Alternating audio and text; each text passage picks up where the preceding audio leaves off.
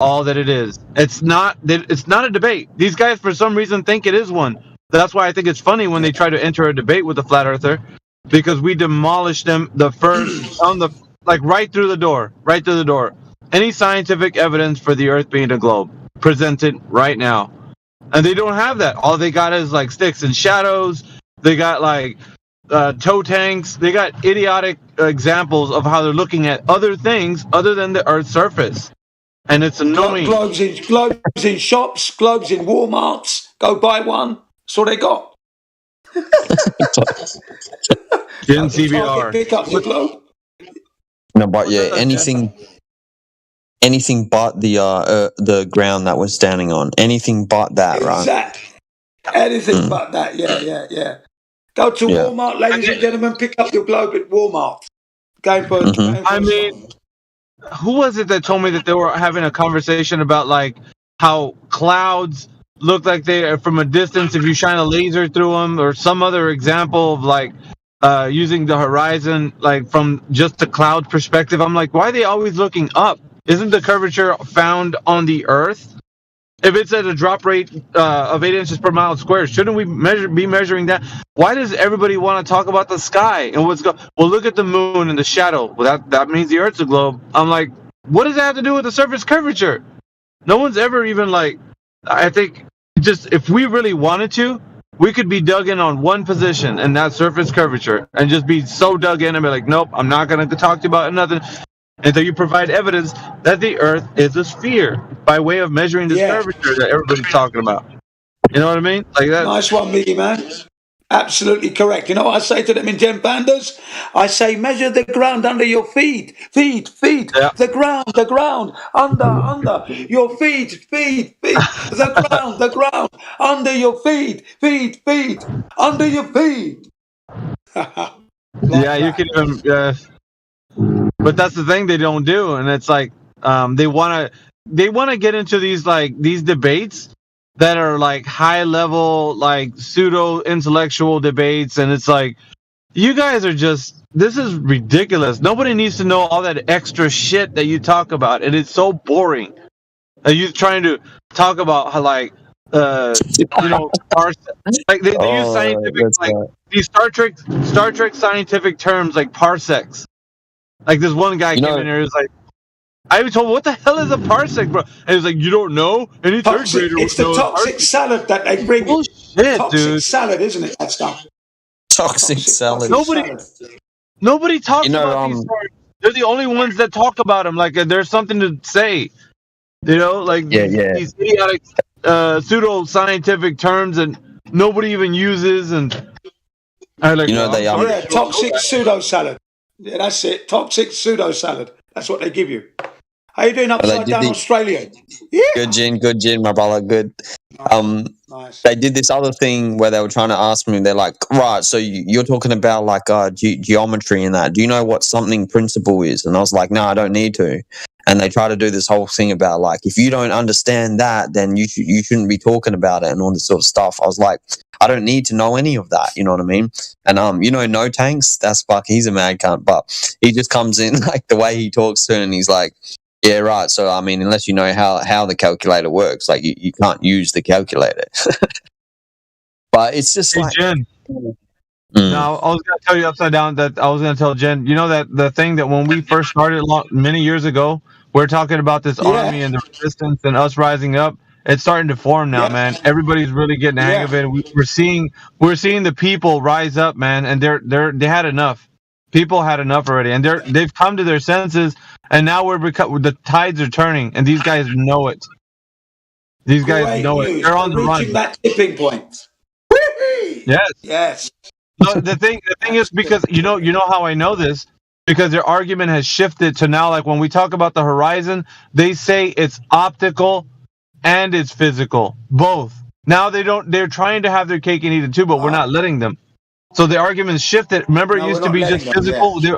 They first used to talk about the horizon was a physical location. When we first started this, they were all about it. They were standing on all 10 toes saying, no, it's the physical measurement of the Earth's curvature. That's what you have there on the horizon.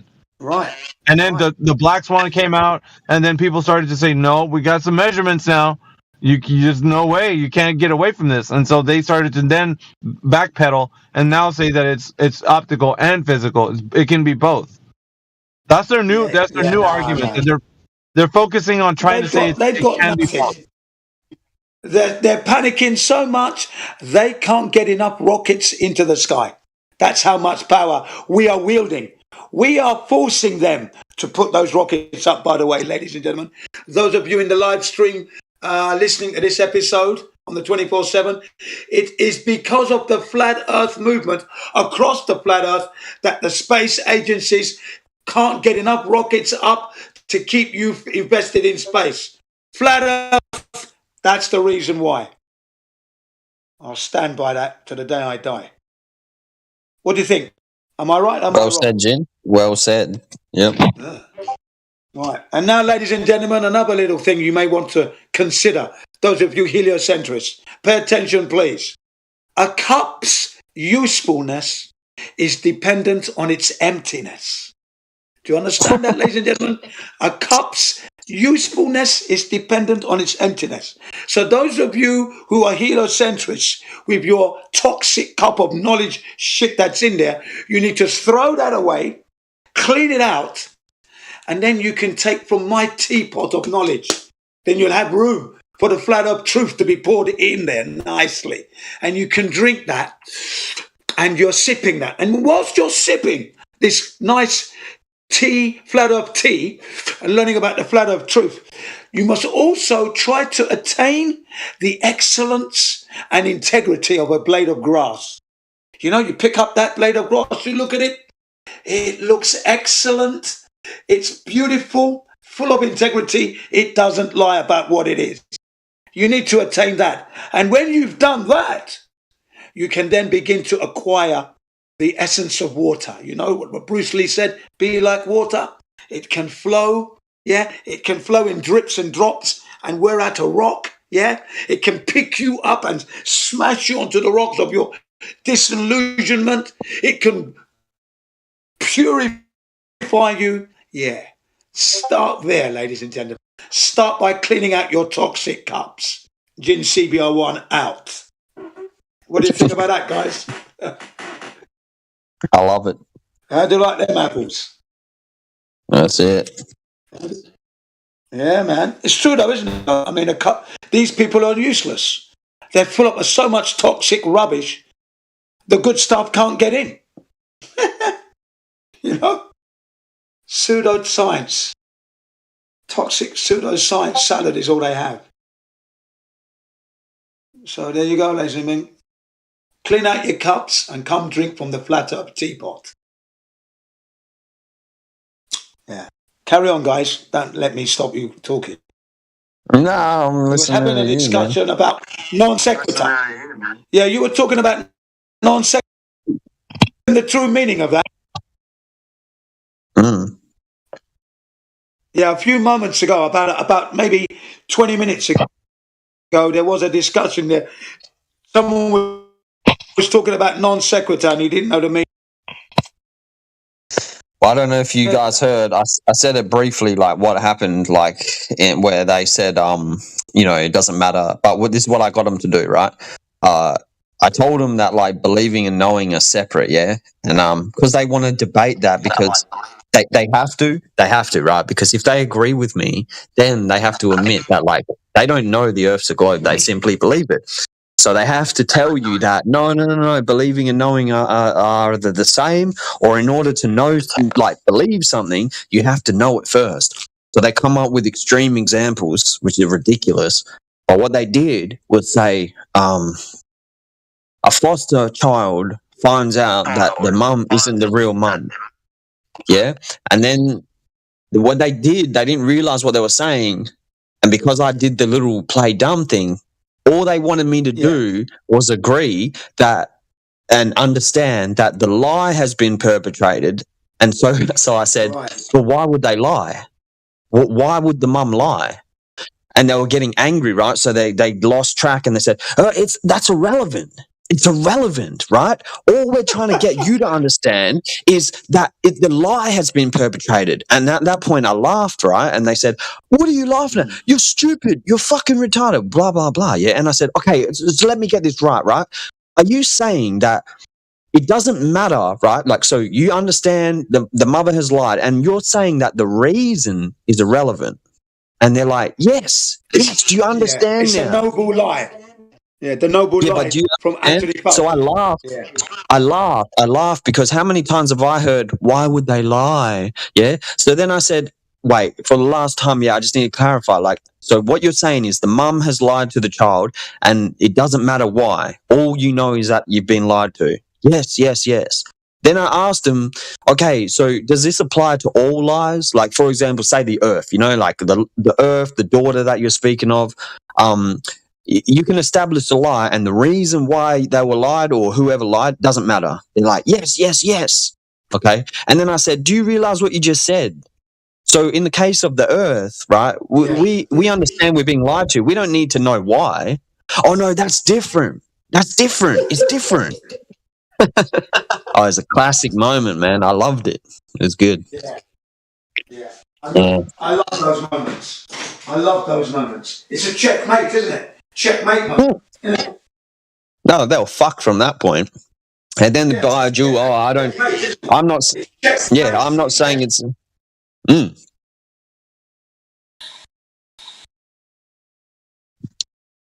Yeah.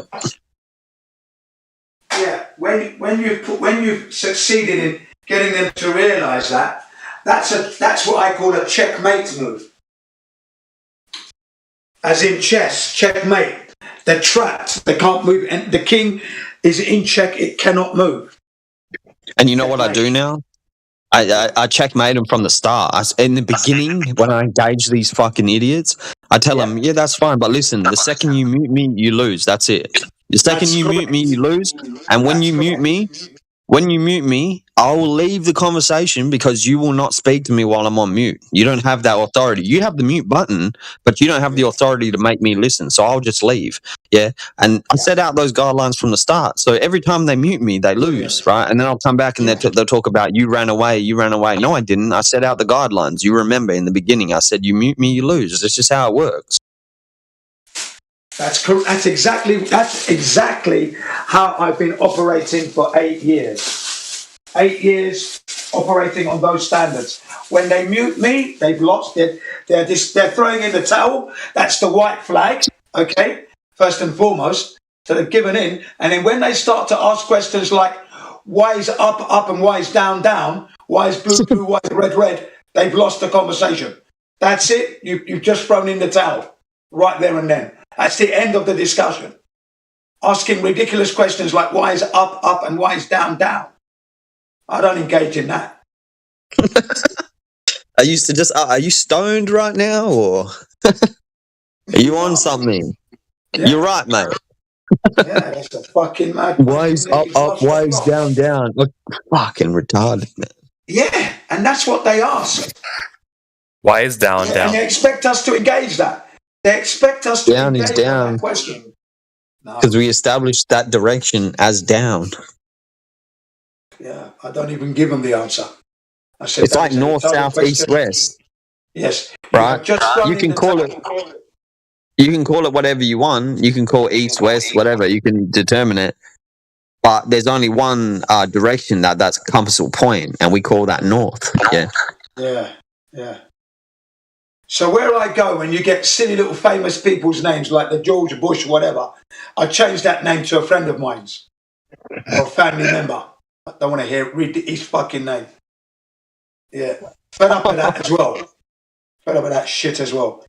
Unworthy human beings being given names on moons and, on the moon and then in Antarctica. Naming them after famous liars. Yeah. Nah, I don't do that. I changed the name to somebody that I know. That's what I do. Yeah. Rename the map. Rename those places to members of your own family. Oh, I know you're talking about Jin CBR1 land. Oh, that's it, yeah. Yeah. Fucking mention that cunt's name. Yeah, right. I turned on the TV briefly and I saw the fucking coronation going on. It's disgusting. I was like, Yeah, get the fuck. I haven't even now. I'm just my TV that hasn't been on now 4 years. So I don't even watch that shit. Not even listening to it. It's got nothing to do with me. I'll take what the Irish said. They called him King Richard the Third. I thought that was really good. as in a lump of poo. Yeah, the turd, a turd. A turd is poo in English, Cockney English. Okay? Yeah. Not the It's fucking reality's all fucked up. Yeah. Like, people are just unaware of this bullshit. Correct. Who was King Richard III? No, who is, isn't it, now? Who is that? Oh, he's just another lying scumbag who's being crowned today. For what? The piece of shit, what's his name? Charles, yeah? Yeah, Prince Charles. FA Cup handle ear cup. Yeah, that guy. I had no reason to be even thinking about this person. Because you see, they put I saw a meme, right, and they're doing like it's like the plates, like the coronation plates, like, and one's got Charles and Savile on there, yeah, Jimmy Savile and Charles, and then the other one's got Andrew and the little teenager that he was with, right? Yeah, like that's reality right there, not this bullshit. Like, oh, Charles is, he's a charming this and that. Get the fuck out of here, man. That girl she was with was 17, wasn't she? She was 17. Yeah, all of them are going up on. They're up on the charges and that, being accused of it. But forget that. Forget the law side of it. The mainstream. Oh, they're putting it on the news and blah blah blah. Like, that shit is happening. They're all of them are pedos, right? That's what they are. They're monsters. Yeah. Unfortunately, yes, that's exactly what they are. Disgusting paedophilia. The disgusting part of it, what I saw on the coronation, right, is the bit where they're marching down the street, yeah, like in the carriages and stuff, and the amount of people that are there on the sidelines for them, and every single one of them has got their phone out. They all got the phone out. They're recording it. Like, this is property, isn't it? It's putrid to watch. It's like, ugh. And they were like, this is a moment we have to record, this is a moment of history. It's disgusting. Yeah, it's just troubling. I totally understand what you mean. It shows how much control they've got. Don't you think? Yeah. But see, I got my own suspicions, right? Because there's a lot of people. If you take the numbers, as real, like 8 billion, 7 billion, whatever it is, and you take 1% of that or half of 1%, there's still a lot of people, and they can perpetrate a bit. It's all a stage, yeah. So, like, yeah, they look like citizens. They're just normal people out there, and they're all part of it.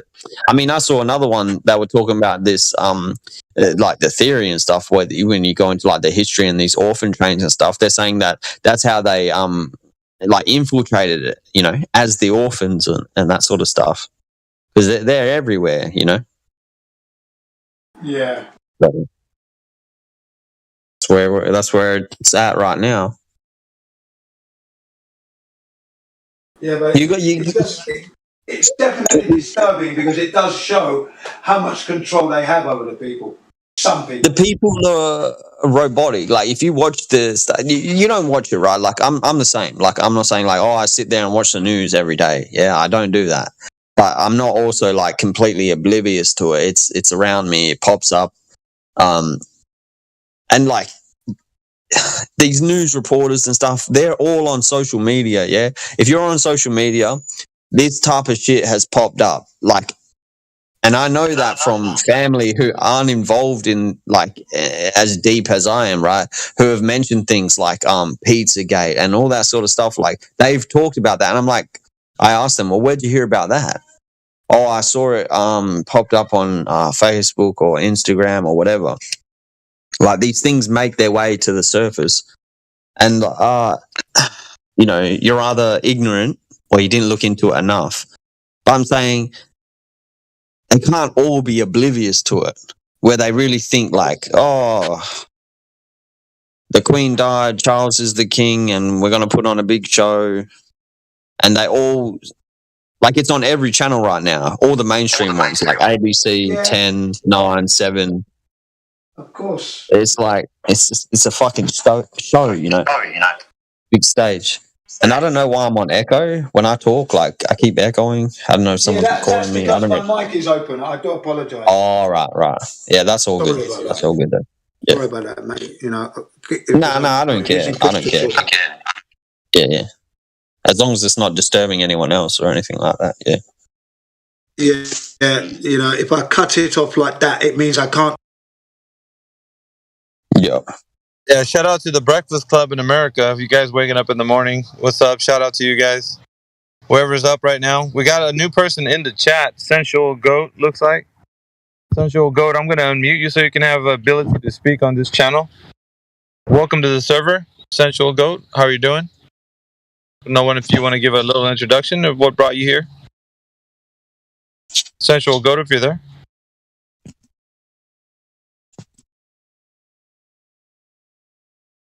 Yeah, Sensual Goat 93, I think that's your name.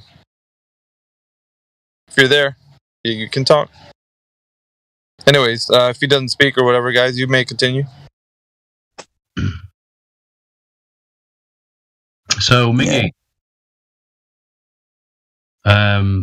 Satoshi's in the VC check-in, and he wants voice verification. He's under a different name, though. I don't know.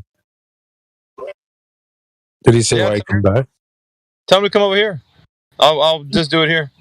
That's what I said. That's what I said to him. I said, look, just go and message TB, but, I'll just move him in. Yeah, Zaid also. I guess it looked like Timbo was telling me in the chat too. Zaid is also in here, and we got Jason. I'm just listening. I'm not speaking. I'm just listening. Thanks. Hello, Mayhem. Please don't say my name. You know who I am. Don't say my name. It says on your thing. Jason says my other account's name. I'm scared, bro. Why? I don't know. I just keep thinking about God. I'm scared. Fear God. Yep. It's gonna get you. You can run on for a long time. You listen to that song, man. If you sooner or later, he's gonna cut you down. What brings you back? Johnny Cash, bro. He's here for the entertainment. Yeah. Why? that old chestnut. What happened to your old account? Oh, sorry. My old account. Yeah. Have you ever? It's still there. I'm just in case it gets banned. For what? Banned? Who's gonna ban you? I was talking about the V, in some Discords. Well, let me tell you something interesting. Sorry to chime in there. If you go into Discord TOS, so don't fair enough. This is what I hate about certain servers that say you're not allowed to talk about that, and that's fine. It's their server. But if you actually go into Discord TOS, you're allowed to talk about it. They don't say you're not allowed to talk about it because they highlight that any personal experience related to medical, right? You're allowed to talk about it. So, for example, if you say, I have a family member who had this happen to them, that's your own personal experience or your personal experience yourself. Oh, I had, and it works both ways. If you say, I did not have the, and I never contracted any symptoms. Well, you're talking about your own personal experience. Yeah, but they're also talking about don't give out medical advice because you're not someone to do, there's stipulations to, even YouTube has the same kind. YouTube has the same kind of stipulations. I think Sensual Goat might be wanting to say something. Goat, did you want to chime in? Is that a topic we can talk about? I'm not saying the other thing. I'm talking about. I'm saying like running from these people. and limiting what we can say. Oh, I don't know why he's being that way, but CB, who did you say wanted to speak? Our friend Sensual Goat sent a message in the chat. I don't have permission to speak. I said, just. Yeah, he does. He's locally muted though. Yeah, I unmuted you, Goat. So just say hello, and or you have to come back with a VC pass. Yeah, but you can speak. Would you be able to give me a VC verified role? Wait, but why are you? What brings you back, man? I've always been here. I just got a warning for misinformation. Basically, that's what it said. Yeah, but like, can you That's not what happened. That's not what happened. Oh, you know what happened, CB? I don't know. Yeah, if there's something that needs to happen in the back chats, then take care of that. But yeah, we can't. You can come on the account if you want. I'm just worried just in case it gets banned. That's all. Well, here, CB, do you know any more about this? Because I don't. I'm in the dark about it. Yeah, you can check the back chat. I'll send you a message. Okay. All right. There's no chat about it. No, not about you. The moderators deal with the back chats. We know what's going on usually in our server, so that's what we're doing. Oh, I'm sorry. It's moderation, not you. I'm sorry about that. Don't worry about it, man. I can even delete the account if you want. I don't care. So it won't even be in here. No, we handle things a different way in here because of the fact that we protect the integrity of the server. This is our baby, so we have to. Oh, so you essentially want to check everything I typed? We want to check anything anybody types, bro. Like, not just you. Okay. So if you think it's a slight to you, it's not. It's just moderation, plain and simple. Yeah, that's no problem. Yep. But we'll talk to Sensual Goat when he comes in here. Yeah, what did they say? Great, thanks. So, do you want to say hello, or now's the time for sure. Hey, man. That flat Mic check. Fit's a hit, bro. Sorry. Go ahead, Sensual Goat. Mic check. Yeah, we hear you, bro. Yep, we got you. All right, Sam. I'll pop up for one. Just listening, guys. I'll pipe in if I want it or not. Yeah, no worries, man. We like to have like a small little introduction to new people that join our server. But what brings you by the server? Maybe you click the link. Was there curiosity? You want to talk about the subject? I mean, we're here for all things, man. We want people to be, feel comfortable enough to where they can talk about this very provocative subject of the shape of the Earth. I heard Eli mention it, so I thought I'd check it out. Eli as in Elijah?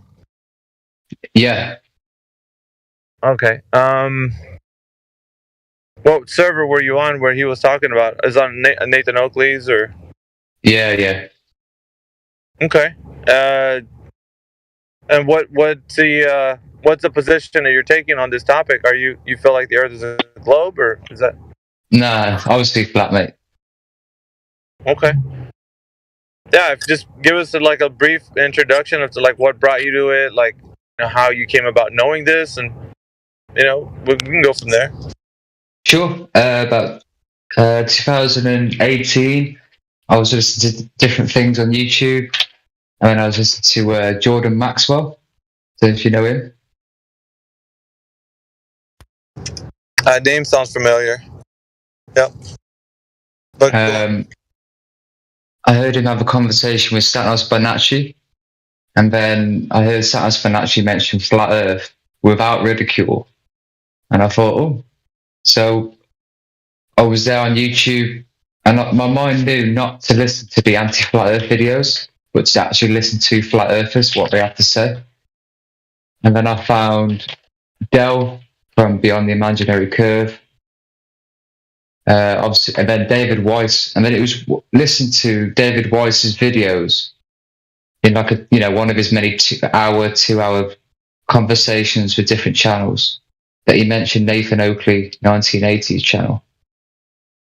And that, Nathan's is by far the best out of all of them. No discredit to any other flat Earth channels, but the best arguments are presented there. Shout out to Oakley.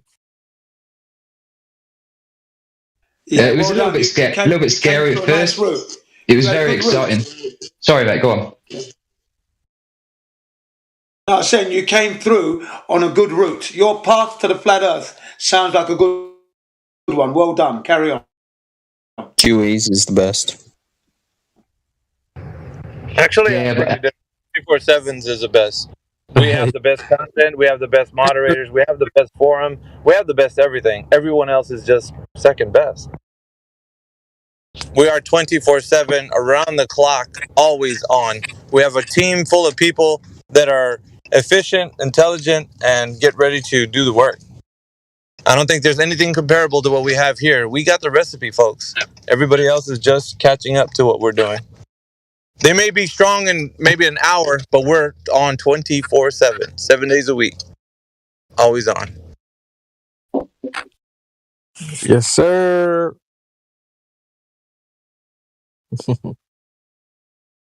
I stand corrected then. 24/7 is the best. You're goddamn right. You goddamn right. Holla, holla. Well, thanks for having me on, guys. Thanks for letting me introduce myself. Pleasure to be here. Glad to have you, man. Glad to have you. Yeah, glad to have you, bro. Welcome to the fray. This is the place where you're going to hear the best debates, the best interactions, everything. So, You get many globers here? Who's a flat earther in here? Yeah, go on. We do get Globers. They just come in waves, like high tide and low tide. Sometimes they trickle in. Sometimes they come in holding hands, like in a bus, in a clown car. So it just depends. You got to be a certain type of Glober to come in here. You know. Like, oh yeah. I feel like some of them are slightly ignorant. It's like you probably know better than to go walk onto a highway. You know, there's no pedestrians on the highway. But it's like these goofballs like walk, they just wander. So think about think about it like this. I'm gonna get With what CB's saying right now, everybody who's in here, we all have different professions. Some people are carpenters. Some people have been mariners. You know, a lot of people do a lot of things in the professional world. So all the people that are in here, we're just a big conglomerate of like people who are intellectual, individuals who are smart, who are capable, who are able to handle a conversation. And there's everybody from every part of this world. So if any other forum has something, that's great. But they don't have the recipe of having everybody on Earth. Like we have all countries, every nation under the sun come in here. And we have representatives of Flat Earth from every part of the world. Now think about that. When we're on 24/7 and we're relentless, we don't stop. So when a Glober comes in here, there's a new batch of Flat Earthers that come in right after the next ones and the next one, and the next one. So we never stop. And we're like a living organism that way. We are like, when I'm speaking right now and I'm flat smacking someone, and then the guy's still in here, the Glober. When I leave, somebody else takes my place, and we pick up where we left off, and we don't skip a beat. So we thoroughly thrash the globe all the time. That's why we want more people to come in here, man. The more people that join, the stronger the army that we become, the stronger the resistance. So, but you guys are the resistance. So, what is your profession? Yeah.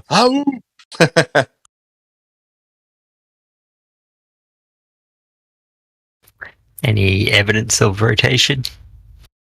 Hell no. Rotation, what's that? Earth spin? Absolutely not. If you can tell me, pendulum. then yeah, I would say yes. The Foucault pendulum.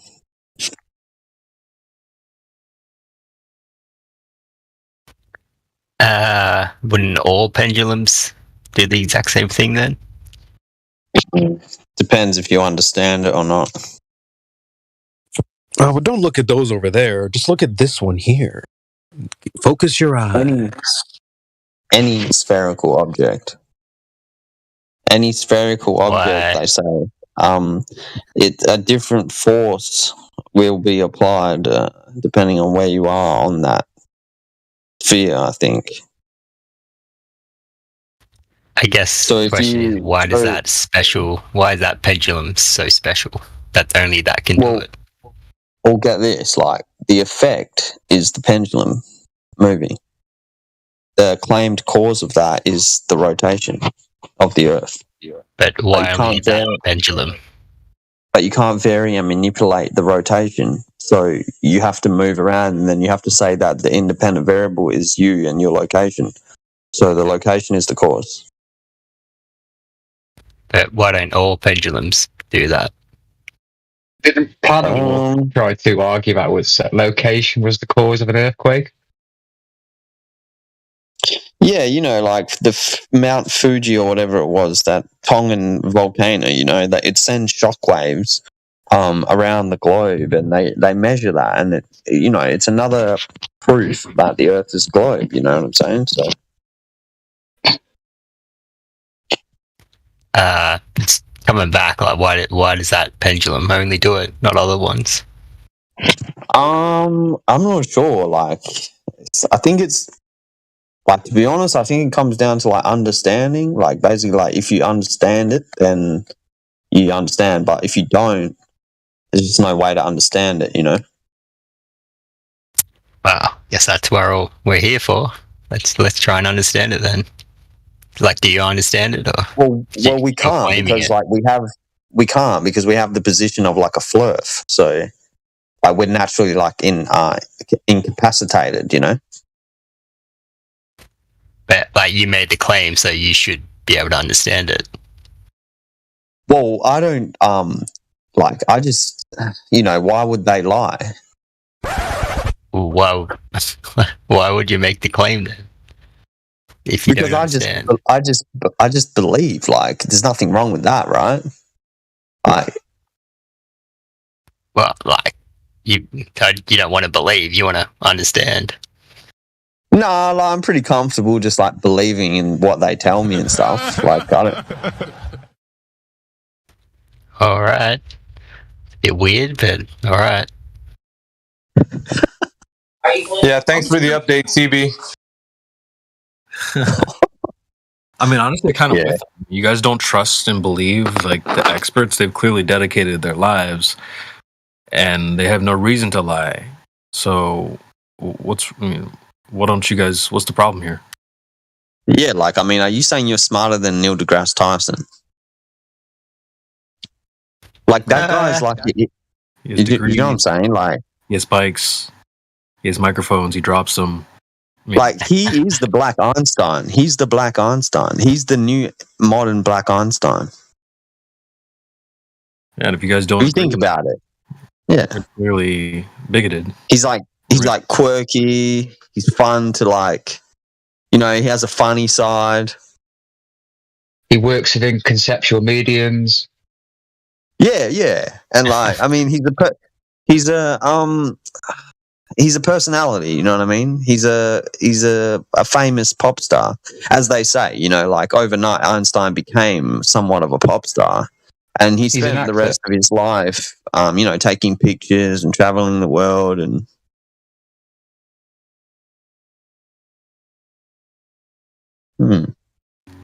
It all happened overnight, you see. Like after, he. I think they just provided a black and white picture, as far as I know. That's all they needed. I think it was just a black and white picture, and they just said like, I can't even remember the word they use. So just believe the experts and don't verify what they say. Yeah, why not? Yeah, I mean, clearly. Why not? What other option is there? Electricity. There's no other option. I'll be right back, CB. I'm gonna go to the moderator channel. I'm taking Jasu with me. All right.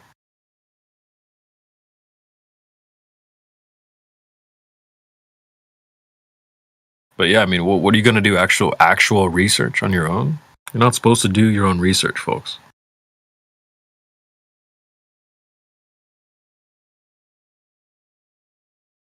Here, see? I'll post it in the chat. Take a look. You must not do your own research when it comes to science. So let the experts handle it. You're not qualified enough. Told the story on the after show yesterday. I made some flyers for the show, for Nathan's show. And I handed one to a guy at work. And he came back to me and he said, I've got a brother in Australia. Are you trying to tell me he's upside down? I was so confused. I was confused as he was. I was like, no, mate. He goes, oh, right. Because I'll take a look. I'll get back to you. Satoshi. J2. Oh yeah, sorry. Yeah, I moved you on purpose. That's what I moved you over there for. Sorry. You pop back to the live stream. I'm moving you there on purpose. I'm sorry. All right. What's up? Well, I'm moving you there on purpose because I want to speak to you. If not, it's up to you. Oh, sorry. Yeah, please speak to me. All right.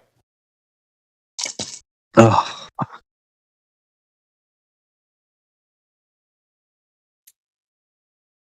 Like the Australian guy here, like you realize when you see the sky, you're actually like looking down. You understand that, right? Yeah, it feels like I'm looking up. Yeah, but that's what I'm saying. Like it's like you understand like momentum and acceleration and that sort of stuff. Like you don't feel it, and it's because of gravity. Like, but what's happening is like you're actually standing. And when you look at the sky, what's happening is like you're actually looking down, but because of gravity and the curvature of space time, like it just appears to be up. How can we test that? Well, you just need to go to North America, to the north, right? Like Greenland, and just like look down, but you can't because there's a lot of ground blocking it. But so to test it, you go to America and look down, and then you would appear to be upside down from that point. But in order to see them, right? In order to see them, you would have to look down at the ground, and then they would appear to be standing upright. I think. I don't know if that's a really good test. Go here and look up, and then you go there and look up. It's well, I mean, a lot of this is based on trust and faith, right? In theoretical physics, you have to have a certain level of trust and faith in theoretical physics. Yeah, I think the whole thing here is testing and scientific method and all that. Yeah, but the Earth is so massive, like it's on such a large scale that these sort of tests are hard to conduct. So we have to lean towards like hypotheticals and speculation and like just theoretical. I don't know if you're trolling or for real.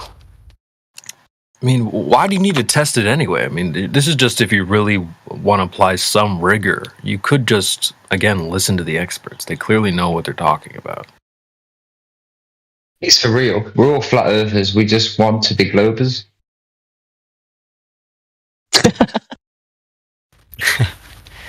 But wait, if trust the experts, because didn't back in the day the doctors said cigarettes were good for you? Well, it was then. Yeah, it was true then, and then what they also say is true now. So the science updates, it changes. So correct. See, that's what I was trying to point out when it comes to like understanding. Like, if you can simply just understand that, like the science is always changing, yeah, and like if it's based on what the experts say. So like, yeah, you are right that they used to say like cigarettes were healthy, and then when they realized they weren't, now they say that they're not. So it's true that, the science is still correct, right?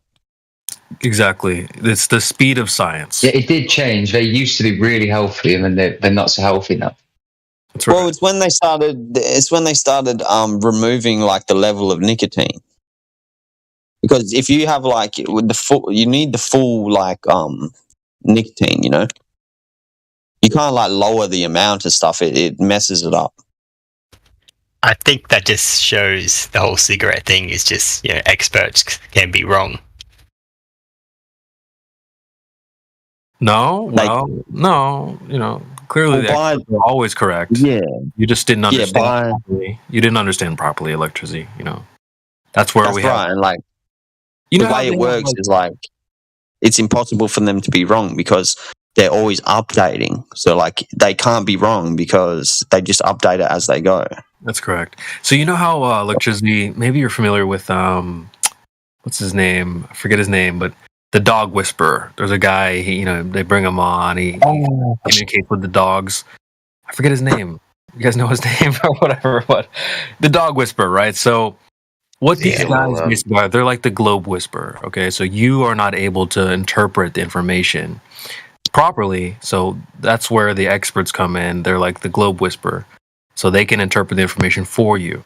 So unfortunately, you're just not able to communicate. Just like you can't communicate with dogs and cats, we have to bring in an expert who can communicate with them. So that's why you need experts. It all makes sense now.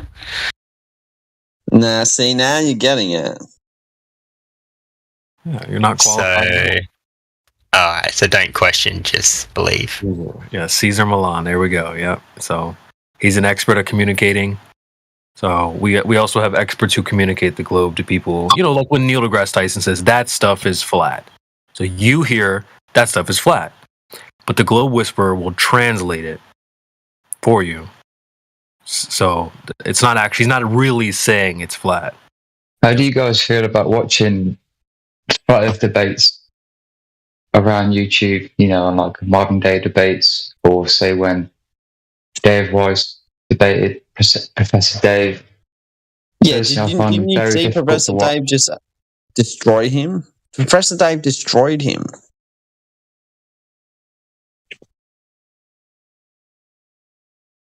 What, physically? Verbally and intellectually. I mean, the more fallacies you use, the more you win. So, rest in peace. you tell it. What's that game like? Tell the truth, you lose. Fallacies win, mate. Fallacies take the win. The more fallacies, the more better. Yeah, actually, look at this guy. Actually, Dave Wise won that, didn't he? Dave Wise won that debate with Professor Dave. Yes, he did, because Dave Wise didn't use as many. He used not even 5 fallacies there. Maybe 2 only or something, right? Hang on. He may not have been slagging off Professor Dave. Professor Dave just slagged off Dave Wise. That's all he did. Didn't prove the globe. Dave Wise stuck to his guns, proved that the Earth wasn't a globe, it's a flat Earth. He proved that, and he used less fallacies. Dave Wise won that. Professor Dave's a wanker, shirt lifter. I just want to can we get Dave Weiss in here, because I just want to ask him like why he didn't ask him about gas pressure or anything like that. Yeah. I know, right? That's why it's hard. From now and again, he can have an off day, and the thing is, right, he's not very good when he's under pressure from insults like a prick, like let's say NASA Shield from GM or this Professor Dave. If you put me in there, Professor Dave wouldn't be able to slag me off, would he? Because he'd be under you know what, wouldn't he? Yeah. You know what would have been like much more like beneficial, right? Like surely Dave Weiss has seen like a quantum eraser video, right? Like surely. Yeah, of course he has. So like he could have like messaged, like he could have like got in contact with and said like, listen, like I've got Professor Dave's willing to debate me. Like I don't know why he won't debate you, but like how about like we don't tell him and then you just pop up on the screen like, what's up, motherfucker? Yeah. Yeah, that would be. But he didn't do that either, did he? Yeah. Yeah, I don't know what's up with that there, but yeah, they didn't do that. They do tend to shut themselves off, and I think that's not good. But I mean, I'm there reminding them of their duty to interlink and don't divide the community. I do say that to Mark Sargent, Dave Weiss, and Generism. I actually have said that to them, that, you don't want to cut yourself off from the community like this. You've done some good work, but don't forget to mention all the other names and come on to the Flat Earth Discord. We use your material, so you need to come and at least say hello. I have said that to them. Have you guys seen the trailer for the new Level, like Level With Me? Yeah, I haven't seen the film yet. It's just like Wise is there. it's just like more speculation. Like they're not really bringing anything, like, when they could, right? Like, they're like, okay, let's put another documentary together because the last one was a fucking shit show. I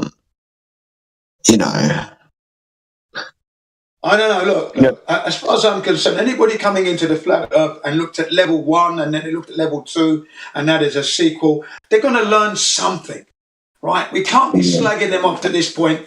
We can't do that. Just cannot do that. Just cannot do that.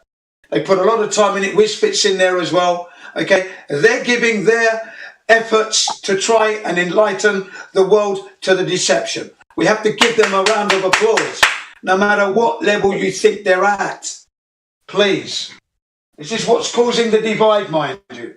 Because they're angry with, at the moment, they're currently angry with Nathan Oakley at the moment. Because they said something that Nathan Oakley didn't like, and Nathan Oakley was correcting what he said. So now they're dividing themselves. So we need to be careful. We should be advising each other to keep together here. Not be splitting us up with silly little slagging on a video. That video's pretty good. It's going to wake some people up. We're hardcore. It's not going to wake us up. I haven't seen. It's already been released. So I'm not going to pay to watch it. That's for sure. And I'll wait till when I can watch it for free and free. I don't think I'm going to learn anything new. But then people are just coming in and going to learn. Come on, man. Play the game. What do you guys think about how, like, if you kind of like look at Eric Dubay, right? Like, he's kind of like no one wants to fuck with him kind of thing, right? Like most people don't even mention him. I like it. Yeah, like, well, how come, like, I don't know. It's a bit weird. You see, he was on the first level, right? I like Eric Dubay. He did this thing on the Jewish thing or something. And but I'm saying, like, give like credit where it's due kind of thing, Exactly. But yeah, he was credit where credit is due. If they're a he was on the first level. If they're a he was on the first level. Fair enough. Yeah. And but he stopped fucking with Dave over the app, right? He was like, why are you making an app and charging people and doing the QR code and shit? Like, you know what the QR code is? It's not like a barcode. No, different. It's different. It gives you more of a location of where the individual is, isn't it? Or something like that. Yeah. So, but like I said, I like Eric Dubé's stuff. He's done some really good material. He's done good work. He's done enough for his Flat Earth. If he wanted to retire on that, good luck. It's good. That's okay. He's done enough work that would last a long time. But what about this? What about this? Because I don't hear many people like I don't know if they think it's important or not. But just to like tell the truth, yeah. Like, do you reckon like we'd be here on Discord right now if it wasn't for like Eric Dubé like doing what he did? Or do you think it was like... You know what? I wouldn't have been on Discord. Absolutely not. I wouldn't have been on Discord. Do you think it's like the mainstream argument, like all these channels now that pop, who have some sort of like their high, the Flat Earth hierarchy, I call them. Yeah. Right. For me, if it wasn't for I'll put it like this: if it wasn't for the group, I don't have anyone as the best, but I'm going to group them all together. Yeah. Right, that would be Mark Sargent in the order that I saw them in. Mark Sargent, then I watched Celebrate Truth, Generism, ODD, Eric Dubé, Dave Murphy, Greatest Live at Home video. There was 1.5 hour, 2 hour. That was brilliant when he's in Russia. I watched that. After watching that bunch all in one go, right, I realised I was in error. I realised in error after 3 minutes of Mark Sargent. But as the years have gone on, I've kept with those people. So, they're good. Dave Wise as well. I forgot to mention him. And Dave Wise. So, no, man, these are all people. If it wasn't for them, I wouldn't have been on Discord. Of course not. Of course I wouldn't have got on Discord if it wasn't for them. That's what I always say. I'm forever in your debt, is what I say to them. Because the information that I got from you has uplifted me, and that's fine. You've got to be honest where honest is necessary. Honesty is necessary. That's me. I'm not going to slag them off because they put that probably some of us think it's a bit low key because we know a lot. But there are people who don't know. Let them watch it and learn. They're still doing something. Give them credit where their credit is due. Whatever work they do, we have to credit them. Okay? You do your bit, we do our bit, they do their bits, we all do it together and we move forward. A formidable force to be reckoned with. We don't slag each other off because they're making a small video they're charging money. Yeah, all right. That's good to them. They can remember, we're living under tyranny and they're taking our money, giving us bad education, bad medicines, and fucking bombing children out of their nappies. If you haven't got a problem with that, please don't have a problem with Dave Weiss. Thank you. Yeah, but I'm just asking, like, I'm saying, like, do you think it's possible that, like, there are some people in the hierarchy that are not there with, like, or genuine? They're not genuinely there, right? And say, for example, like, do you think that if they aren't there genuinely, like, do you think it's best to, like, expose that and cut that off, or just let it slide? If they're not there genuinely, you alert that because that is a scumbag in the works. We don't want that, do we now? We don't want a scumbag spanner in the works. So we need to highlight that immediately. Of course, bring the evidence forward. Bring it all. Let's expose them and get them out of our hair. Do you know what I mean? Of course. A snake in the grass. Come on. Spanner in the works. No, that's it. Doesn't matter who it is. It's all about claims and evidence. Yeah, I've said it to Mark Sargent that because they're calling you a shill, I'm defending your honour here. If I find out that you are a shill, I will be your worst enemy. I'm giving a lot here. That's what I said to him. So deal with it. Please deal with that. You're giving me that funny feeling. So I said to Mark Sargent. And it was at the Question Everything conference, I think in Denver, wherever they went. Yeah, I was there with Flat Earth Dude was there with us as well. And I said, Mark, they're calling you a shill. I'm putting my integrity to defend your honour here. So please get it done. But I don't want to be an enemy of you. After learning from your video, you turn out to be a shill. I'll be your worst enemy. You won't want to like me on a YouTube. Fuck. Your name will be Mud. They're going to call you Mud. Mud Sergeant. It won't be Mark Sergeant. I guarantee you. I'll have them all drilled. Psychologically bash them. When you mention that name, you mentioned Sergeant, not Mark. If he was a shield, that is. But I'm saying he's not. And give credit where credit is due. I've seen nothing that alerts me to that. Nothing. He's a bit quirky, yeah, but that's how he is. Everyone's free to be who they are. Bit quirky, bit of a what's the word? Game buff, if you will. Loves his games and that. He's done some good work, and until I see him doing something that is bringing the Flat Earth into disrepute, and he's showing a decision that he's not 100% a Flat Earther and that, well, that's it. It won't be Mark Sergeant, it'll be Mud Sergeant. I'm telling you. Yeah, I think, some people can communicate the information better than others. And so, that's what we have here. Just different personalities trying to explain the information. Yeah, I'm just keeping it basic here. I'm just keeping it basic. He's pushed out some good work, uplifting material. People are calling him a shill here. He's made some boo-boos and some mistakes. Who was the first person to call him a shill? At the level he's at, he's such a level you shouldn't be making these mistakes. Who called him a shill? Why are you not mentioning? Hang on. Why are you not mentioning this? You should have mentioned this, Mark. How did you miss that? I'm giving him the benefit of the doubt that he made a mistake. He wasn't quite on his game from time to time. That's what I'm doing at the moment. So it's not about not being able to interpretate anything else. Some questions are there. If I had more time to be with him in person, I'd ask him with the ferocity that I've got now. Why didn't you say this? Why didn't you say that? Why didn't you say that? And because you didn't do these mistakes, you're making yourself look stupid and a shield, first and foremost, and then people are having doubt. And when they have doubt now there's confusion within the community. Are you trying to bring that up, Mr. Sergeant? Stand up when I'm talking to you. Yes. There are moments where I'm like, he just goes off on a rant and not staying on point. Well, there's a reason for that. Okay, what's the reason? Well, the reason you just said you would ask him. Are you here to cause confusion? Okay, good. That's the way I'll put it. It's called disruption. It's like you'd have to be naive to assume, like not assume, but like to be unaware, and you would have to take your pick, and you would have to say, who have I got up here at the forefront? And now I'm looking at this guy, I'm looking at this guy, and I'm going to say that not out of these three guys here, none of them are a shill. It's the other guy who doesn't have the big YouTube channel and all the attention. It's someone else out there is the shill, not him. Yeah. I don't look at them as the leaders anyway. That's another thing. They do what they do. There are no leaders in flat Earth. That's the point, though. You don't look at them. You don't look at them as the leaders. That's the point. Yeah, we understand that. But the people you want to come around, who do you think they look at as the leaders? Yeah. Mm. Point there.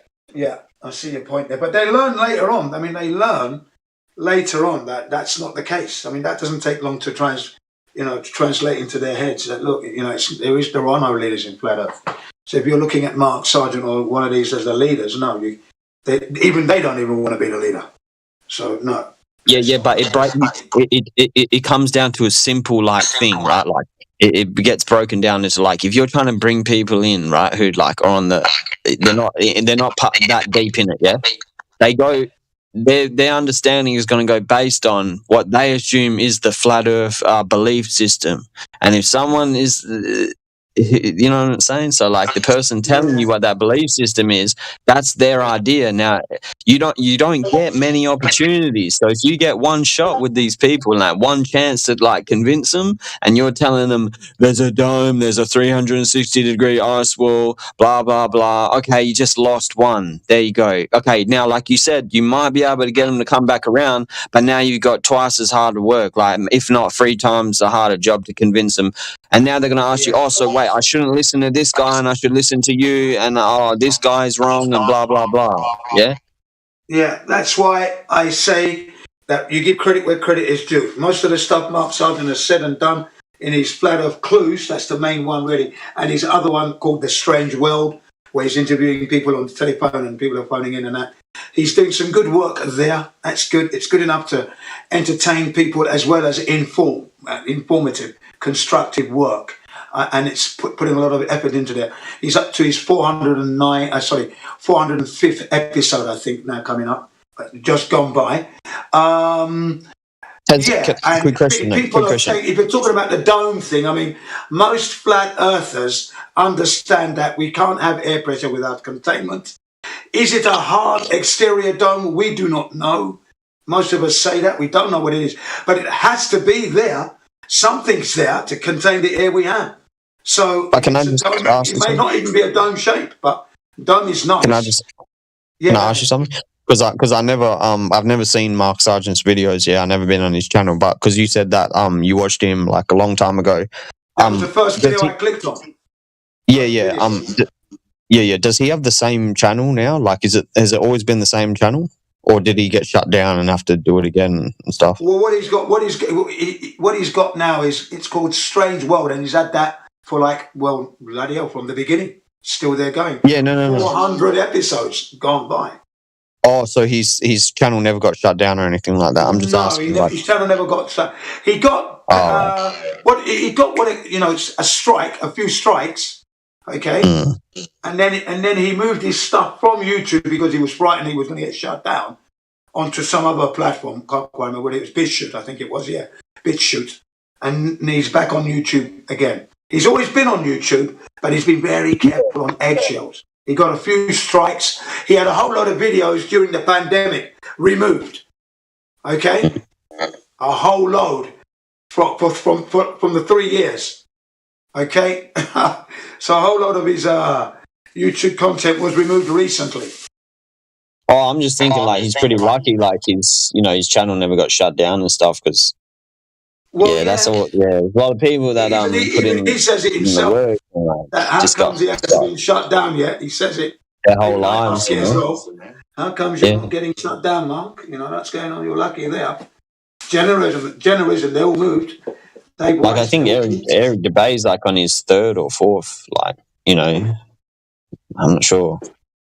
Well, yeah, I know he's on his. I know he got taken off. Like, that's a lot of like, you know, when they just shut you down and you have to re-upload everything and you have to start again, and you know, like, yeah, I mean, you're pretty lucky if you don't have to go through that.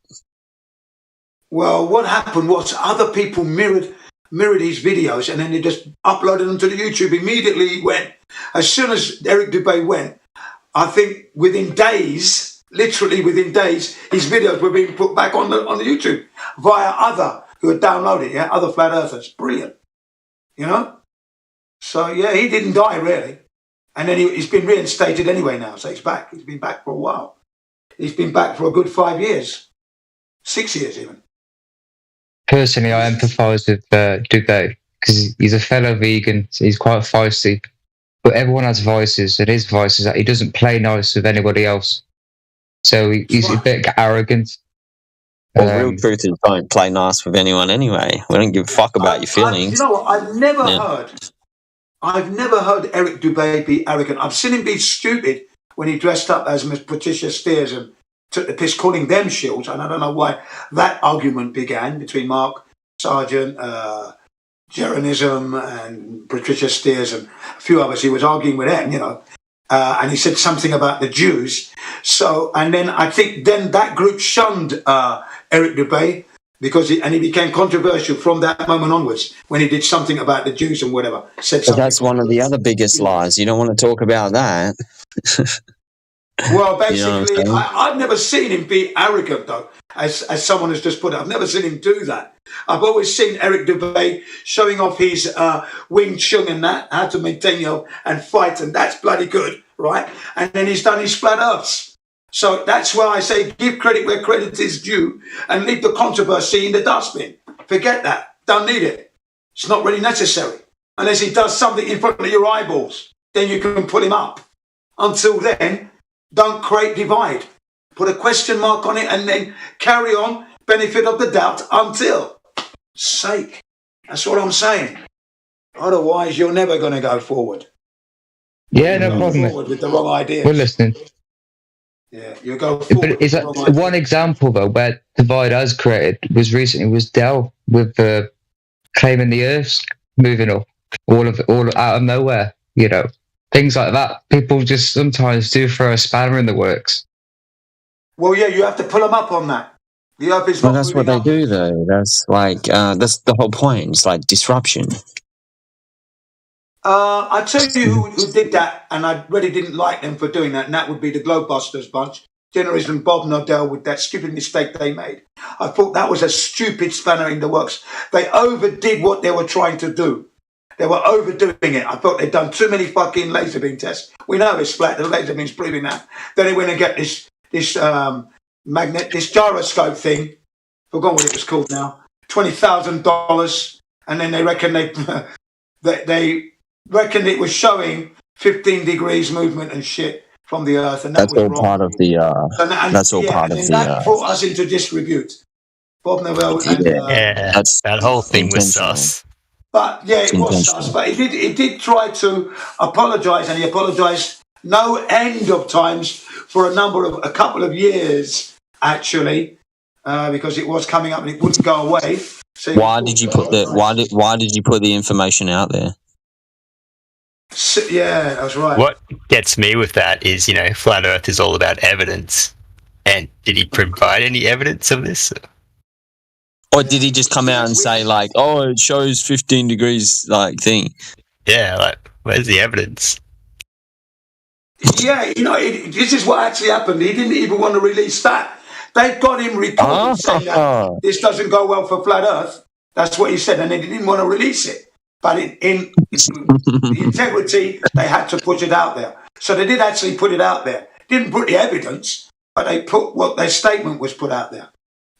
And they weren't going to put that out there at one time. But then he said, he went to mountains and different elevations and got different readings. And I'm just like, well, where's the evidence for that? Okay, well, we have to take him on his word on that, don't we, at this point? Yeah, that's what... Now that he's gone. Remember, there's no curvature, no spin, con aperture. without containment. So we are in the lead, regardless of all the miniaturized tittle-tattle here. We are not losing. There is no globe, okay? The globe does not exist. And the globes that you have in your living rooms, your schools, are not a representation of where we live. And if you go to Walmart in America, Hawaii, for example, when you pick up a globe, it stays underneath, not for educational purposes. Big sticker, black and white, you can't miss it. Okay, so we know the globe is not real, regardless of all the characters within. Okay, some are making their money, good luck to them. Others are fighting it on the streets, brilliant, well done, good luck. Others are on the servers, fantastic, good luck. Well, let's keep that force and that momentum moving. Don't stop the momentum. That's it. That's me. I'm the man that can go into any cafe on this flat earth and say flat earth as I order my eggs and my mushrooms and sausages and my glass of water. Yes. So my other Australian brother here, did you say Eric DeBay is a fellow vegan? Are you a vegan? Of course, mate. Of course. Oh, Well nice done. to hear, man. Yeah, nice to hear. Me too. Yeah. Now, I'm not saying that because it's a trend. I'm saying that, one, because it's your conviction. You're saying you don't want to eat meat. You're going to live from the plant-based foods and vegetables and nuts, berries, and things like that. It's wonderful, because that's the best fuel anyway. Okay? Yeah, I think it took me like 2 years to become vegan. Yeah. Was it? What was it? What was it? What was it? Yeah. What was I was a bit back and forth because I was watching all the documentaries like Dominion and all that, and I think Flat Earth like pushed me over the edge. Where I was just like, I was like, yeah, I don't want to support slaughterhouses. So Exactly. You know what it was for me? It was Flat Earth too, but it's like when it clicked, right? I said like evolution, right? I think that's bullshit. Then I said, who the fuck told me we're supposed to eat meat? Yeah, I question that. The same people telling me that the Earth's a globe told me that we evolved to hunt and fucking eat meat. Yeah, so back in 1991, I became a fitness instructor just prior to going to Morocco. Yeah, 1990. Yeah, so 1991. So I'd been to Morocco, I'd come back. Okay, and I became a fitness instructor. Now, part of becoming a fitness instructor is that you've got to learn about diet and nutrition, but you've also got to learn the physical anatomy and the physiology of the human being. So when you're looking at the human body now, I'm recognizing parts that I've eaten from the chicken. Okay? The chicken now I've eaten that same cartilages and things. I'm thinking, I went off meat for about 6 months. So that was my first branch out from eating all kinds of meat. I call myself a semi-vegan because I do eat fish, raw fish, do eat some meat, but I consume a lot of vegetables and fish as opposed to red. Fish is definitely good for you, especially high quality fish. And if it's not doesn't have any like some fish can have worms. It happens, but if it's a fresh, clean, high quality fish, definitely good for you. Yeah, Japan doesn't have anything but clean fish in Japan. Fresh, clean fish. Yeah, nothing but clean fish, man. I even buy it and I slice it myself. Beautiful. Oh yeah, if you do it yourself, that's the best one. Yeah, so that's semi-vegan for me. So I do eat some meats, but I consume more fish and vegetables than anything else. And that's the way I live. That's good, man. That's good. At least you don't think that you need meat. You're not saying Are you saying you said you need meat? Meat? It's not a necessity. Meat is not a necessity. Yeah. Not for me. Yeah. Not for me. No. Yeah, I don't know if you heard me. I said, "What up, Jemsy?" Hey. Nice one, Jemsy. Well, I will kind of claim the opposite. I will say it is a necessity for someone like me because I would say fish, eggs, raw eggs, fish. Yeah. It has to be hot. I don't like cold fish or anything. I want warm fish, but it doesn't have to be completely cooked. Could be like in a medium rare size, that fish side. Hey, you eaten before, right? Your necessity reason, sorry? The necessity reason?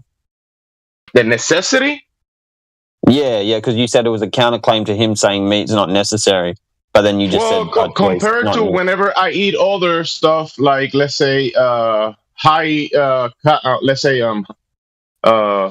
sweet things besides meat and fruit, I will say I can eat meat and fruits. If I start putting like flours or cereals or flour, you know what flour is? Like corn. Yeah. Flour. I thought you meant like flowers. Like yeah.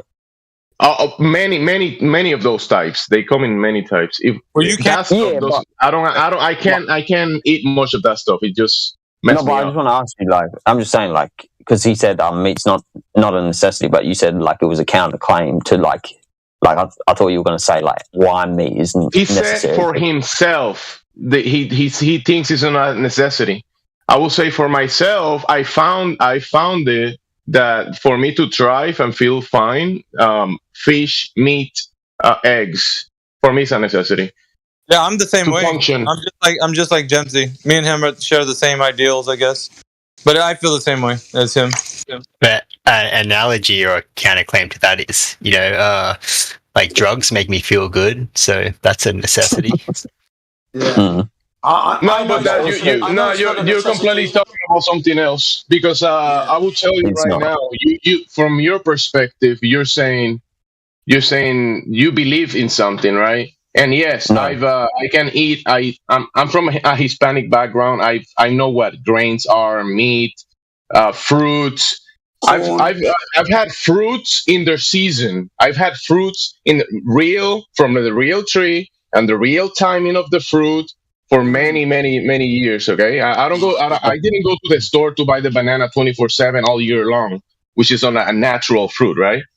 I'm telling you, fruit of the season. I've had it for decades. Meat, total normal life. When I adapted to the vegan version of the American diet, that's when definitely my health went down. And now I'm back to the basics. And now I'm back to the basics. I went back to the basics: seasonal fruits, fish, meat, eggs, and I'm totally fine. So what's wrong with that? When you say health, no. Why are you like? It's like with your health, like what were you saying was bad about your health? And just like for like clarification, like how long did you try like the what you called? I think you said vegetarian diet, or like just eating like vegetarian products, like vegetarian products, and that my body didn't agree with that. I wasn't good. Yeah, but can you elaborate on like what you mean by wasn't good and stuff, or? Okay, my dental health went down, infections went up, my sugar levels went up, all my body completely changed. So what would you say is in the meat? Like, was it an amino acid, or is it like iron or something like that? Are you saying is in the meat that is different? In what? You asking for what? I was trying to ask you, but it's coming off. But what would you say is in the meat and the fish and the eggs? Like what ingredient is in there? What nutrient? I'll tell you: high protein and high fats. That's what is in the meat. Some meats will provide the B vitamins that the body need, and a lot of other nutrients in a form that the body can actually digest and metabolize. Well, what's the difference, though? What's the difference? Well, like, it's already the difference between the protein found in meat that's found in plants, and with the B vitamin that you mentioned, you're basing how much you need based on an RDI, which is given to you by the medical industry. I can go fishing any time of the year, most times of the year, get the fish, eat it. That's the practical way for me. Yeah. And then the seasonal grain or fruit that sometimes I can add to I eat sometimes. I do eat fruit. I do eat some grains, but that is a small percentage of my diet. Okay, the high 80%, 80% plus percent, it is high protein, high fat. Can I just say that in the start of your sentence, you charged us with having a belief. You said you have a belief. What do you think our belief is? Can I just ask? We got another vegan here? No, the guy who's yours. But My what you think our belief believe is. in what? Because I don't know, because you said that's how you started to begin with. You said you have a belief, and then you said but. That's correct. And then went You on did to say your that. personal experience. Yeah. That I have a belief on. Okay, so No, but we have a belief on the food. Yeah, No, I don't have believe in the food. I go. If I want fish, I go eat it. I go grab it and eat it, and I eat it, and I say yummy, yummy, good, good, and it feels good. Yeah, that's a choice though, not necessity. But the question he's asking you is, he saying when you charged quote like vegans, you charged them saying you said you guys have a belief, but what is our belief? That you have a belief. I don't know what your belief is. I don't know. Perhaps But you charged us with it. Yeah, you charged us with it. I charge you with it. I make a group out of you. Okay, so someone mentioned someone was mentioning vegan or veganism or whatever, and you have to only eat this kind of stuff. I said, yeah, That's I false. tried it for a time. My body didn't agree. My infections went up. My sugars went up. My energy went down. So I put that in the low end. Instead of doing 100% vegan diet or vegetarian diet, I went back to the basics: protein, fats, fruits, and some grains and salts. And I'm totally fine with that. I'm not a vegan or a vegetarian, and I'm eating high fat. It's getting off track though, but like, so what happened? No. Is, If like, I'm saying if I'm saying something, you Why don't you wait cutting for me me to say what you want me to say. You wait for me to finish my sentence, and you shut I up did. until I do. And you wait for I my did. answer, and you shut up But you're getting off track. until I do, or I mute you for me to finish my sentence. You heard me? You're gonna mute me? Yeah, if you don't let me finish my sentence What when the I'm hell? replying, I'll mute you. So it's because you cannot control yourself. Okay? Well, It's not that. It's that you. It's that you're interrupting in the middle of a sentence. That's what it is. Yeah. It's that. Okay, all right. You've made your point, but the issue is that you're not addressing the actual question that was given to you. What It's question? okay. Ask it again. Ask it again. Let's hear your question. Be very specific about your question.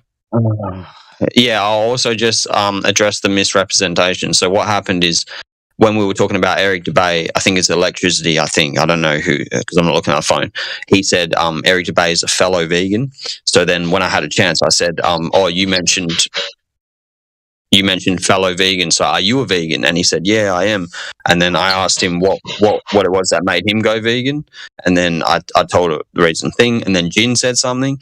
And then I said to Jin, "Oh, so you're not saying it's a necessity?" And he goes, "Nah, meat's not a necessity." And then you said, "Oh, I would like to make a counterclaim to that." And then you didn't give the reasons of why it's a necessity. And then what happened just now is another guy, I don't know his name, he asked you. You're lost. You're lost in the weeds.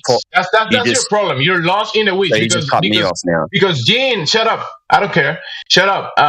Gene told you that he turned into a vegan and he still eats fish. So he's like a hybrid vegan, right? He still eats fish. Yeah, I'm a semi-vegan. I said semi-vegan. So listen. Gene has been healthy he's been doing exercise for most of his life. He's been very active for most of his life. Gene eats very well for most of his life. For some time, he's been a vegan, and that's been fine for him and totally good. And he still at fish, so he's not a vegan completely. You know that for a fact now. And then before being a vegan, listen. And what about before you being a vegan, Gene? You also eat you had meat and fish in the past. I eat meat. Yeah, I eat meat. Of course, I eat meat. Yeah. There you go. And did you have your? Let me ask you, Gene, personally. If you want to answer, you can. If you don't want to answer, you don't have to. Did you have the original Happy Meal? Did you have your mother's milk when you were born? Yes or no? I had my mother's milk all the way. There you go for vegans. He has his mother's milk. Animal fat. It's fat and protein and everything that you find in meat, in milk, eggs. I don't get it. What's happening right now? There you go, boys. I don't get what's happening right now. Just so you know, humans are meant to wean off milk after a certain period. I wasn't going. Look, I mentioned fish, and Gene mentioned. I wasn't going against what Gene is doing. You've just been shouting your point. Like, you've just been shouting over people. Doesn't matter. Shut up. Listen, just you're a shut up and hypocrite. listen. Just shut up and listen. There's nothing worse than a liar and a hypocrite. So he's not listen, lying. He's not Gene. lying, but he's not being a hypocrite. What I was mentioning Just about listen to what Gene he's saying. is that Listen. is that the only thing I was mentioning about Gene is that he said that you don't need the meat. He thinks that, right? And that might be correct for my experience. I came back to the protein and fats, animal protein and fats, because my body needed it, and he's still doing it. And I'm not going against what he's doing right now. The only little thing that I said, it was that he said you don't need meat. I say I do. That's it. Yeah. No, you said it was a counterclaim. You said it was a counterclaim. No, I'm doing the same thing that Gene is doing. I'm not against what Gene is doing. No. Yeah, but that's right. I don't want to fall out with you or create any sort of argument, mate. Well, what I'd like to say is that the reason we're vegan is because if you were to put us as children in a room with any of the animals that we exploit and murder en masse, we wouldn't wish to harm them. We'd seek a positive experience. And children who harm animals are subject to psychological profiling. So that's the reason that we do it. And if you choose not to, that's fine. Just so you know, we're not being misrepresented anyway. One second before you get all virtuous on us.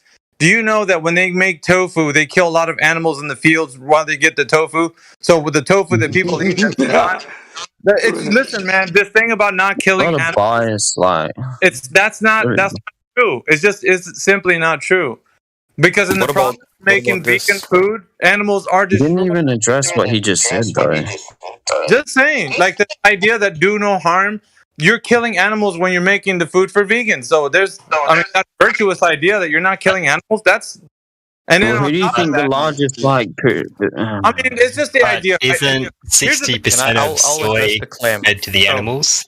Let me so we're growing massive animals are being destroyed. That's a fact when vegan food is being banned. That's all I'm saying. Yeah, but 60 to 70% of the soy crops is fed to the animals. So the pigs alone say are killed in gas chambers by the millions in the UK every year. So how much animals do you think? What does that have to do with tofu? That's the thing, though. You're not comprehending the numbers. On the case for the animals dying, there's animals being slaughtered when the vegan food is being made. So that case for the vegan food being more virtuous because you're not killing anything, that's incorrect. That part right there. Yes, you did. When you minimize crops for the animals, don't they grow crops for the animals? Yes, people don't even follow the argument. So it's a double whammy. It's not a double whammy. The whole life cycle is everything eats everything else. As soon as we die, guess what? The plants eat us. So everything eats each other in this world. That's just the way things are. And you choose not to find. I think it's interesting that people mention being vegan, and then there was no there was no hostility towards anyone who eats meat, right? But there was someone who kicked it off because they don't personally have a personal problem with it. And then you're also coming in with a biased, stance on it. That's why he was talking about being in a room with animals, a child being in a room with animals, you shifted it. No, hold on a sec. Why are you cutting me off, though? Hold on a sec. He was talking about... Because I'm not finished, I'm not finished. And no, to the other guy here, I think it's Gemsy, yeah? You're a hypocrite because you said to me, if I talk over you, you'll mute me, yeah? And then as soon as I was talking, you cut me off. I'll do it. People know I'll do that. It's a double standard. It's a double standard. You're not now you're shouting. I can shout over you too. Can we just get some grip now? It's double my turn. Hang on now. Look, what's happening? Hang on. Where is it's this just guy? a bit of misunderstanding amongst the groups here. One is hostile against vegans. As you heard me say earlier, I think veganism and the way they eat have a very... I think the best... What I said, I've already muted him. Can you hear me?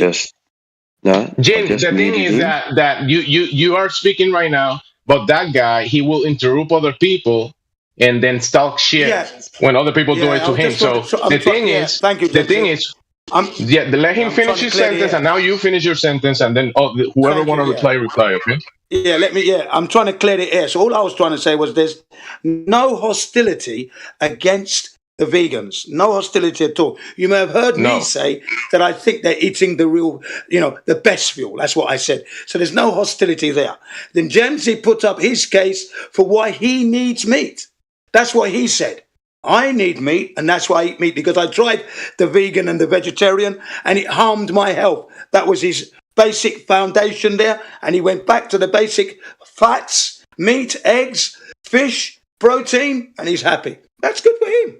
And fruit as well. I eat fruit as well. So I eat fruit. Sorry, of course you eat fruits and vegetables, no doubt. And some grains, just a very lower amount. Instead of having a lot of that, I have a little bit of that and a lot of the other stuff, and it works for me. And you're happy. Your health is good. Fine. Yeah. Excellent. Right. So no one's slagging off anyone here. Let's not get into cross purposes. Veganism is good. There are Olympic champions. The world's strongest man is a vegan. The fastest woman on a bicycle, 40 years of age, she's probably 43 now, an American Olympic champion, she's a vegan. Okay? And there are other sports where vegans are champions, world champions. So yeah, I agree, Jen. So like what we would say is like not one size fits all. And there's no virtuous side to like saying the one's over the other. It's like if that's what works for you, that works for you. Great, be happy and enjoy that life. But don't put that on somebody else. Like, well, we're not doing any harm. Like that's just a myth. Whoever sold you that lie that you're not doing any harm, that's a that's a ball-faced lie. First of all, I never said I was. What I tried to say was that we're minimized.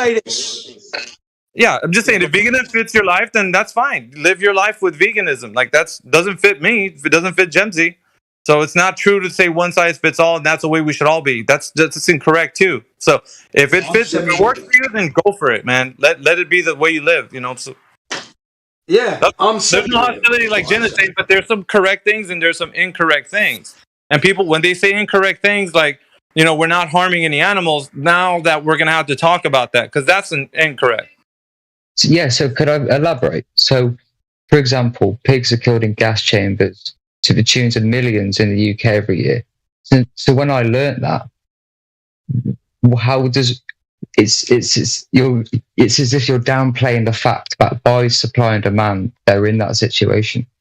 So me not paying for it contributes to less figures. That's I can't stop it happening. That's fine, but there's people that actually will thrive on that meat, right? Whereas you might not. If you choose not to go that way, it's fine. But other people do use that meat that's being produced in that way. So on the case for you, say like you're vegan and you chose that way, it's more clean for you. That's great. Maybe your body adapts to it that way. But it's you could also just be against factory farming. You don't have to eat. Why did the argument get derailed though? Like the original thing was necessity. Yeah, listen, so on the one hand, you guys are saying that animals are being slaughtered on the daily. I don't disagree with that. That's true. But at the same time, when veganism food is being made, you know that the animals are being slaughtered in the field to make it. Okay, but can I just say something? Because there's do no harm is just a myth. That's all I'm saying. It's a myth. Okay, yeah, but so that's why I don't talk about that stuff there, because it was quick to shift to that, and the accusations of you guys said that. None of us said that. None of us said that about the no harm. So I don't know where that came in. But why did it get shifted from the original statement of me? Well, I said to Jin, so you're not saying it's a necessity, yeah? That's fine if it's his own personal thing. But he said, the other guy said he had a counterclaim of it being necessary.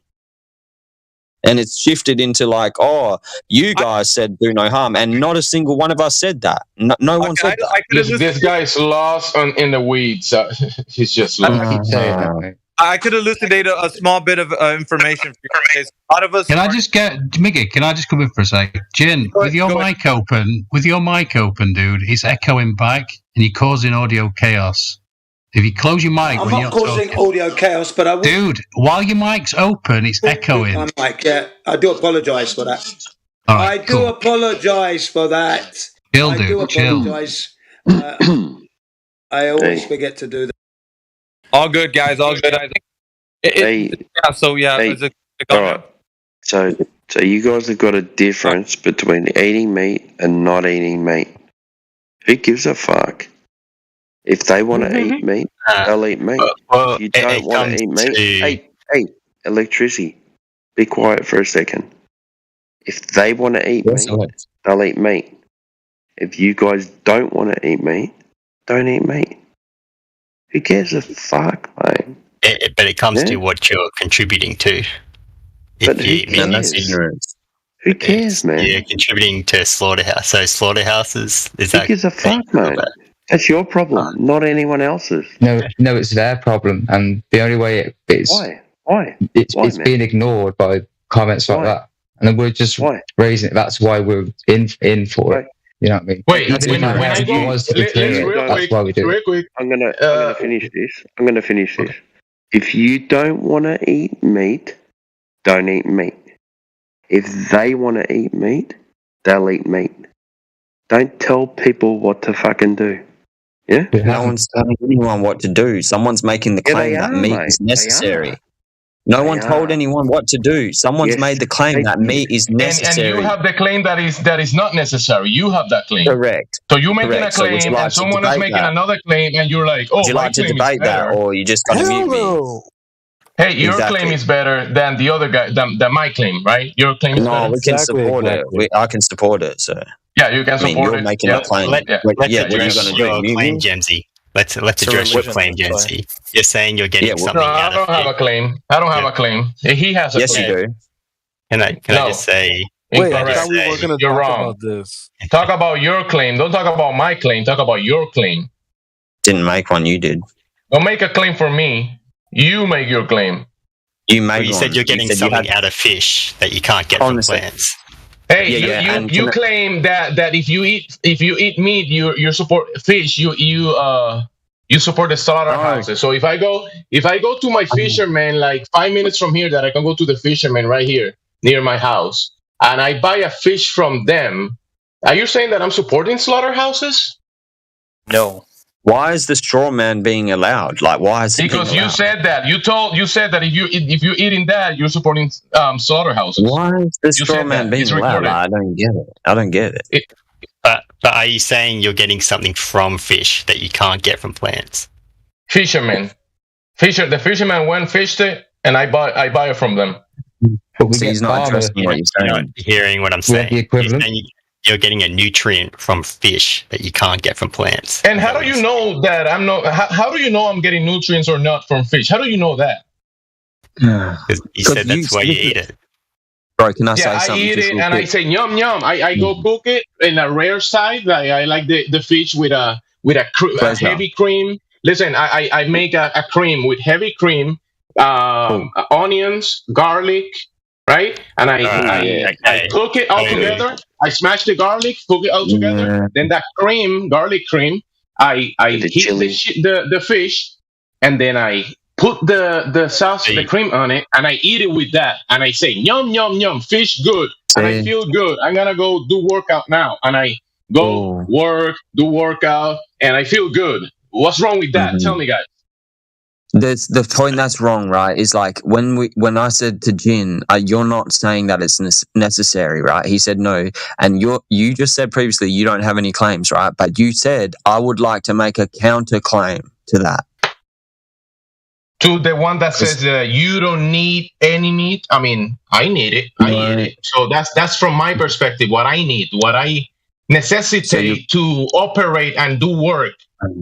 Fuck. So your counterclaim is that and meat.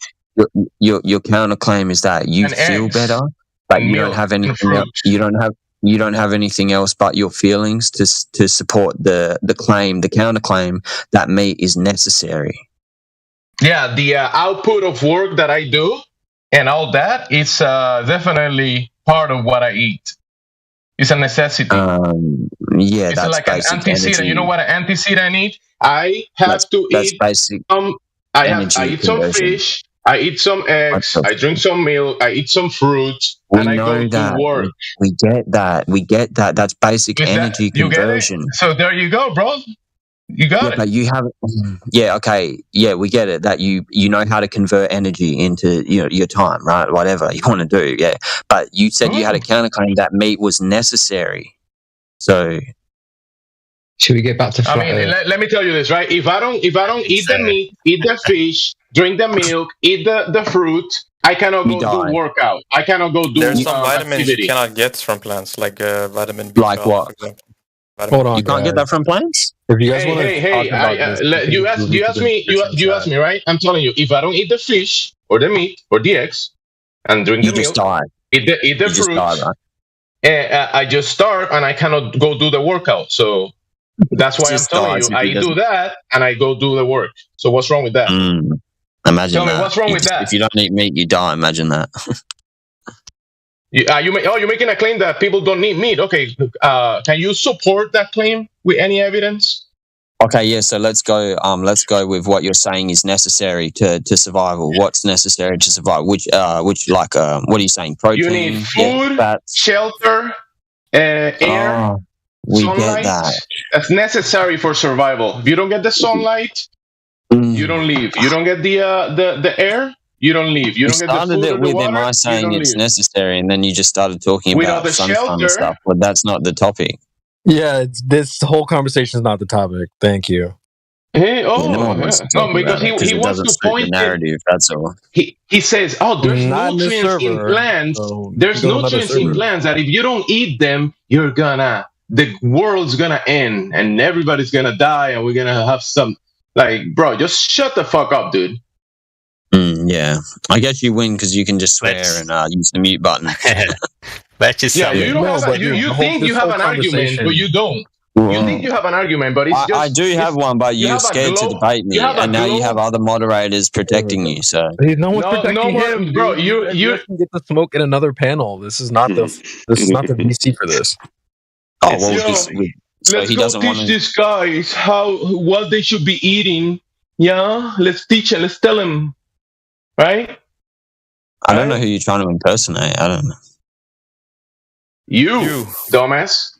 What color socks should he wear? Tell me what type of underwear should I wear, bro? Tell me. There's not a victim in that. I mean, there's no victim in socks? Come on, man. You got to plow the fields, kill all the bugs to plant the cotton. Bro, I'm telling you, if the temperature more crops are fed to the animals that you're killing as well than they are to the humans. Do you understand the numbers? Listen, if the temperature goes under 32 degrees Fahrenheit and you're wearing those cotton socks that you got from the vegan store, your feet are going to freeze. But then you grab the wool.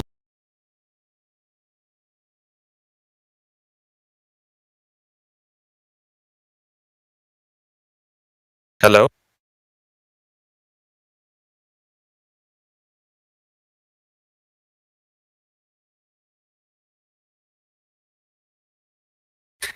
All right. I think this is going nowhere, really. Health and nutrition. No, it's all right. It's what's happened who moved everybody? Who moved everyone? Yeah, I think it's either AI or someone else. Oh. Don't lump me in that. I was trying to get away from it. Don't let me lay the smack down. Let me just move some people back in here.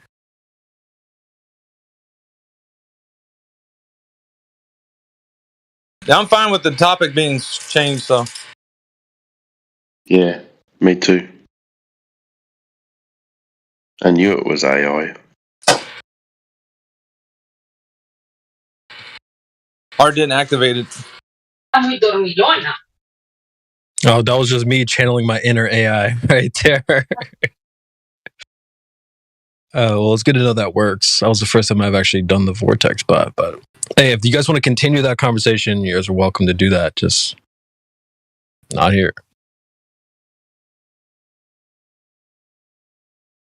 You heard that, Miggy? Yeah. Just move your conversation to the other room, bro. Come on. Yeah, I could, but I don't even want to talk about that. Because it's no use, bro. Well, the thing about this whole entire topic is, like, once you start to virtue signal and wave your finger at, like, some sort of you're doing holier than thou, what you don't realize is portions of your actions are doing harm as well. Yeah, so it's like there is no winner in the conversation because there is nobody who's going to actually have some sort of moral high ground based on their diet. It's just not going to happen. And it's a stupid fucking conversation. And I don't understand it's like a religious cult that and it's ridiculous. Like, eat whatever the fuck you want. Leave people alone. Quit harassing people about this shit.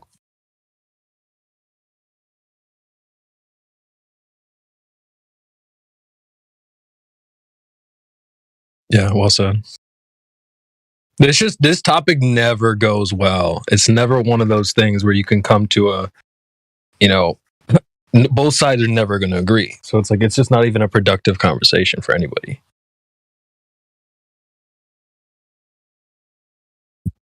Yeah, there's some equal and opposite reaction, some consequence to your actions. And for some reason, the vegans like to have some sort of, or claim some sort of moral high ground as to, their consumption of strictly plant-based foods is somehow better for the environment or isn't harming anything or blah, blah, blah. But the actions that need to take place in order to harvest the mass quantities of fruits and vegetables is just as detrimental in different ways to different parts of the ecosystem and different, animals and shit. So it's ridiculous. That's the only thing I agree. We probably should treat the animals the way that we do. Maybe can we have a maybe vote? Everybody should have their own cow and their own chickens. Yeah, that's probably better. Hey, let's have a vote. I vote those two gone. The vote. Can we vote the vegans off the island? How's that sound? Yeah. Or will Vote they them just- off. Let's I do don't it. care what somebody eats, dude. Go They on. can eat whatever the hell they want. Like, as long as they're healthy, and that's all that really matters. That they're trying they're just trying to argue BS because they're saying, "Oh, you have a claim that you eat what you eat every day, and that's good for you, even though you feel good. You have to prove it that you feel good." I'm like, "Yo, bro, just shut the fuck up." Yeah, the thing is as well, everything consumes everything. When you go to ground, you will be consumed. When a tree dies, it goes into the ground. Pigs in gas chambers to the tunes of millions every year. That's no. Well, I think we can all agree that we hope these animals are treated better. There's some mistreatment of animals, and nobody wants that. That's the one thing we can all agree on. I'm sure. But everything consumes everything. When a tree dies, it goes into the ground, and then everything else benefits from that. No, it's not just that. He's saying that when I go to the farmer, when I go to the fisherman here in the Boston Harbor, that the fishermen are selling the fresh fish. I go there and I buy fish and I cook it. They're saying that I'm supporting animals mass murder, and I'm like, bro, I'm just buying some fish and eating it. I'm supporting some conspiracy mass murder farming whatever because I bought some fish from the guy. There's no diet that exists without the death of a living organism, period. So that was my point. That being said, any hierarchy that you create within your diet that mine is morally superior to yours is a subjective impression of the value judgments that you put on different organisms. So you're categorically, hierarchically classifying life based on your opinion of its value. So it's your opinion of the value of another object based on another person's opinion of a value of another object, which is just a subjective argument. So to stand on your high horse and say my diet's more moral than yours because I kill less organisms than you, the problem is that if you have a hierarchical value that a life is of infinite value, then it doesn't matter how many organisms you kill, you're just as guilty as someone who kills 1,000. So to tromp around on your moral high horse that I'm not doing evil because somehow I'm disconnected from the organism's value because I don't judge it as being valuable just shows that you're a hypocrite. So to point your finger at anyone and say my diet's more moral than yours is just self-hypocritical and self-judgmental. You're judging yourself by your own standard. Now, what I just said is just see all the videos of pigs in gas chambers, realise how much they don't want to be there, and all the animals in gas chambers like ducks and chickens and baby chicks on conveyor belts being put into incinerators the days after birth. cows chasing after their young because the young's been taken away because they want to exploit them for milk, and then the cow, when they don't produce enough milk anymore, are killed.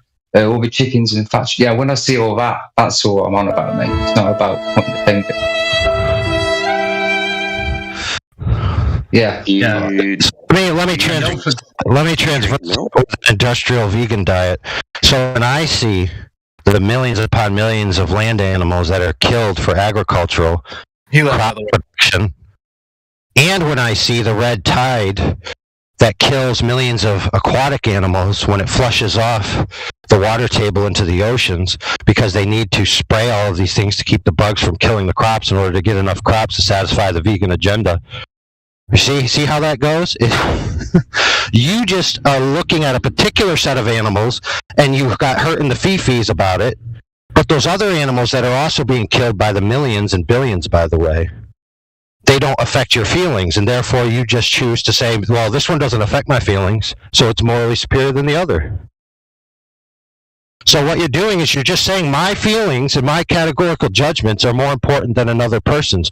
So what you're doing is you're judging yourself as a moral arbiter. So you're the judge of morality now. Man, that's a very high horse hypocritical stance to take. Yeah, you virtue signaling. Oh my God. Ugh, don't be that guy. But it's not virtue. Listen, telling another human being that my feelings about a particular organism trump your feelings about a separate organism, that's not virtue. That's called a vice. That's called pride and hypocrisy. You're moving me, someone? Moderator? Well, you're free to go wherever you want. I keep getting moved back to the channel. Sorry for interrupting, but why? What's happening?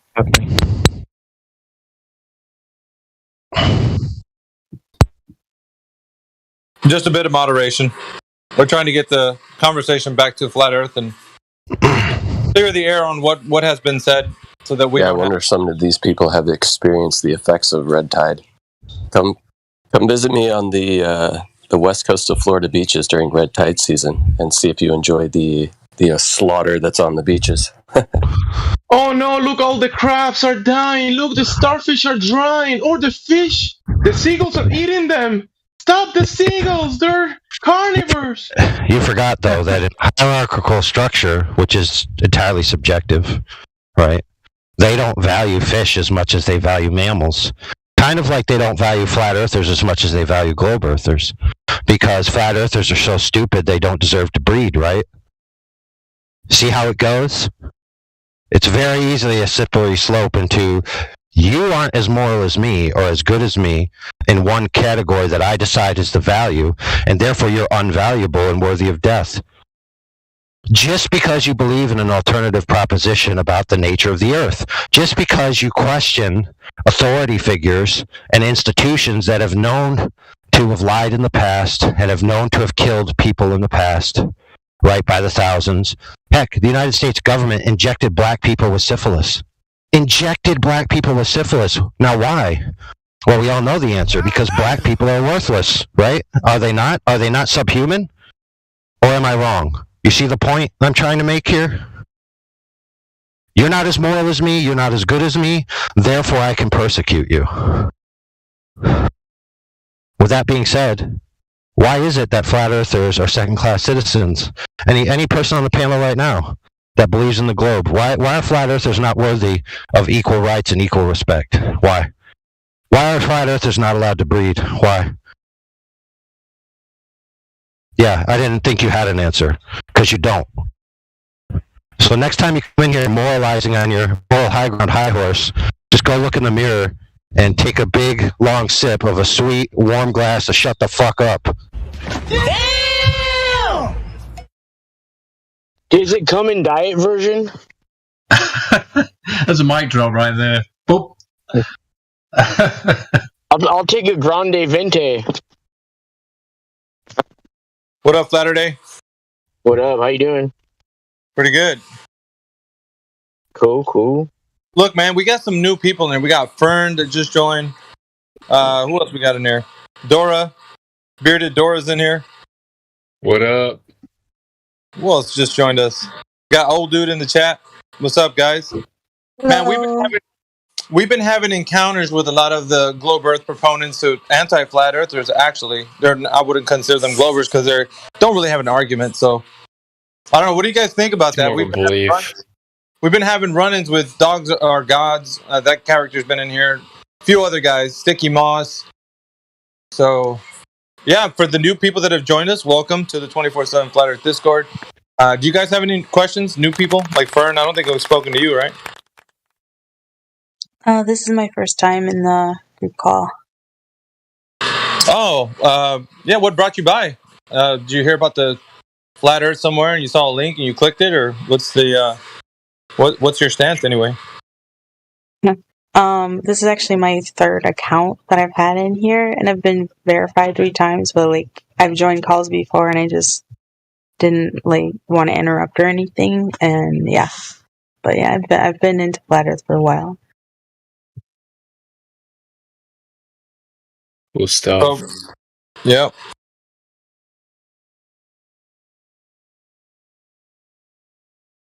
What got you into it?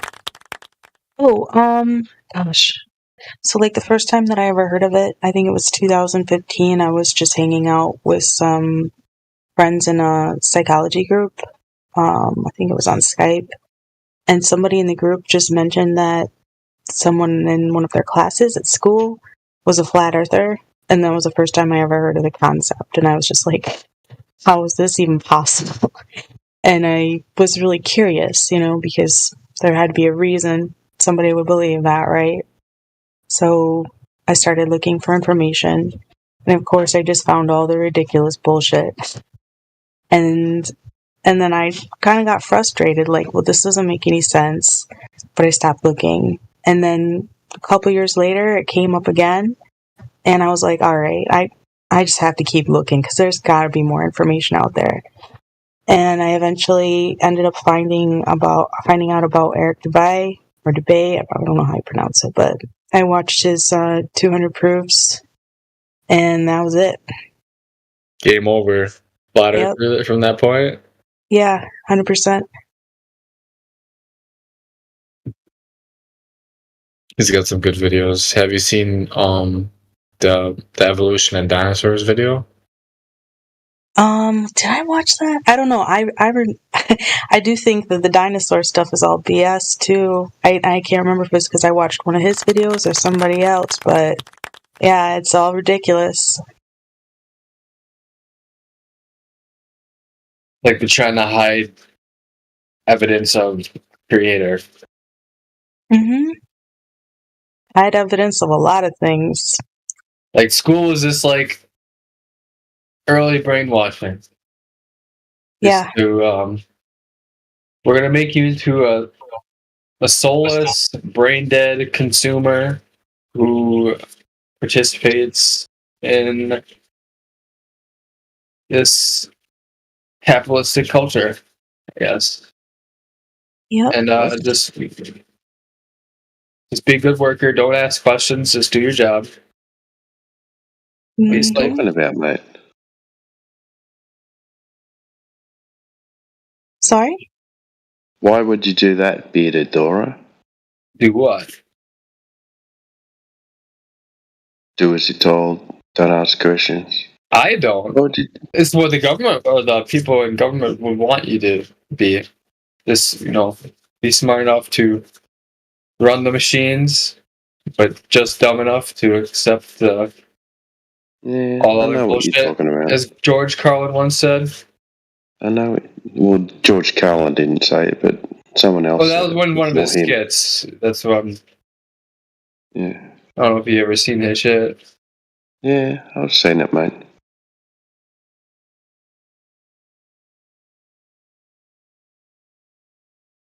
So why do you have a beard on, Dora?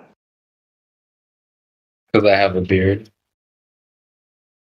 Are you Dora? Yeah. I got the map right next to me. Boots is on my shoulder. What map? The map. Which one? You don't know the map? Which one, man? It's the one in his backpack.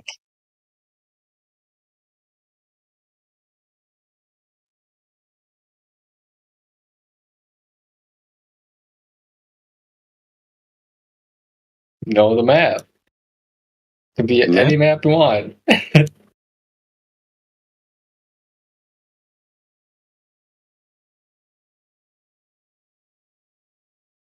So in the backpack. In the backpack. The map in the backpack. backpack. So bearded So Timbo, what got you into flat Earth? Hang on. How about I ask you questions? Alright. I remember you the day you joined. Have you come any further? Do you know any more? Any more that I've anything that like more information I've stumbled upon? Germ theory. That's got nothing to do with the shape of the Earth. Yeah. Well, okay, we can just talk flat Earth, I guess. Yeah, that's the channel. Alright. That was open discussion, but okay. Yeah, that's alright. So, what have you learnt here, mate? I learned water is always level. It always finds its level. It never conforms to an exterior of its container. It's always the interior. Exterior? It can conform to the exterior. Can it? Yeah, gravity. Of course. Yeah, and I'd say, what's your evidence for gravity? Just pick up a pencil and drop it. It's simple density and buoyancy. No. What's creating down? It's just the medium. The example. If you drop a rock, what's the cause? Density and buoyancy. Density. No. Yeah. Of course. Gravity. It's not gravity. What gravity are you talking about? You fucking glober? Earth's talking gravity. about Newton's or are you talking about Albert's? You didn't get that? Did you get an update or no? Well, just Earth's gravity. I mean, what do you mean? Are you talking about mass, attracting mass, or the warping of and bending of space-time? Yeah,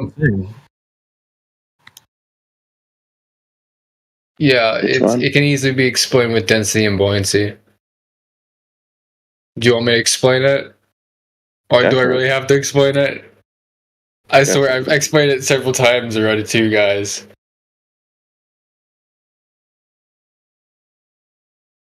Pretty fairly simple concept. Within the idea or the concept of density and buoyancy, what sets the vector in which the object would travel? Is that based on the object and its density, and then the medium surrounding it? Right. No. So if there's movement, right, within the medium, there's a vector. What sets that vector? What dictates the movement? The medium. The amount of friction it has. And so example, like if I drop a rock in water versus dropping a rock in air, it's gonna move slower. Slower, yeah. Is it still moving in the same direction? The same vector? Yeah, because it's the path of least resistance. Like it won't go diagonal, because that'd be saying that there's some force the path acting of least on it. resistance is the opposite direction or upwards. There's the most amount of resistance down, so you're incorrect. What? So we'll take a ping But pong the ball. object is denser than a rock is denser than the water. So let's take the air above the rock is less dense, and the air below the rock is more dense. So the path of least resistance is straight up, according to you. What?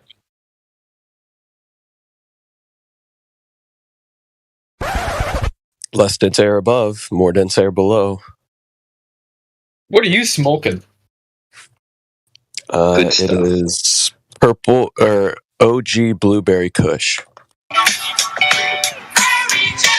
I think you might got some fentanyl in that shit. Nah, homegrown, homie. Me too, man. Grown in the backyard. But see, this is the stuff you need to think about, right? What establishes the vector? what establishes the up and down? Like, we get it. We live on a flat stationary plane, right? Up is up for everybody. Down is down for everybody.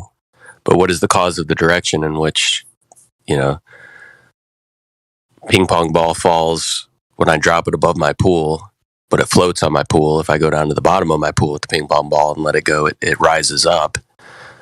But what establishes that up and down, Dora? Magic. Exactly. Well, that's the question. That's magnetism. That's the bigger question. Isn't the one word that people sometimes say is electromagnetism? There's no answer for it. So, how do you explain really that?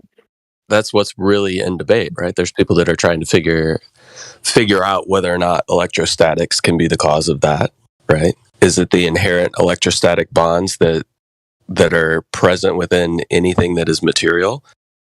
Is that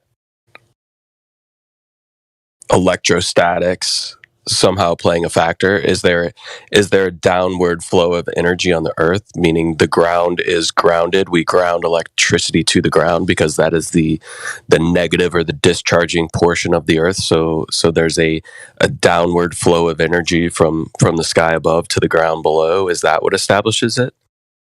So the sky is the atmos is positive, and the ground is negative. What? Yep, the ground is discharging. Right, the higher you get up in the atmosphere, the more voltage you have.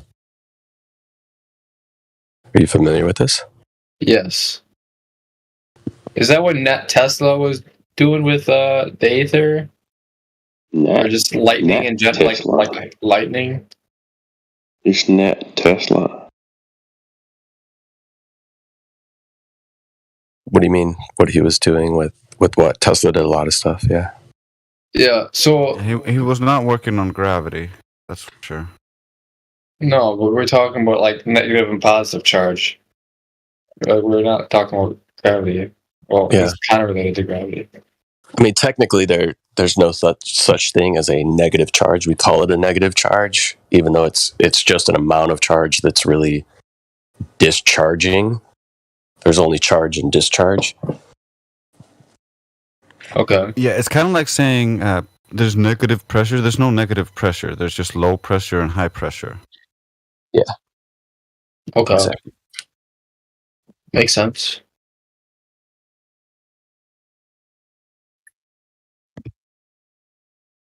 But that's kind of the biggest debate, right, regarding what we call gravity. I mean, obviously, a lot of the effects are seen with density and buoyancy, right? There are effects that are caused by that, but the bigger overarching question is the one of what establishes that up and down vector.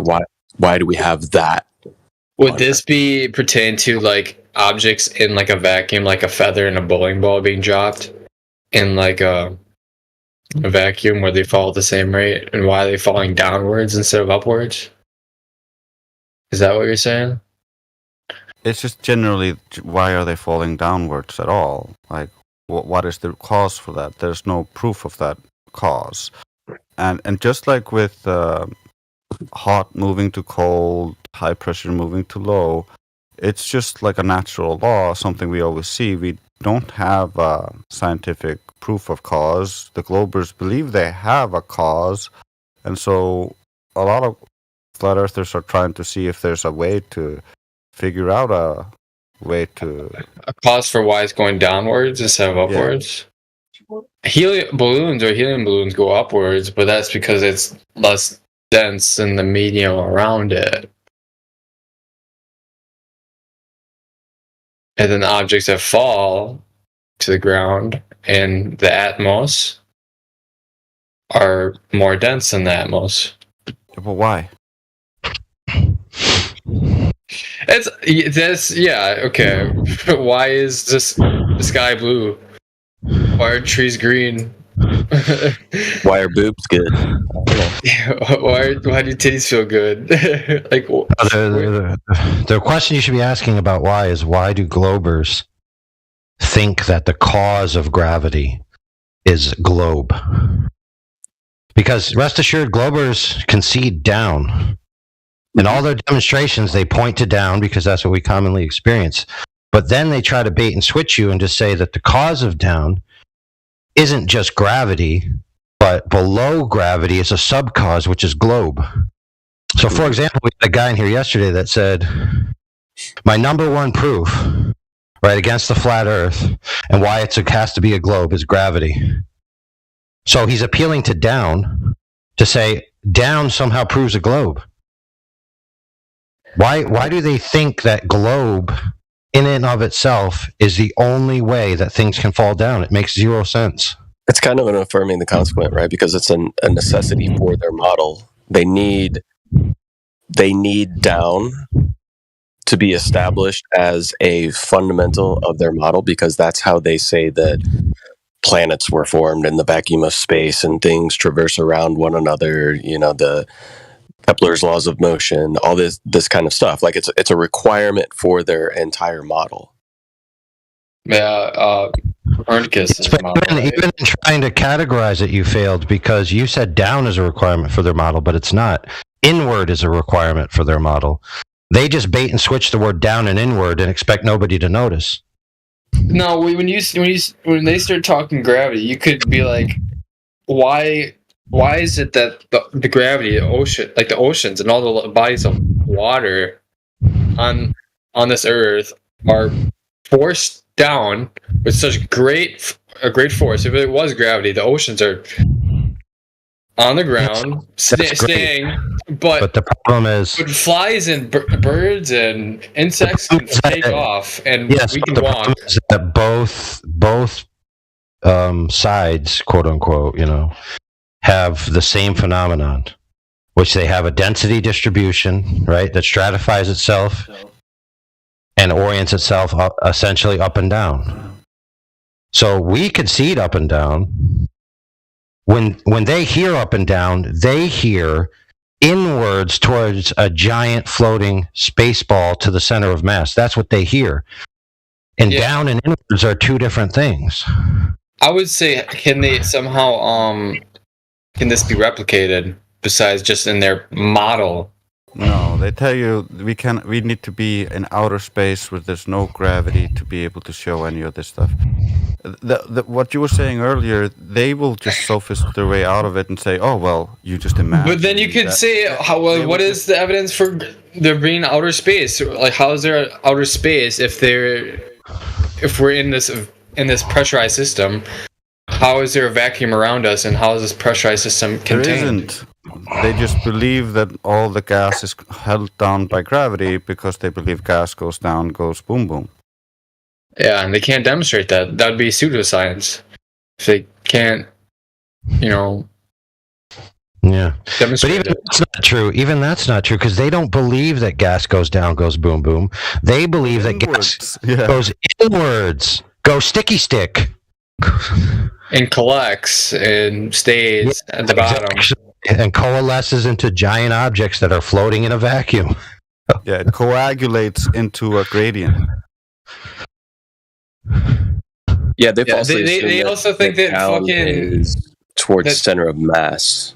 They think that the Atmos is moving with the Earth and its gravity. That's why when you're in an airplane, they say That's you don't see the rotation. Bearded. That's a cool question, but you just overran Homeboy, who clearly started before you, kept going, and you just kept going over him. So it wasn't your turn to speak.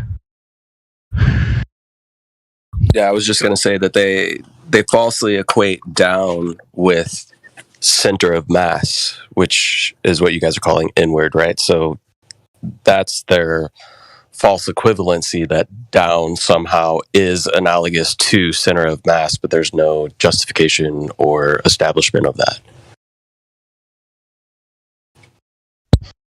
Well, check this out. Even that can be parsed out further because you could have down towards center of mass and still have the Earth be flat. That's what they don't seem to understand. See, it's not just that down's to the center of mass, because that works. What their claim is that down is to the center of mass of a giant floating space ball. They need all those things simultaneously. Right?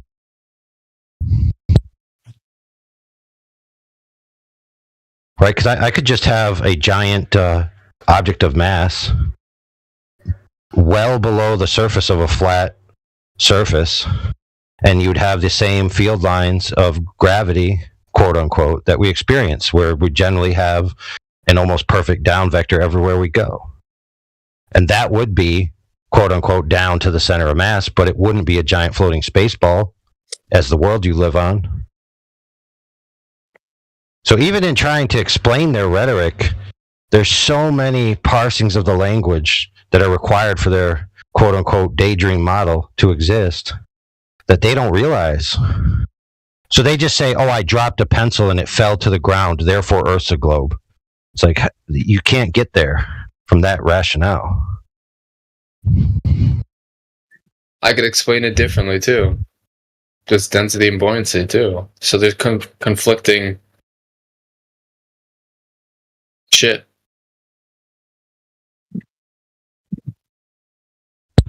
Yeah, but notice how when they dropped the pencil, they didn't say what caused it. They just dropped the pencil as if it's self-evident that it's being pulled to the center or pushed to the center or translocated to the center of a giant floating space ball. You know, it's like, I dropped a pencil, therefore ball. I would then ask, do you have evidence of this curvature, or how do you know there's a core, or yeah, how do you know we're on a globe? There you go. And then boom, black swan, oil rigs, get fucked. You're also not supposed to try to replace their beliefs. When they say gravity, you don't just say it's the buoyancy causes it, because to them they're like, well, buoyancy requires gravity to pull things underneath, so it goes up, and density is of course gravity pulling on the more dense thing. So to them it works and requires gravity because relative density is just specific gravity. Exactly, which is already accounted for in their alleged model, because they already concede to a density distribution gradient, right? That's wrapped around their giant floating space testicle, correct? Yep. Oh boy, steroid.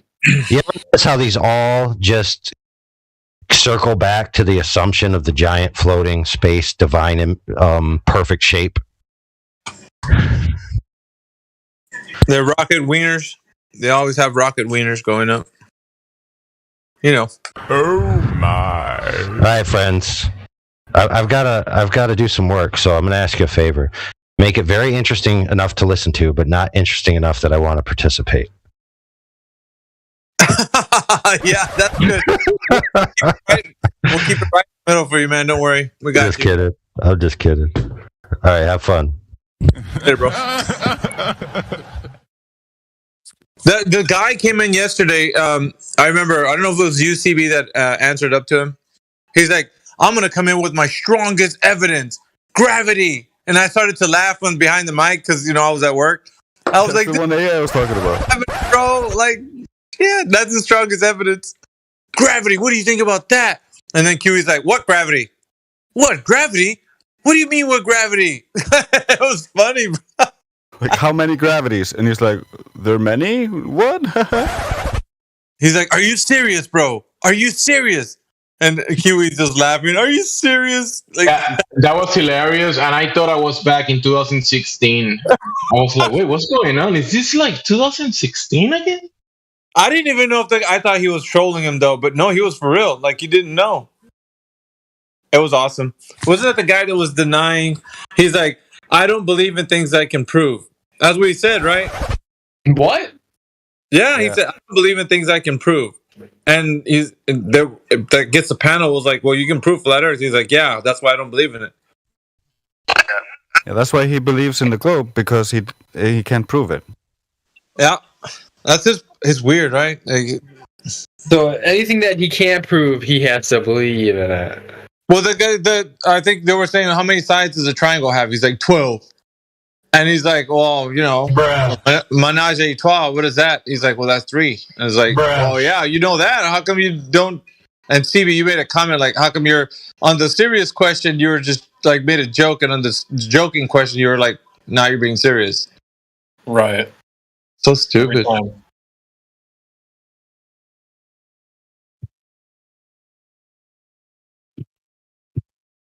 He ended up just giggling himself out and getting muted because he just wouldn't stop giggling maniacally. And then the guy who wants to be one of those big debate types, dogs are gods, coming in here and trying to have debates in here, like he's all like, it's like, bro, you should have been back there when we were arguing 2017 and all that. We're far past it's like now we're exposing people, like, because we know that there's no argument, there's no debate. It's just they are rejecting the truth that the Earth is what it is, and it's not a globe. That's cool.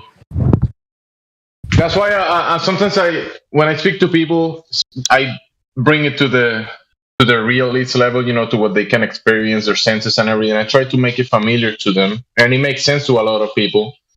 That doesn't mean it really is, but we don't necessarily need to work at that when you're pointing out that they're denying reality, yeah, I think that's a good way to point. Hey, bro, you're claiming something that you never experienced. You cannot demonstrate. The opposite is real. So you're denying. Are you denying reality? It's gonna be a good, elegant way to say that stuff. A good term to use, like you said, is nonsensical, because you're not applying your senses and I think the guy that was saying that he only believes what he can't prove, he was saying that because he also is in that mindset, Like I don't know. I guess they like the story of the globe. I don't know what's keeping people to, after being presented with like, can you demonstrate what you're saying? Is it real? Like, where can we observe? You don't experience the globe. No, at no time are you gonna go outside and say like, damn, this shit's a real globe around. Look at this, man. Look at all that curve. Like, you're not ever gonna say that. Never, ever, ever. He came in real hot, being like, I know what your arguments are. We hadn't made any arguments. And then he was like, I have a mountain of evidence for my beliefs. And then started trying to gallop. And we were like, just go through one at a time. And then we broke them one at a time until he was like, here's my ultimate evidence. Gravity. That was funny. This is my ultimate evidence. Gravity. Bro, what is gravity? I don't know. Mass tracks some ass. Yeah, I think he said that. He's like, no. That sounded like really fun. What it is? Yeah, he's basically your. I wish I'd been there. That sounds really funny. Sorry. No, you probably expect people that are like, low level, debaters to say stuff like that.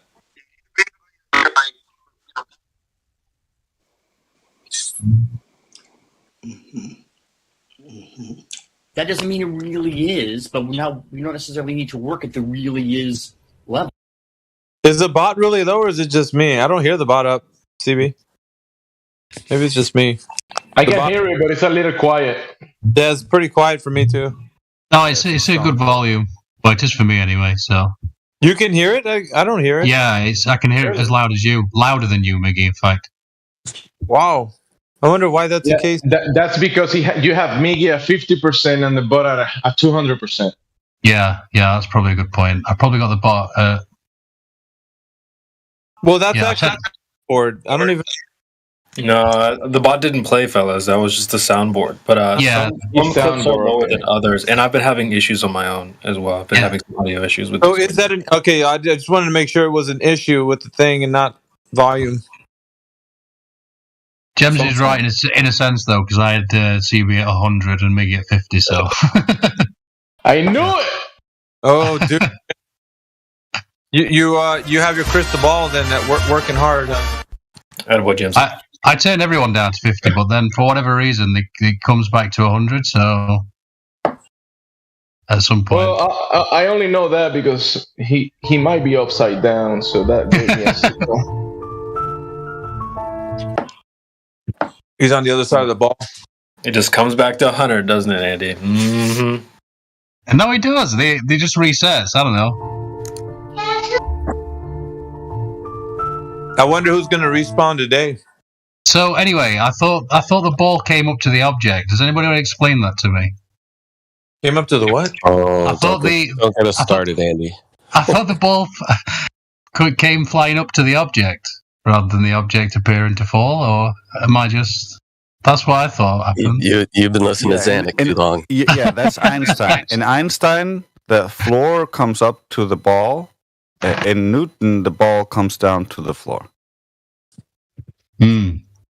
So, I mean, is it a combination of the two, or is the object just not falling at all?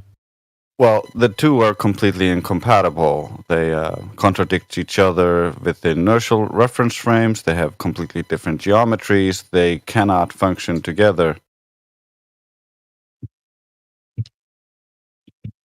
Not according to the ballers.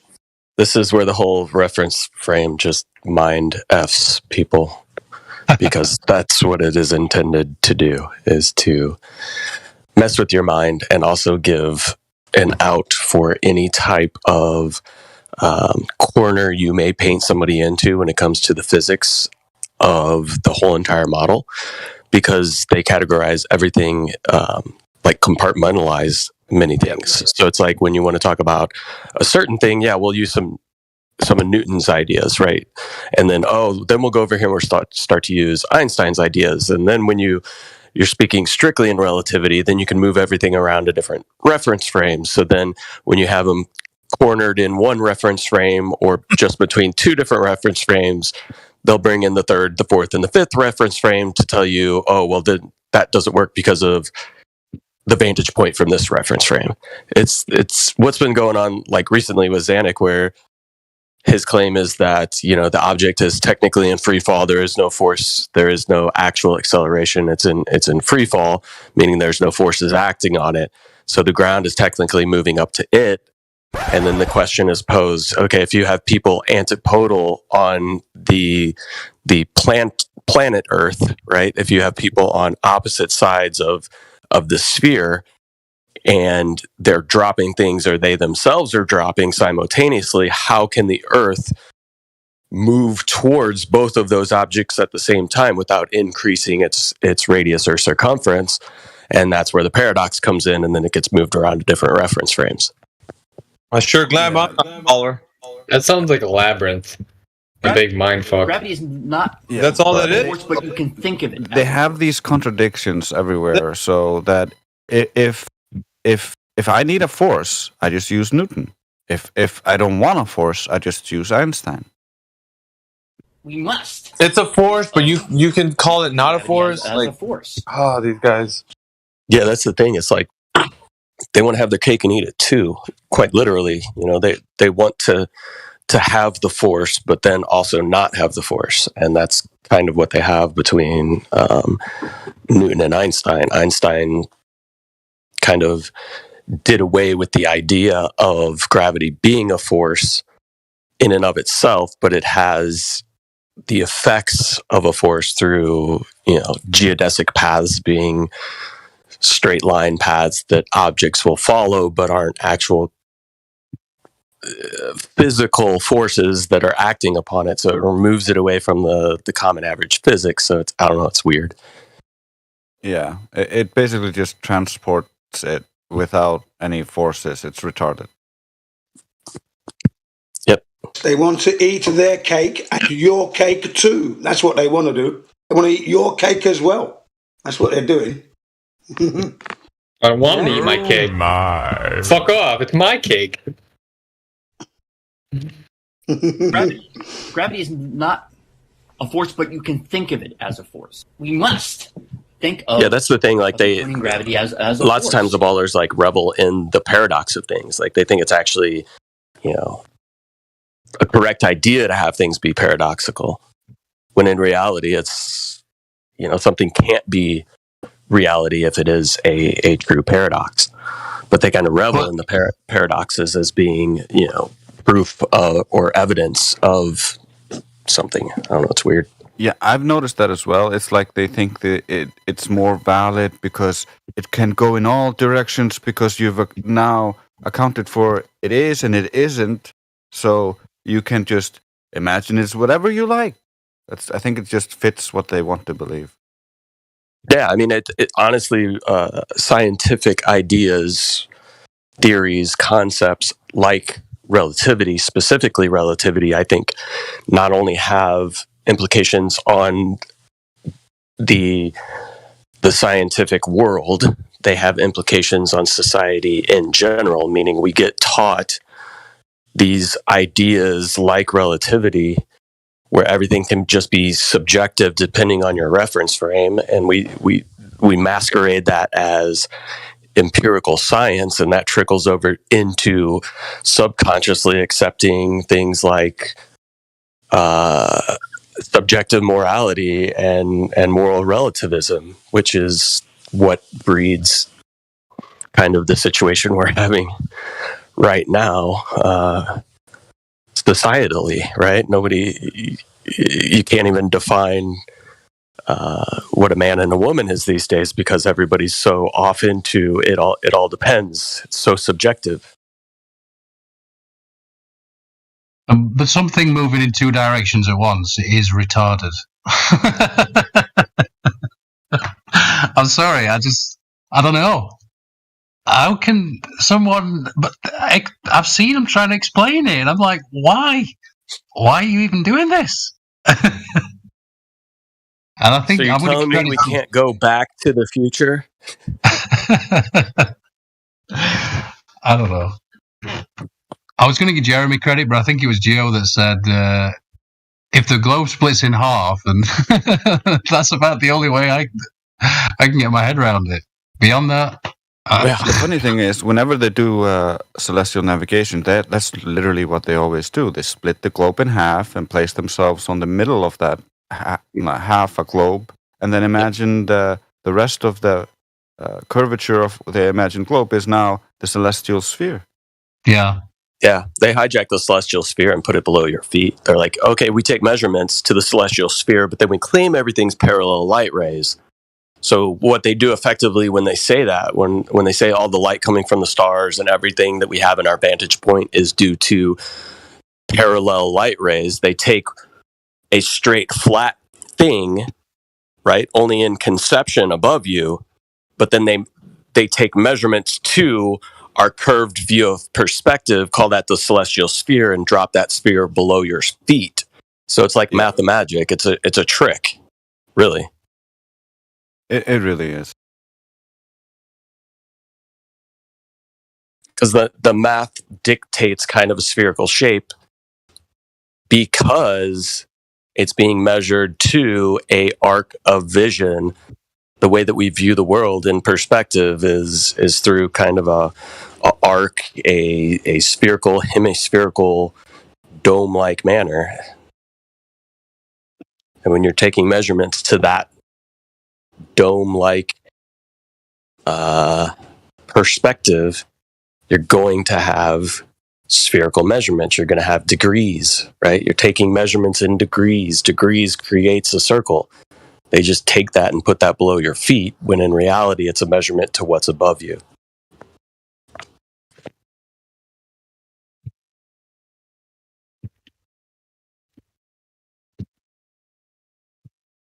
Yeah, it's basically a measurement of the optical conditions and how you see things. Like, it's just measuring the height of things from the horizon or the ground plane, and the horizon is not the end of that ground plane. That ground plane extends all the way to the GP of that thing you're looking at, and that GP might be like 1,000 miles away. Did everybody see the Whistleblowing debate last night with that guy? I've never seen that guy before. John something or other. What's that guy's name? I didn't see it. Oh, dude, that guy was a bit of a loose cannon, a bit wild, but is good as well, because like I've noticed they've got me a little bit with the the censorship stuff, and I've noticed I just self-censorship just because I care about the server, I care about certain things. So whereas this guy, he was just like it was like a breath of fresh air watching him, because he just didn't give a fuck.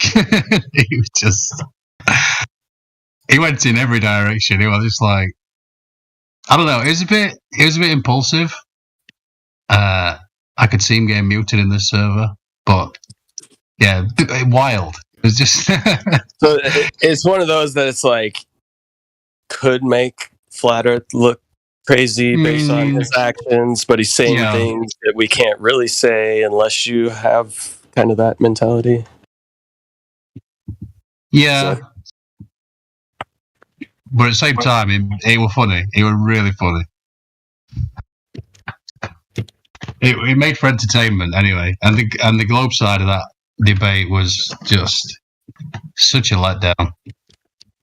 I mean, come on, guys, you've got everything on your side, literally everything. All the mainstream, all the news, all the media, how is this not a slam dunk? It's just propaganda.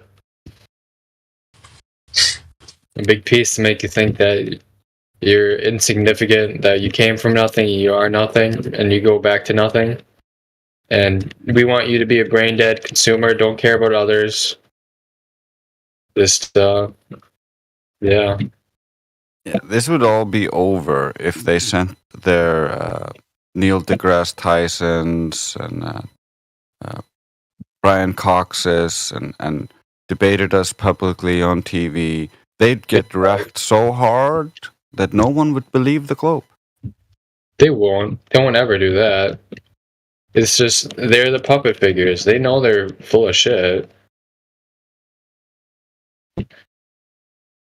That was really good when somebody sent a super chat in and they were moaning at this guy. I can't remember the guy's name. It was John something or other.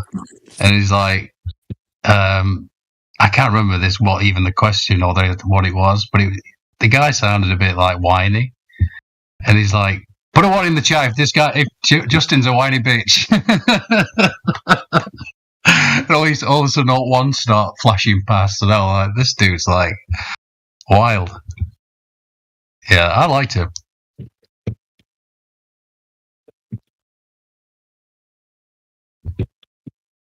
Yeah, I'll have to check that out. Yeah, I should post this as I'm talking about it, because I know it's annoying. Where was the debate? It was on Modern Day Debates. Modern Day, okay.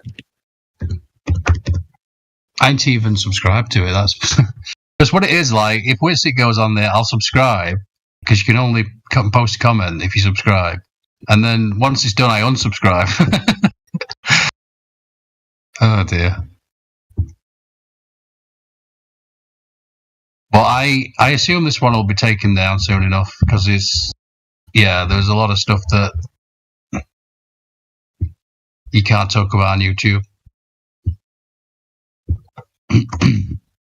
Oh shit, that's the wrong one. Yeah, that was the lobby.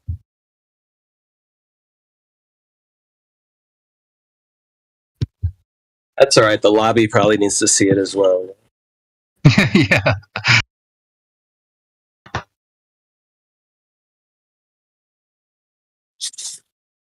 Yeah, what's it starting to make moves with the audit NASA stuff? Getting some things to going. Activism.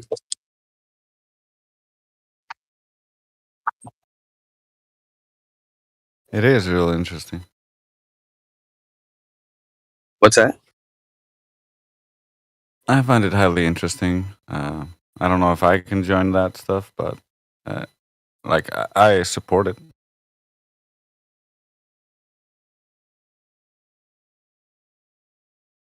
Yeah, I mean he's trying to get a bunch of people together to literally, work together to just kind of hold NASA's feet to the fire on all aspects of what they're doing, and just trying to draw transparency to where all the U.S. taxpayer money is going. And I think there's people from all over the world because NASA seems to have their fingers in a lot of pies all around the world. So.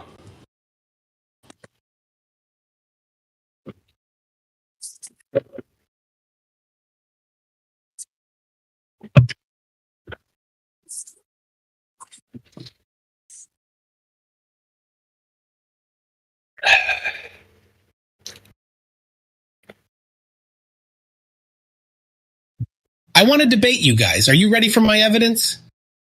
Let's go. Yeah, show me the evidence, please. The globe is a ball because climb a tree, you see further. Presto. It's a ball. Climb a tree. Is that what it said? Climb a tree, you see further. I'll tell If you climb the tree, you see further. Seeing further is seeing around the globe. Therefore, the Earth is proven to be a globe by climbing a tree. What's the height in feet that Neil deGrasse Tyson says that you have to be in order to see the curve? 200,000 feet. So a 200,000 foot tree we're talking about here. That's a lot of climbing. I just need to assume the curve is there, and then it is there in my mind. And because I could be a brain in a jar, therefore everything I see could be just happening in my mind, where the globe Earth is. Yeah, that's where the globe Earth is, certainly, in your mind. In a jar. No, you. You don't know what I know, therefore I am right, and you are wrong. Holy shit, like, how did you, is that like a collection of one guy interview, or what? Yeah, whose voice clips are those? I have no affiliation with MC Toon. I am MC Loon. I like plump birds, and not of the female variety, if you know what I mean. I am a parody character designed to tickle your heartstrings. Designed for entertainment purposes only, and I am a work of fiction. Any likeness to actual people would be happenstance or a parody, not a reflection of real-life personalities. Oh my god, that's amazing. Wow. Well, it works. I can confirm that works. I was convinced that was an actual person. You guys are just being silly. My teacher told me the Earth is a ball. Therefore, the Earth is a ball.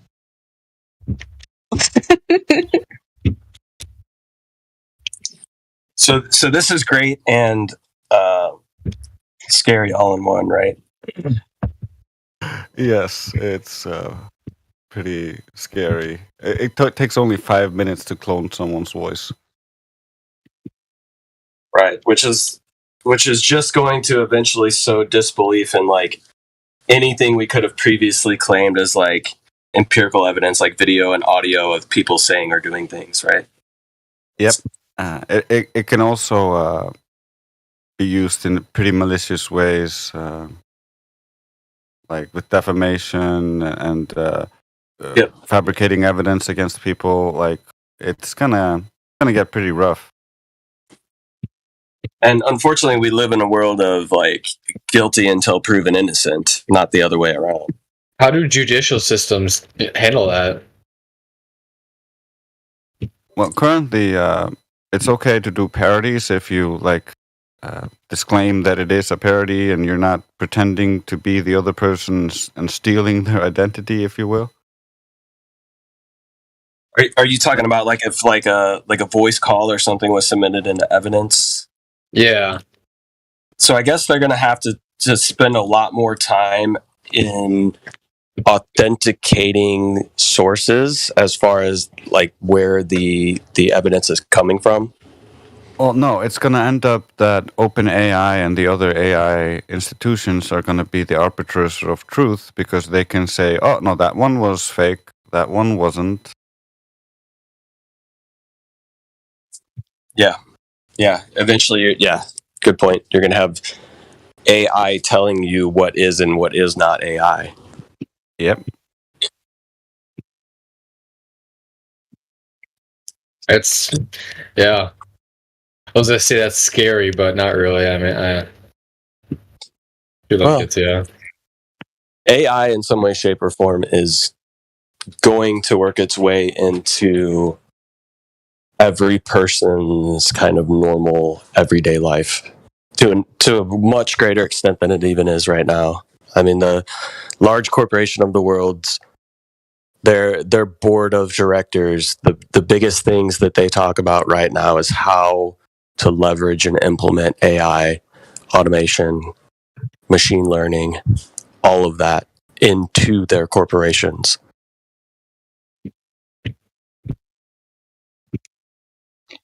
Yeah, you can see the point coming around where it'll be, when you don't take the chip in your head, you'll be looked as a bit weird. Like, why wouldn't you take the chip in your head? The Elon Musk chip. Like, how are you going to know the difference between misinformation and reality if you don't have the chip in your head? Yeah, exactly. I mean, come on. You don't need a device. You don't need to carry something. It's cumbersome anyway. What are you trying to use? Natural human discernment? Come on, that's a thing of the past. That's crazy. Yeah, you just need to be told that the Earth is a globe. What's the shape of the Earth? AI, brain technology that's in my head. Globe. Okay, the globe. You're wrong. Suck my dick. Well, you didn't have to go there. Bloody hell. Right. Jeez. That's global logic. All right. Leaves the wife's duties to the wife, you know? Come on.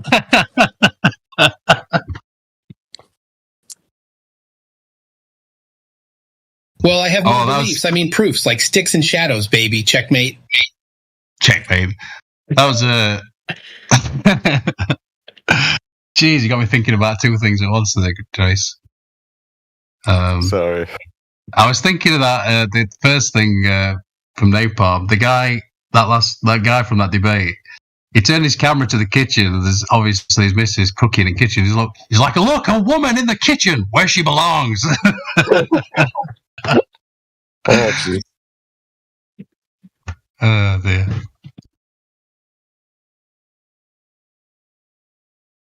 I mean, I don't disagree with that. What is your proof for your beliefs? Do beliefs require proof? I didn't know that. I thought beliefs were... Yes, of course. Because of no proof. That's why you believe in it. Because you don't know. A lack of proof requires belief. I don't know. Wait, I do know, because Google told me.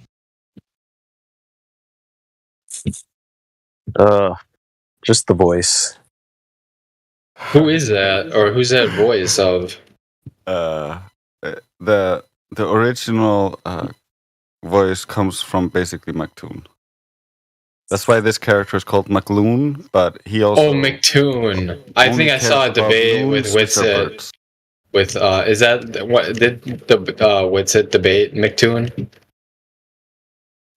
No, this is just I clone his voice and then I can make him say whatever I want. Nice. Well, I just don't know who he is. He's an actual... Is he like a glober? He's just an anti-flat earther. We've spoken to him a lot. That's why it's funny to us. Oh, is he hopping in his channel a lot? No, he's just been around for a long time in the debate. And he's like a YouTube personality. He's like, I don't know if you know Craig Fight the Flat Earth, but they're similar type characters where very rarely do they actually come and interact on platforms like these unless they're getting super chat money. So most of their interactions with the community take place on their YouTube platforms so they can get super chats and money, which, whatever, to each his own. But I concede, you win. You flat earthers are superior to my humble globe zealot self. I'm glad he admitted it. Yeah. He is annoying to deal with. I have had interactions with him on Discord. Unfortunately, it was like a night I came home from a hockey game where I had a few beers after the game, and I like turn on Discord and jump into a server, and I'm like, oh, somebody's here. Like, just start getting into a debate. I'm like, oh shit, it's McToon, and I guess this shit's going out all over the place, and it was like an event or something. It's like, oops. I actually went and listened to that Napalm. You remember when you told me about it, and I was like, I'm going to go back and listen to that, and I did, and it wasn't too bad. You could tell you'd had a beer. You were slurring a little bit, but it wasn't too bad. Yeah, my words might have been running together, but like, yeah, no, I was like, oh fuck. I wish I wouldn't have had drinks because I probably would have had a little bit better tact for my debate structure. But I don't think I stumbled too much. But yeah, it was in hindsight. I was like, oh shit, this is why I should not jump on Discord after I have a few drinks. Yeah. I think it's kind of universal that people just become more annoying when they've had a bit. Usually, anyway. I mean, yeah, I don't know. But that here's the thing, though. Had I been sober, would I have even opened my mic and engaged in the debate? I don't know. I think you probably would have, to be honest. Yeah. Yeah, I probably would have. Yeah, alcohol's weird in a sense that it can give you that bit of Dutch courage in some ways, but in the long term, it actually acts in the exact opposite. Where you end up with, remember the movie with Nick Cage where he can't sign his autograph in the bank, and he goes back and has several shots, and then goes back and he's like, what does he say? Oh shit, I can't remember. Like a fucking rock? Something like that. Anyway, the point is, it has the exact opposite effect, and attacks your central nervous system and makes you a bloody shell of a man. And actually, it seems turns you into a woman as well. That's a whole other story. Gives you man boobs? Well, it blocks certain hormones, and I don't know. I remember the name of that as well. I remember the name of that, ADH. Don't ask me what it actually stands for.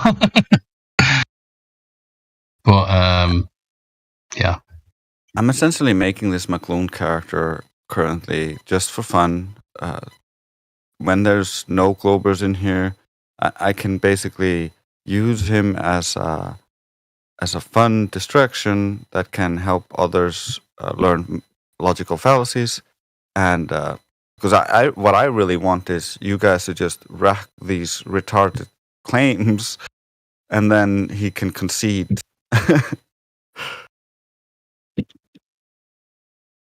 It's basically practicing down there. Yeah.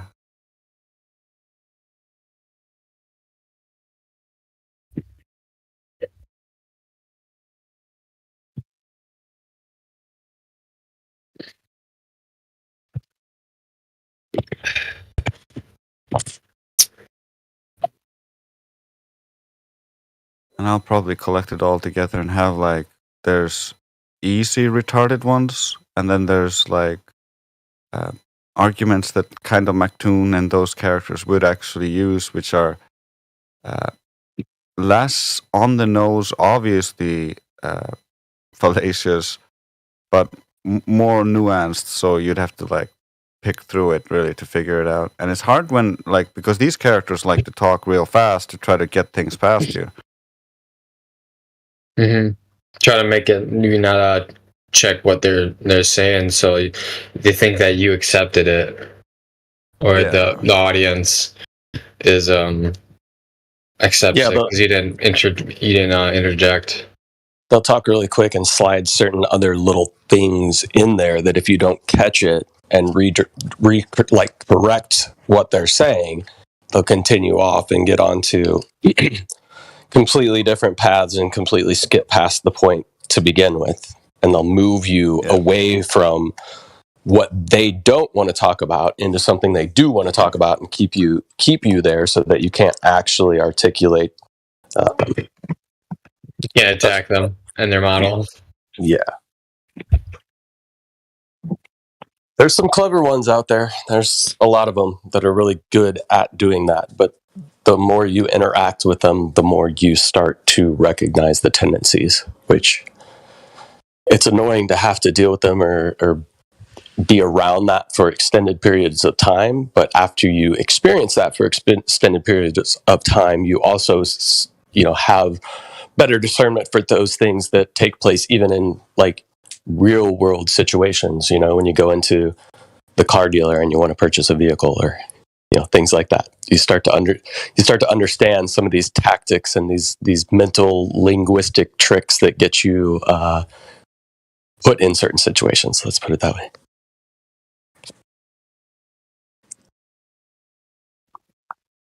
Yeah, my goal is essentially just to construct some dumb Glober claims about proofs that fit just about most of the fallacies we hear here, so that you get a basic ability to be like, oh, I think that's fallacious. That sounds like the other thing. And then the more advanced ones, where they try to mask the fallacies within their basically jargon. And so I think it could be a good exercise. Yeah, that's the hardest thing, right? And then it's like they do mask the fallacies within their jargon, whether consciously or subconsciously. With some of them, I don't know how much intent is behind it. I know there's certainly characters that have a lot of intent behind it, but the average person probably just does it unintentionally. Yeah. But yeah, being able to recognize that and realize that becomes a stopping point in the conversation to address that fallacy. Otherwise, your lack of acknowledging that they're using a fallacy is kind of your acceptance or acquiescence to the fallacious reasoning, I guess. Yeah, that's why people, normies, generally think Sophist is winning an argument when he's doing all this, because these things aren't going answered, and the implications therein are all standing at the end of it. And that's why if you get good at disarming it, it's really nice. And in a situation like this, where like I would be throwing out a retarded argument with a bot, and the guys would be breaking it down, and then you'd have all these assistants with everybody else in this positive environment to actually learn different ways of looking at it. Oh, it could be fallacious in this way, it could be fallacious in that way. He actually mixed two fallacies together here, so like it really gives this more of a learning environment, versus if you're in the heat of it and you're dealing with a sophist and he's using this on you, it's much harder to identify. And so getting that little bit of experience under your belt, I think, can be really helpful. Yeah, for sure. And it's always difficult. I mean, when you're in the middle of a interaction with the pure sophist and somebody that is intentionally doing specific things, right?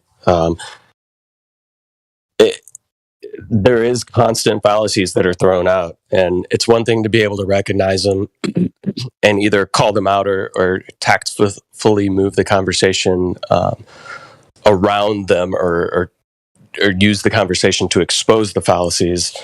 But I struggle with constantly trying. I struggle with being able to really pull the conversation always back to the initial point that got off the rails by the 16 fallacies and the redirects and the red herrings and all of that. Yeah, that's one of the reasons why I really like Miggy's base, or like you don't need to have all these arguments about the flat Earth. You just need to keep it down to like the curve. Is it spinning, the gas? Like as long as you have just very few base things that you always want to go back to, it's much easier to focus on the other stuff, disarm that, and be like, yeah, now that I've disarmed all this stuff that you said that wasn't actually coherent and didn't fit into it, now I'm going to actually address the thing, and let's go back to the thing, and like, where's the evidence for this? And you go back into it, It's easier when you have a few things. If you're talking about like the entire globe model, and you're like, where was I in the discussion about this? There's so many things that we could have been discussing, and so many things we were discussing, especially if you follow them into the weeds.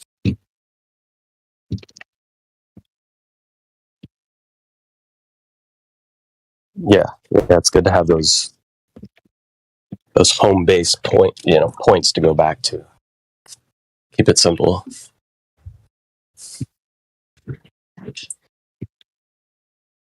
Yeah, and I don't know.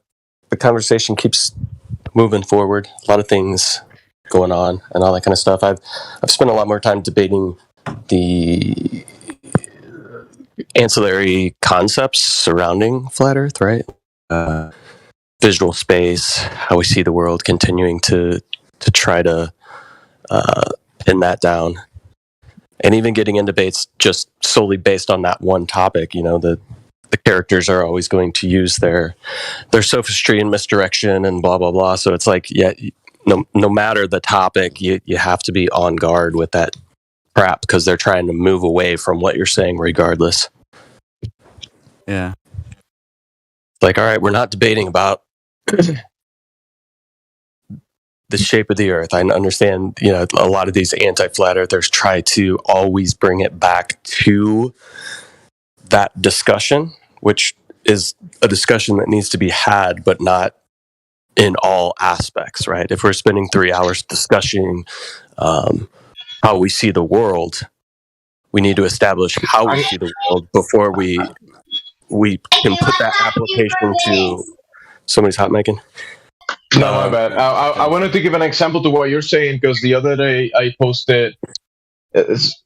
It was, it's flat servers or whatever, globe arguments, but I posted something in relation to some fraud that was being done. And there was an engineer from an agency that is supposed to be taking care of the ground operation for the connection of the satellites. So they're taking care of that in the ground, right? And this guy is whistleblowing that the software and the operation that they're doing on the ground has nothing to do in reality with satellites in space, right? And he wanted to point that out, that there is a fraud, and the company told him to falsify the data. So he turned into a whistleblower, and then they just demoted him, and and the Glober was saying, if you ask this engineer what's the shape of the Earth, what are you gonna think the answer is, right? It doesn't matter. That's not what I'm talking about. Like, what are you talking about, bro? Right. Yeah, that's like when lots of times if you use like a hostile witness, they'll try to use that tactic, right? Like if you try to use Einstein against them, then there'll be, lots of times people say, well, Einstein didn't think that the Earth was flat, therefore your argument is completely invalid, even though it's like, yeah. That's why I would just be like, he probably thought it was a globe, and then he'd be like, yeah, see, that means it's probably a globe, because they're trying to do an all or nothing fallacy. Yep, that's all. They're trying to move you away from the point, right? The point being, this guy might think it's a globe still, but he's there even thinking it's a globe, exposing that some fuckery is going on within GPS and the ground stations, right? That isn't with the actual satellite. He said that the software and the hardware don't match up. So the hardware being the satellite in outer space, and the software is the computer that he's running the software to control that stuff in outer space. He's saying this stuff doesn't add up. And he from an engineer that was supervising 31 other engineers, he was pointing this out to DARPA and to his own company. What did they do? Oh, just falsify the data. Don't worry about it. Oh, you don't want to falsify it? So they took him out of his position. Yeah. And then he was turned into from an engineer into a whistleblower. So now when they talk about him, he's just a whistleblower. Don't worry about it. That's interesting. So he's saying like the satellite communication between the air and the ground can't take place because the hardware that is installed on the satellites doesn't jive with the ground stations? Yeah, the software that they operate in the, let's say in the computer. I'm sitting in the computer pushing these buttons to control a software that is operating the satellites in outer space. Right? Okay. You're sitting in a computer, you're the engineer, and there's another engineer on top of you telling you what to do, when to do it, right? Right. You need to change the orbit a little bit or something. Or let me fix this orbit, blah, blah, blah, and let me press this button right here, boop, and you are that engineer. And then there's an engineer on top of you that supervise everything, and this guy is saying, bro, what we're doing here doesn't make sense to, the ground stuff that we're doing down here has nothing to do with satellites out in outer space. And he pointed this out. He told the government, but he's saying, I worry about this because the lives of soldiers are important. The soldiers are dependent on this information to be able to have the correct locations in the globe, blah, blah, blah, right? He's worried about that. and he's pointing out that this software and hardware are not compatible. He's pointing this out, and they told him, "Hey, don't worry about it. Just falsify the data." So he turned into a whistleblower. I mean, so it's interesting. So, like, we obviously know that what we utilize as quote unquote GPS works, right? So it gives us a position within a coordinate system.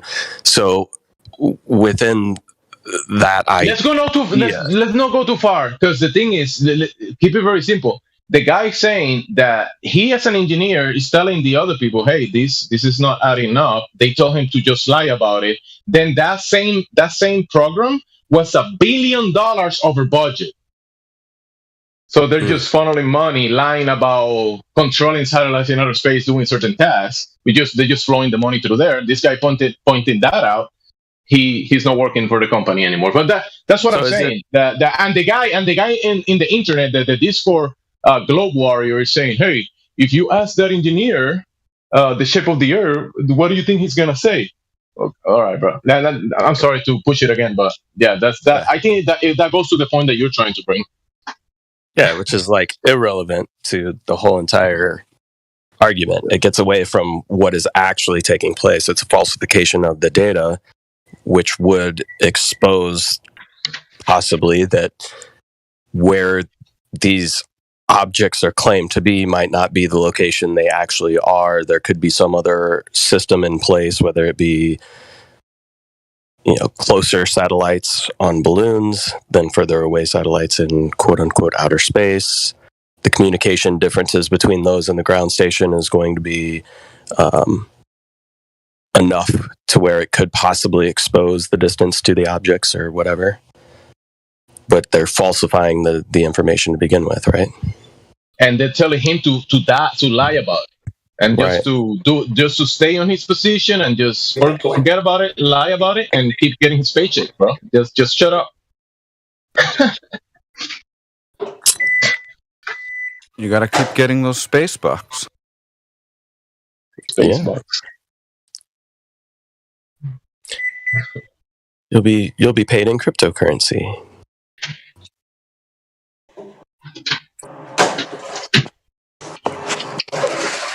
Interesting.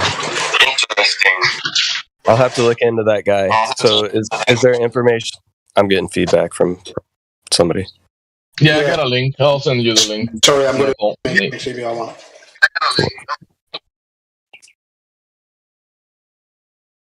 So useless. Jen, you're hot micing. Still hot micing. Still hot micing. Yeah, I'll mute him. He's doing laundry, and in Japan, you do that manually. It did sound like he was taking a bath. Possibly. He's always doing laundry for and he's making noise like that. Yeah, probably taking a bath. So does the rubber ducky float due to buoyancy, density, and buoyancy?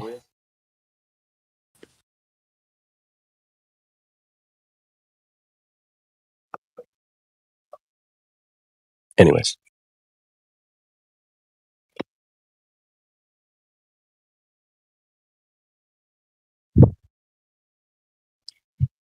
So how have you been, Drace? Pretty good. Yeah, things good. How's Karma? Karma's doing great. She's helping Mom out right now. Good. Yeah, no, things are good. Same old. Busy.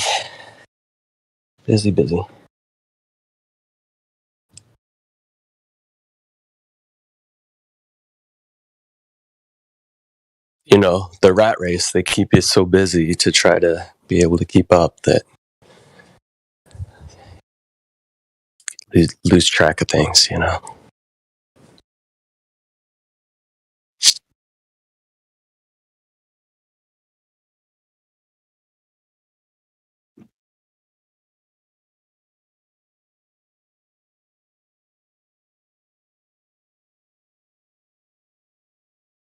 Yeah, I just wish we had more Globers to talk to.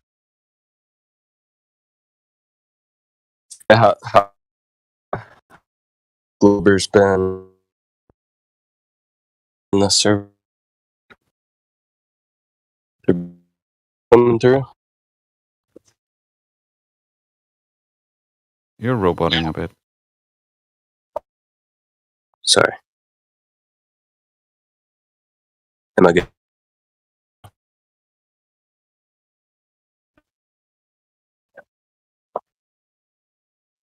I heard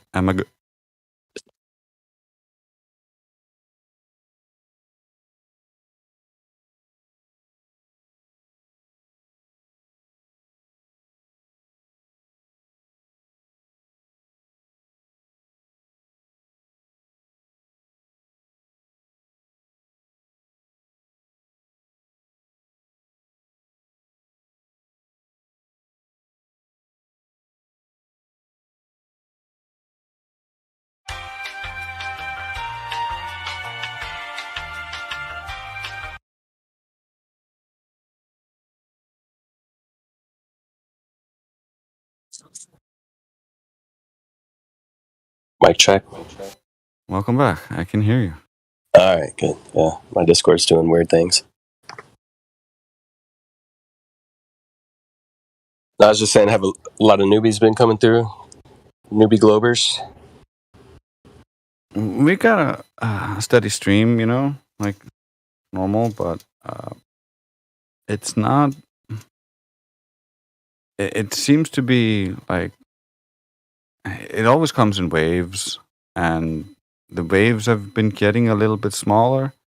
So I don't know. I think we need to go advertise it. Do you think it's possible that this is like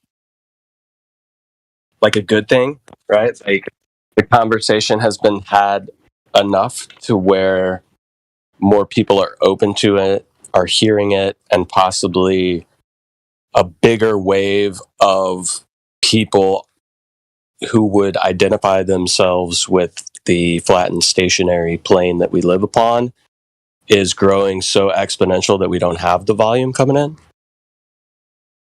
Yeah, I can see that because back in the day, you'd occasionally get a flat earther, and but it was like a flood of Globers. Now it's like most of the people who come in here are flat earthers, or it's about 50-50 right now. The normal flow is balancing out with the new flat earthers coming in. So like the amount of flat earthers coming in always seems to increase, and the amount of Globers coming in always seems to decrease. So I don't know. I think we're winning. I think last year and this year, TikTok has continued to highlight that. You had an influx London on this server due to me in particular and the PLM server, but that was also TikTok as well. TikTok was doing quite well for the flat earthers, I think. So you had a nice influx, and I think what you just said about that we've reached a point where, yeah, people are beginning to understand that it's being talked about at the kitchen table. That's good. We're getting there, so we needn't worry. You'll be inundated again. Don't you worry. Yeah, it's like a whole new wave of people coming into the topic, and I think with this newest wave, right? The first wave of people back in the day that were just getting into it, you want to say, around the 2014-15 timeframe, it hit people, and a lot of the people that it hit diligently started researching a whole bunch of things, right? So now the idea of this has been in the ethos for, coming up on 10 years of at least hearing the terminology and understanding that there is a conversation taking place.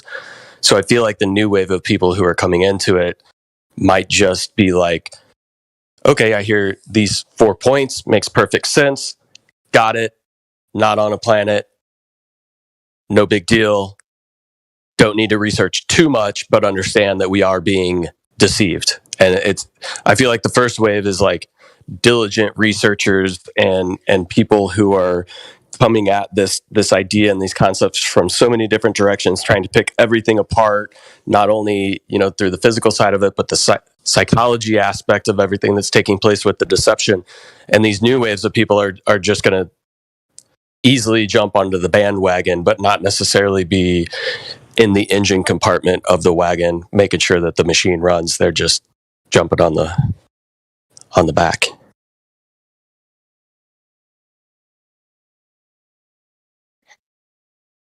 Yeah, I think that's pretty apt, and it's pretty much how I see it happening. Yeah. Sorry. Yeah, I would agree with that. That psychology is definitely out there, where people are riding on the flat. They're taking information in. Okay, that's that. Yeah, but so they're the trend followers, if you will, for want of a better expression. But the thing about the recent newcomers, their story is like the young lady that was speaking a little while ago. She had to get through all the bullshit. Whereas in our time, back in 2014, 2015, we were getting a tsunami of flat earth material and related to the video you're watching. So you were just drowning. My brother called me from London. I'm in Japan here. He called me from London. He says, Jin, have you seen all the flat earth videos? I said, I've been telling you the earth is flat. Why don't you watch it? This is about 2 years later, 2017. I found out in 2015. So come 2017, my brother's calling me up. I'm snowboarding, and he's talking about the amount of flat earth material. It was overtaken. Yeah, you're very right, Jen. A part of the thing that helped make it actually blossom was the algorithms were in the beginning driving traffic based on your personal preferences to try to get you to watch more. And so if you watched something, you would get more of that stuff. And this flat earth stuff wasn't censored yet. And so you'd get all of these people looking into this topic and all of their research being shown to you through the algorithm. It really helped in the beginning. And I think TikTok is doing that a little bit right now. Because their algorithms aren't as censored towards this concept. That's right. They're very short videos, and they're impacting it. And because TikTok, I would say, is more of a younger generation platform. Okay, although some of us have gone on there, it's a buzz. It's buzzing with flat Earth, which was good. This was last year, in particular. Last year, this year, the needle and other things have come in, but we did have a nice run for our money. The topics of questioning things, including the cosmology of the world, is also in the Spanish community. There's big trends, especially in the TikTok and YouTube Shorts. Bunch of videos in Spanish talking about these topics as well. People that only speak Spanish have brought me videos about people in Spanish talking about it. So yeah, it's trending. And Jamesy, thank you for that whistleblower story. That was very, very interesting. That whistleblower with the satellites, he didn't want to program, like you said, the importance of having the soldiers or the military know exactly where they are on this supposed globe would have been important information to give. And the guy didn't want to lie, did he? You see? Exactly. Your story, that's hot cake, hot potato stuff. Love it. Thank you. I'll send you the link as well. Let me just get it because I didn't send it to Naples yet. I've shared it here a few times. Because I want to use that material. I would love to use that material because that's my up there. And you know what they said? What are you saying? You're saying you've got to go up there to check it. I said that's the only way I'm going to accept that satellites are above us on a board that you haven't proven yet. Yeah. I want to go. It's so fantastic that I must go up there. You've got double standards, Jin. Jin, you've got double standards. I said, that's right. Because here on Earth, where I can confirm, I have my here on Earth standards. When you're telling me about things that are going against God's natural law, fantastic as that sounds, I must go up there. That's the only way. Because I cannot accept it from the Earth's surface. You're saying you're seeing something 22,000 miles away. Don't lie to me. So the only way, the only way we can find out the integrity of the situation is we must all go to space, touch the satellite, read the nameplate of the owner, take a picture, selfie, and send it down to Earth. That is the only way. Other than that, satellites are not up there. Thank you. I rest my case. Good night. Goodbye. Hallelujah. The guy that was classified as a whistleblower, he was an engineer, right? But then Raytheon was in court saying that he was they didn't want to pay him like $1.6 million, so they only gave him like $1 million or something. Although I think the court ruled against the company, but yeah, the guys was arguing for some, even in the court. The argument in the court, they didn't want to talk about the information. The company was worried about how much money they were going to pay the guy. Even though it's a company that has billions and billions and billions of dollars, they were worried about $1 million. Kind of funny. I sent you the link, Jin. So it's a short video. But you can also Indio look for the case, and he found the case as well. It's an actual case that was in the courts. Thank you very much. I appreciate that. Yeah, the problem very much. Yeah, the problem with the company not wanting to talk about the information, because the information the guy was trying to release and expose or reveal to everyone was damaging to the satellites and their deception. You see, damning information. Yeah. Compelling. Yeah, it would rock. It would definitely rock the world.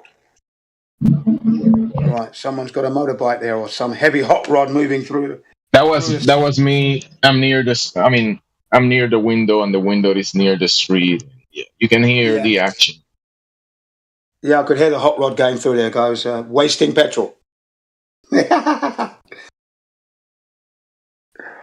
But yeah, I love those stories. They're the ones that I want, that I can really, they're my checkmate move ones, and I'll use all of that every day as much as I can. So yeah, thanks for that. Yes. Hey, I brought this up in the Dietary server, and some of the Glovers, Jin, told me, "Oh, ask the engineer what the shape of the Earth is. He's gonna say globe." I'm like, yeah, that's not. They always say that. They always say that. Yeah, and aren't these engineers really technicians? Aren't they supposed to be known as technicians, technical engineers? I think that's their proper title. Back in the day, they'd be known as a technical engineer or a technician. Am I wrong here, gentlemen? Because the terminology, are they changing that now? They can't keep up with their lies. They're forgetting to name their jobs properly now. This new generation of liars are forgetting the job titles correctly. Because I think anyone that's dealing with satellites, programming from a computer here on Earth to operate, he would be a technician, wouldn't be an engineer. Do you know what I mean? That's a good point, actually. Actually, I think that point has to be clarified. Like you're saying, I mean, are they engineers or are they guys on a computer pressing buttons? Right, and then if they're on the computer, then they'd be known as like a technical engineer, or more less than that, really, a technician, satellite programming or operating technician.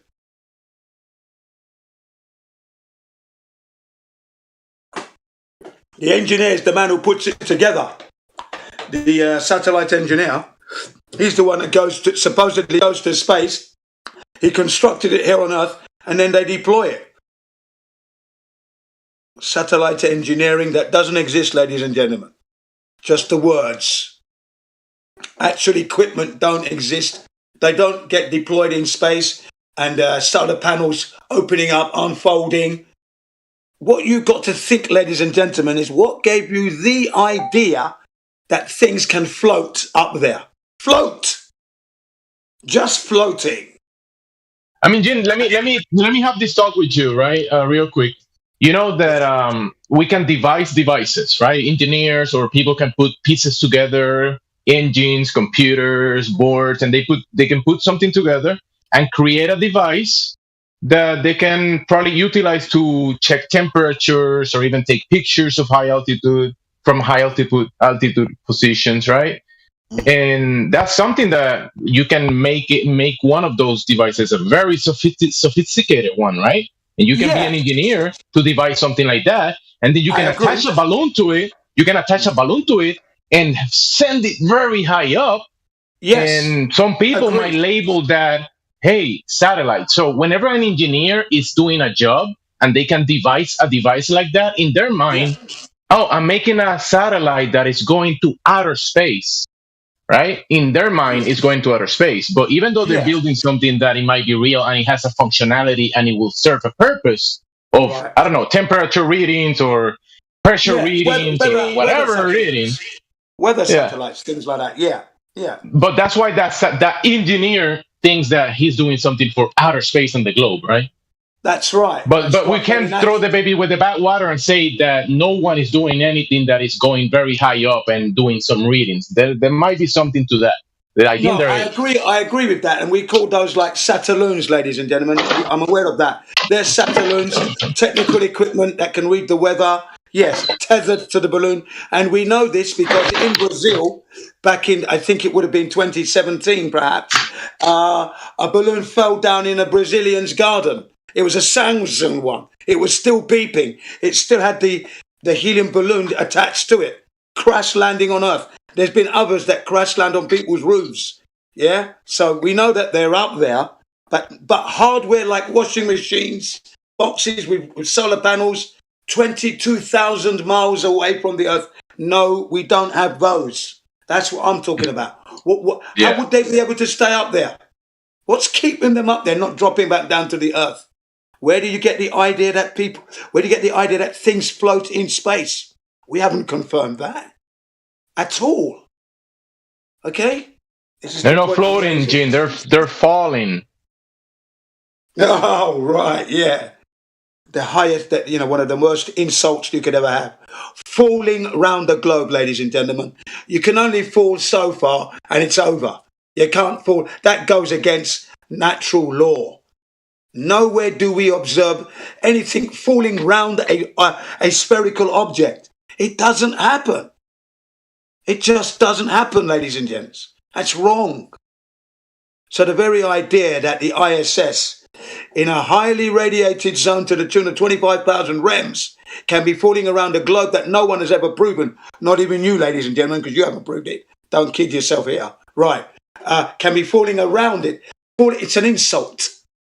Things fall straight down. They don't fall down and then sideways at 17,500 miles an hour. That's what we're talking about here. Okay, that's the speed we're talking about.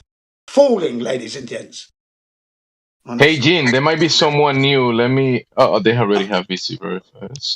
So we're going to mute. Let's engage them. Engage them. Go ahead. Let's see. We have... What's the name again? I shall go on mute. Nivets, you've been unmuted. Nivets. Hello? Nivets, you have control over your mic. Yes. Hear me? Yes, welcome. Hi. Hi. What brings you by? What brings you to the Flatter Discord? Some time back I joined the Flat Earth group, like some long time back, I think a couple of years. And I might have had some, arguments that weren't going along with the other person, and I ended up getting muted, to be honest. So I just came back, and I just wanted to,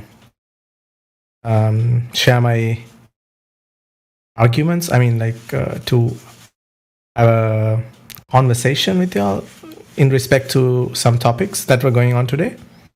For example, there's one going on, something about... Okay, well, welcome back. First and foremost, on behalf of all the people on the server and the owners of the server, welcome back to the server. Thank you for returning. And if you have any questions, anything you want to share from your experiences since you've been away, some discoveries you've made, please, the floor is yours. You've got the mic. The red carpet is out. Welcome back. Go ahead. Well, I was like, I just joined back, and I was like in this health and nutrition in the chill chat, and I was like, there are three people in that room, like having a chat about what's right about being vegan and eating meat and stuff, right? So I just had a couple of thoughts that I want to share with them. So yeah. I just wanted to get access to talk. Yeah. Yeah, we do have the health and nutrition channel and VC for that kind of conversation for sure. Do you have any ideas about the Earth that you're living on? That you wanted to... What's your position? What's your position? Because this is a flat Earth server, 24/7. So what's your position? This is very important.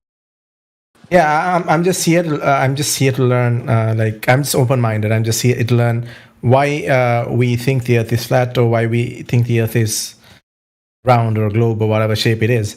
Okay. So what is your position current?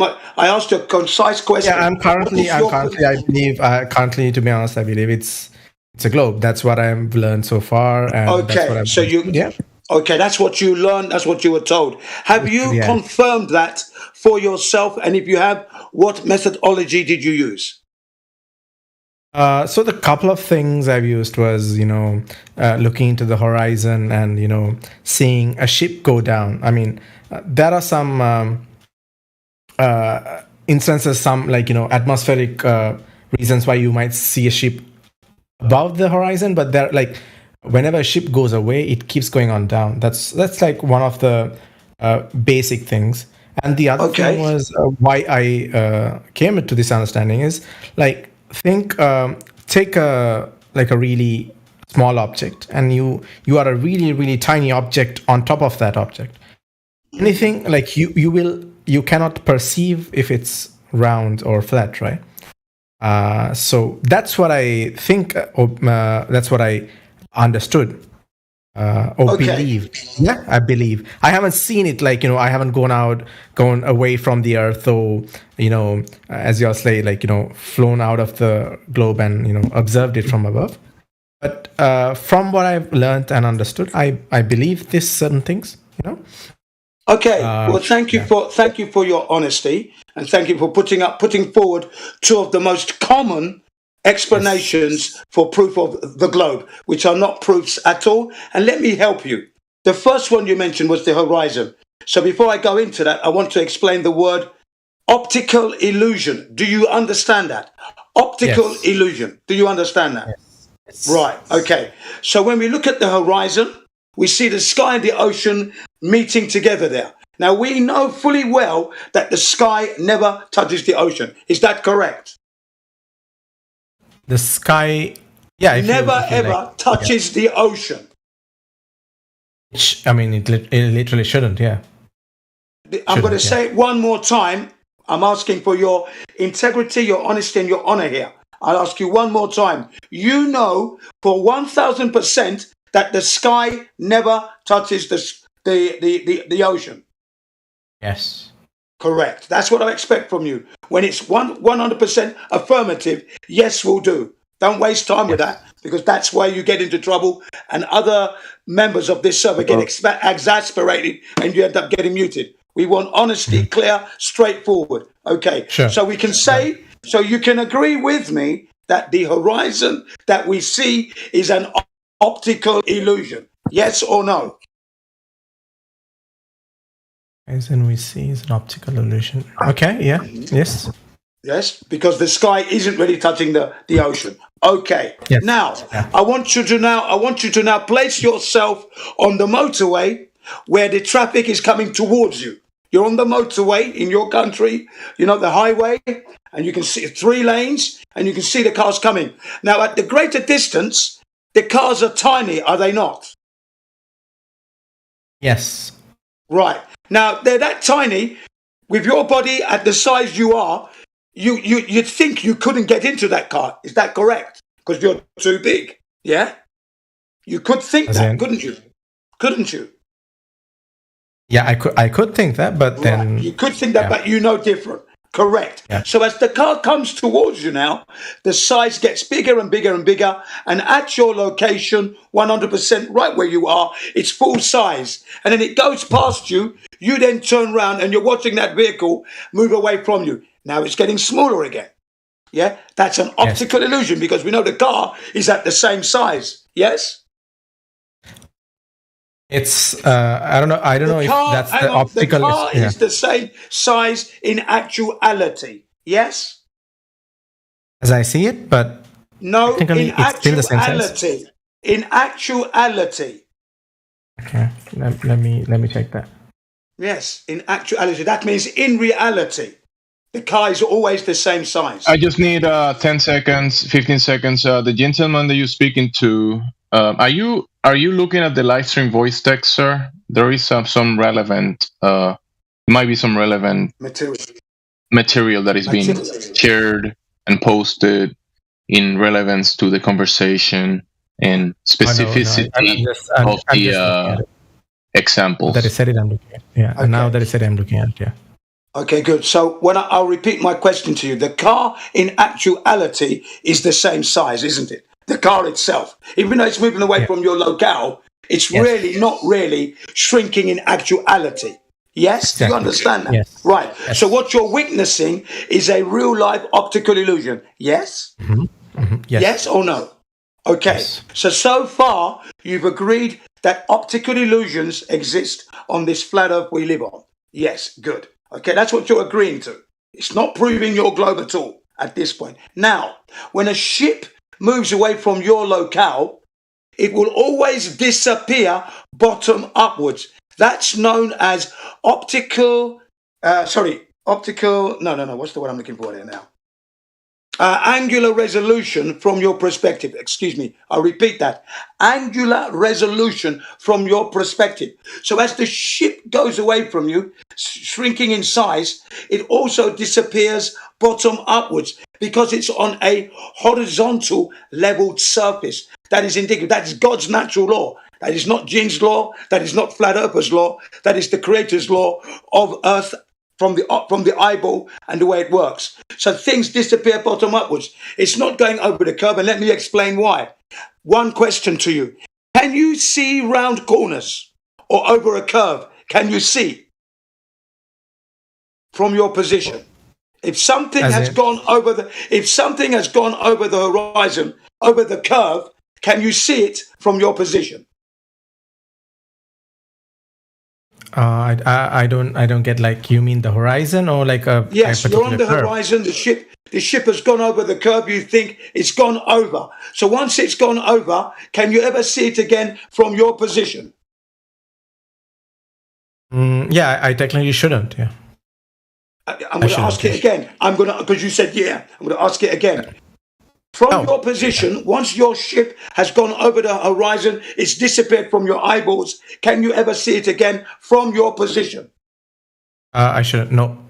Right, the answer is no. Yeah, please keep it clear and concise. Now, I pick up a pair of binoculars and suddenly the ship is there. Has it gone over the horizon? If I can see it. Because you know you don't see round corners. So am I now looking at that ship on the flat plane, or am I looking around the corner? Which one is it? I'm not clear with that.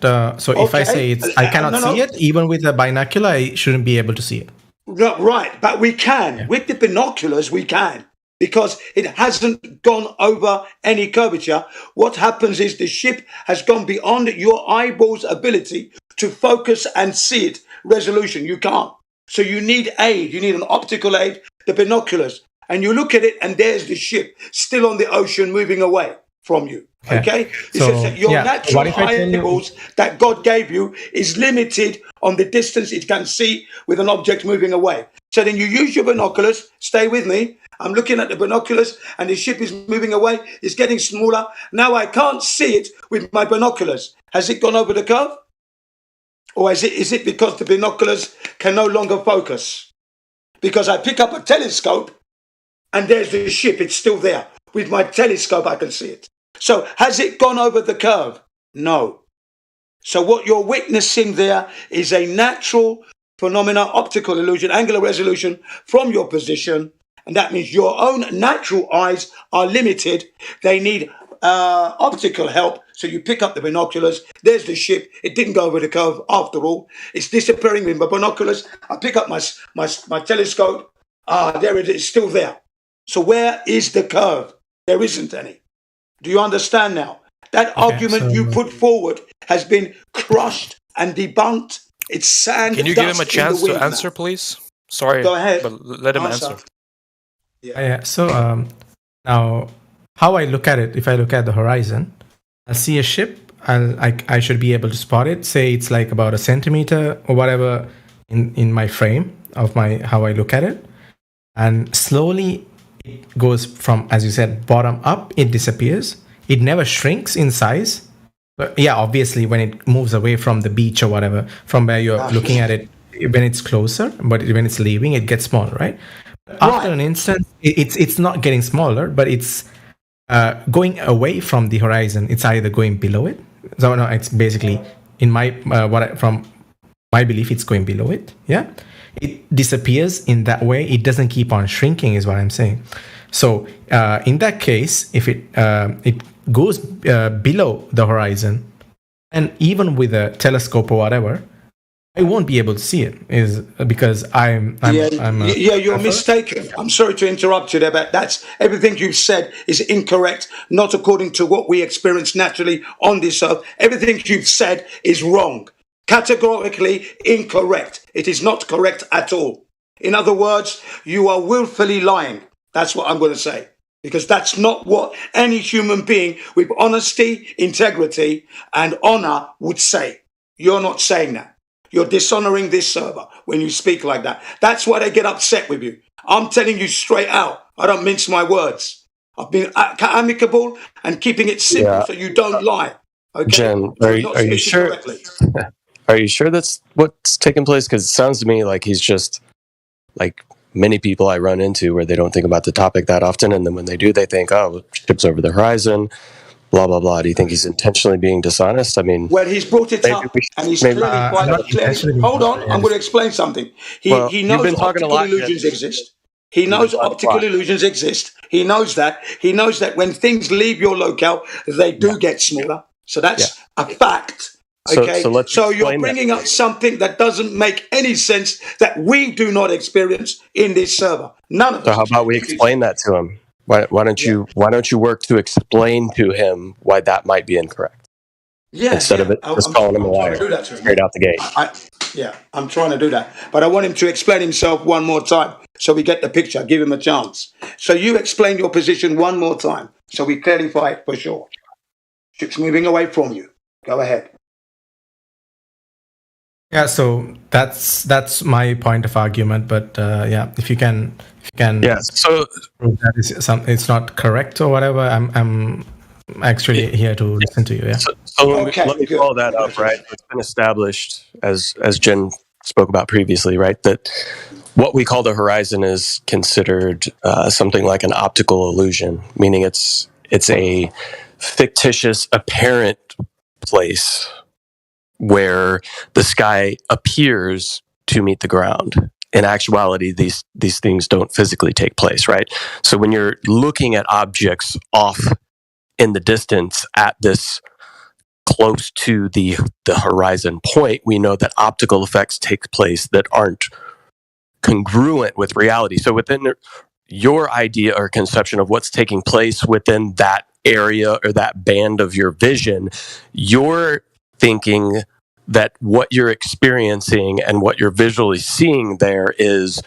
what the geographical or the physical leading edge of a sphere Earth, or is there an optical effect that's taking place that can easily be explained that might give the appearance, the illusion of physical obstruction?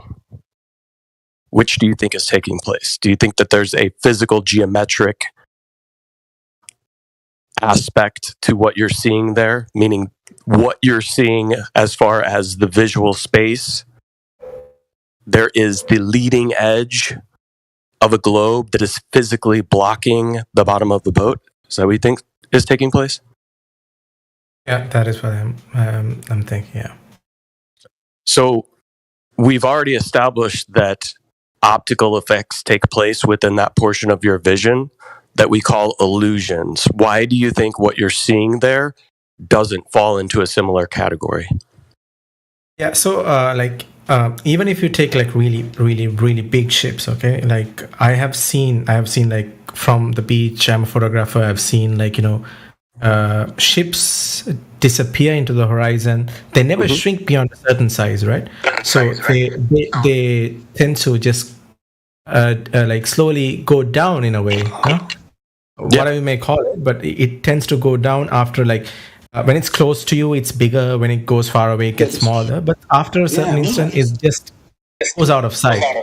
Yeah. And I look at that with my camera lens, which is more powerful than my eyes. And the same thing I see, but a bit more clearer because lenses, focus. I mean, they can zoom in on those. More powerful zoom and focus. Yeah. Carry on. Yeah. So, but the same thing I see with my eyes, but a bit more clearer on my camera. That's what I'm saying. And it keeps on going. It looks like it keeps on going down. Okay. And because it's moving away from you. That's normal. But much more clearer. Yeah. Yeah, that's normal. But the point I'm making is that, let me just get this point out because I don't want him to lose this point. You think it's gone over the curve. That's why the ship is going down. It's gone. I can't see it with my camera. But then you take a more powerful camera and we see the ship still. So it hasn't gone over the curve. That's the bit you're not connecting with. It has You can also wait a minute, please. You can also please hold on. It has not gone over the curve like you think it has. Disappeared from your eye. You think it's gone over the curve. That's your argument or your proof of globe. And I'm telling you that's not proof because we can still see the ship with a more powerful camera, binocular or telescope. We see the ship. So it hasn't gone over the curve. Do you understand that basic English language? It has not gone over the curve because you...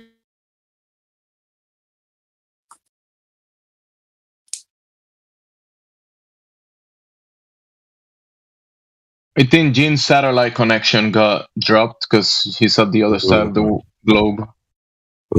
Yeah, I didn't know if that was just for me or everybody. So what's taking place on the horizon, right? We know that there's optical effects that take place. So have you heard any opposing viewpoints to what you're seeing is not a physical leading edge of a globe that is causing what you are seeing visually? Or to be honest, I've been on this crew for a long time. There's plenty of arguments and those stuff, but still, then again, I mean... Do you understand the concepts behind how you see the world, right? So you see the world in a way that I was, taught and learned and believed in a way. Yeah, that obviously affects my... like your visual space. Yeah. No, just your visual space, like in reality, right? How you visually see the world. Are you familiar with the ideas and the concepts that go behind how the visual space presents itself to us? Yeah, so when Gene was talking about, with a powerful more zoom, you can see it even though it goes even further, right? But what I was trying to say there is I don't want to disturb him. So while I was talking, but when I see it disappearing from my eyes at my level, there's another camera with a lens, and I looked at it, and it looked the same, much more clearer, but zoomed in, magnified. Yeah, much more. So my camera is basically what it does. It just magnifies, and so you can see more detail with it, right? If it's a good sensor or whatever, you can see much more detail. And you can bring a little bit more of the bottom back because you are increasing the aperture, so the effect there is going to come back a little bit. But what you're saying is you're not seeing the whole entire boat come back because you're grabbing different optics. Yeah, I would agree with you there. Yeah. So when I look at it and I see it going down, that's how it looks on my camera. Same frame, but a bit more clearer and zoomed in. And if the boat disappears in my eye level, it also disappears on my camera. I can I have a bunch of lenses, and I could I've done it with two bunch of lenses, but then again, I can try it out with any number of lenses. It'll just explain the same thing. It'll basically look same. because no matter how much you zoom or whatever, but you won't, if you can't see it with your eyes directly, if there's nothing there, it's going to be on the horizon. Yeah. Has it gone over the curve? That's the question. Has it gone over the curve? We're getting there, Jen. So I agree with you there, right? So you can utilize other optics and you still are seeing a similar type effect, right? So this goes back to what you're seeing in the horizon and how you visually see the world, how your eyes see the world, how a camera gathers light from the world, and how that presents itself is in a way that is spherical, right? You understand that it's hyperbolic spherical geometry in which you see the world. Are you applying this to what you're visually seeing, or are you just assuming that what you're seeing there is a reality of a physical obstruction that is based on a curvature?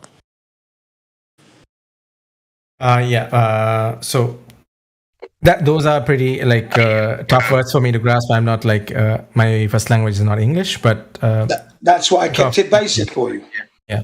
So but Jen, you also said that what I understand from my views is that there should be some kind of a curve, because as Jean said, it doesn't keep on getting smaller and smaller and smaller, and it gets so small it just disappears. This is how you see the world. It's caused by how you see the world, right? So how much have you dug into how the human eye works, how we visually see the world, and how the world presents itself to us within our visual space? Have you done any research into that?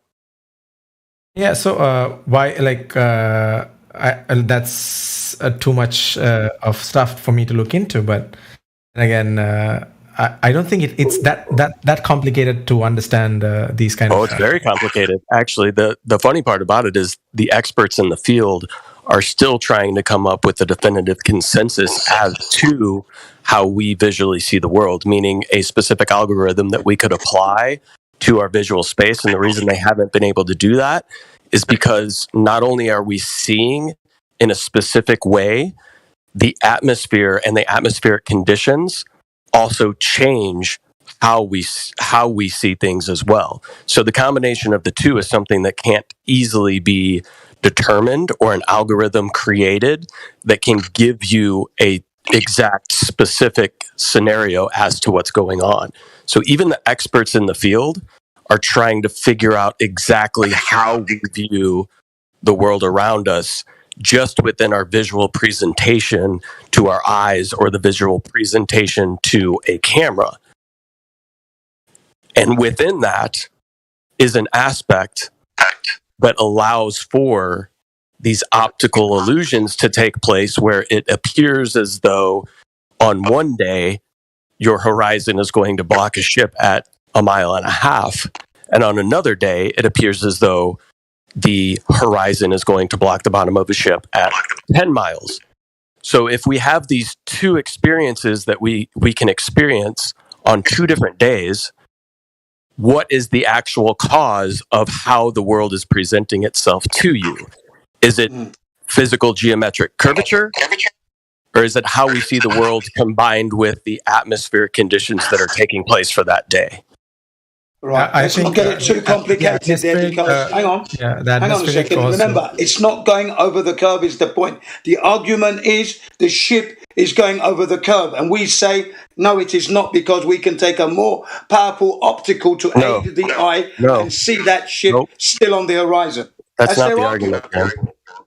That is their argument. It's gone over the curve. That proves their curvature, the horizon. Yeah, but your argument's shit to try to counter it. It's their argument, not my argument. That's their argument, not mine. Like the gentleman said, he can pull out optics and he still sees a similar effect, just more magnified. That's what you said, right, That's sir? correct. But their argument at the fucking very beginning was it's gone over the curve. That was their original argument. So don't tell me my argument shit. And we're getting to the point where my point is it hasn't gone over the curve. That's the argument. Don't argue with me. That's the argument. It's gone over the curve, and it hadn't. Why?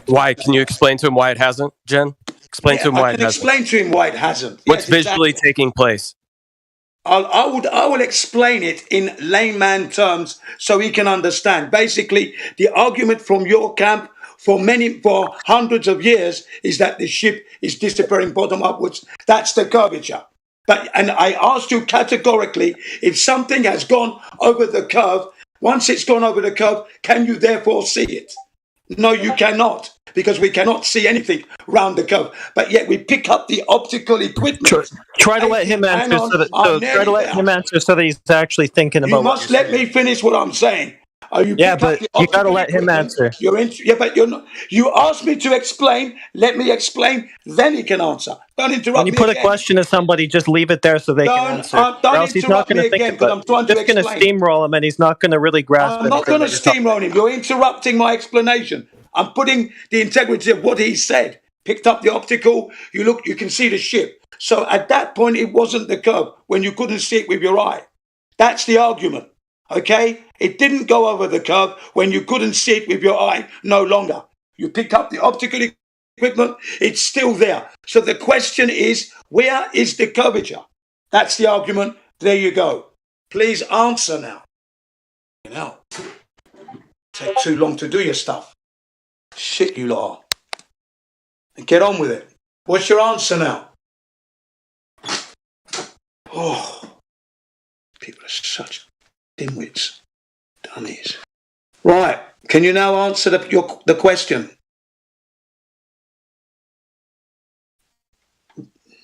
Can you now answer the question?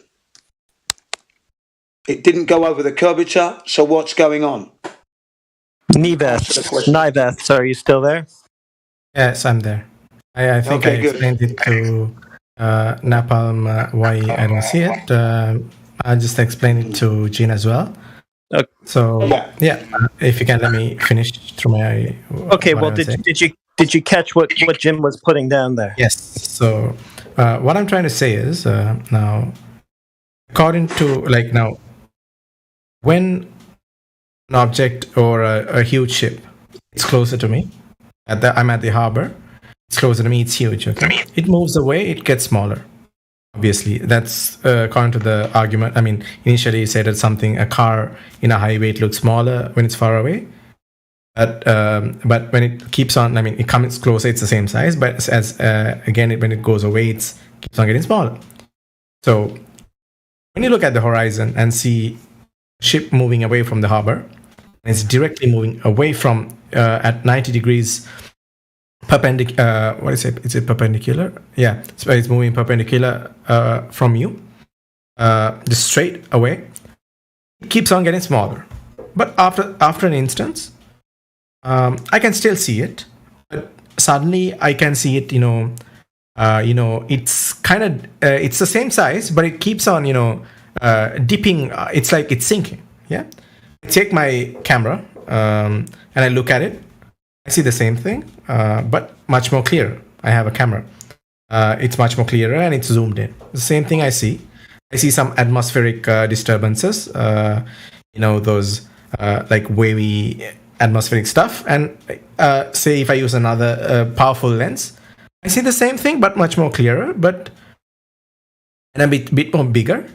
Then again, it keeps on disappearing into the horizon. So I just take my eyes off the camera and I look at it. The ship has disappeared, say on my wheel. I look into both my camera lenses and I see it has disappeared on both my powerful cameras. Right. So his point with that was that there's not a physical obstruction, right? It's just an optical effect, right? Because if it had been physically obstructed, it wouldn't be possible to resolve it again, right?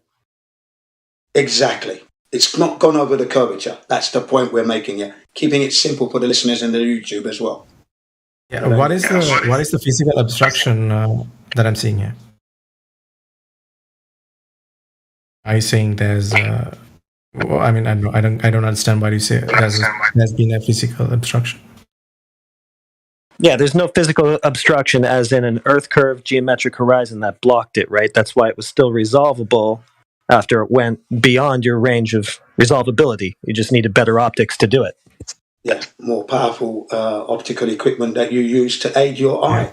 Okay, and then it didn't go. What I'm saying is, it didn't go over a physical curvature earth ball that you think you live on. It didn't do that, did it? Because you could still see it. Had it had done so, you would never be able to see it with the biggest telescope in the world. You wouldn't be able to see it because it's gone over the curvature. Once it's gone over the curve, you never see it again. So the curve wasn't there. You have no. That argument is debunked. Crust, dust, wind, gone. That's what I'm saying. It's not an argument you should bring forward again. With respect, Ben. So I'm a photographer. Okay, so I have a bunch of lenses. I've like at a young age or like sometime in my life, I have looked at this. I take photos of stuff on horizon and stuff. I take plenty of ships or whatever. But from what I've seen and understood is no matter what kind of lens I use, if I can't see it with my eyes, I mean, like for example, I'm not talking about stars or whatever, or the nebulas or whatever, whatsoever in the sky. It's talking about a ship that's disappearing into the horizon. Right. Yeah. If I see it going in, if I see it like dipping under the water, I'm like it's going down or whatever. It's the same thing that on the camera. It's not the curvature of the Earth, though, is it? Because if it were the curvature of the Earth, once it's gone beyond your eye's ability to see it because it's gone over the curvature and disappeared, you cannot therefore reappear it with another camera lens. That would mean that the ship didn't go over any curve. And the law of perspective and angular resolution is on a leveled surface, things will disappear bottom upwards. That is natural law of observation, which you don't seem to understand or you don't want to understand. The fact is it's not gone over any curve. That's the argument. It's gone over the Earth's curvature, and if that was the case, you would never be able to resolve it with another optical equipment, which you're not Sorry, Jim. Sorry. You need to concede that point. You need to agree and say, yes, that's correct. But you're not doing that. You're still offering up some other very, very weak argument, I must say, at this point. Yes. So in that case, you're saying if the further I go, I should basically not see the boat, but then again, as a continent that's really huge, the size of America or whatever, North America. Why can't I see that? Is that because of? That's a foolish question. Hang on, I'm going to answer that question for you. What you've done now is you have just thrown in the towel. You're now not speaking coherently now. You're now displaying this what's known as cognitive dissonance because you're putting in a non sequitur, silly little argument that doesn't help you at all at this point. Okay, why don't you just be honest? How are you going to see North America from where you are anyway? Why don't you be honest? What's the matter with you? What's the matter with you, man? Huh? Honestly, is this how you're going to be after we give you the red carpet treatment? And we said to you at the very beginning, you need to have your honor, your integrity, and your honesty. You're not displaying any of this at the moment. You're not.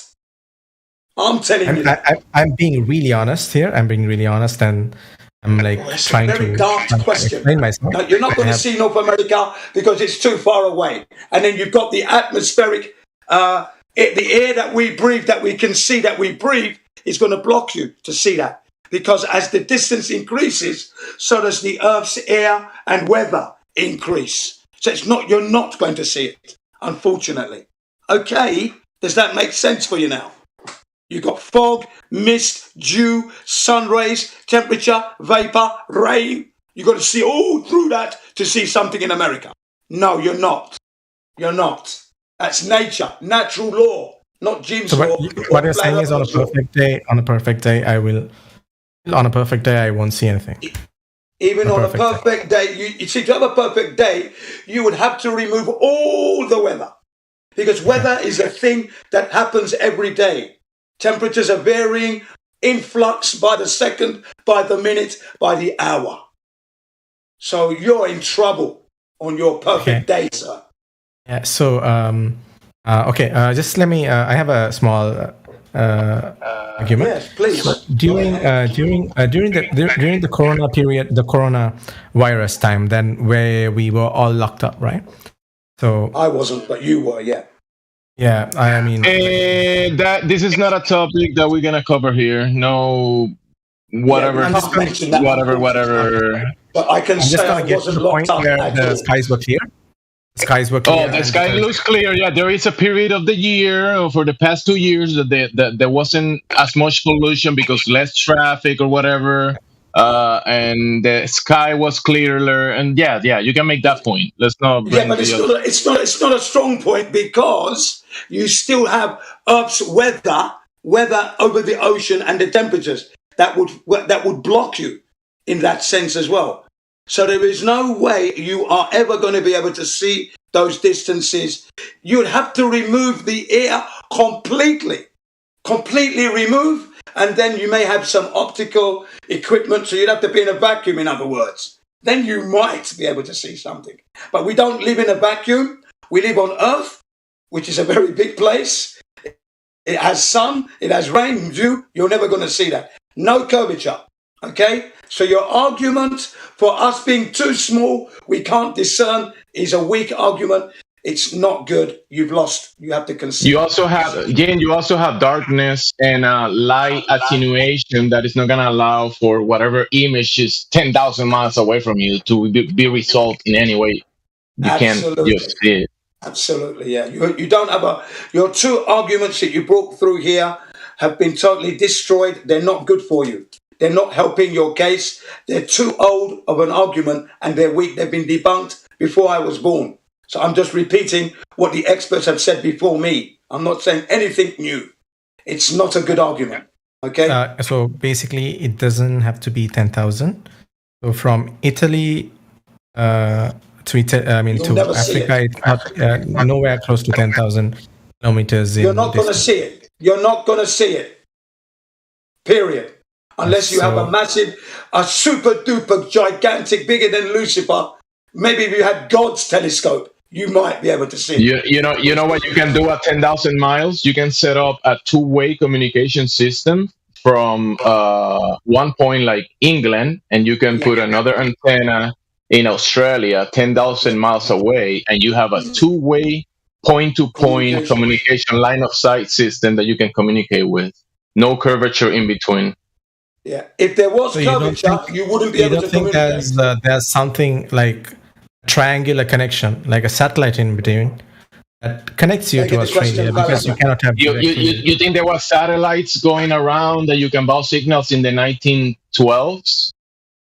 Oh, definitely not. I mean, satellites came pretty much later on. I'm not. Well, there was towers 10,000 miles away, that line of sight, two-way communication, connecting back then. Yeah. Oh, I'm pretty sure it might have been much more different. There might have been different connections, like I don't know, cables, or there definitely wouldn't have been satellites, in my opinion. There would have been wires. The thing Go ahead. Yeah. Go ahead. The thing you're ignoring is that these communication mediums only work on horizontal planes. If there's curvature, the signal would not be received. That's the point we're making. There is no curvature there. For if there was, you would never be able to communicate with New Zealand from England. You couldn't do it. It would be impossible. What if I had a wire? What if I had a wire? Thank you. Wire, a huge wire, like a fiber. Yeah, we do have wires for communication. Yeah, you can have a wire for communication. Yes, you can do that. Fiber was like laid down way earlier than satellites went up. Yes, and that's the main communications. In fact, let me help you there. 10 trillion financial communications happen by those fiber optic cables each day. 10 trillion. And they cover 700,000 miles of the Earth's surface underneath the water, yeah? And there are 430 bundles of such communication cables. Each bundle probably having thousands upon thousands in one bundle, and you've got 430 bundles of them. So we know this. Yeah. This is not new news. This is the main communication. The main, not satellites. 10 trillion financial communications are happening. So what I'm trying to say is, so the fiber cables were much laid before the satellite. So that's why you might have had. Or there might have been other forms of communication that were there. That Australia to UK, the communication would have been made. It doesn't have to be because but we're proving to you that the communications are not following curvature. We're talking about your curvature. You're not addressing it here. You're avoiding it badly. Okay, this is the point we're trying to say to you. You don't seem to want to concede anything. You can clearly see that your argument has been unpacked and explained to you that you don't have one, but you're still trying to hang on to it, which is surprising when we asked you for your honesty and integrity. You want to learn the truth. The truth is the earth is not a globe. You cannot prove it. The two methods you have used haven't been satisfactory. They've been debunked. You've got to try some other way. You don't have any proof. If that's your two best proofs, what other proofs do you have? Because your two best ones were your worst ones. They're no good. Do you have anything else? Stop this. With utmost respect, the way you talk to me, the tone and stuff, it has been like really aggressive in a way. I don't know. This is the sergeant major. You don't have to be that aggressive. You can be much more nicer, and you can like explain it to me. One second. You know, hang on, everybody. Hang on. Hold on, everybody. I would be if you were more honest. You're not. You're not even. When I asked you a basic question, which was yes or no, you took your time to answer. I said yes because I think what I'm answering, because you're gonna counter argue with me. That's why I'm here. You should expect that. So if you want to be cordial and nice, soft, sweet, please answer the questions honestly. And when you're wrong and you know your model is destroyed, concede. Otherwise, I'm going to press home the truth a real Major General. Team CBR1 will be on the ball. Sorry, that's how I am. That's me. Hey, I just want to say that definitely many points have been brought up. Jim was very specific. He brought up the examples. He explained to you how the ball doesn't work. It's not needed. It's not in place. He has questioned your character a few times, and some people question, hey, don't do that. But he has done that as a result of you not even listening to the information that he's been presenting, and also the information that is presented in the VC text that you should probably be looking at. You're just trying to reflect and say, you guys are wrong and you are right. And then addressing that Gene is being a little bit too rude when he's being very precise and very specific about many things, even though he questioned your character a little bit, which is not a big deal. So don't worry about that. Concentrate on the information, bro. Yeah. And concede when you know you haven't got a case. Say yes, you're correct. For if I'm wrong, I always say yeah, you're right. I misunderstood that. Yeah, thanks for correcting me. That's how we have a cordial. You're not doing that. Okay? Don't expect me to be nice. I will be Sergeant Major, Major General, with my boots polished, ready to rumble. If you don't like it, never mind.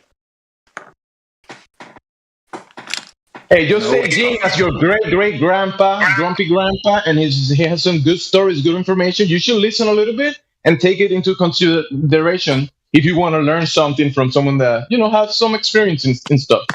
Yeah, 61 years of it. I that's a great example, Jimsy. So, I think, let me think of him as my grandpa. Yeah. So, Okay. A grandpa that can take you out. It's no disrespect. Just think of me as a son or whatever, or a brother or however it is. Yeah. Well, you be my grandson. When I argue with my grandpa or when I argue with my parents, I think of it from my point of view and my perspective and whatever I learned in my time, right? So that's what I'm trying to talk with him. It's not I'm trying to what's the word, counter argue whatever he says. What I'm saying that's what you are I'm not doing. saying he's wrong. I'm not saying you're wrong. I never said you're wrong. You're counter arguing. That's what you're doing. You're counter arguing. And the other thing is, I'm affording you the most highest integral position for you to explain your case. And when you've seen it being dismantled, you haven't conceded. You don't have I'm telling you directly, the integrity of your position is you don't have a case, but you're not accepting it. You don't have it. Yeah, Gene, what I'm trying to say is this is what I've learned so far, what I've understood my entire life. I'm not just gonna say yes or accept whatever you say like in an instant, right? I'm willing to listen to whatever you say. willing to argue about it, I'm not going to accept it like within a minute or a second during this call, because this is my understanding through whatever 20 or 35 years of my life. So yeah, well, a child of 8, 9, 10. A child of 8, 9, 10 can accept it immediately, because their education is less time. Hang on. They've been alive less time than me or you. I'm 61. You're whatever your age. These are 6, 7, 8, 9. So they haven't been alive long, but they understand. They recognize a mistake when they hear it and see it and it's shown. They know, and they've been alive less time than us. You've been alive longer, so you've carried the belief longer, but you seem to have lost the ability to be honest, whereas the children haven't lost that ability. Because when it's been put to you that you don't have a case, and you can clearly see that it's not there, you are mistaken, you're refusing to accept. That's your position. That is the integrity of your position, and I'm not lying. And I'm 61 years of experience. I know more than you. You cannot know more than me, unfortunately. I've lived longer than you. Obviously. You might have way more experience and understanding of how everything works. I never meant to disrespect you. I respect you. I respect whatever you think, whatever you explain. Yeah. Right. So the answer is, the question is, the ship never went over the curve. The answer is yes, the ship did not go over the curve. There was no curve there. The reason I didn't see the ship was because I can't see the ship because my eyes are not capable to focus on that. And by law of optics, things always disappear bottom upwards as they move away from our locale. That's what we all observe. That's the integrity. What you describe, we never see. Sorry. And that's it. It's all about honesty and integrity. You're not showing that. So obviously my patience is going to be worn out. And other people... Earlier, I wanted to point out, Jim, sorry to interrupt you. You were talking about observing a certain distance, and you can bring back the boat with certain optics, right? Even if you bring out the infrared, you can see even further. And the radar system that is at the coast is connecting to boats that are 50, 60 plus miles away. Yeah. And yeah, it's that's line of sight as well. So that was my point about the antenna. I wanted to bring it up because even today, the communication that is being used to the boat, and it's a lot of that is related to a line of sight system as well. Not curving. Jamesy, so you're talking about infrared. So it's a matter of taking. No, infrared was one of the things that I mentioned, but I'm not just talking about infrared. I did mention it. And still with infrared, you cannot see what you cannot see. That's what I'm trying to say. No, what you can see, you won't see. That's for sure. But if you have humidity in the air and you have water, dust, vapor, you have a bunch of things in the air, it's going to block your view, especially when you go with distance and that stuff in the air is stacking up. You're going to see like a lensing effect that is going to block your view. But with the infrared, you can sometimes cut through some of that. So to be honest, with infrared, you can even see through walls. You can see heat signatures of people, animals, or whatever that emit heat, right? That's what infrared is. So even if you use a heat sensor over there, if you cannot see it, it's not there. So it's either disappeared or someone took out the ship from the sea or it went somewhere, right? So I have an infrared camera as well. I don't. Yeah, that's what I'm trying to explain. Do you have any photographs? You want to share with us any photographs you have taken on infrared? Can we look at that? I honestly do not have. I honestly do not have right now. Okay. Yeah, your infrared camera is not. What I'm trying to say is, like a concrete wall, a bunch of concrete walls. You can see people behind that wall. Okay, a concrete. Are you using like a? Are you using like a FLIR camera, or are you using like an infrared camera to see through a wall? I'm not familiar with that word, but then again, what I'm trying to say is, if you can see like using an infrared camera behind walls, whatever, you can't atmospheric stuff. You can basically, through woods or whatever, you can see You can't see through walls with infrared cameras. You cannot, right? Okay, let me check on that. Nope, you cannot. So this is not a good argument because you cannot see through objects with infrared. That's not how that works. Now, an infrared camera can help to cut through some atmospheric conditions for sure, because the wavelength that you're receiving is different than the visible spectrum, at least the human visible spectrum. It'll do it through clothes too, a little bit. Just a tiny bit, depending on the material. In my experience, it could be flawed though. What are you saying? You see through things with infrared? Anyways, No, the shirt, clothes and stuff on the cameras. Yeah. So certain objects you can see through. So But I not don't a- see not a how wall. atmospheric stuff can affect that.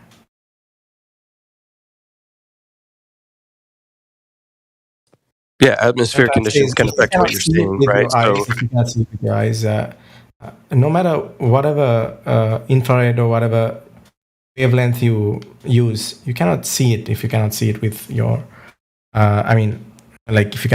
If it's not there, right? right, infrared is going to help you see like in very low light conditions, right? You can see much better in low light conditions with infrared, but you're seeing objects that are there, right? But what we're talking about taking place at the horizon isn't we can't see it because of the wavelength of light, right? It's so due what to I'm an talking about is optical effect. Yeah, Jean brought up the fact that they use some infrared stuff to, with infrared cameras you can see objects in the far. That's what I'm trying to argue with. So, you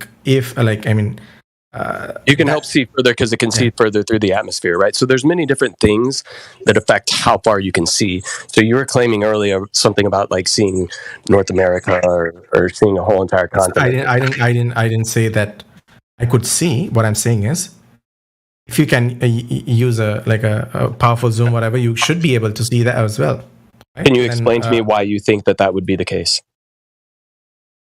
Sorry, I didn't get that. Can you explain to me why you think that would be the case? I mean, if I am say I'm on the edge of Spain and I'm looking at Africa, okay? And if I use a powerful enough zoom, I could see Africa. Why isn't that? Because according to what Jin said, if you have a really powerful, super godlike sense or whatever, you should be able to see that far, I mean, so then why isn't there any kind of a proof or whatever to Well, the lens would have to be extremely large in size, right? Meaning you would have to increase the amount of light. You're saying the lens has to be buddy. Hey, bud. Yeah. If you want to learn something or you want to have a conversation, just let me speak, and then we can go back and forth, right? Like I let you say exactly what you wanted to say. Just allow me the space to respond back to you. Otherwise, we're going to be talking over each other, and we're not going to be productive. Cool? Sure. Go ahead. My bad. Yeah. So when you're viewing things in the distance, right, you can see further when you get a different focal length, right? So you're a photographer, so you understand lenses. So if you're utilizing an extremely good telephoto lens, some of the best on the market, what is the size of the glass that's at the front of those? Is that larger than you would have on, say, like a 50 mil prime lens? Sorry, can I explain that again? Yeah, so a very good telephoto lens that would allow you to see very, very far in good detail. Is the front glass on that telephoto lens larger in circumference than, say, the glass on the front of like a 50 millimeter prime lens? Yeah, so the size of the front element, what it does is it basically limits the amount of light that gets into the sensor, okay? So you can basically use a 50 mm whatever aperture lens, the aperture of that, and still look in really far away as long as you have plenty of light. So if you have the sun shining over your sky or whatever, you can use a circumference of a 50 mm lens at 1.4 aperture, you should be able to definitely see it. Yeah, but obviously, yes, the bigger the aperture, the size of the circumference of the lens, you should be able to gather more light. Yes. Right. Then again, the zoom also depends on the size of the placement the of focal the length, lens. right? So, Yep. yeah. The focal length. So so it doesn't the circumference doesn't have to be big or big all the time. You can still have a really small circumference. Sure. And but your resolution isn't going to be as clear, right? Because you're not gathering as much light. Amount of light, the detail or whatever is not going to be enough. Correct. Resolution is going to be same regardless, but the quality or whatever, the light is not enough. It'll be the image will be darker. Correct. It's like so when we're talking about viewing things in the distance, and you say, why can't I zoom in from like France to the United States or something like that? Zoom in and see it. Why would you think you would be able to see that distance, right? So you have a limit to your focal length, you have a limit to your aperture, right? All of these are limitations as to how far you can see, how much light you can gather, how much information can be presented to you, along with something called perspective, which if you're into photography, you should understand perspective, especially if you're taking pictures, trying to get things in good placement. You understand, looking from the bottom up towards an object might give you a presentation that is more appealing than say viewing downwards at an object, right? So your perspective can change your vantage point as to the subject that you're trying to take a picture of, right? Yes. Yeah. So how does the world present itself to us? So this will eventually go into how would we expect to see a long distance, right? So what we see visually is we see the ground below us appears to ramp up towards our eye level, and it fills our field of view. Roughly just under 50% of our lower field of view is taken up by the ground. And then we have our top portion of our field of view, which is filled up by the sky and the things that are above our eyesight. So if we're a 6-foot observer and we're standing at the beach, the bottom almost 50% of our field of view is filled up with information that comes from an angle no more than 6 feet above what is filling up that field of view. The information above us goes extremely far away from our eye line and fills up almost the same amount of field of view. So these two aspects, the ground and the thing above it, are not in the same proportion. So how we view the world and the way that we view things, if you're looking out over the distance, and you said you've done this quite often with boats and stuff like that, how far do you think those boats are when they appear to disappear? Yes, so I haven't done the measurements exactly. So, by an explanation why I said like from Spain you should be able to see Africa is just by the size of Africa. The entire continent itself, it's so huge. Okay, so but it's not. Hold on, just a second. It's not big vertically, right? So just because Africa is a huge continent does not mean that if I'm going to view it in the distance that I'm able to see it because of how big it is horizontally. That's not going to play a role in it. It's going to be how far is it vertically? You cannot actually say that because when like basically again the globe comes into perspective. So say the land is below the horizon, you're not ever gonna see it, right? So if like I'm trying to hold on a second. Yeah. That's why I asked you how far the ship's away, because where are we establishing what we call the horizon, right? Which is an optical effect. Where is this optical effect appearing to start to take place? I don't know how to explain it further.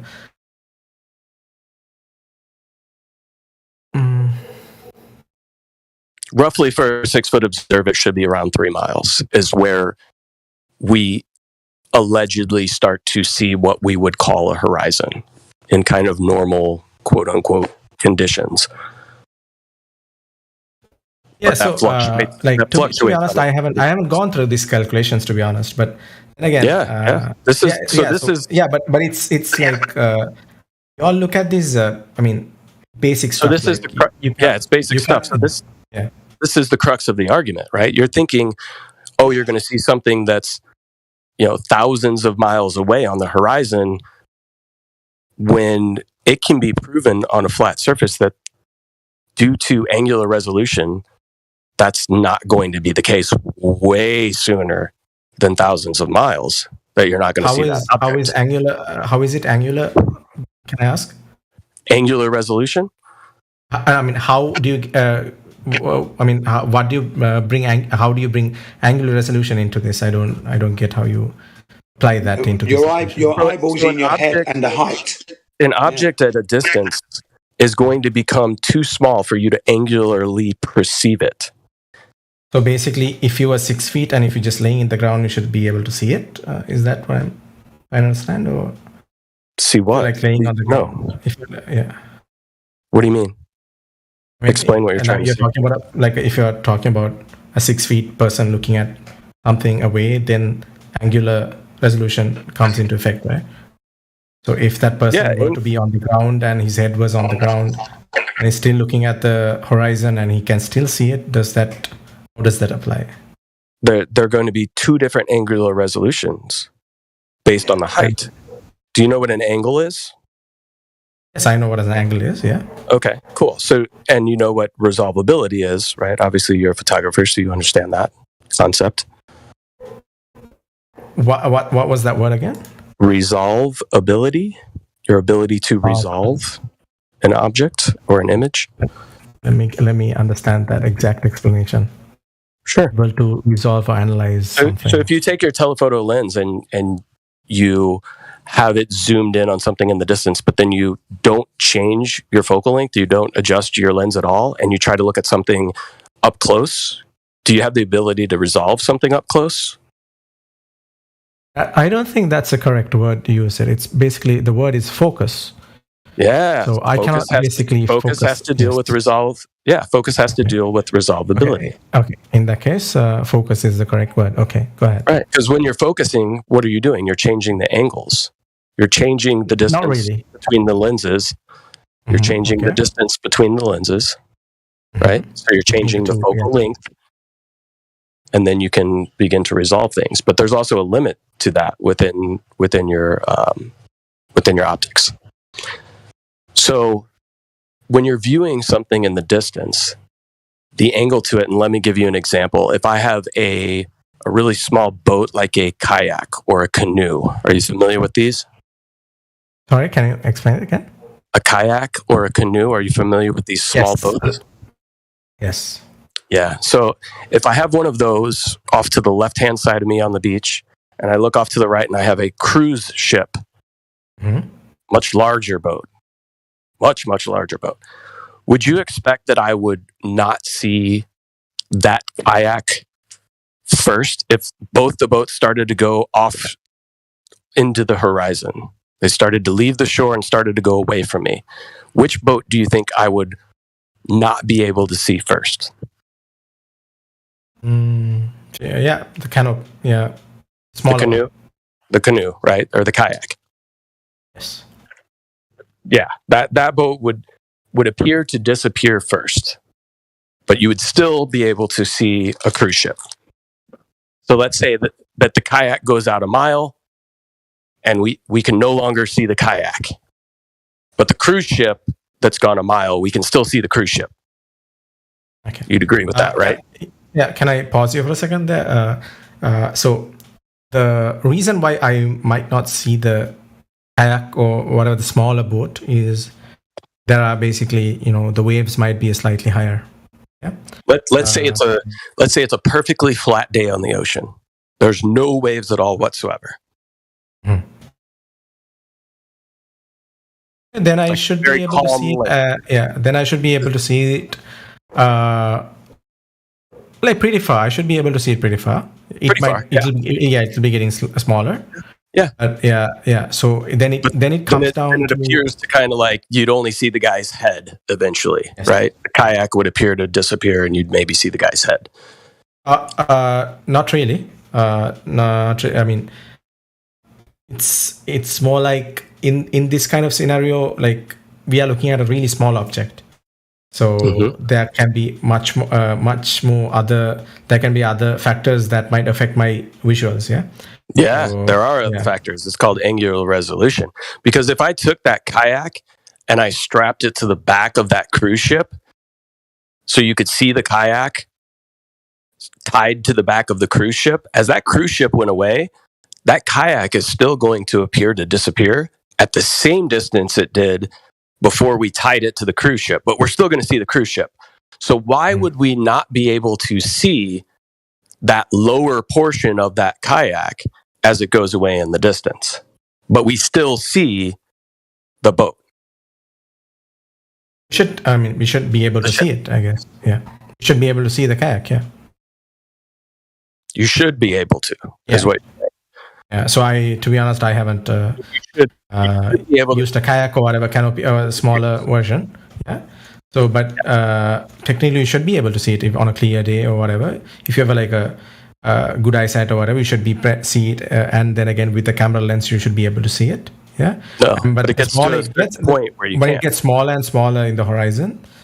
Like, and if it gets so small before it hits the, I mean, it's not that small. I mean, you're not talking about a person's head, or a fish that's like close to the horizon or whatever. No, you won't be able to see it. The honest answer is you won't be able to see it. You won't. It eventually disappears it eventually disappears because the angle that you have from your eye or your optic to that object becomes so acute that you are unable to resolve it.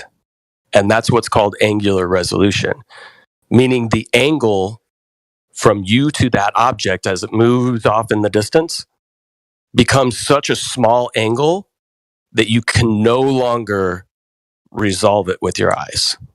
You don't have the ability to resolve something below specific angles, right? Below a specific angle, you cannot resolve something that is physically there, but will not appear to be there due to the limitations of your eyes. And then you can apply that to your optics, right? Now, these angular resolution... How does this work with large objects? We are then again going into small objects, right? We can even talk about a person. It's applicable based on scale, right? So if you are looking at a building in the distance or a boat in the distance, and you are a 6-foot observer standing on the ocean and you're looking at a boat, what would you say is the smallest angle you have to any specific point on that boat compared to the amount of your visual space that is being filled up by either the ground or the sky? What is your smallest angle going to be to a portion on that boat? Okay, so I cannot talk about angles, but let's get to, like, say now you're on the boat or the cruise ship or whatever. No, we're on the beach. I cannot see a person inside it, right? The further it gets, it becomes so smaller. Even the powerful lens I have, I can't see it. Yeah, but we're talking about the bottom portion of the boat. Yeah, is going to be the smallest angle that you have to the boat. So in that case, if you're standing 10 feet away from a cruise ship, or let's say 100 feet away from a cruise ship, and you wanted to think about this from a geometry perspective, what angle between, if you were to draw a triangle, your body being one portion of the triangle, one side of the triangle, the ground being another side, and then your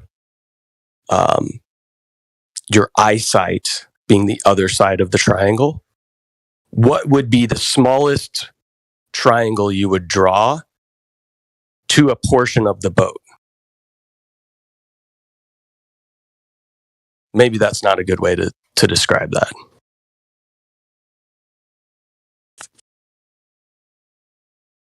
I'm still confused with what you're trying to ask me, but yeah. Yeah, the smallest angle is always going to be to the bottom portion of the object. That is always going really to be acute. It's going to be really acute, and it's going to be yes. small. Yeah. The most acute angle is going to be to the bottom portion of that object, right? And since we have what's called angular resolution limits, you meet that limit first from the bottom upwards, meaning you meet the limit of your vision, your smallest angle, from the bottom up. So that's going to cause unresolvability issues. And that's just on a perfect day, perfect clear vision, no atmospheric effects, blah, blah, blah. But then you mix in atmospheric effects where you have atmospheric lensing, you have magnification things that take place, and then you have an optical corridor that keeps increasing. You're getting multiple lensing effects between you and that object that are taking place within the atmosphere. That's why you can go to the beach and you can see on one day boats appear to start to disappear at 3 miles. And then you can go back another day and boats appear to disappear at 10 miles. And this continues to fluctuate depending on the conditions of the day, the time of the day, the pressure, the humidity.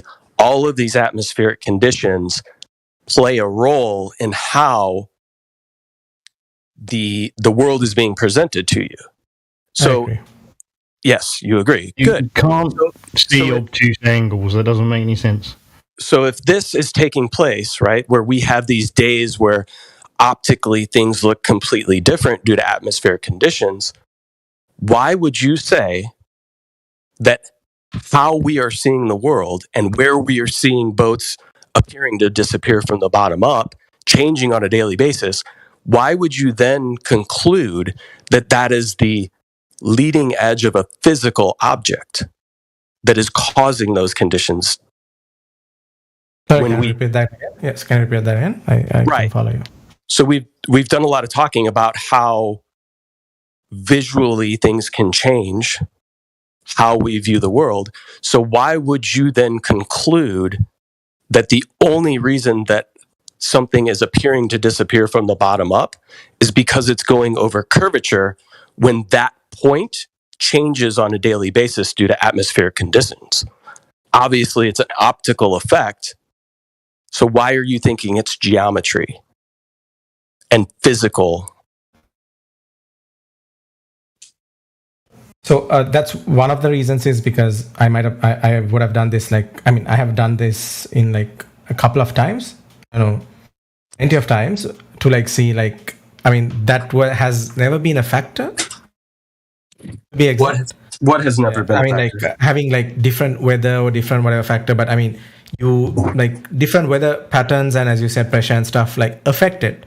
But the way the object disappears in the horizon never changes is right. It's always going to appear to disappear from the bottom up because that's the way our vision works. No, that's I cannot agree with that because it's not always going to be bottom up. If there's mist in the background, it will suddenly disappear if it goes through the mist or whatever, So it's not going to be bottom up in that case. So what we are seeing is it pushes me more towards... Actually, but that's wrong. But that's wrong what you said. That's wrong because it'll always be bottoms up, regardless of the conditions of the weather. That ship will always be disappearing bottoms up. The mist may come in, heavy fog may come in, but then that's a fog that's actually blocking your view. But the ship itself is going to, if you could see through the fog, it's still going to be disappearing bottom upwards. So you're bringing in a medium that, the weather, and that's clearly, obviously, it's the weather. But when you remove the weather and you look at the ship disappearing from your sight, it's always bottom upwards. That will never change, regardless of weather. So that effect, right? That's what Jen is talking about is the geometry of our vision And what has taken place is the geometry of our vision, right? Things appearing to disappear from the bottom up, the way that we have angular resolution limits, the way that we view the world in what we call perspective, the way that that presentation is taking place has been hijacked, and you have been told that the way that you view the world in this spherical hyperbolic geometry is somehow an effect of a sphere below you, when actually it's solely based on how you perceive the world in perspective. So do you think everything happens in straight lines? Do you think when you look out and you're viewing the world that streetlights in the distance are actually physically lower the further you get away from them? From a line of sight, it's like, as you said, the angular or whatever, it's like angle wise it's going down. Then again, it's not literally going down. Right. It just appears as why though it's going down. Why it appears is because it's, what I believe is because it's going. I mean, it can be. It's going further away, and if it's going beyond the horizon, it's going to go down as well. But let's not talk about the horizon at this point. Let's just talk about the streetlights. So let's say we're on a known, perfectly flat surface for a couple of miles, right? We as human beings have the ability to build things flat for a couple miles. So let's say we're on a stretch of road that is completely flat and horizontal, and there's streetlights on it. Those streetlights, do you think that as they go further in the distance, they're physically lower? Or do they just appear to be lower as you look further down? Yeah, with respect to a person next to that light I'm looking at, it's at the same height possibly, and I mean it should be at the height that I'm looking at from so say there's a street light exactly in front of me, and there's a specific height for that. Right. So it appears as though it's going down, even though it's not actually going down, right? Yeah, because everything, whatever line you draw, it'll meet at the horizon. So the further it gets from your point of view, it gets closer to the horizon. So correct. That's why it looks like. So imagine the road as one parallel line, the height of the street light as one parallel line. The further it gets from you, they will tend to get closer from your point of view. Yeah. So that's the reason why you feel like it's getting closer. I mean, it's getting. Just the law of perspective. It's the law of perspective. That's what that is. Angular resolution, law of perspective. When you look at objects at a greater distance, looking down at distance, that's how it is. But the lampposts are all the same size in actuality, but because there's a distance involved, and when you look at things down on a distance, they are going to be smaller. It's not any trickery here. It's just the natural observed phenomena of God's creation over distance. Okay? God created the earth, created us and our eyeballs. So distance there, things appear to be smaller until they come closer, and then they're their actual size. But that size is the same all the way down there. It's just there's a distance involved. Simple. Don't make it more complicated than you need. That's so the problem. Yes, Jim. So like think of it like the bigger the object gets, it's much more different. So that's what I'm saying. So if we were to consider a human being instead of a street light, you will not see him. I mean, you might be able to see him, but then again, you have to use like really powerful lenses or whatever. But in the end, we are looking at really small objects, right? So when I compare the continent, for example, is that it's like in our field of view, horizontally is the correct word, right? Yeah, horizontally it's huge, right? I mean, you should at least see some aspect of it. No, is what I'm trying to say. Like the further it gets, the bigger it is. Taller building, you should be able to see it. Sure, right? Sure, taller, yes. But you're talking about a continent, and you're saying horizontally it's huge. Like, but vertically it's not. And if we know that something, let's say, like a building that's 300 feet tall, becomes so small at 10 miles that it becomes unresolvable, meaning we can no longer see it, why do you think we would see a continent thousands of miles away that has nothing that is going to be taller than 300 or 400 feet? You wouldn't be able to see it. It becomes unresolvable. This is angular resolution again. Yeah, so you understand that, right? Yeah.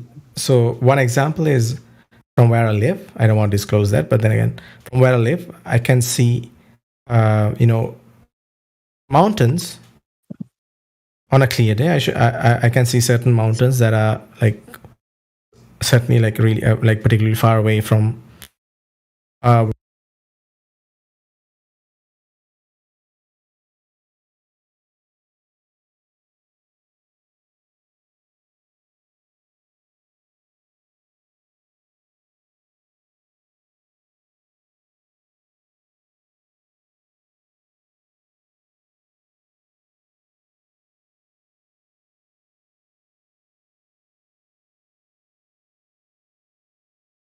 Mic check.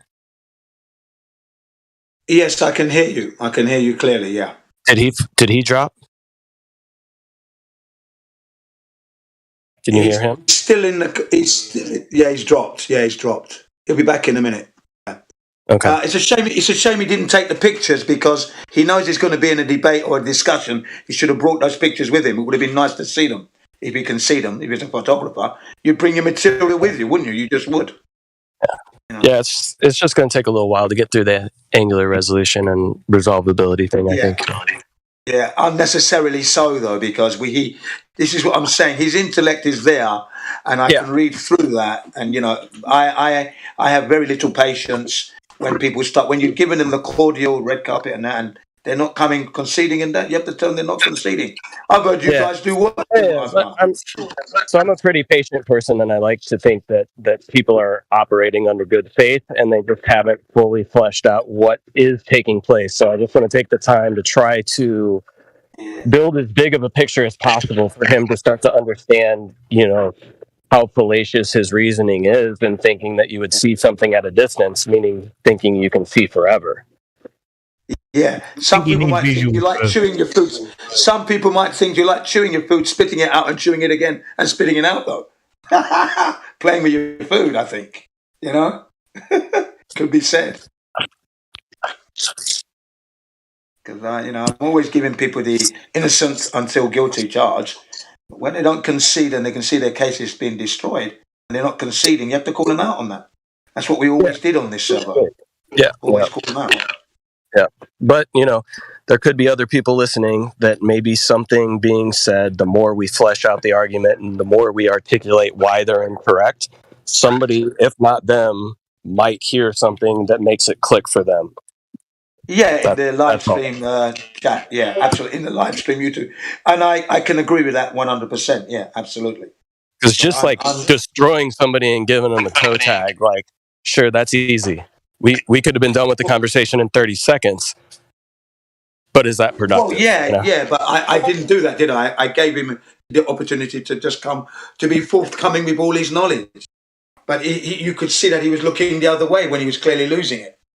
Yeah, well, I don't know if he's, some of these concepts seem fairly new to him. So I don't know if he's actually, even if he's been in this debate for a while, has he taken the time to really look at how the world presents itself to him? I would think as a photographer, it would at least be interesting, and maybe what we're saying but he said no. Right, can spark something no for him. Time when you asked him. Yeah, maybe something will get sparked for him to get some further investigation, right? Because that's what happened with me, It's like... Yeah, that's why I started at the very beginning, that you're going to need to be honest. You're going to need to have your integrity, your honor, and your honesty. I said that at the outset. That's because if you haven't got that, you're not going to be of any good here. And I said, this is why people get... Because he said he got muted and got banned because people got exasperated. They gave him all the cordialness, and he was obfuscating and not conceding and not being honest. That's what he was doing. It's clearly obvious. Don't care what you say. Yeah, he was in the other room, server muted, and I saw him there, and I brought him here. The room was we were talking about remember the whistleblower and stuff, and a few other things. That was good. That, yeah. I brought him in, and we just said hi, and he was pretty polite. It was a good conversation. I mean, but Jin, you brought up some points, and you questioned his integrity a few times, but it was mostly on point. It was mostly on point the whole conversation. Like Heretic brought some good points. I mean, Heretic and Napalm, you guys brought up the specific points. And when he was trying to kind of obfuscate a little bit, Jin kept him on point. That is important, I think. And you guys did, all three of you. Now, I've got a complaint. I appear to be cognitive dissonance. I can't post anything now. Why is that? Why are my posting privileges being removed? Yeah, I'll take care of that. Don't worry, Jim. I'll fix it for you. Don't worry about it. Yeah, because I was trying to post some really good impact video that explains the telecommunications via the optic cables. It's only 15 minutes long. I've posted it in the server before many times. It's a blockbuster one. It's just all over. You can't claim because you were talking. So you were talking to the guy, and you were trying to post some stuff so he can look at, but you're not able to at the moment. Yeah. Can I do that now? 1 second. Yeah, because I didn't like that, and that was very quick. I don't know who did that. It was AI, whoever. That was a bit too quick, I think, for a veteran. 8 years. Hey, Heretic, do you know how to do you know how to give him back all the roles? Because I'm gonna have to just one by one everything again. You guys mess with this stuff way too much. Yeah. Sorry, what'd you ask? And the question is, why would you do that to me? No, he didn't do Heretic. I don't think Heretic did it. But do you know how to return his roles without having to do it? Do I have to do everything manual, one and one again? You have to take the cogdis roll off and put the others back on. Well, damn, I don't know if you mess with this cogdis way too much. Fuck. Make everything. What's the matter with you, silly asses? What's the matter with you lot? You didn't hear me earlier saying we all have to unite and be together. Okay, it's okay, Jim. I'm just. I'll do it manually. It's all good, bro.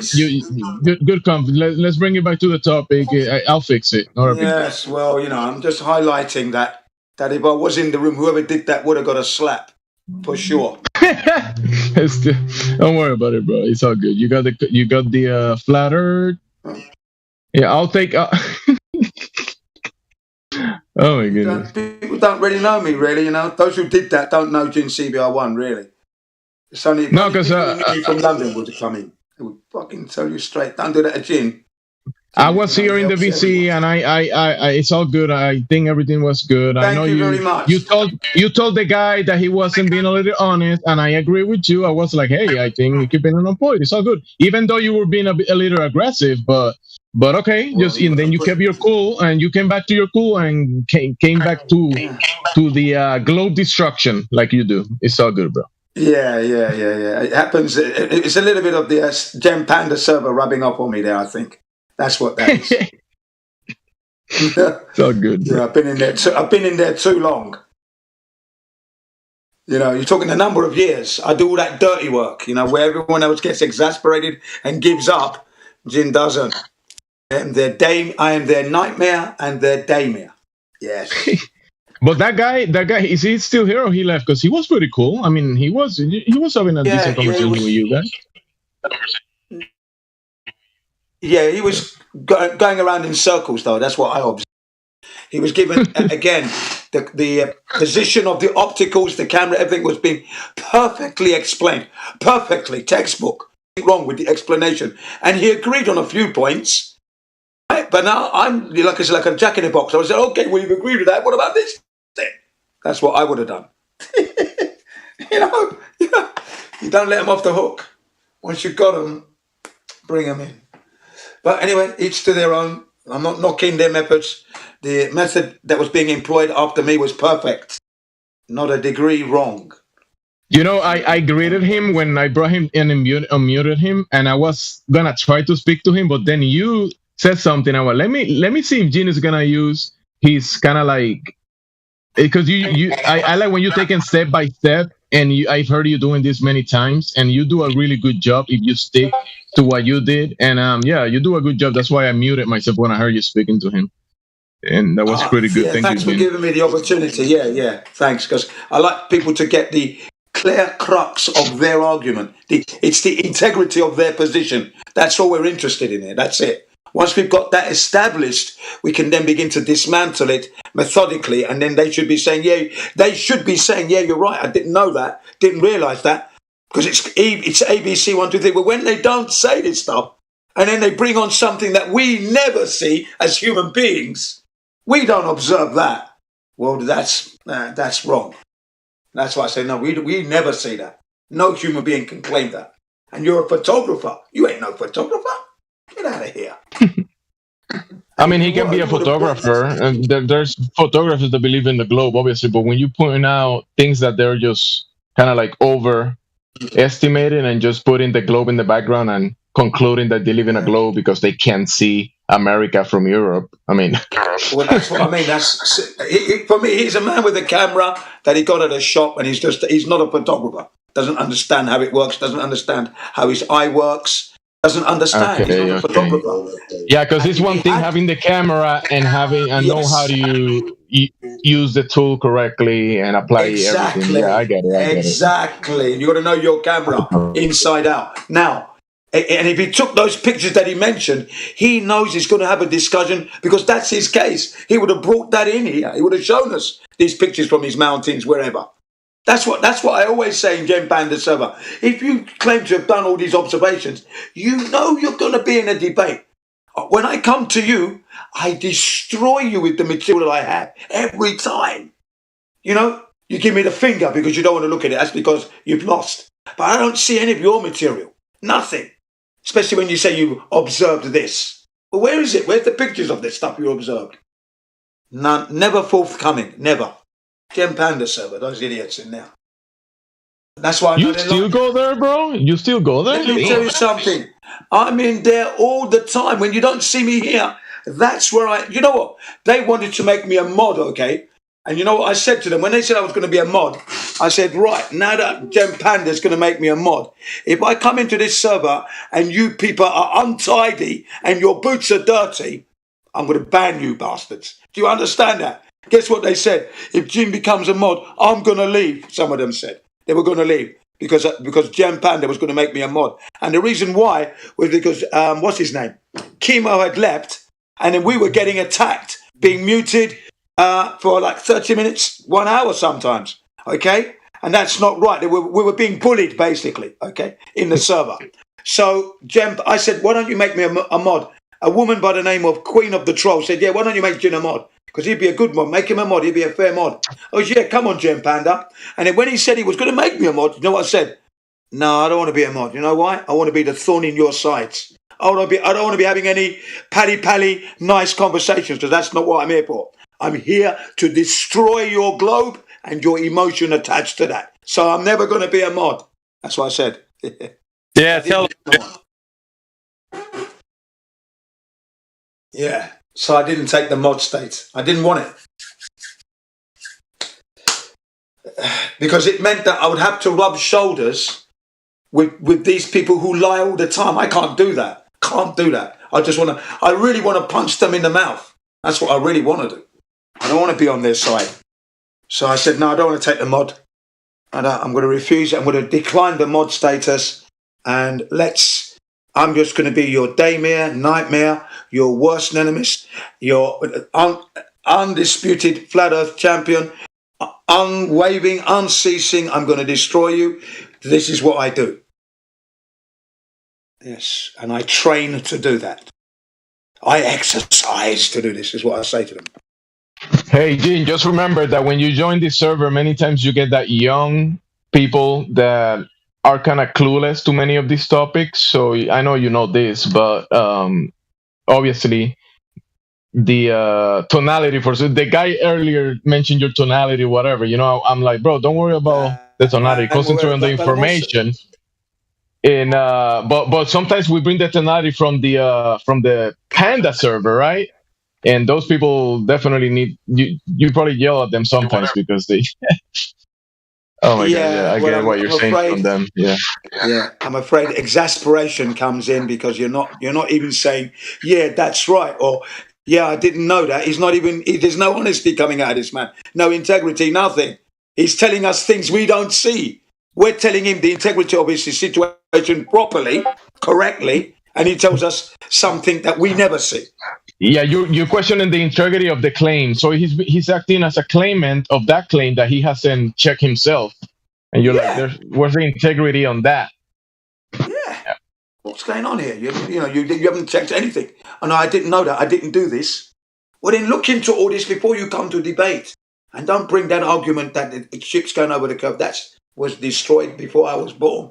That argument was weak before I was born. So, no, don't bring that. And you can't know more than CPR is a thorn on the globe side. Absolutely. That's the way to be. The only way to be. After 46 years of being with the globe, yeah? Remember, 46 years. That's minus the 7 years of being alive as a kid before going to any education, yeah? 7 years. So from the age of 7 onwards, 46 years of globe. At the age of 53, I'm learning that it's a flat earth. That's painful. I don't care what anyone says. That's psychologically painful. It's due to my laziness, mind you. My laziness, because I did like the sciences and that, and I was always watching it, and I was always saying, oh, well done, the scientists who found the Earth-like planet in the Lagrange point or whatever. He said, yeah, they're still keeping it on. Well done. We might find life. That's what I used to say to myself. We might find life in this universe. So I trusted them, gave them all my trust, only to find out that that was misplaced trust in. And you were lazy. Why didn't you check it properly, you fool? 53, now you're learning. Ha! You know what I mean? Yeah. So, it hurts. So I'm going to be the next 46 years is going to be flat earth, and I'm the thorn in the globe's arse for sure, and in their face. And I'm going to be dying very, very slowly. I'm not going to hasten my demise anyway. Exercise, good food, good living. I'm going to be a noisy bastard for the next 46 years regarding the medicines and this flat earth truth. Yeah. I'm going to go into caps. I'm going to be shouting out, Chiku wa taira yo. Taira this. The earth is flat, everybody. The earth is flat. Yeah. Guys, thank you, Gene, for doing something like that. And I know you do class. You live in Japan, and you are kind of like a teacher. You teach you teach people. Yeah. And the guy that was speaking to you, that's why I wanted to mention the position that, hey, bro, he's just he's trying to inform you about something. So just try to listen, even though the tonality. And I compare you to a grandpa, right? Oh, think about your grandpa, right? Yeah. You listen to your grandpa, right? And it's okay, right? Because he's a young guy and he doesn't want to listen to the old guy. But he's not just an old guy.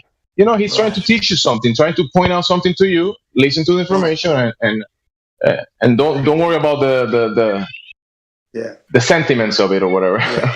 I'm actually teaching the youngsters that, like, if you've only lived 7 or 8 or 9 years, can you know more than me? And I'm 61 years into this living. Can you know more than me? No, right. So who has the most information, the most data to download? Who has it? The old people or the young people? The old people, right. So how are you going to learn about the past? You weren't there. How are you going to learn? You're going to learn from the old people, aren't you? Right. So make sure you talk to a lot of old people. They have a lot to give you, but because you think they're old, you don't want to talk to them. That's the bad move. That's what the governments want you to think. They want you to think that the old is not worth anything. They have all the information that you need to beat this system. Go and ask them, and they will tell you. That's what I say to the youngsters. Especially when I say the youngsters now, junior high, high school, university students. That's what I tell them. The psychology is the old people have the information you need to know. Even though they're old, they're carrying that information. So tap into them. They're going to tell you. Just like I'm telling you now, you cannot know more than me and you never will. Because I've lived longer than you. So that's a blowout. So you best pick up what I'm putting down, downloading. Yeah, and if I'm wrong, then you can come back and discuss that, where I'm wrong. That's what I say to them. And they think, yeah, I never thought of that, Shinakata sore, in Japanese. They're beginning to see that the way they're living was just one way and they weren't checking. That's right. So they're teaching you things and they're setting you up to be a certain position, a certain person, but you must always be your own person first. Okay?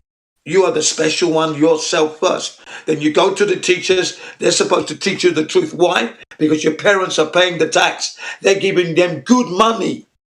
Okay? And if they give you bad information, that teacher deserves a kick in the nuts and a smash on the jaw. Definitely. Because they gave you the wrong information. They should have checked it. So if you slap them, that's what they deserve. Right, especially with the shape of the earth and going to space, we can't go there. Look at the trillions of money that children not yet born are going to be paying this bill because nobody cares. Everybody's sleepwalking at the moment. So a massive financial debt is waiting for those kids not yet born yet. You see how bad it is, boys and girls? Yeah.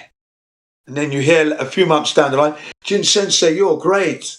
I said, thank you, we're all great. Let's all be great together, yeah? That's why I came to Japan. So I say to them, that's why I came here. Yes. So yeah, thanks for the words of confidence and encouragement. Brilliant. Didn't like the cob dish though. Bless you, Jim. Hey, if we talk to the whatever that guy's name at the bottom of the chat or girl, I'm not sure. Yeah. Who is that? That's Sasha. I see a Sasha there. Oh, it's Sasha? Yeah, I see Sasha. Sasha was there. Can't recognize, man. Yeah, it's nice to have the female voice in the servers. It's nice music if they could come in and speak of their experience. One of them today said that they had to wait for all the bullshit to find the truth of the flat earth, and I thought, well done. It shows that the algorithms are still there messing things up. But Fortitude came through and she found us, and that was good, listening to her story. Brilliant story. Hey, don't forget it's Saturday, so Saturday usually is kind of busy. Well, usually. We get a lot of traffic during the night. Sunday here, boys and girls. Sunday for me. I'm into Sunday already. Coming up for 4 hours into Sunday, approaching 1/4 of the day already. It's raining. But it's warm rain, not cold rain. Tropical rain, really nice.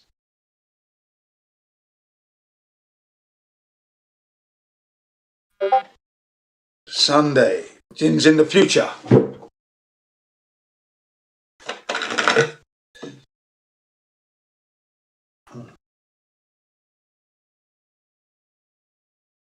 Yeah.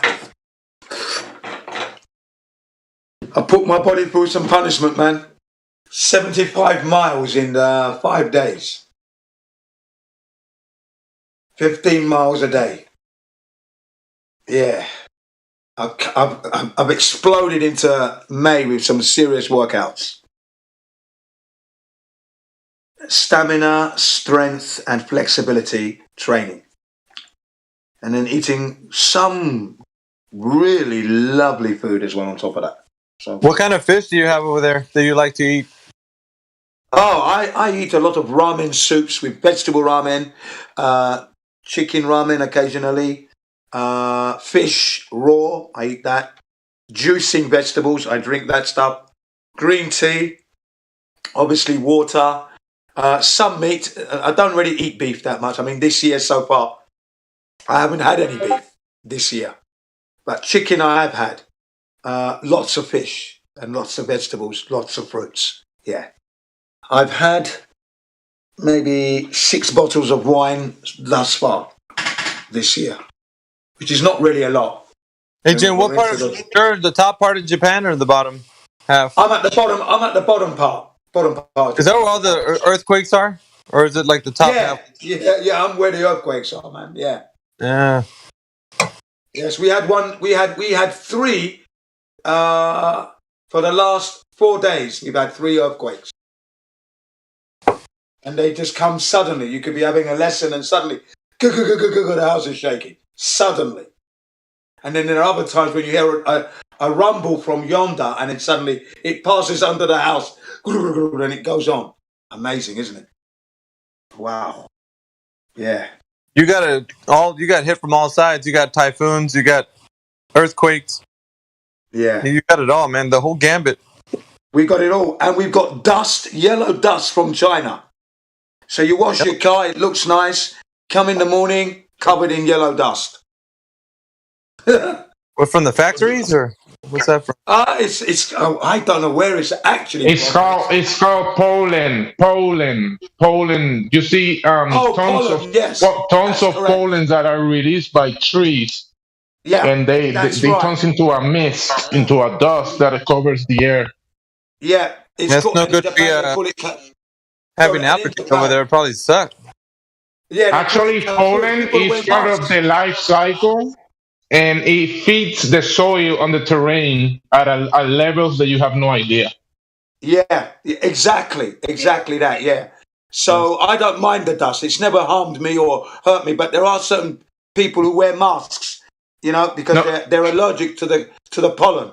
Okay. No, the problem is that the pollen naturally will filter into many organisms, like plants and even people when they breathe it. But when it's combined with dirty air that has other molecules that attach to the pollen, then people breathe that in, and that might cause problems. It's not the pollen itself causing damage, because pollen actually is a super nutrient. It feeds plants, feeds animals, feeds a lot of different things. It's part of the life cycle. It happens multiple times a year in many regions of the world. Yeah, most people end up with itchy eyes. Okay, in Japan they have itchy eyes and blocked noses. Okay, that's hay fever, we call it. Hay fever, okay, capunccio. So they're walking around with their eyes big like golf balls, nose totally blocked. Yeah. So for me, in order to alleviate some of my students' ailments, I provide them with aromatherapy, eucalyptus, so they can breathe and it unblocks their nose, yeah? I do that. Special service in the classroom. Boiling hot water in a silver bowl, stainless steel silver bowl, and then we put 3 drops of eucalyptus, boiling hot water, and that infuses the room, and they start to breathe and feel good, yeah? And then those with the itchy eyes, I open a bottle of bottled spring water, and they can wash their eye out with the eye wash cup. Go ahead. So I do that for them through the hay fever season. Yeah. And it works. They feel comfortable and, they're being relieved. That's it. I did it for my wife, and one of my son has it. Yeah. I'm the lucky one. I don't get any of those allergies. I'm so glad, man. Wow. So glad. I feel terrible with a blocked nose and itchy eyeballs. Yeah.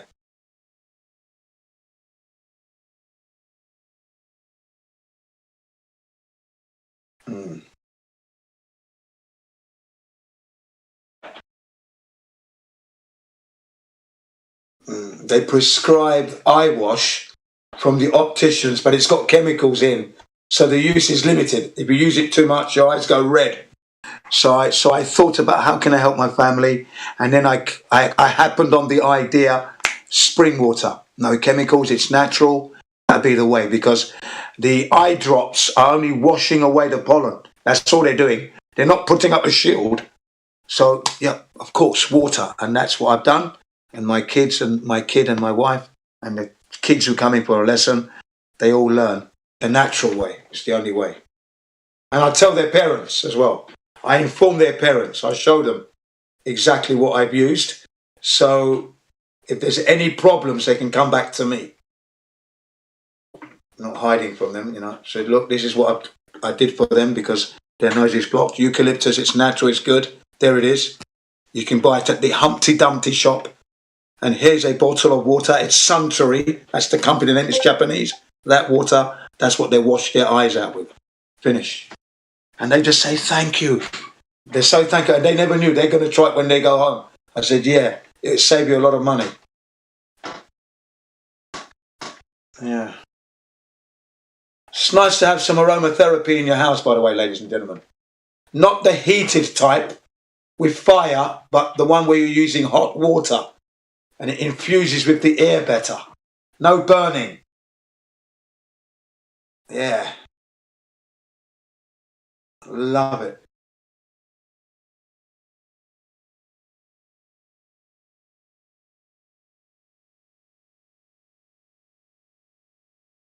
Yes, back in the day, people used to put their heads in hot buckets of water, breathing in the steam coming up of that to alleviate the cold, the catarrh and the blocked noses. Yes. Catarrh, you haven't heard that for ages, eh? Catarrh. That's when you've got a cold. Not just influenza, but a catarrh. Wow. Yes. Images of blocked noses, people can't breathe. Yeah, not good.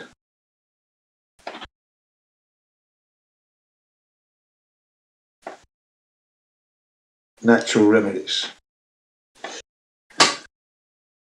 Everybody's gone quiet again. What's happened?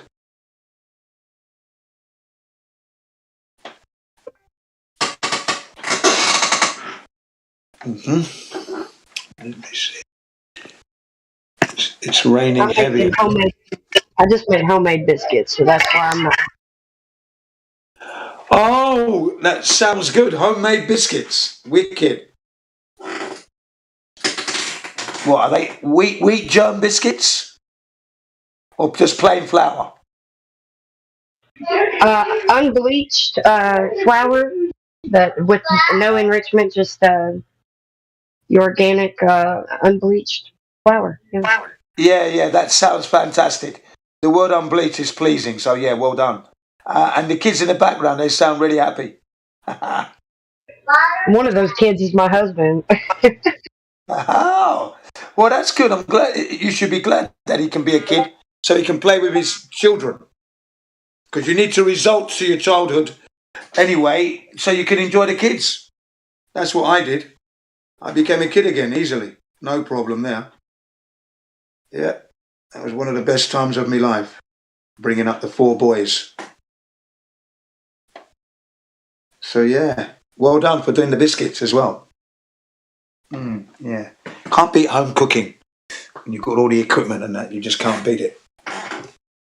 And I like to cook things slowly, no panicking. Just let's get it going nicely. Don't waste the heat. Don't overcook the product you're going to eat. Yeah. Succulent, juicy, bursting with energy. That's it.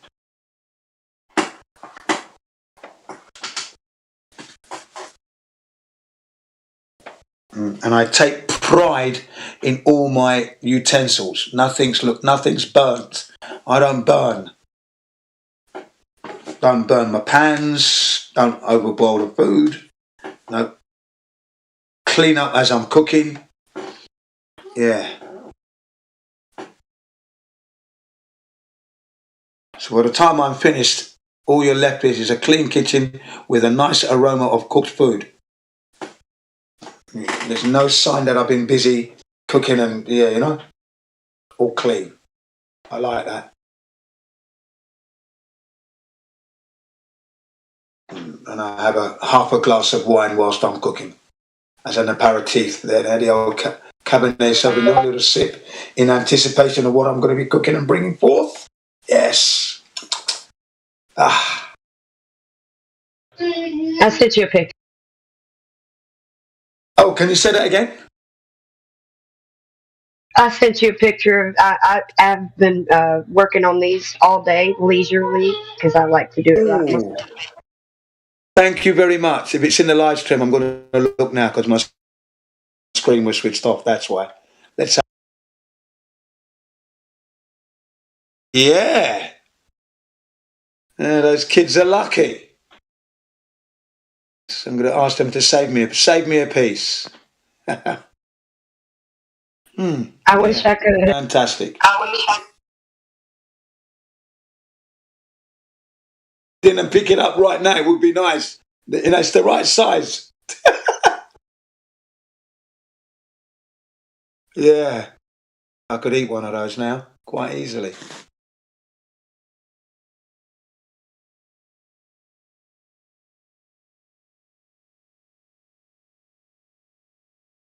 So you must have a good oven then, yeah?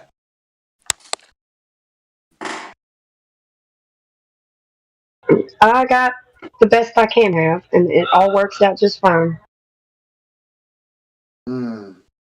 Is it a gas one or an electric one? What you got? It's an electric. Wood stove. But it's Is it electric? Yeah, but it's a wire top. Like the burners are wired. Yeah, burners. it's like a heating element. Yeah, I know. I see what you mean. Yeah. Yeah, that's all right. It's like a grill, like you said. Yeah. Yeah, I don't have an oven here, unfortunately.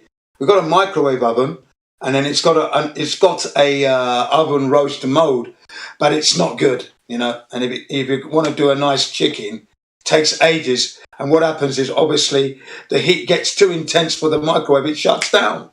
Damn thing. You know, you can do your little chops and that slices. You can't do a whole chicken though. Bloody ridiculous. So yeah, I do miss an oven. I do miss an oven. I used to make some nice roast dinners and quiche Lorraines, Yorkshire puddings. I used to do a lot, man. Yeah. People used to say, bloody hell, his quiche Lorraine's perfect. Look at that. The women, you know, surprised that Jim can cook. I goes, yeah, look, I like to eat well and I don't waste any energy. This is economically cooked. Yeah, note how clean the thing is. Yeah, no burning here. Don't offer any burnt offerings. None of that. I always said to them, cooking is good heat management. That's what it's all about.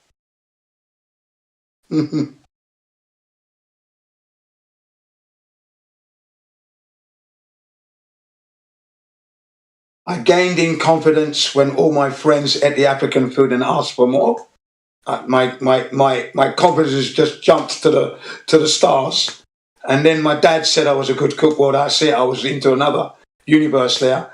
And then of my wife and my kids now, they love the cooking and food and that. So yeah, man, no problem.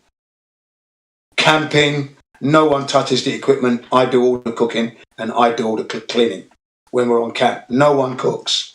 No one's allowed because I know they're going to overheat and burn everything. So no, you don't touch the stuff. Daddy's going to do the cooking. You got to be patient. But you know it's going to be good though, yeah? Yeah. And the other campers are walking by, sneaking a look, sneaking a sniff. Yeah. And then I invite them in. I says, yeah, come and have a look. Look at this. Yeah, these are the herbs that I use. You know, oh, that's what that smell is. Yeah. Taste it. What do you think? Yeah. All right. I take your dishes and I take them to the next level. Andebayo?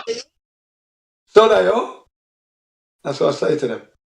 この外人はあなたの料理をもっとレベルアップするよ。もっとレベルアップする。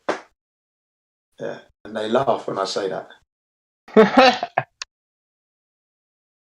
Yeah, on camp, yeah. You know, when you go on camp, you do meet the nicest people, especially, you know, the Japanese are nice anyway, but on camp, they're really, really down to earth. They've got no worries talking to foreigners and that. They don't get a chance to meet anyway. But when they do, they just welcome you all the time. You know, send their kids to play with my kids. Oh, brilliant. And then we exchange food flavors. Yeah. Yeah. It's all good.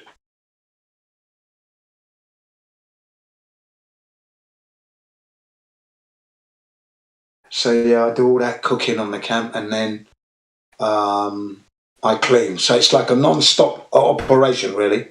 Because once I've cooked, I've got to get it all cleaned up, ready for the next meal. And then prepare that next meal. So I spend on camp, having set up the whole thing with the kids, of course, I spend 75% cooking and preparing. In the free time, the 25% is obviously the free time, bit of canoeing and that, or jet ski, borrowed from my friend years ago and that, you know. But so I might play for about an hour hour and a half, and then I'm back in the tent, back in the kitchen and getting it all ready because the kids are always hungry. They want to eat something.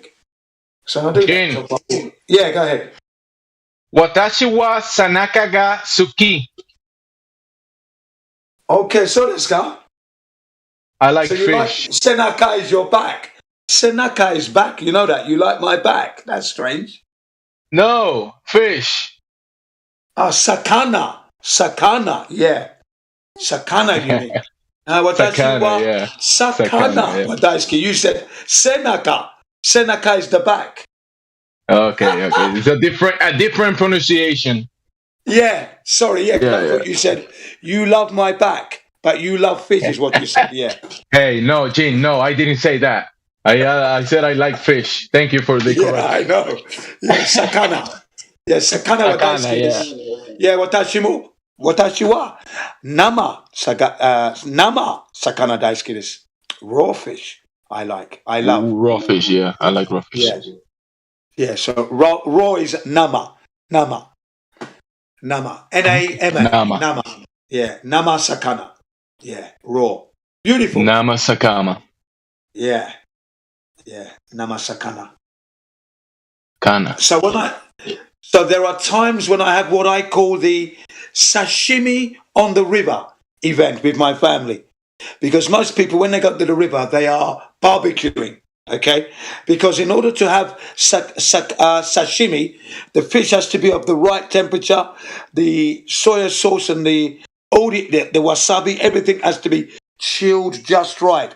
So what I do is I've got a big ice box, right? A camping one, big blue thing, right? And I put everything, all the fish in there with ice blocks. These blocks that you freeze, and then you put them in. They're designed to hold these ice blocks in there. Then I ram a towel in there so that the temperature doesn't leak out or rise, and then lock it down. Click, click, click. That includes the knives and the plates. Put it in the car. The other ice box have got all the juices and the drinks. Here we go now. We're off. The shandies and that. We go to the river, set up everything, canoeing away, and then I start to slice the fish and get it ready. And then I've got a little crowd of the Japanese kids and their mums watching, and their dads, and the look on their faces. It's like the look of disapproval, or what the hell is he doing? Because they're seeing me slice the fish, okay? Then I'm not using soya sauce, because soya sauce is too salty, way too strong. It's overpowering, over dominant.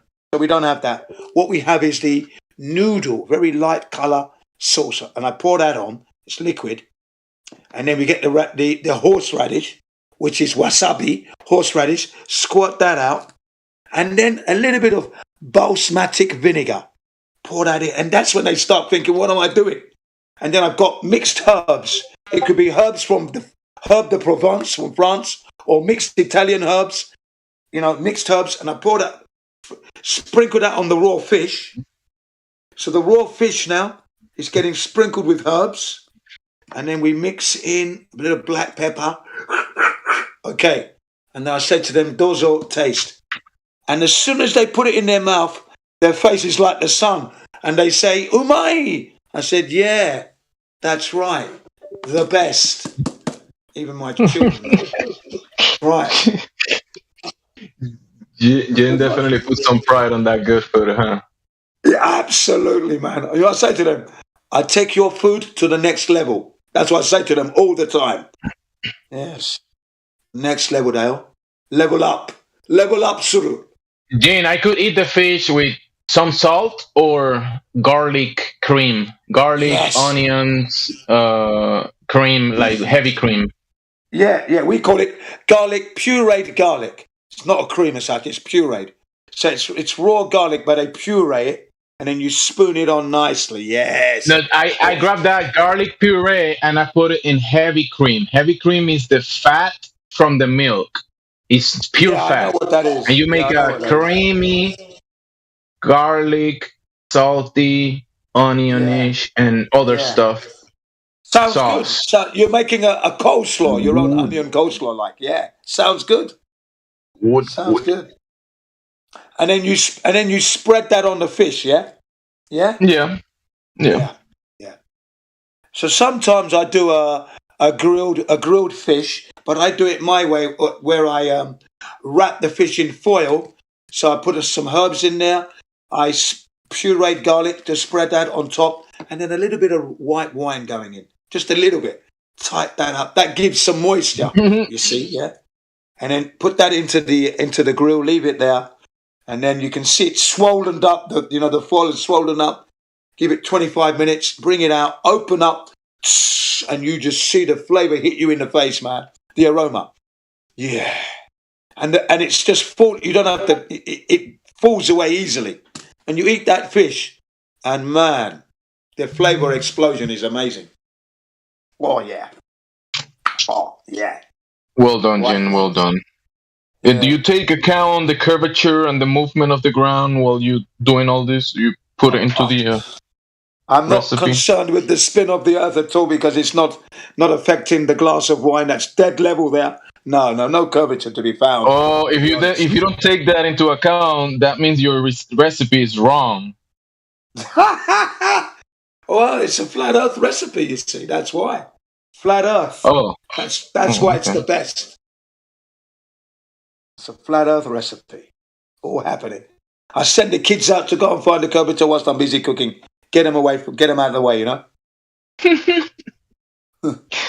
boys, go find the curvature. Yeah, otherwise, if you don't find the curvature, you can't eat. Yeah, you're not eating if you don't find the curvature, so go find it. Then they come back hungry and you're all right. You can eat.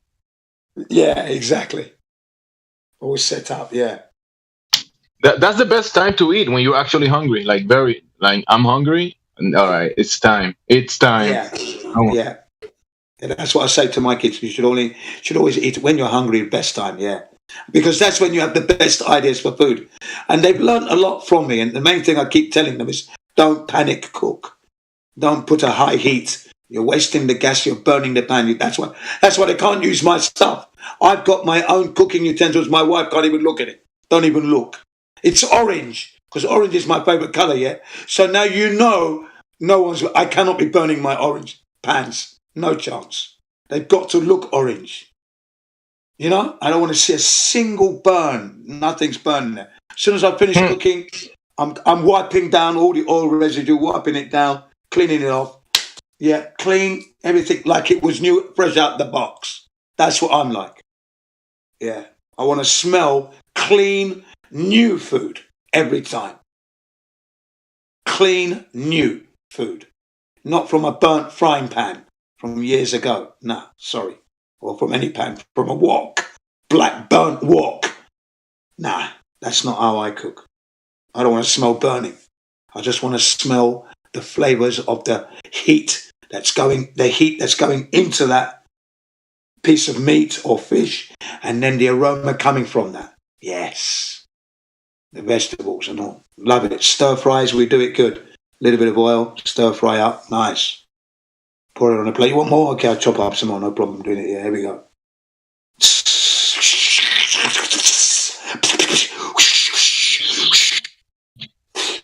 A little bit of sauce on there. Damn, Jim, you're doing some Japanese cooking there. Yes, I'm doing some serious cooking there, boy. It's a mixture of African, European, and Japanese. So I've got some skill, man. Got some skill. You probably could open a place and make more money than being a teacher, no? It's probably. I'd love to do that. I really would love to do that. Yeah, it's obviously getting the staff and it's money, but I'd love to do that. I really would. That would please me. That's why I do all the cooking on camp. You know, I'm really at my best when they're, I've got my glass of wine going. Everyone is happy, and the wife doesn't have to do anything. I don't want them to burn anything, lose anything. No. So don't clean. I'm going to clean it. I want it cleaned properly. When you go to these campsites, you're cleaning with cold water only. And it's generally coming from the mountains sometimes. So it's stone cold water. Now, when you've got grease, cold water doesn't cut grease very well, does it? Yeah. So I boil some water in my pan and bring that to the cleaning area. And now Jin is really living it up, yeah? You know what I mean? I've got my gloves on. I'm using just a little bit of washing up liquid. And then, biodegradable. So there you go. And yeah, I'm the only one that's organised like that, with the gloves and the sponge and the towel that's in my pocket, and I towel down everything. So I wash them, rinse them in cold water, wash in hot water, clean everything, and then I dry it down, and then you see me smelling. I don't want to smell anything. When I smell nothing, I know that's clean. No one's going to get a tummy bug, you know? Like that. Keep everything hygiene right up. Yeah, and I go back into the tent. We have 2 sleeping tents and a dining tent. Yeah. And the dining tent has the mosquito net and that, because my wife doesn't want the mosquitoes coming in. Okay, fine. Let's put the mosquito tent up then. Nice. That's the kitchen. So you got to the left is a sleeping tent, to the right is the sleeping tent, and in the middle is the kitchen. The dining tent can seat 8 people. So if you have an unexpected guest, can come in, sit down and enjoy. Yeah. Love all the chopsticks and the knives and forks. We've got it all. Yep. Beautiful plates, nice cups for the wines and that. Yeah. Love camping, man. Just love it. And then I use a gas cooker when I'm cooking. That's the other thing. Gas cooker, so I can get some really good results. A 2 twin gas hob. Yeah. Yeah, and that's that. You know, cooking on an open fire, you've got to be quicker there, and the heat is intense. You've got to be quick all the time. You can't go away. So that's more labour intensive. But we've had to do that. Jane, all you need is the wood, rocks. You heat up the rock and cook on top of the rock. Yeah, I'd love to do that. Exactly. Cook on top of the rock, or better still, you dig a hole and you put all the heat under the soil and put the food in and heat it up that way. That's a nice bit of cooking as well, I've seen done. Yeah. Just kidding. Just bring the pans. You can bring the pans and heat with the wood, and yeah, you can still use that. It's all good. Yeah, it's all good stuff. Yeah, I love it. Yeah, that's good stuff. So I've cooked over a log fire, if you will. I'll be back. Open fire, and I love all that. But the best is obviously the gas. Got more control over it. And then the utensils can survive. And I'm the one that's having a bliss. Some people are walking past, snipping up. I said, yeah, taste it. Yeah, go and have a look at it. Yeah, nice, isn't it? Yeah, the best. Keep dropping that on their heads. Next level, mate. So whenever there was a barbecue that I went to, you'd always find me by the grill. I'm there, turning over the vegetables, the onions, the green peppers, red peppers, the hot dogs. I don't eat them, but they eat them. Hot dogs, hamburgers, yeah. Yeah, turn it over. Don't burn it. Yeah. Okay, come and get it. Come and get it.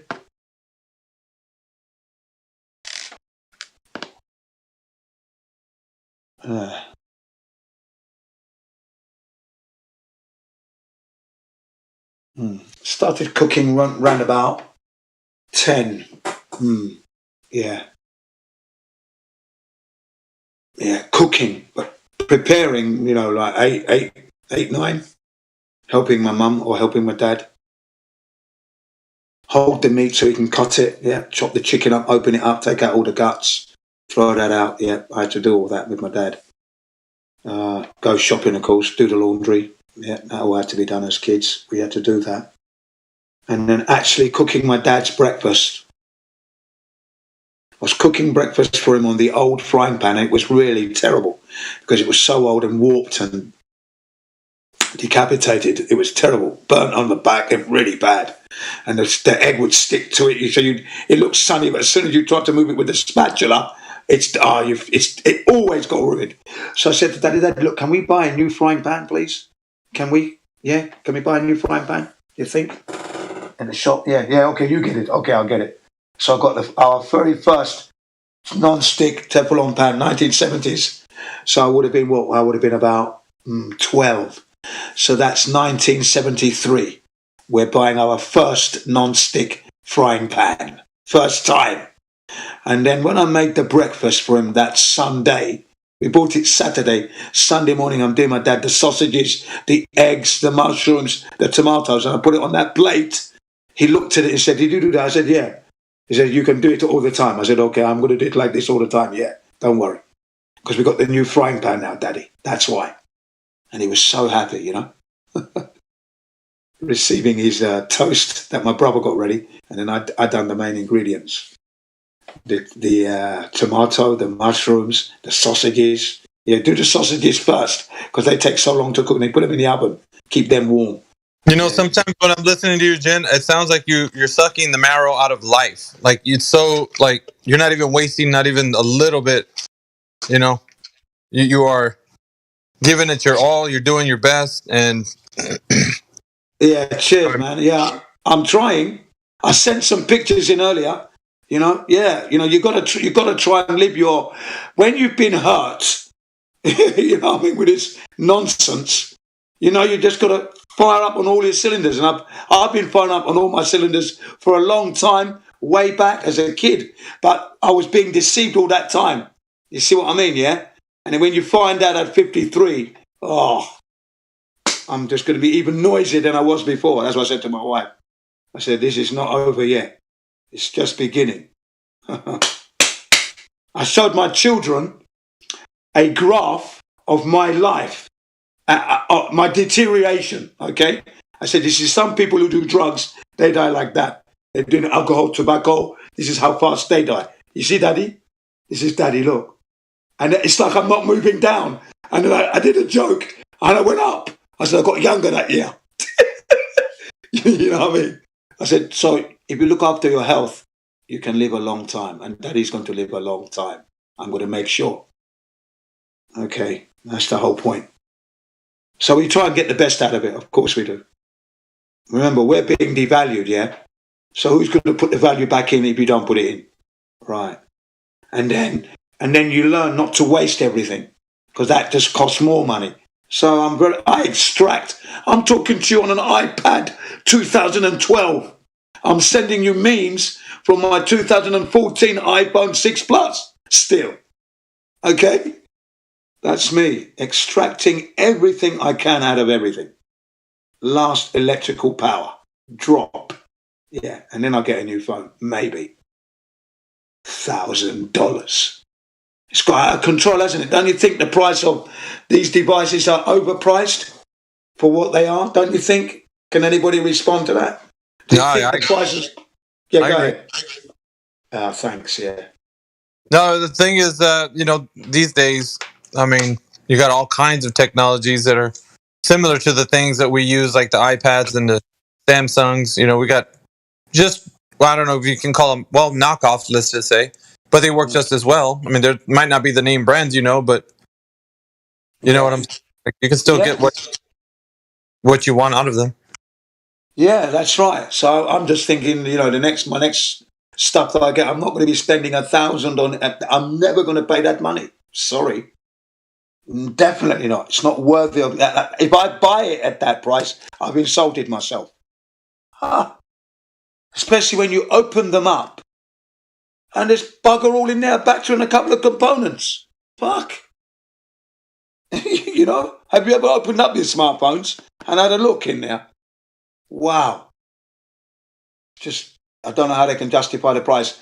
And you know what I want to do? I want to take my iPhone 4, right, my iPhone 4, go to China and have them customize it so it's up to date, but keep the same size.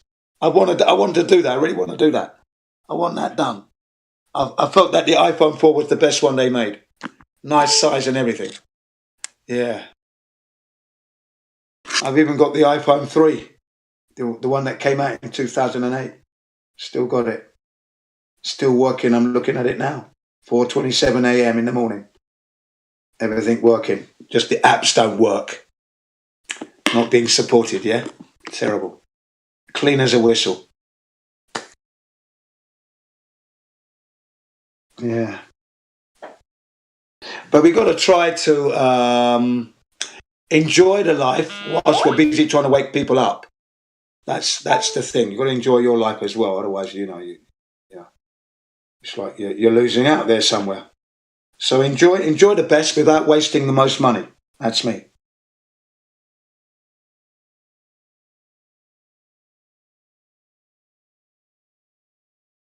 Live within your means and Don't waste your money. Don't use good money and buy bad rubbish. Why do that? Fucking hell. Who are you? Buying junk food and shit food with your good money. Ridiculous.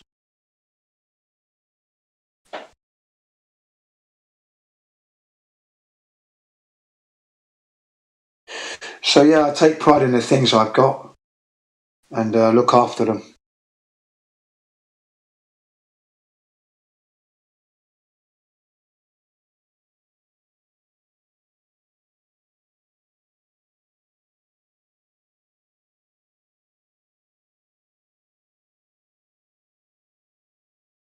Oh, guess what? Did you know?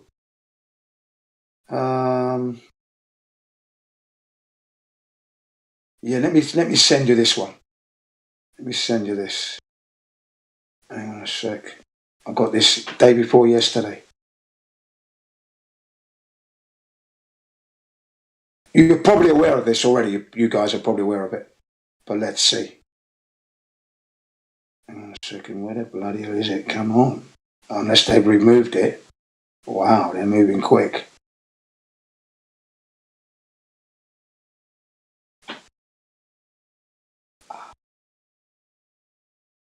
Not on the BBC, no. Not that, Twitter, not that. Where is it? Thanks for the... Yeah, so it should be here.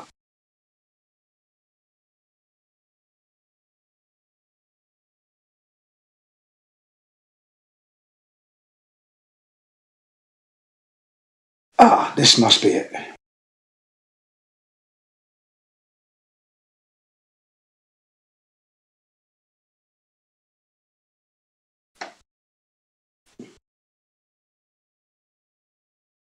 Okay, something's coming your way in just a few seconds. Hang on a sec. Share, that's it. Come on, there we go. Here we go. Come on. Will it go? Yes. Okay, I sent you a little video there. It's not a video, it's an image, a photograph. Open it up. Click on it, open it up. It's Anthony Fauci and his wife, Christina Grady, head of biotech or something. Horrible looking woman. Yeah, this is Christine Grady. She is the head of the NIH, bioethics. And they put ethics there. Fucking hell. Lying bastards. They are the company that approves drugs for the FDA. This is her husband. Right next to her, you got Anthony Fauci. What a rip-off. Let me send it like this. I'll send it via photograph. It might be better. Jen? Yeah? Could you get off the medical talk, please, mate? It's a flat earth. Okay, yeah. Thanks. Excuse me. Can I ask you to keep down that post as well, please? That doesn't belong in live stream. Thanks, mate. Okay, well done. Yeah, I forgot myself there for a second. But yeah, I'm with you on that.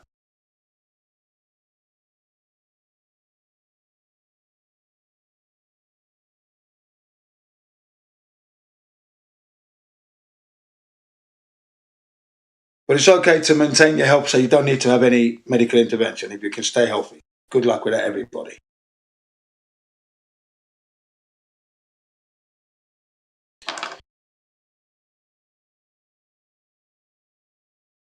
Meanwhile, has anybody got any curvature stories to bring forward, to enlighten us with? Any curvature or any spin? Yeah, that's the one we don't really talk about much. The earth spinning.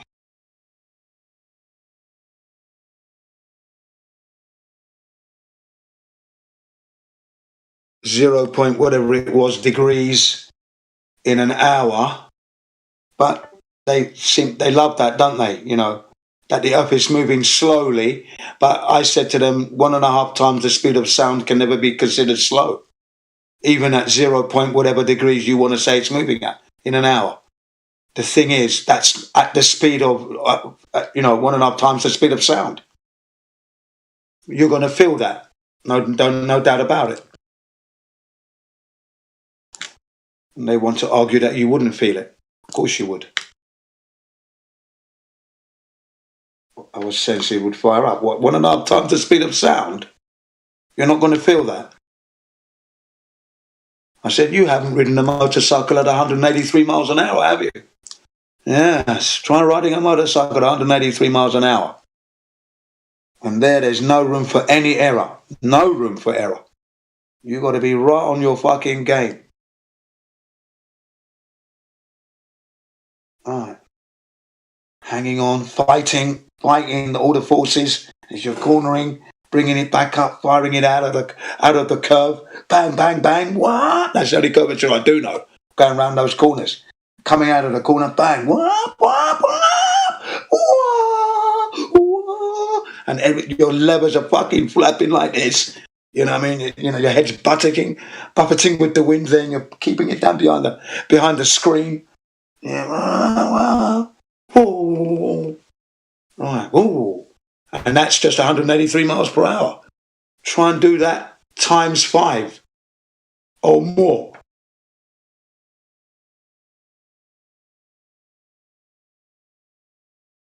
Crazy, isn't it? The speed.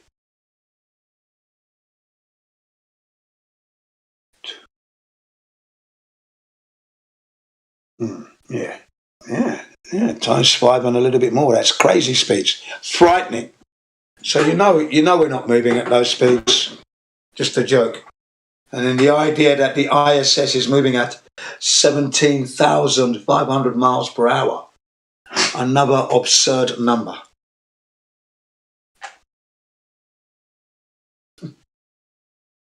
$25 times the speed of sound.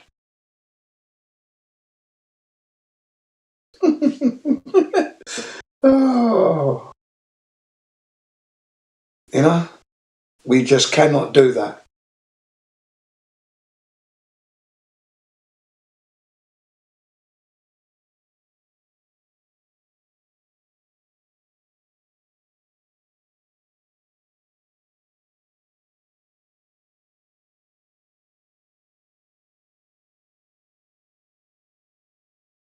In the thermosphere, ladies and gentlemen, in the thermosphere we have a supposed satellite known as the ISS traveling at 17,500 miles an hour in the thermosphere, where it's really supposed to be hot. The materials that make up the ISS would have melted by now, blobbed. Not only that, it would have exploded from the radiation therein anyway. But they want us to believe that. Well, I'm not going to believe that, obviously.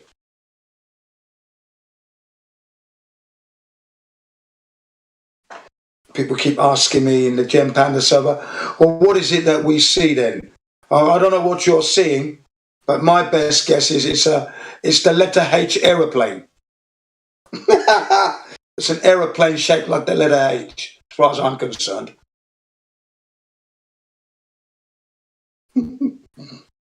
We're going to see the ISS.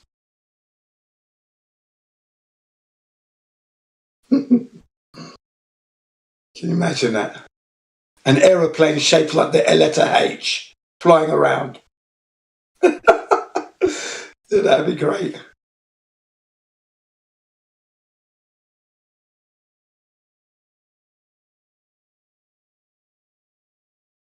I've also been asking in recent months, especially in the Gem Panda server, because I do spend a lot of time there.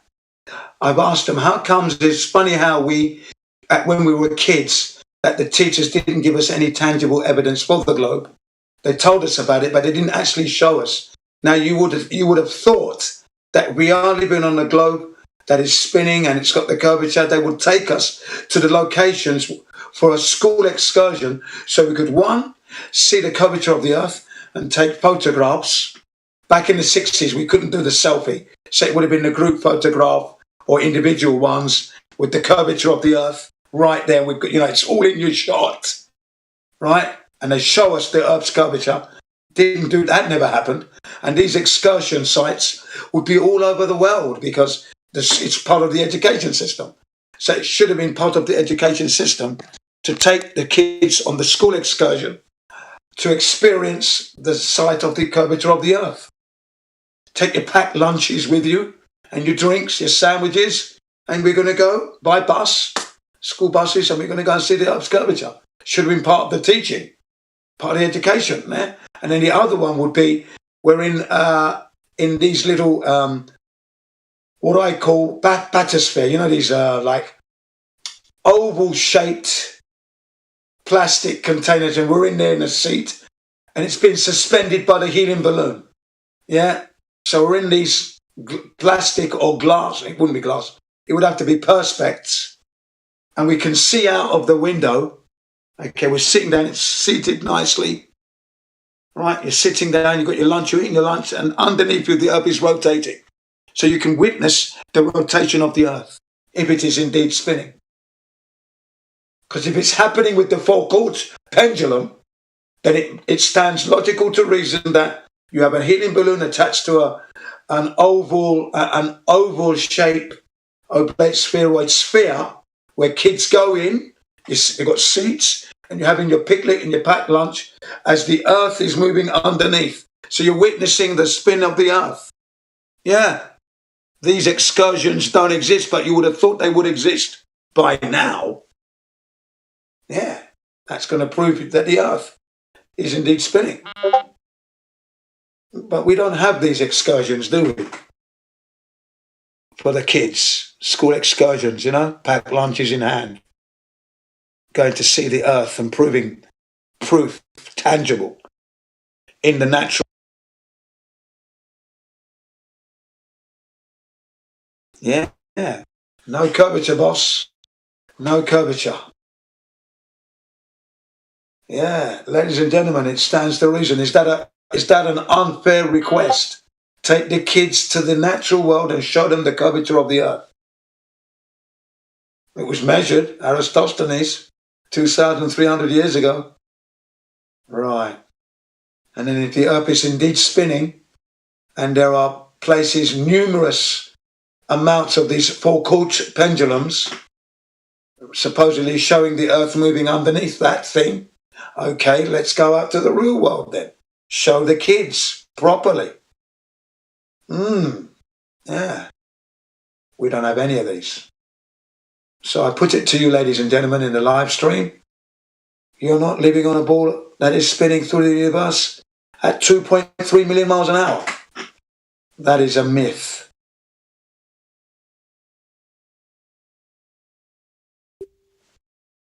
Yes.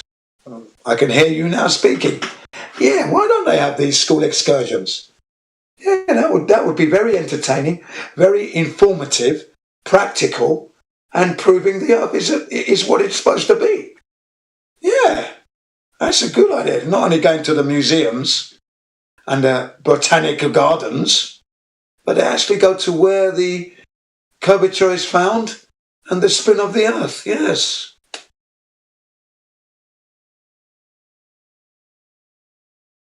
No, don't mention gravity, ladies and gentlemen, because gravity cannot be proved.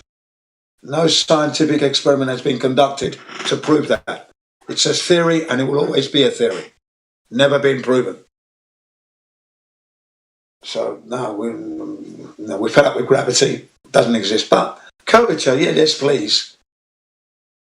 Spinning of Earth, yes, please. Let's go into those spherical, suspended by helium balloons. Yeah. And you go up there and, watch the Earth spin underneath. Whee! Whilst taking in your lunch that your mum made.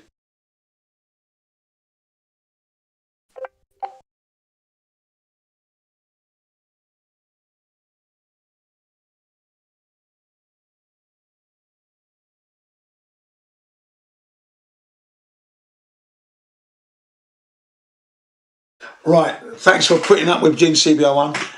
Thanks for keeping me on the list, and I shall be back. Enjoy yourselves. Enjoy the rest of your weekend. I'll be back. Thanks a lot. It's been good. Been fantastic. And we must carry on. Nice one, Gemsy. Catch you up. Nice one, Miggy. Wicked. Take care, Jane. Have a good one.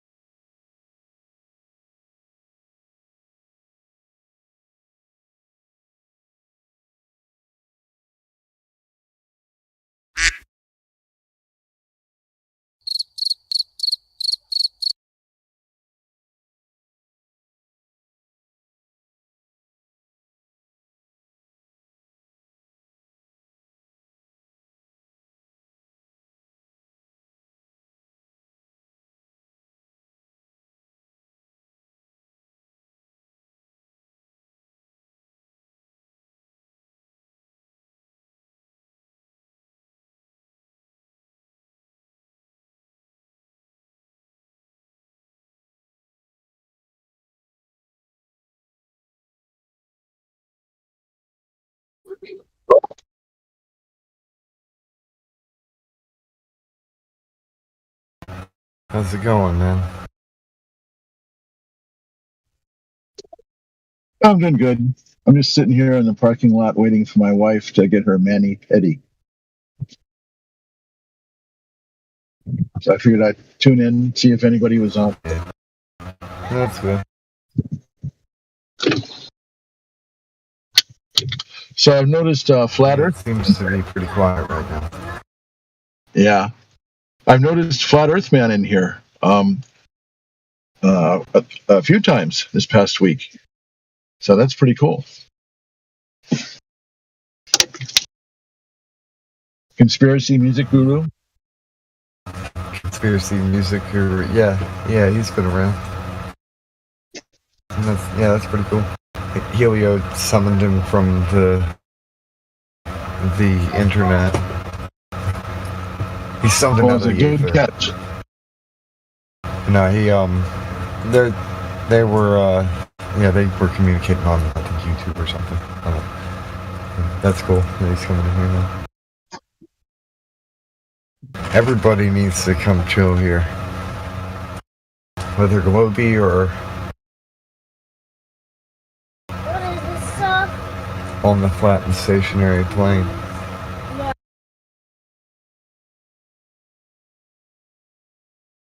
I'm trying to just make kids here. Well, they're being quiet now. I'm uncertain to undo my mic and leave it just open because at any moment one of my children can do whatever children do. I thought I heard little children's voices. Yeah. Dad? They're just hanging out. Dad. Sometimes they can. There's Mr. They're There are bad. magnets in them. What? Ooh, there's been a magnet. I don't think so.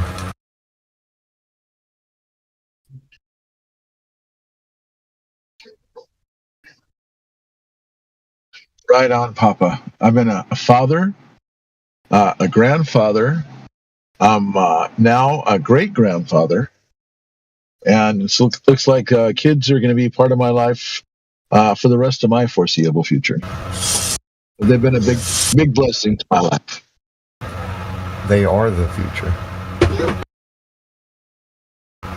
We get to borrow this reality from them until it's their time to inherit it, but really the children are always the future.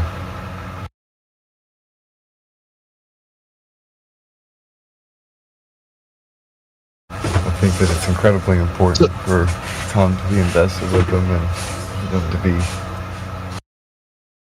edified and uplifted. So if you don't mind me asking, how old are you? I'll be 37 in July. You're about the same age as my son.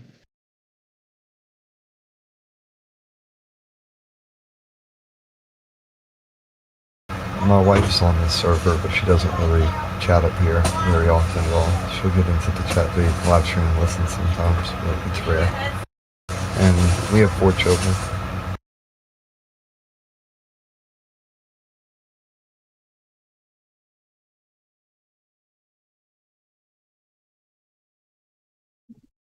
Yeah, you already know my wife wouldn't be up dead on this server.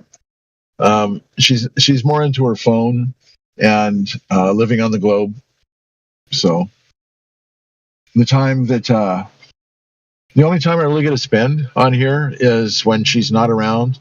So just so I don't offend her and try to push anything into her face or have her feel I'm ignoring her for what's going on here. So that's why I'm not on here a lot and able to talk. But hey, I'm free right now. I'm sitting in a parking lot. Beautiful Saturday afternoon. There's some blue sky showing still. A little bit of a breeze. I don't have to be at work right now. That's a blessing. So, yeah, it's a wonderful Saturday afternoon. And I forget where do you live? Kentucky, Tennessee, or where? North Carolina. North Carolina. Like Mayberry. Andy Griffith Show. Yeah. Okay, cool. And yeah, we kind of got the Carolina blue sky going on right now with the slight overcast, a couple clouds here and there. So, what do you have, like big cities there, or is it like smaller towns? A lot of those. Is it mostly big cities? Places. It's a mix. There's a lot of country places, but there are a couple big, like larger cities, like Asheville and Raleigh. You get, Wilmington. Greenville's pretty popular and well known due to the ECU campus being there. What's the weather like there? Winter, summer? We usually have it's like North Carolina tries to have 4 seasons, but fails usually most winters. It'll get cold, but not cold enough to actually maintain any snow on the ground, which is pretty good if you don't like snow. But we can. What about the summer? Here. It's hot. What about this? It's hot as hell. How hot does it get in this? Daddy, true. Awesome. That's cool. And yeah, in the summertime, how hot does it get? I think it can get up to like 102 or more sometimes. It just depends. I'm sure. I don't know. I'd have to look up what like the record for North Carolina heat is.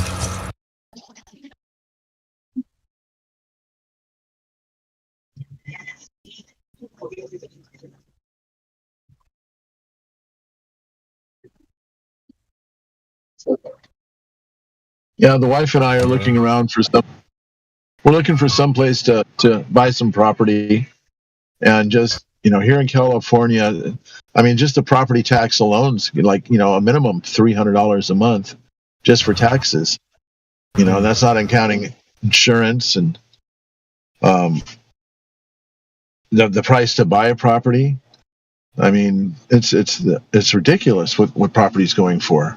About 20. The record heat here is 110, so its max heat is lower than the max, like the record heat over in California. Yeah, and it doesn't usually get up to 110, but it'll stay like in the hundreds and the high 90s for like months at a time. That's what'll happen here, kind of right in the middle of summer, but it's like there's kind of a window where it's hot as heck. But then for the rest of the time, it's actually pretty decent. It's moderate. The spring and the fall are pretty. I don't know. It's comfortable to me anyway.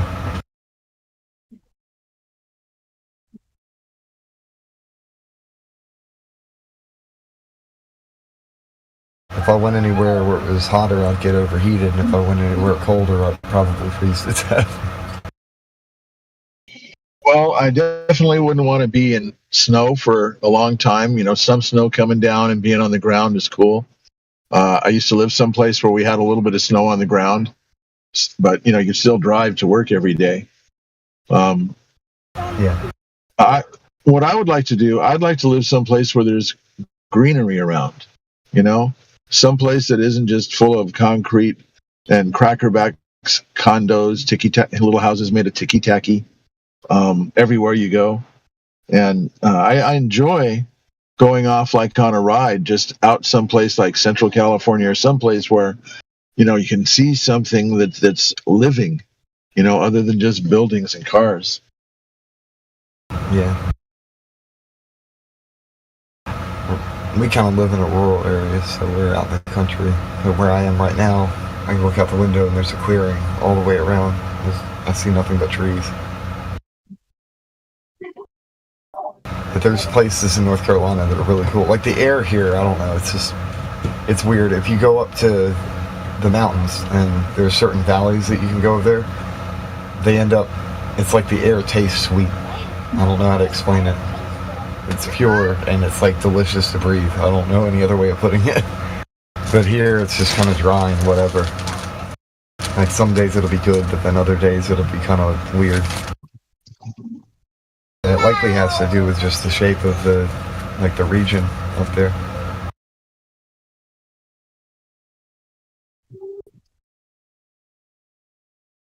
Well, it would be nice to have fresh air. Yeah. One thing that I noticed, a lot of mist would build up because of the way the valley was. You'd see all this mist kind of like rolling through with the mountain areas, with the clouds are just hanging right there.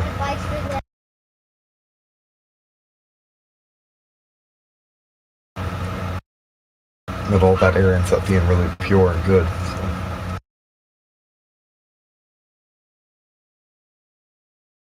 That's expensive land.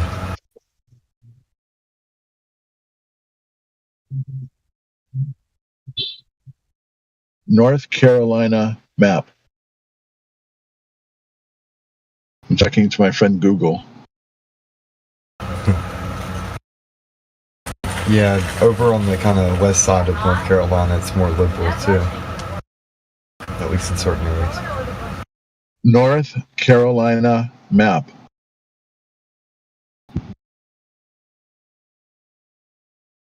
North Carolina map.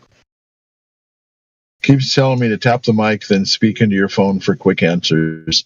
So I don't think my phone wants me to search Google while I'm using my phone's Bluetooth over the car radio to talk to you. Yeah, it might be because you've got Discord connected to it at the same time, and it's having trouble using the mic. Yeah. That makes sense.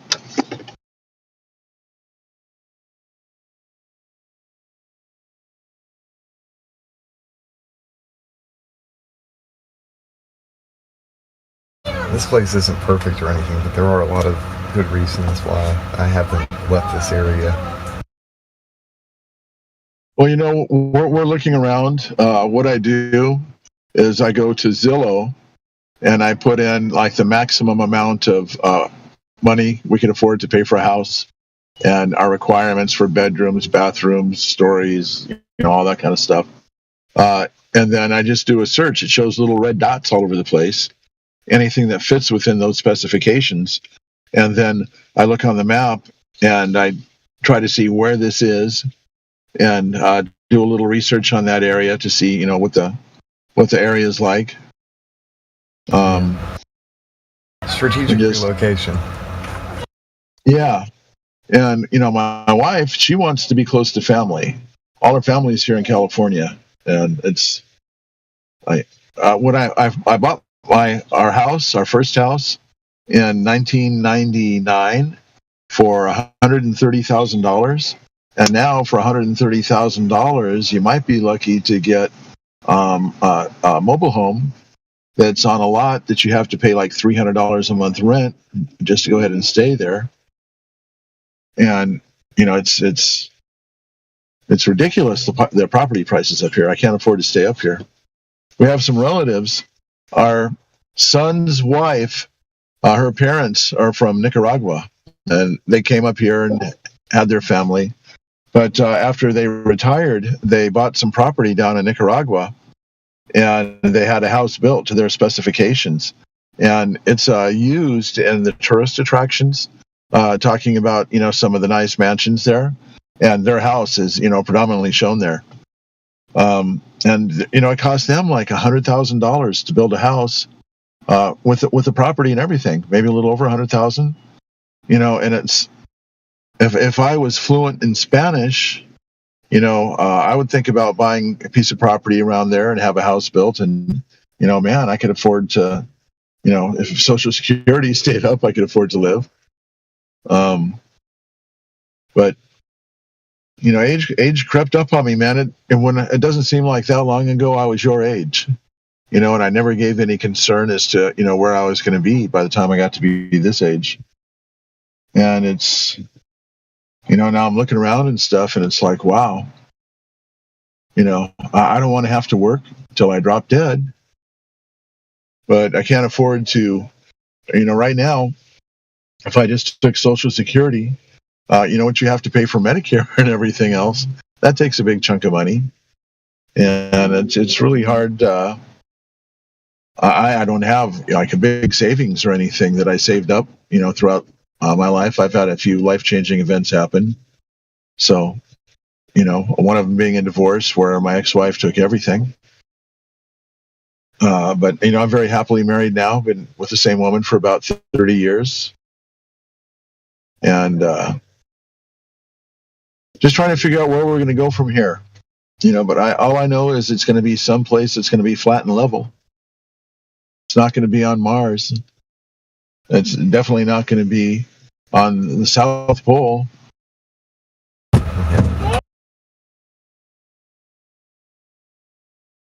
Seems like there's a lot of folks who are looking to relocate right now. And, one side of me wants to be as far off grid as possible and be totally self-sustaining.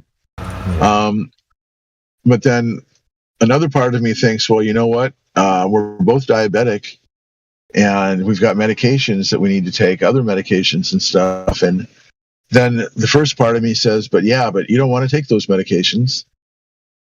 It's kind of like an internal flip-flop,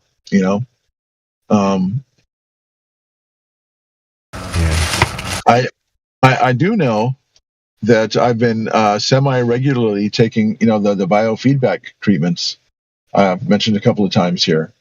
And that does seem to be helping some. Today, I have not had any insulin at all. For breakfast, I didn't have any carbohydrates. But what I do is I get those, they're Jimmy Dean breakfast sandwiches. And it's like a croissant cut in half. It's got a sausage patty, like a pre-made shaped scrambled egg and cheese. And what I do is I have a couple of those for breakfast, but I get rid of the croissant. Because if I eat any part of that croissant, that just shoots my blood sugar way up.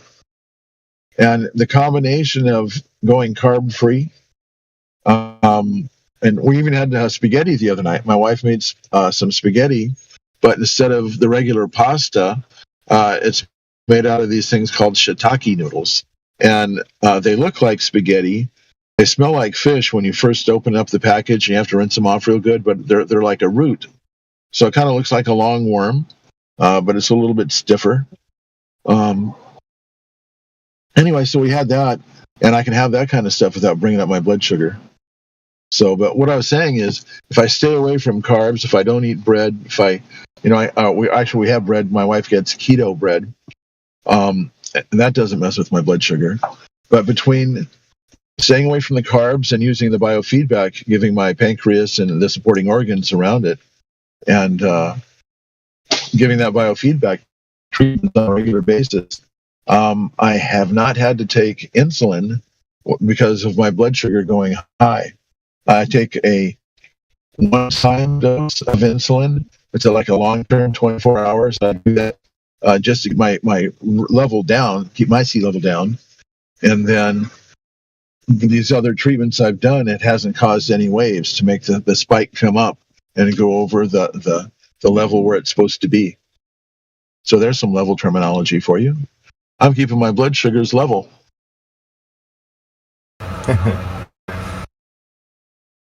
You got to keep it level, man. So how old are your kids? How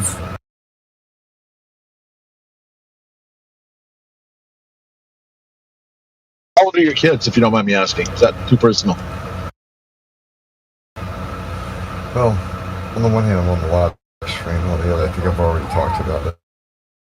Oh, okay. I'm sorry. I may have forgotten. And yeah, I forget about everybody in the world listening. Sometimes it seems like we're just old friends talking and shooting the shit. Yeah.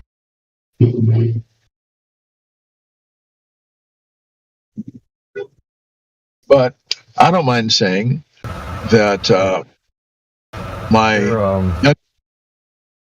youngest grandson is about 25, and he's the one that turned me into great-grandpa.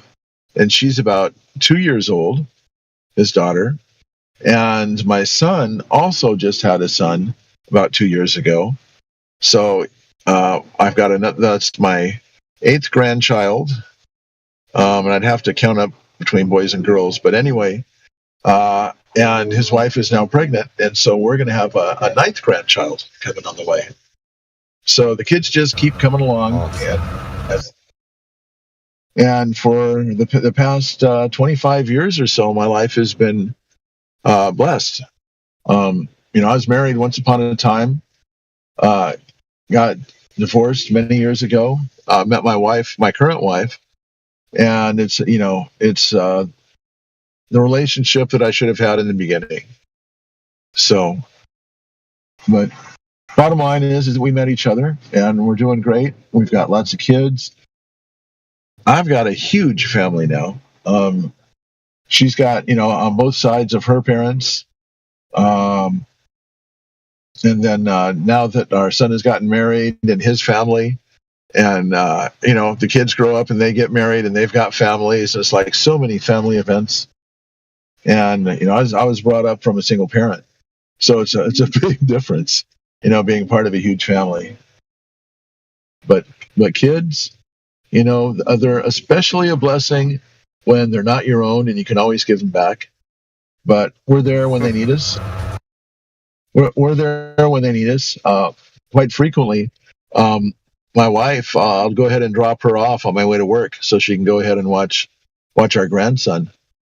And then when I come home from work, if she's not ready yet, I'll go ahead and hang out with her there sometimes. Or if I have something else to do, I'll come home and our son will bring her, back home. But it's, having that family bonding and helping family is a good feeling. It's the best. Yeah. Part of the meaning of life. But I'll tell you, to encourage life to grow and to thrive. I think the best thing though is when I haven't seen one of my grandkids, for a day, a week, month, whatever it is. But as soon as they see me, just the smile on their face and Grandpa, and happy to see me, that gives me warm fuzzies inside. Yeah. That's awesome.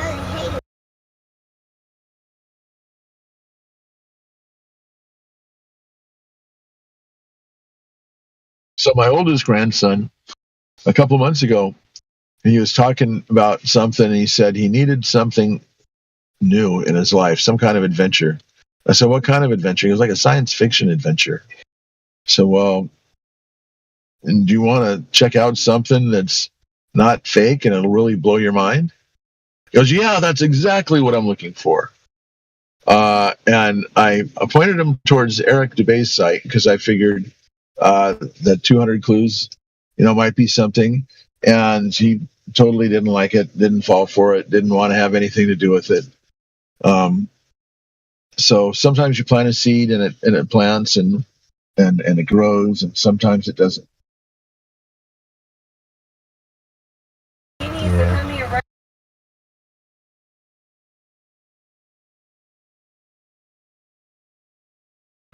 Yeah, sometimes people take time though. You might come back to it later. Well, the seed's planted, so I don't have to be the one that waters it and nurtures it, but hopefully it'll take root.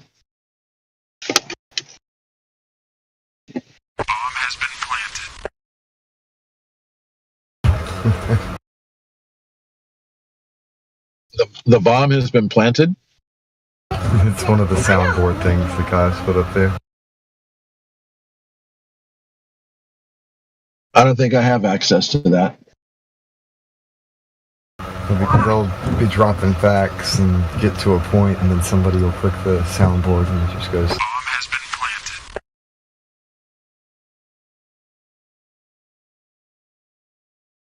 planted. I think they just type soundboard roll. So you type something in and that comes up, but you have to have special roles to do that? Yeah, I think you have to have the soundboard roll. Wow.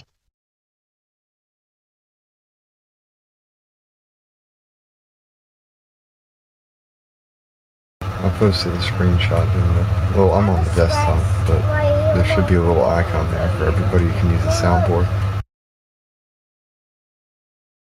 Well, let's see.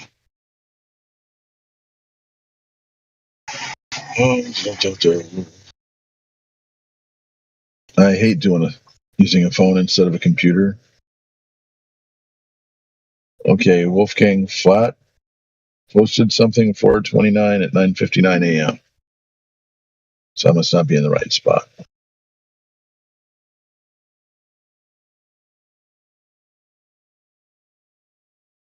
Go live stream, voice text.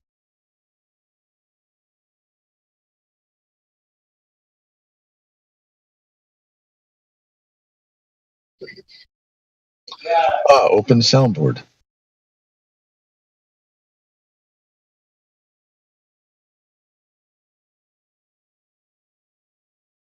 I don't think I have one of those.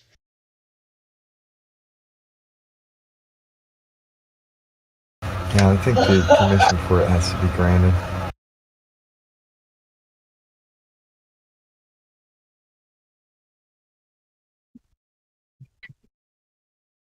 Oh, that's okay. I think the times that I come in here with an open mic, I think I'd rather do it because I have something to say.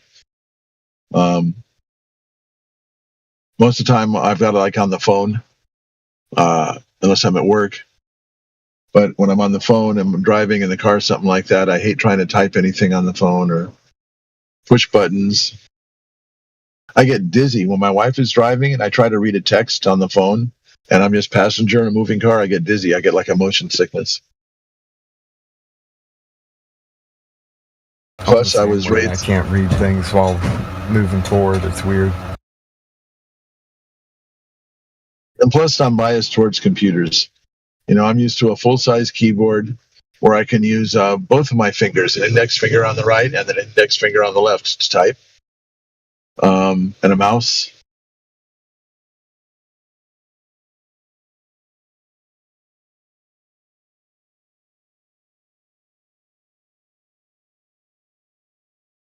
Oh, okay, here comes my wife. I gotta go. Bye. All right, man. Stay blessed. Stay blessed and watch out for zombies.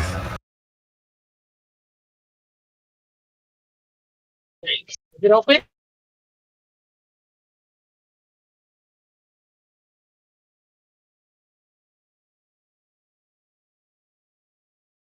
What about zombies?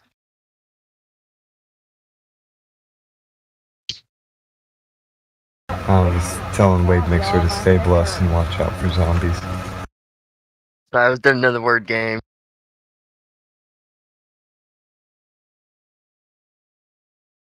Zombies. Are you referring to the globe heads? Now, whoever. You may not be a glowhead. You still could be a zombie.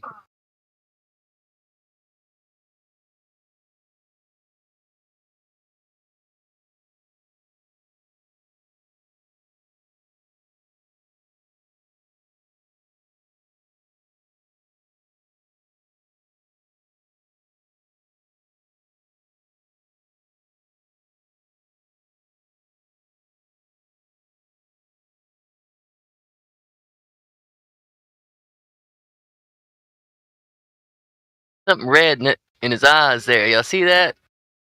Curvature, where? But look at them eyes. Keep looking. Could be anything, but you know.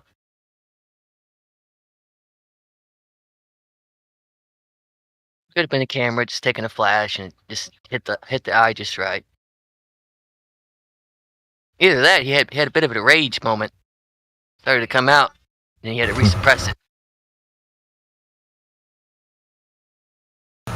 This kid right here in the lobby is already spiraling.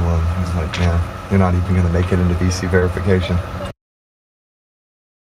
Dadgummit. The dude will probably rage quit. That happens multiple times a day. He done dadgummit. Usually going to VC. He done dadgummit himself. He gummed himself up.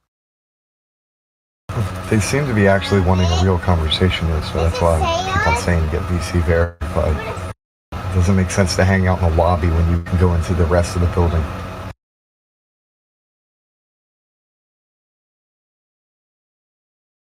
Lobbyists.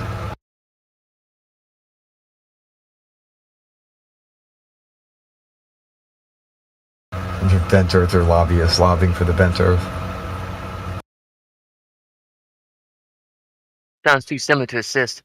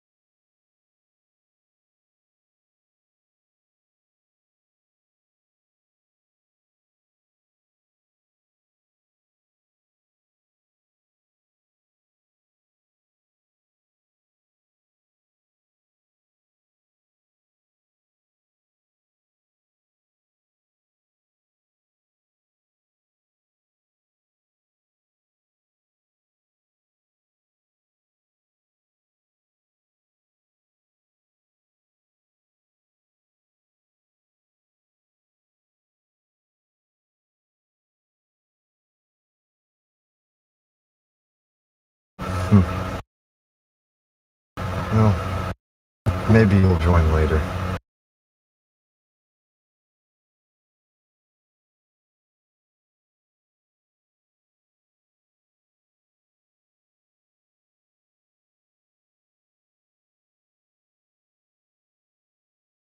You tell us, where is the curvature? That sea level, 8 inch per mile square, that stuff. Because now 10 miles is flat, but you shoot to curve, something like 66 foot of drop with accent, I can tell you in Italian, I can tell you in Croatian, it doesn't matter, it's the same, See, Sasha, here's the thing. Usually, it's not your accent is fine. It's that sometimes you rush some words. That's the problem. Oh, I rush. Let's talk about the Earth rather than rushing to sea level. Russian. I've dated many foreign girls. I understand accents. You are living on UK, like me. That's Ireland. All around, it's sea level. Yeah, I've also lived near the Thames River. I know how fog affects how things look. Yeah, can you live with that? You can live with that because people saying that water is curving. The only problem is because water doesn't care what people say. No, you're completely right. Water doesn't curve, but tides and waves do exist. Yeah. Yep.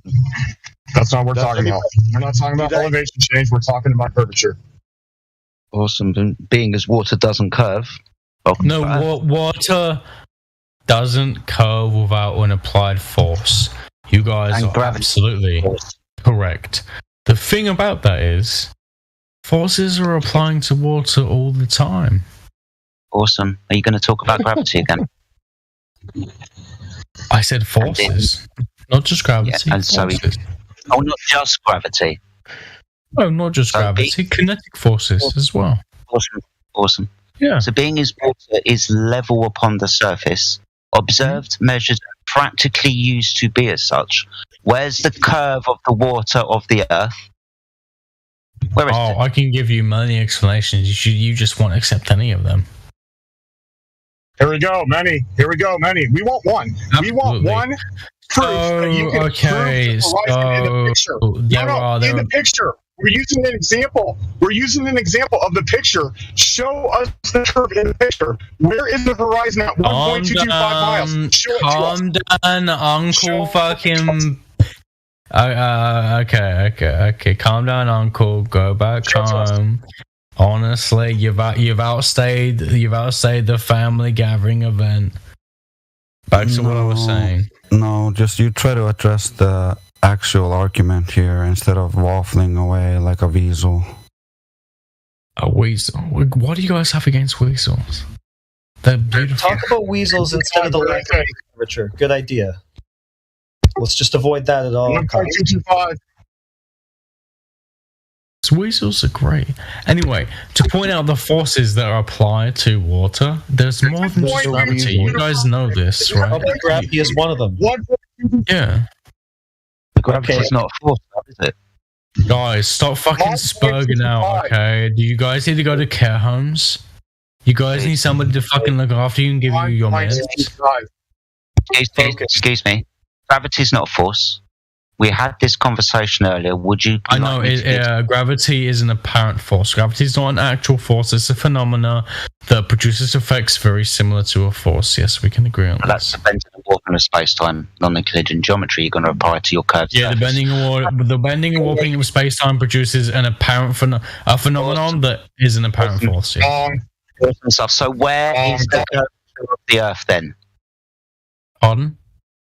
Where is the curvature of the Earth then? Where is it observed? Where is it measured? Where is the curvature of the Earth? Everywhere on Earth. Awesome. Can you point to it, please? I can just point to the Earth. Awesome. So underneath me, that's flat. That's curving, is it? It's not flat. No, is it not? Have you got a direct measurement of that? I don't have the direct measurement, but it sure as fuck isn't flat. What can I say? Well, being as it's observed, measured, and practically used to be flat, that's not a problem. And I'm also talking to somebody who couldn't point to the horizon in a picture earlier, so most definitely wouldn't be able to point to the curvature of the Earth now, would you? No, I can't point to the curvature of the Earth because it's apparent. It's not a real thing that actually exists in the universe. You're absolutely right. Like the horizon? Like the horizon? You don't say. Guys, you understand? Curvature is an aspect of something. It doesn't it's not an exist, actual like physical you thing said. that exists on its own. Yeah. So wait. What does apparent mean again? Apparent is. Something saying. You know what? No, I'm gonna go for the Google definition because now you guys are fucking like. Yeah. Hold on, sorry. We'll be patient. Okay, guys. So apparent, clearly visible, or understood to be obvious. 5 seconds. The next time somebody comes in and asks a question, like Heretic, please don't jump in and start making comments. Right, so Heretic has asked a question. He's going to get a direct response from this man. Nobody else is going to jump in with that 10 pence worth. Do you get me now? Question, response, please. Smell juice. So apparent means clearly visible or understood to be obvious. Shut up. Seeming real or true. Can this guy shut up? Prove the globe, silly goober. Well, guess what? I'm gonna piss on your fucking nan. Anyway, seeming real or true, but not necessarily so. Similar to the word ostensible. Okay, so quick question: could you restate that statement you just said about the curvature of the Earth, where you said it was apparent, not actual? It's not actual. So it's apparent, clearly visible or understood to be obvious, seeming real or true, but not necessarily so. Absolutely. It seems to be Wait, so. quick question. Is the curvature of the Earth apparent or not? It's apparent, obviously. So it's actual? No, it's not like, okay, visibly it's apparent, yeah. Okay, but that would mean that it appears that way, but is not actually that way. Yeah, if you look at the horizon, it appears the curvature is so. But if you use measurements that observe not the curvature itself, but the effects of curvature, then it necessarily must be true. Well, wait, hold on. I just realized I got a little ahead of myself because I just realized that even in that sentence, you're misusing the word apparent, or at least from my perspective, you are. It's more subjective at that level. So I would say subjective. We will cling on to that word. We'll continue. So it appears the base word. All right. So I would say the Earth does not appear to be curved, but you would say it appears to be curved, right? Mm-hmm. All right. But you do understand that apparent does not mean actual, meaning that something can appear to be one, but it does not mean it is that way. Mm-hmm. All right. So I just want to make sure we're clear on that. But then the question arises, do you have a direct measurement of the surface of the Earth detecting curvature? No, because what you guys mean by direct measurement is not something that could be produced for something that can't be directly seen, but has to be seen through its consequences. So you can directly observe the effects of curvature, but not. So guys, let me give you the example. You can't directly see God, but you can see the consequences of God, right? Oh boy, here we go again. I'm just That's saying. the non sequitur. Listen, April, that has nothing to do with what we're talking about. It's a non sequitur to what we're talking about. Nothing to do with All right. Human society, you don't see it, you see its consequences. Okay, but how do you know that those are consequences of curve if you've never observed curve? Wouldn't you have to have proof of the curve, confirmation of the curve, to know that any of these things are effects of curve? No. You don't have to prove the curve to know that something you're looking at is an effect of curve. Say that again, please, and say it slower this time. Really listen to what you're saying. You don't have to have proof of the curve to know whether something you're looking at is an effect of that curve you don't have proof of. Do you realize what you just said? Yes. Can you say it again, this time slower. This time I want you to stress the A's and R's. Twice is enough. No, You're just going to answer now. You're not going to ask him to repeat it slower. You're not going to troll him like that, my motherfucker. You're just going to answer the question. Yeah. How do you know that any of these are effects of curve if you can't directly confirm the curve? Yeah. You don't know the curve is there, so how do you know you're looking at an effect of it? Do you guys know proof by contradiction? By any chance? Proof by contradiction. Can't answer? You can't answer. You can't answer? No, I'm asking you guys. He asked you the kind of question where you're not supposed to answer with another question. I can't answer. I'm just asking you a question. You can't answer. Okay. Yeah, so you don't know that you're actually looking at the effect of any curve. You just imagine that to be the case. Because you don't know there's any curve there to know that there's any curve having any effect on anything. You just a follow-up question, is it possible that you're only assuming that to be the case because you were raised to believe that? Is that possible? No, I'm an extremely open-minded person. Most of the beliefs I was raised with, I don't currently have. I often have beliefs in opposition to the things I was raised to believe, actually. So I'm very much a person who can change their mind. Well, that's good, but that doesn't answer my question, technically. Well, no, it's not good because most of the things that I believe in are not things you would agree with. So you would say, oh, it's disgusting, you change your mind. But, anyway. I get that.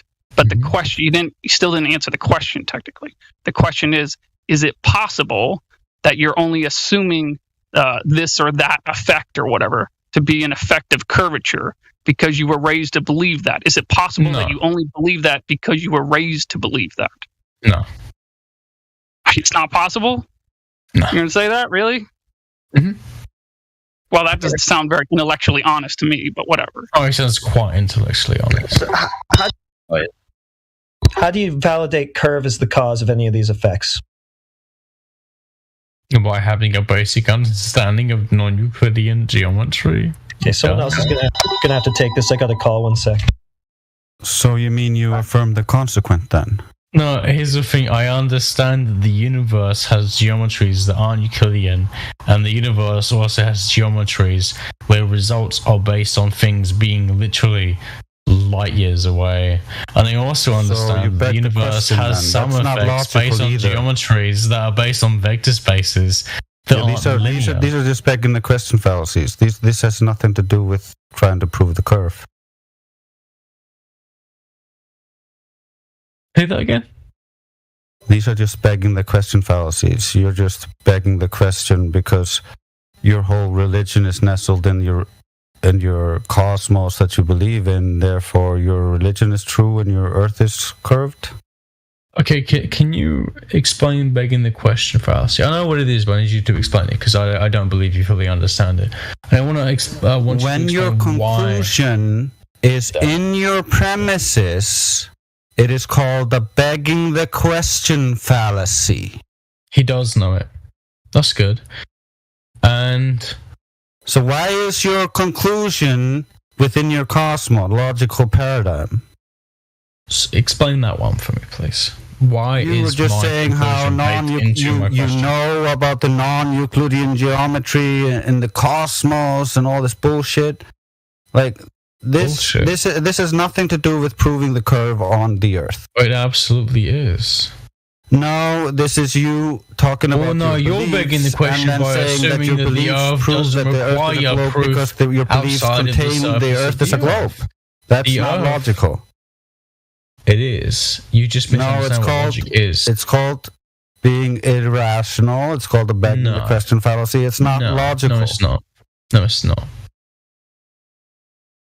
You just fundamentally try to make a coherent argument for your side, or you're just going to waffle here with sophistry all day?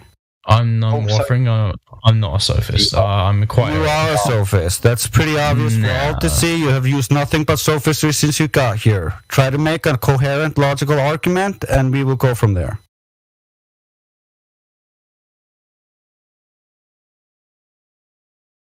We're waiting.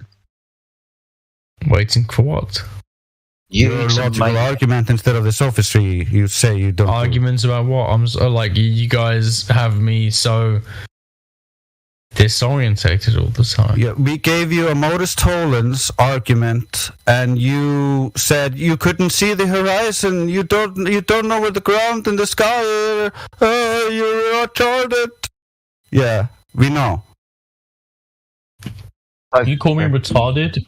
That's not very nice. I assume you're trying to offend me I with know that it's one. not very nice, but that's just my opinion of you after having listened to you using nothing but sophistry and not a single ounce of fucking logic.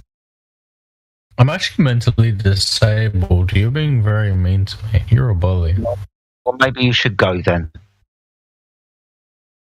No, I shouldn't go. I'm Speaking still, about your disabilities. I'm still very you can have your intelligent. I am fine. mentally disabled. I'm not and he is saying being anything very about mean that. to me. I clearly specified. No, why you're a bully. I clearly specified. You bully disabled people. Why Anyway, I call you a sophist. The subject is done. I You're a bully. specified why I called you a retard, because you're a sophist, and only because of that. That has nothing to do with anything else. Well, no, that's but just what I call sophists. Sophists have been some of the smartest people I know. If they've been so smart, they've managed to fool the masses. Sophistry is something that we actually see amongst the smart people, not the stupid people. No, you see it mostly from Machiavellian types and narcissists. Exactly, the smart people who have the intelligence to manipulate people, not stupid people. Don't misunderstand what sophistry is. Sophistry isn't what I've seen stupid people do plenty 'cause of they dumb understand. sophists, my friend. It has not. It's not equal to intelligence. No, Just but like it you is have correlated proven here with tonight. It is correlated with intelligence. Victim. I'm not a victim. No, I'm mentally disabled and I have been bullied. But yeah, I don't really care. It's whatever. Hold on. Yeah, every single time that someone's raised their voice or used a word you don't like, victim. You've also made up the fact that you probably not even disabled. You're a victim and you want to be a victim. No, I am disabled. No, do you want to see my benefit claims forms? I can prove to you I'm actually disabled. Even be up for discussion, mate. You shouldn't even bring it up. I should do though. He called me a retard, bro. Like it's fucking bullying, dude. He tried to make me feel bad about being mentally disabled. Do you want to be a victim all your life? Do you want to be a victim all of your life? Oh no, I don't pretend to be a victim. I'm doing quite well. Shut up. Stop I'm complaining about attractive shit. and I'm smart. I love. There are parts of my life I really love. Awesome stuff. Yeah. So stop being a victim and let's get back on subject. I'm not trying to be a victim. That's what I'm talking about. No, don't do that. I'm pointing out how he's being a bully. Don't say, I'm being a victim. Yeah, I'm not being a bully. I clearly defined for you what I was talking about when I used that word. I'm not talking about what you are talking about. So you're just building a straw man and trying to burn it because you're irrational. Okay. Okay. Sound like a fucking 5-year-old, man. Fuck arguing with a woman. You just been destroyed. Do you not like women? Because the women I've spoken to have been amazing. Here you go again. You want to talk about anything but the topic here, huh? No, but he brought up women. I'm pointing out women can be but it's great not really if you the meet good topic. women and you speak to them nicely. It's just a sidebar, dude. Don't jump all over it. Let's just stay focused here. Women are just great if you be friends with them and you fall in love with them and you have conversations with them. You know what I'm saying? Women can be great. So what do you want to talk about? Not everybody has to have a wife and be fucking miserable with the wife. Drunk. Get back to the topic, April. For the last 2 hours, what do you expect from the guy? Guys, seriously, you can have a wonderful time with your wife. Just saying. Hey, April. Just you hear me? Yeah, I can hear you. What reason do I have to doubt that the Earth is flat? The fact that the moon doesn't really change its appearance at all, no matter where you go, it should signify based on basic optical knowledge of parallax and stuff. And not even parallax, just the fact that we understand how straight lines work at distances. Clearly, the moon must be very far away. We're thousands of miles. Because when you see things even miles away, they don't. April, did you see ever in your life lake or body of water? ever. Wait, yeah, but let's analyze this. I just asked you a question about the surface of the Earth, and you pointed to the moon and said the moon is doing this, thus the Earth must be curved. Yes, okay. In the exact same way that if you look at an ecosystem, you don't just look at the fucking plants on the ground. You look at everything going on, yeah? No, that's a non sequitur. No. It's not a non sequitur. The Earth is more complicated. The universe is more complicated than just the surface of the Earth. No, you're looking at the surface of the curve. There is the things above the surface of the Earth. It's a non sequitur. Yeah, you're looking for curvature of the surface, so that's where you want to look. Okay, this is how you guys tried to divert the conversation. Divert by talking about the exact thing we're talking about. Where you can just bring it into like a constant circle about, can you find the curvature of the Earth? No, I cannot find the direct curvature of the Earth. I need to use stuff outside of the curvature of the Earth. No, you can't do that. You have to look at the curvature of the Earth. I can't use the direct curvature of the Earth. Oh, no, I need to use stuff outside of the curvature of the Earth. No, you cannot use things outside of the curvature of the Earth. Thank you for admitting at least that you cannot find the curvature of the Earth in your beginning of your Correctly, yes. I cannot use a ruler and show you the curvature of the Earth directly on the ground. I need to go above sea level. You could use lasers of different wavelengths if you wanted to try it. No, because you guys say, oh, actually, the atmosphere and blah, blah, blah, blah, blah, blah. No, don't you know that lasers of different wavelengths refract at different rates? So you would see by the separation of the beams how much refraction is in the air? You don't know that? That's already been done, and y'all fucking said it wasn't true. Okay? It's already been done, and it shows that the Earth is flat. How high do you need to go to see the curvature, April? Like many, many miles. How many miles? Huh? How many miles? I don't know. It depends. You are saying now. Sasha, it depends. How good are your eyes? What lenses are you using? What is the atmosphere like? I don't know. Yeah, and how high we need to go? I don't know. It depends. It depends of what? It depends. It depends on the conditions. It depends. Approximately. Approximately, I don't know. I don't know the average stats for this. What is the first height when you can start to see the curvature? I don't know. You don't know. I don't know. Yeah. Okay. I can Google it. Maybe it will give me an answer. Maybe it won't. I don't know. Oh, you think that everything is on Google? Yeah, pretty much. Yeah. Does Google saying also how it's curving in reality? Yeah, there were plenty of wiki pages on it. Yeah. Okay, there are plenty of non-wiki pages on it. Okay, April. That means that you will Google and believe that what some people saying about that lake, or you will believe that lake. Go to that lake and see yourself. Maybe it's not curving.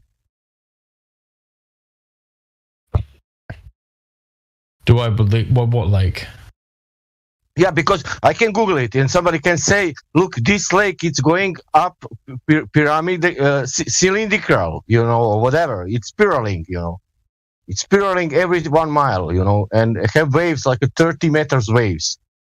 And I say, oh, fuck, let's see that. And I go to that lake, and that lake doesn't have like a wave, not even like 20 centimeters.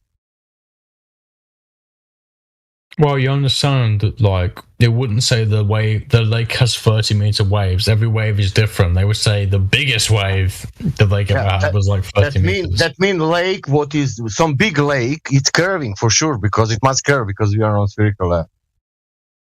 And if it's written on Google with that size, it must curve in reality, of course. And you don't need to check that because they are saying that.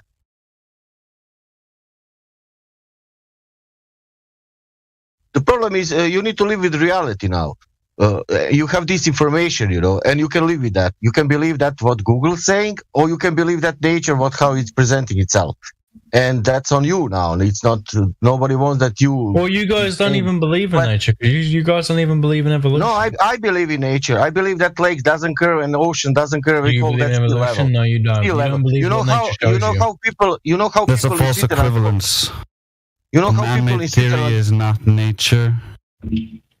April, how people in Switzerland calling sea level?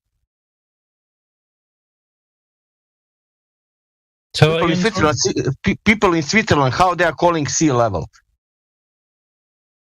Something sea level, something Switzerland. What? Yeah, how people in Switzerland saying for the sea level, how they call that? I don't know. They call sea level. What? Okay, and which sea level they are using for measuring mountains? I don't fucking know, dude. I don't know about Switzerland. What? Yeah, but Switzerland, it's not on the sea. It's inside of the Europe. I don't know. They just use, I don't know, fucking global average. I don't know. Global average. Maybe. I don't know. I told you I don't And know. what is telling you sea level? Is that maybe average called 0 point? I don't know.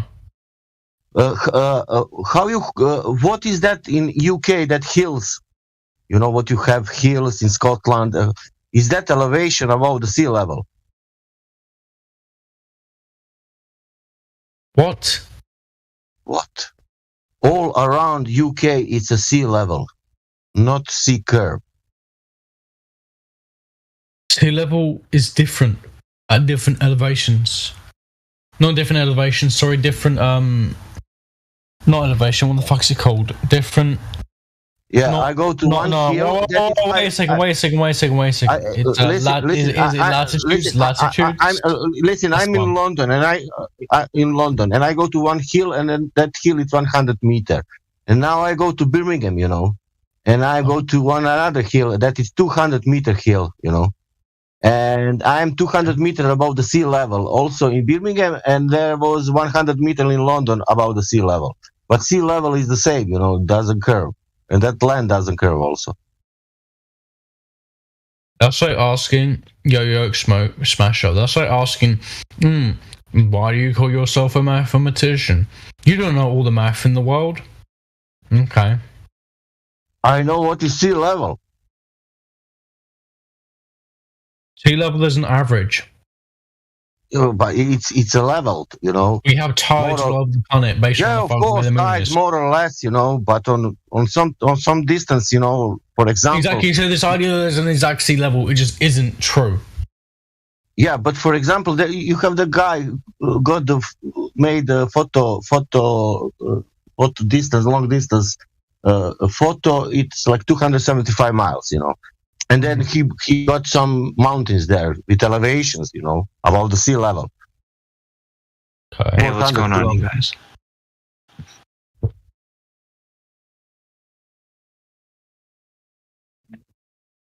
This is going to blow your guys' minds. Did you know what's on my mind? That they actually don't reach the same heights every single day. Wait, are you guys talking about? Are you guys talking about flat Earth or anything right now? Yep, I'm talking about tides. The tides? Yep, tides never reach the same height twice. Never. I don't believe in flat Earth. I didn't know that. So there are actually so many bodies affecting the gravitation that produces tides in the first place. Oh, really? Yeah, you guys know about like how chaotic bodies work. This idea you have a system and small changes in the beginning affect changes in the end. Stories. If you want to present something to support your belief system, then you're welcome to try to do so. It's just true. We are not here to listen to your nonsensical stories and your belief system and your rants. But nothing curves. That's the point. I like ranting. Well, that's not true because booties curve. What are you on about? So, if gravity is affecting the oceans, right, then it must be curving, right? The ocean must be curving if it's being. Yes. No. Okay. Here's the thing. It depends on what you mean by curving. If you mean curving in reference to the surface, then no. If you mean curving, and gravity doesn't cause curving in reference to the surface. So it's not causing the ocean to conform to a ball. You're not listening to what I'm saying. Did you know it's not? I'm getting some clarification on what you're saying. Hold on, whoever you are. So I'm just getting some clarification on what you're saying. So, for example, if the Earth was a perfect sphere, then gravity Irrelevant. I didn't ask about the shape of the sphere or whether it's perfect. Given the explanation I asked about whether oceans are conforming to it, meaning that they would curve around its surface. See, this is why I educate people who are 18. Okay, educate me then. I'm asking for you to do that. Do the oceans conform to the surface of a sphere, imperfect or otherwise? Doesn't matter. That's the question. Okay, go. The Earth isn't a sphere. Okay. So what? There's your answer. The Earth isn't the sphere. So your question so what is it? Invalid. So what is it? The Earth is approximately an oblate spheroid. It's an oblate spheroid. So approximately. Okay, great. Approximately an oblate spheroid. So are oceans conforming to an approximate oblate spheroid? Yes. Yes, they are. Okay, so there should be observable, measurable curvature over the surface of an ocean then, since it's conforming to an oblate spheroid, which is a curved object, right? There isn't observable curvature over the surface. Why not? How do you know it's there then? Because the surface adheres to the approximate oblate spheroid. How do you know that if you don't observe it? Well, we can though. We can observe the effects. We don't directly observe it. That's what I'm talking about. One of the effects of that oblate spheroid with gravity would be the curved oceans that we're talking about. But you say you don't observe those, so how do you know that they're there? We indirectly observe them for things like... Why would we have to do that? Why can't we just directly observe them? Can you directly observe every murder? No. Exactly. It's a false equivalence. It's not. It is. So how big is it? How big is your oblate spheroid? No, because a murder has consequences. Got an approximate radius curvature has consequences. Okay, yeah. Curvature has consequences, but you don't know that there is any because you still haven't demonstrated. And you don't know if there's a murder. That's a begging the question fallacy. You don't know if there's a murder. Maybe it was a. Maybe use it as a premise in your argument. Maybe it was a suicide. Okay, that's great. But enough about that. I know you're really desperate to get off this topic. Whatever you can do. But does your oblate spheroid have an approximate radius value? Like roughly 4,000 miles. Roughly 4,000 miles. Okay, that's good enough to have. Okay, no problem. We should have a geometric horizon at roughly 1.2 miles times. Bearing in mind, guys, the radius actually changes all the time. Okay, I'll give you 4,600 miles. Do you think that'll cover any change? No, it's like 3,900 and something miles. Sure, I'm gonna go ahead and just give you 4,600. How about that? What? No, that's not even roughly 1,000. That's like a whole half of 1,000 extra. That's not even remotely. Yeah, no problem. It won't make any difference. It won't make any difference. Yes, it will. Are you kidding me? At a 1 foot observer height. What do you want about? Shut up. Hold on. You're being cringe. Be quiet.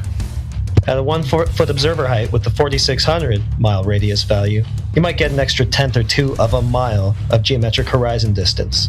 So, big deal. Doesn't really matter. Your variable radius and your oblate spheroid doesn't really do anything to affect the rate of curvature we should be seeing over the surface. So, it's a red herring, it's a non sequitur, and it doesn't matter. So, where is this curvature, and how do you know it's there if we don't observe it? Because it should be observable given the dimensions that you just claimed. Who keeps muting me? I do, because you won't shut up when I'm talking. Show me your balls. I'm done, though. I stopped talking, so you can go now. Do you have balls? That's also off topic. Okay. I won't mention it again then. I'm I know you have ball envy because you're in desperate search of a ball. You don't have any, so you can only imagine them, obviously. That's why you're here doing this. But anyways, try to stay focused on the topic. I have wonderful balls. Yeah, see, I shouldn't have even said that because now you're completely distracted. So let's go back to the topic, right? Given the radius that you've claimed, right, there should be a pretty observable amount of curvature. We've just talked about the formulas, right? We're not observing it. Why not? Where is it? How do you know it's there if we don't observe it?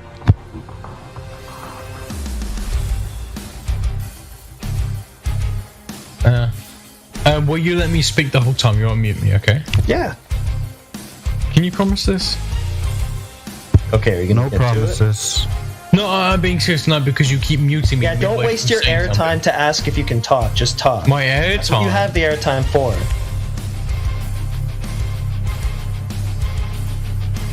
Okay, now you're going to waste it on not talking. So you're either going to not talk about the topic or you're not going to talk. Not a lot of glow proof to be found there. What's the question? Sorry, I forgot. I was too busy. Well, yeah, you gave me the approximate radius value. From that, we get the approximate rate of curvature, the geometric horizon distance we should be seeing, right? So we have all of that now because you've given us the radius, right? We're not observing it. You've said yourself that we can't observe it, even though it should be observable, given the geometry that you've claimed. So the question becomes, how do we observe it? How do we know it's there if you don't observe it? Can you observe the entire border of Spain? Okay, it's another non sequitur. No, seriously, can you observe the whole border of Spain? No, yes, seriously, that it was a non sequitur. Try to answer the question. It's not you guys don't understand what non sequitur means. Yeah, it doesn't follow. It has nothing to do with what I just said. That's not what non sequitur means. Yeah, it is. No, non sequitur means of the logical. It doesn't logically follow. Okay, so start again. We're trying to find this curve. You say it's there, but you also say it can't be observed. That doesn't logically follow either. How do you know it's there if it can't be observed if you haven't observed it? What are you talking about?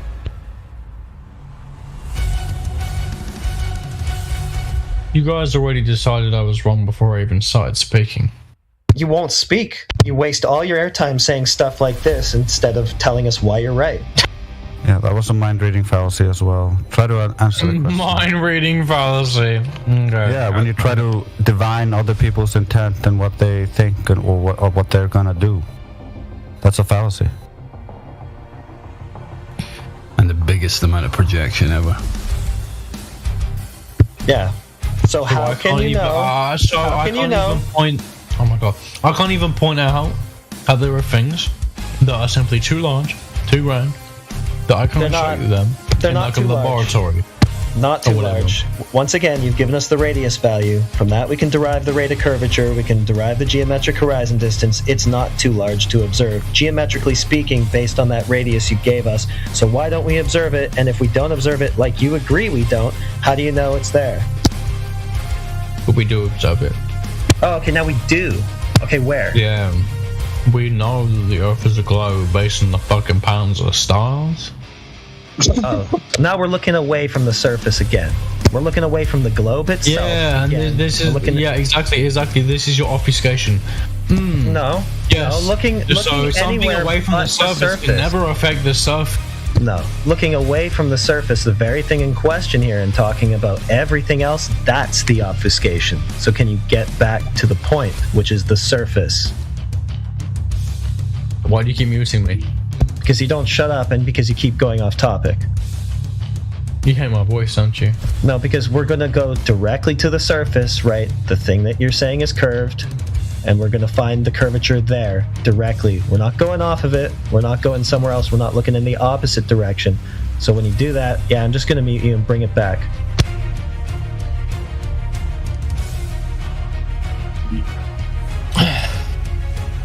Yeah, we're not going to look in the wrong direction. We are going to look at the thing you are claiming by looking in the wrong direction. So how can we directly observe it? Given the dimensions you've claimed we should, it's not that big. It's not too big. Tell me, what does directly observing curvature mean? What? Looking at it. What? Looking at it. Seeing curvature. Yeah. What if the curvature can be shown to exist but is too small for you to see with the naked eye at the surface of the beach? Right. Well, like you say, we should see the effects of it, the main one being a geometric horizon. That should be the main effect. I never said you have to see it with the naked eye. Well, we should see a geometric horizon.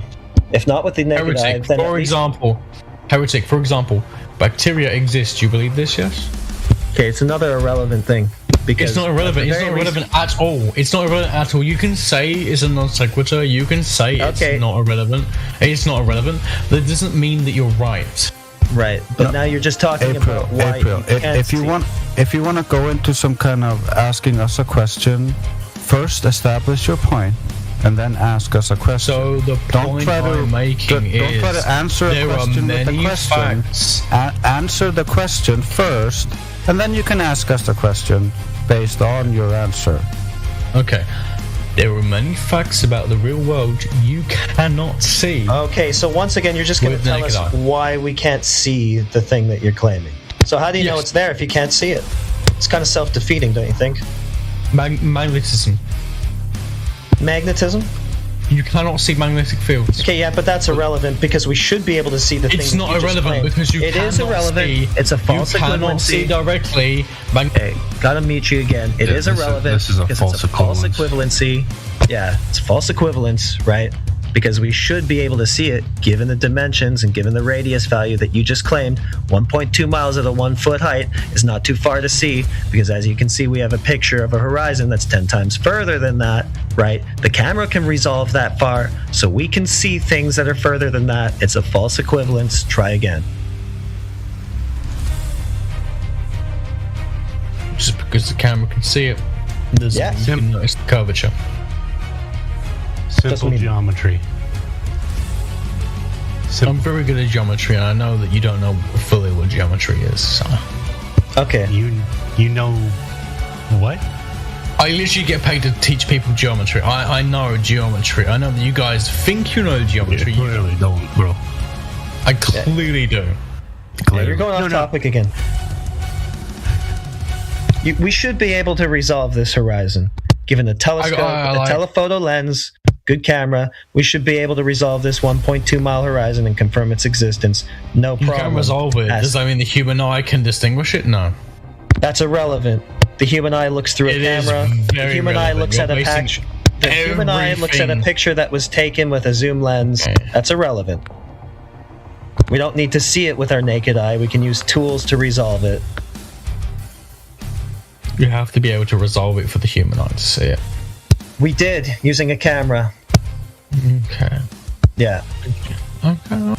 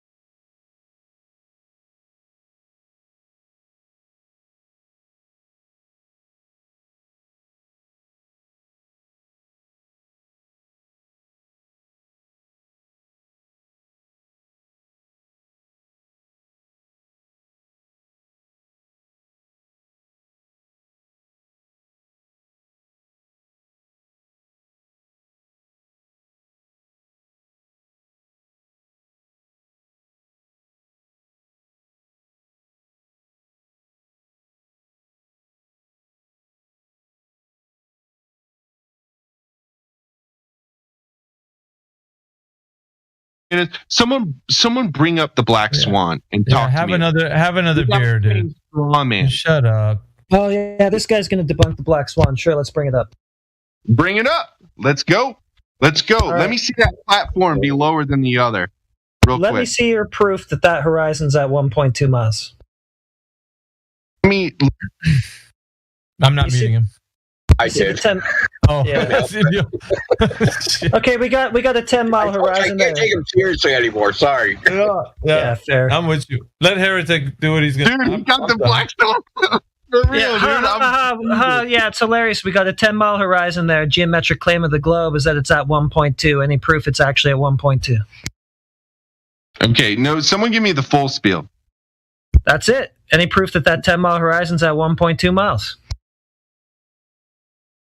We're not gonna waste the full spiel on you, man. What was the wavy oil rig your proof of that? Supposed to be? No, my proof of the globe Earth is both of these rigs are the same size. One is apparently lower than the other. Oh, I get it. Okay, so I get it. I got it. You're misinterpreting perspective, and therefore you think a 10-mile horizon is at 1.2. Perspective of the horizon. Okay. Yeah. What? The horizon the horizon that's at 10 miles, the one that geometrically must be at 1.2 on the ball that you think talking about the rigs helps you prove? What are you talking about? But what did you wanted to tell me when I said the further away rig appears lower than the closer one? I wanted to tell you to focus, because the Black Swan argument is not about either rigs. It's about the horizon. It's not very well focused. Yeah, you said it's not very well focused. You aren't. That's the whole point. You said you're going to debunk the Black Swan, but so far you haven't even figured out what the argument is, so you're going to have a tough time. It's the horizon behind it.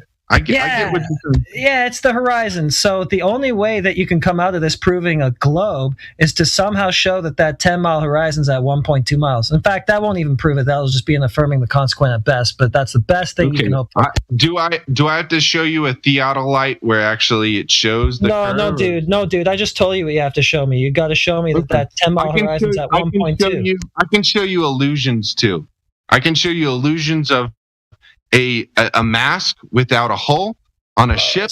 So that's your claim? Wait, I can show you illusions. What's your hypothesis here? What's your scientific experiment here with the horizon? So that's your argument for the globe. What analysis did you do? It's just going to steamroll now. So it sounds like you're saying that your argument for the globe is that what we see in reality is an illusion. How does that help you? 100%. Light is a very difficult thing to comprehend. It's always bending, refracting, and going different ways. All right? It's very difficult. I got it. So your proof that we're on a globe is just to deny reality. Satellite eccentricity. That's what we call You just talked right through you, Heretic. No, yeah, he just kept going. I'm sorry. Yeah, he's going to steamroll at this point. No, I'm done. Yeah, you are done. I'm done. That's why you're steamrolling. No, I was steamrolling, and I caught it. You caught it, and then I caught it, and then I'm sorry. Good work. So thank you. You caught it twice. I caught it. You caught it. Then I caught it. Yeah, we all caught it. It's honestly how it happened. We all caught it. We all caught that there was no 1.2 mile horizon in that picture with the 10-mile horizon. So no proof of a globe. Only thing you can do is deny reality to argue that there's a globe. Clipboard, we got some good clips off of this one, man. Without any background. I was asking for citations and mathematical proof that this explain this to me, dude, because I don't really understand. All I see is two platforms and a straight line. Two platforms and a straight line. Well, they're basically just there as like tape measures. Just think of them that way. The furthest one is at 9.4 miles. The horizon is behind it. So that's telling you that the horizon is further than 1.2. It's also further than 9.4. Can't be at 1.2, therefore. What's a 1.2? That's the geometric distance of the horizon on the globe. Okay. And then there's no illusion that would fix that. So your argument for a globe is that reality is an illusion. Not very compelling. No, it's not a very good argument, but this is not the reason why I believe in the globe Earth.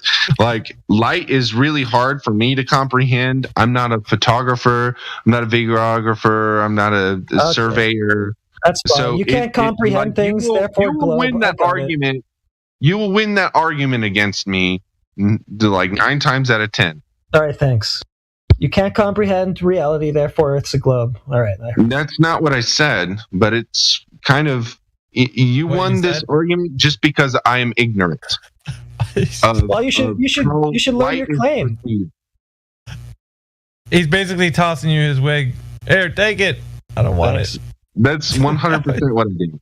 I said, like, hey man, like, I don't really know what you're talking about, and maybe you're right, but honestly, no. There's other factual proof. Such as? Well, we'll get back to this. You want to get back to this? Because any factual proof that you come up with will also somehow have to prove that 10-mile horizon is actually at 1.2. Do you actually think you have anything like that? Well, what I'm saying is I don't understand how light refracts, what light does, how it bends. Gravity bends time. All right. So how wouldn't it bend fucking light? Your argument for the globe is you don't understand reality. I got it. No, I don't understand this one picture and why it makes flat Earth real. That's what I don't understand. Falsifies the globe radius. Falsifies the geometric claim of the sphere. I falsify the flat radius. So where's the flat? Where's the flat? Well, you'll have to come up with somebody who claimed the flat radius first. Me the curve. That's freaking guy, man. I thought he Show said me flat. the flat before the curve. No, I don't know. Well, there it was. The flat that we saw. Yeah, that picture without the curve. Yeah, right? The one that would have had the geometric horizon had a curve. That was it. I see everything from here. These 2 rigs, they show everything. No, they don't, dude. This is 2 rigs on a horizon.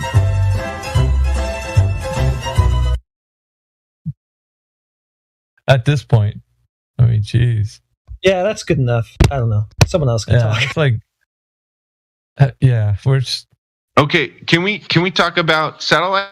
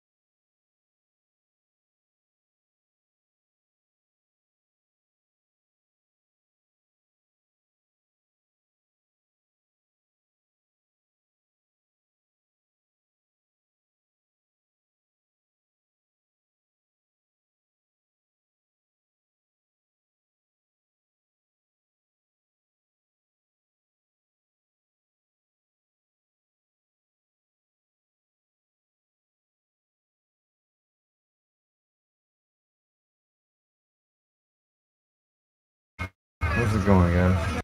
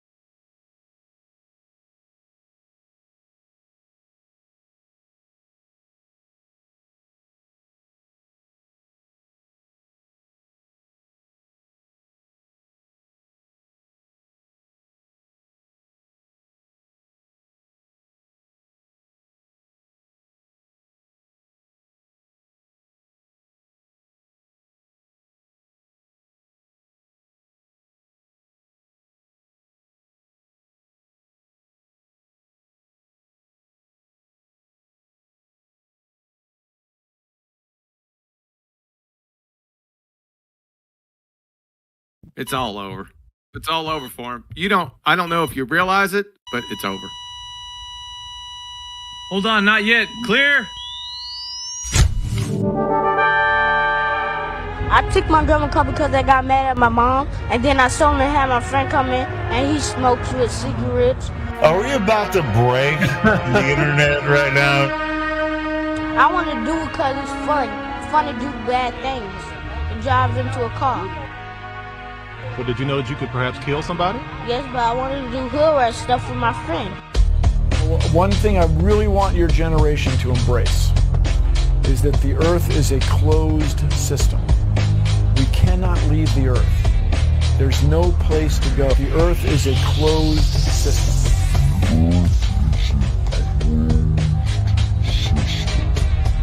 Nobody that I know of in my field uses the so-called scientific method. In our field, it's by the seat of your pants. It's leaps of logic. It's guesswork. If the Earth were actually this size, the International Space Station would be orbiting about a half an inch above the surface. Felix Baumgartner, he would have been about 2 millimeters above the surface of this globe.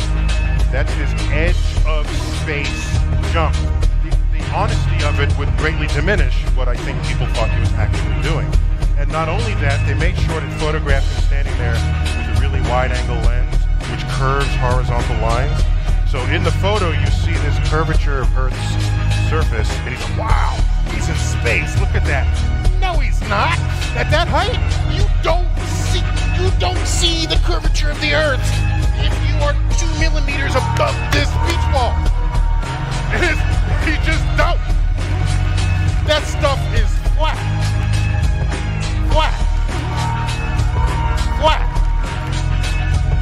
Flat. And not only that, that stuff is flat. Blue Marble 2.0. NASA's Rob Simmons made this. I didn't even know until I bought an iPhone. Simmons' job is... It's primarily taking data and making pictures out of it. That's what this is. A composite of data sets from several different instruments translated into a picture. Up until that point, there was no realistic color map anywhere.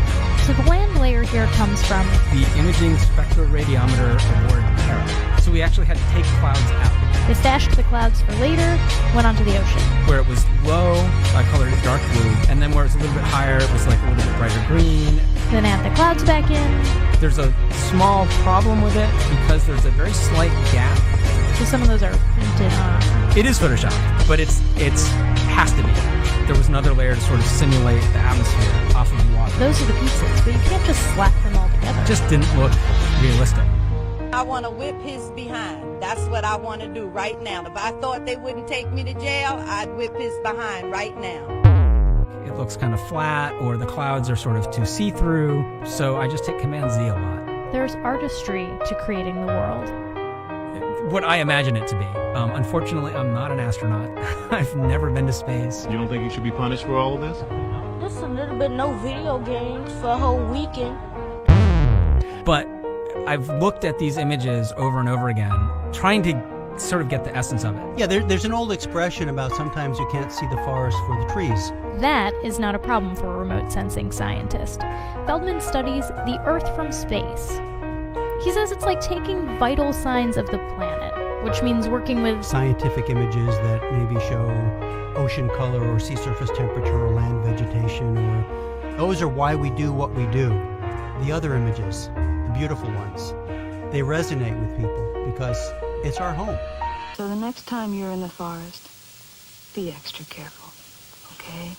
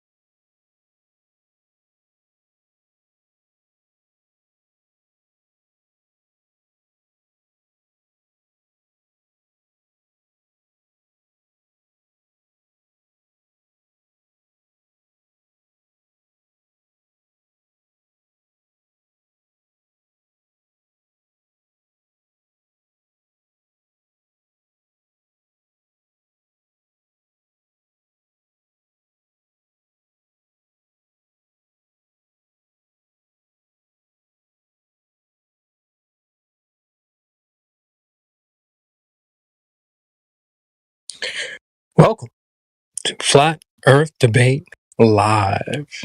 I'm your host, CB, and if you're new to this channel, hit the subscribe button and all that good stuff. Gotta work on my intro a little bit.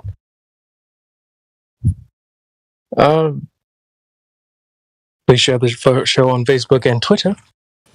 Sharing the show increases a more diverse audience and a more diverse panel, so please share the show.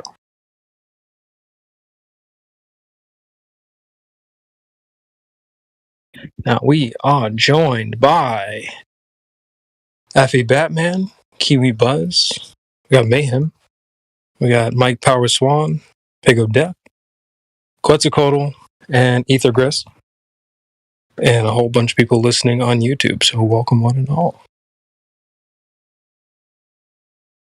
This is that moment in the panel when the fire has died down, a bit of stoking, and fresh logs on the fire will go a long way. So I will say it is fight night, so I'll probably spend the next 30 minutes to an hour hyping up the stream.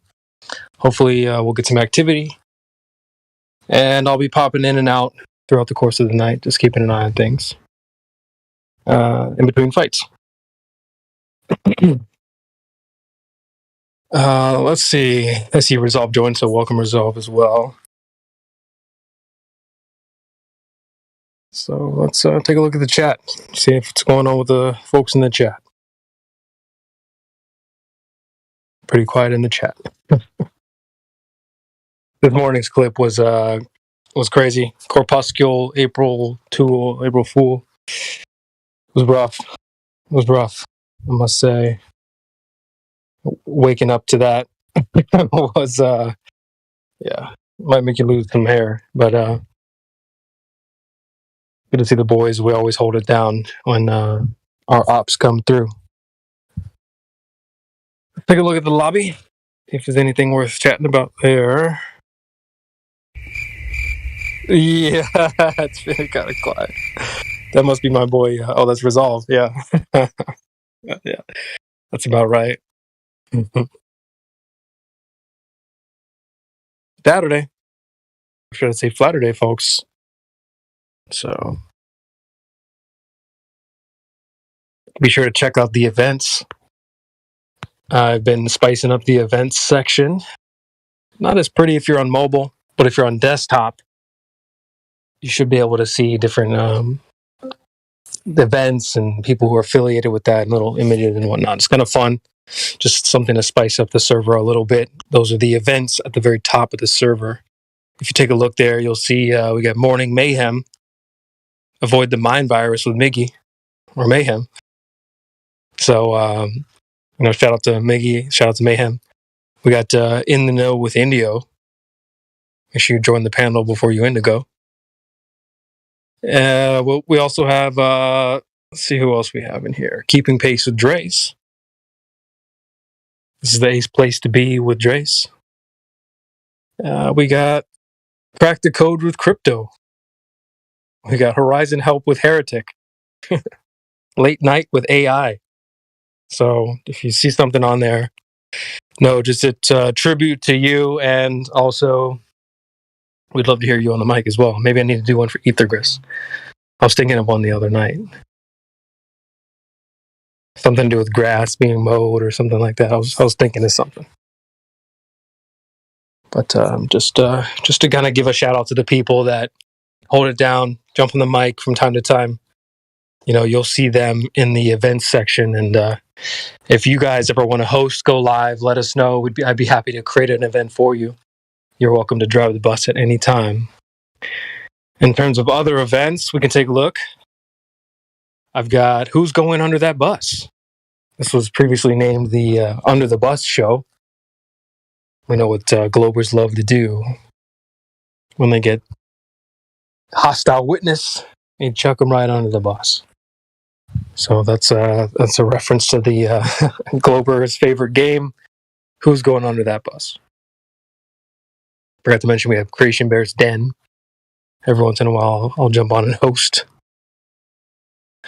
So y'all can hibernate in the den with CB. We also have, I created a court case. The People versus Globe. All rise. So, we'll put the globe on trial. And yeah, so that's that. We also have 24.7 Radio FE. We're always live. We got UFE Fight Night 5, Flat versus Globe. Let's get ready to rumble. Tonight is Fight Night.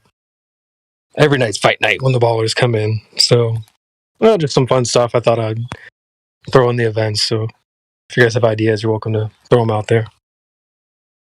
Like I said, I'll be tuned in for about a half hour or so hosting. Maybe we can get the panel nice and full for Saturday night. Maybe ladies will join. Maybe we can have a good time. So we'll see. We'll see how it goes. All right. What else do I got? I got some clips to talk about.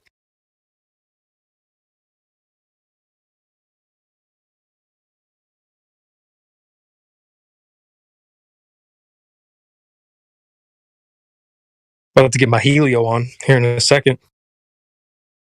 So it's like 6 o'clock. It's literally 6 o'clock. Helio already drunk. So let me get some clips and we can maybe talk about that.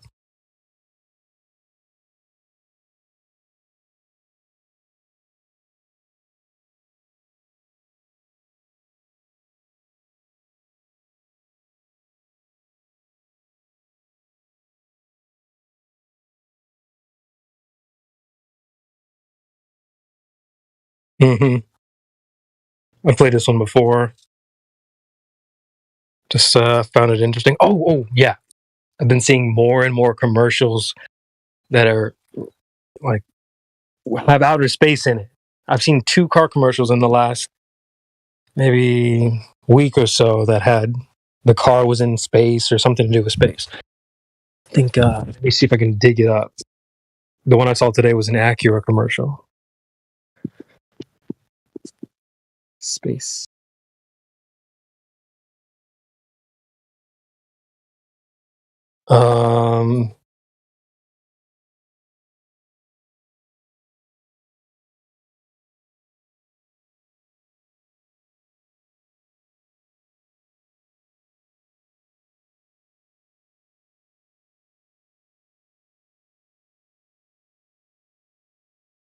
Yeah, let's see if I can find it. Here's the other one that I did find.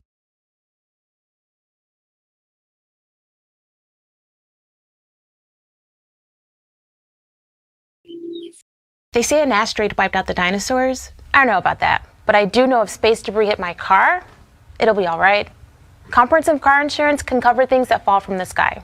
Hail, trees, golf balls, even meteorites.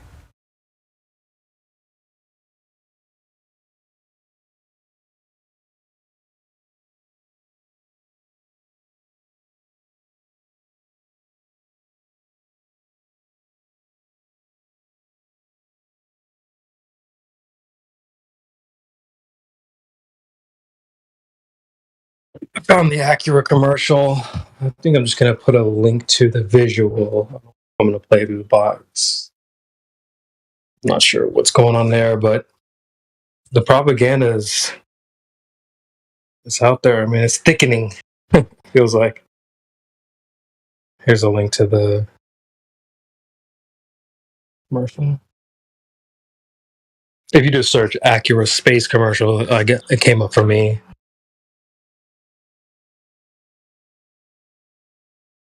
Maybe I'll find a YouTube video.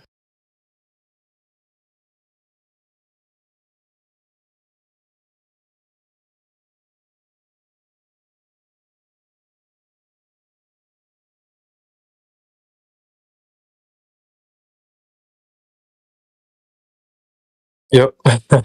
Here we go.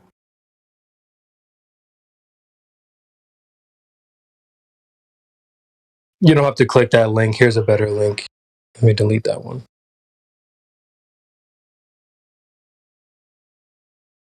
Better than Elon Musk roaster commercial.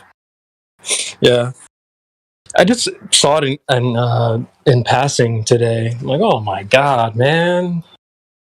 What's cars have to do with space? Like, this is the second commercial I've seen with the car to do with that outer space. I think the other one was a Kia.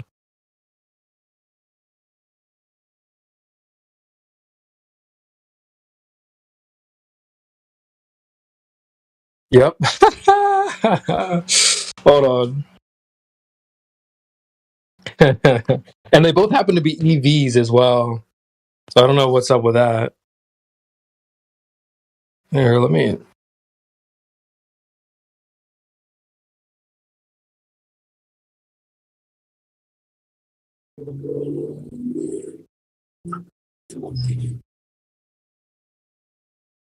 Yeah, check out that link that I dropped there for a link to the Kia one.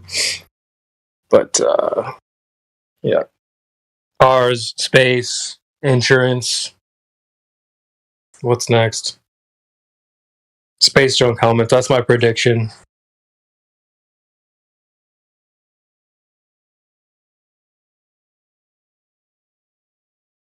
What's funny is the idea has been out there for longer than we've been talking about it. This is I've been playing clips from the Dragon Ball Z Abridged show. And that show has been around for, I don't know, 10 years or so. And here's a clip from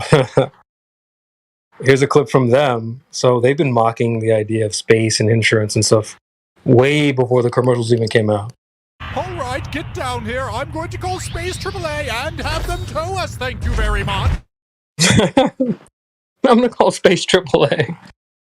Yeah, the characters flew in on a rocket ship, and they joke about how, like, oh, well, we don't drive. Only the peasants drive the rocket ship. And there you go. Well, you don't know the AAAs of space? Authority, assumption, and assertion. Oh, yeah, that's good.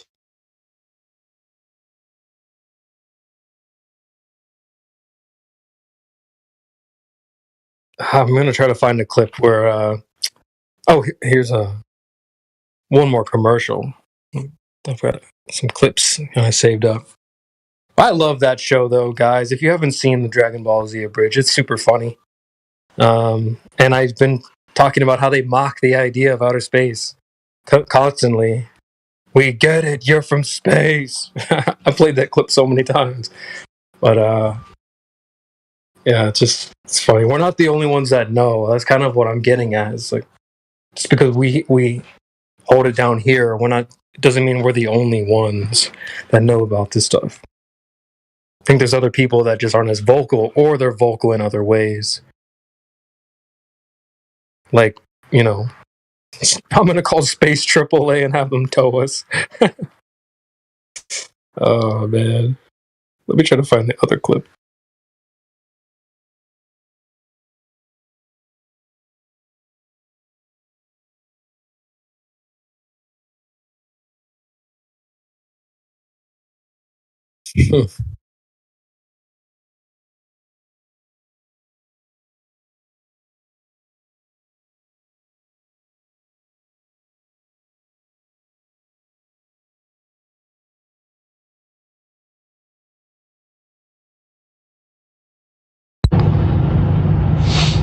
Stand by. So did Dogs Wish They Were Cats come back to talk about the leveling trough? Oof. I didn't even. Was he trying to switch level to curve? What was he trying to prove this time? No, he's just trying to provide. Like they claim in certain construction projects, like bridges and towing tanks, that they had to account for the curve of the Earth. And then when you look at the documents that the Globers provide, never says that they actually are accounting for the curve of the Earth, or how they even would go about doing it whatsoever. Never actually specifically mentions it. It just loosely mentions that they needed to account for the curve of the Earth, and then completely doesn't address it.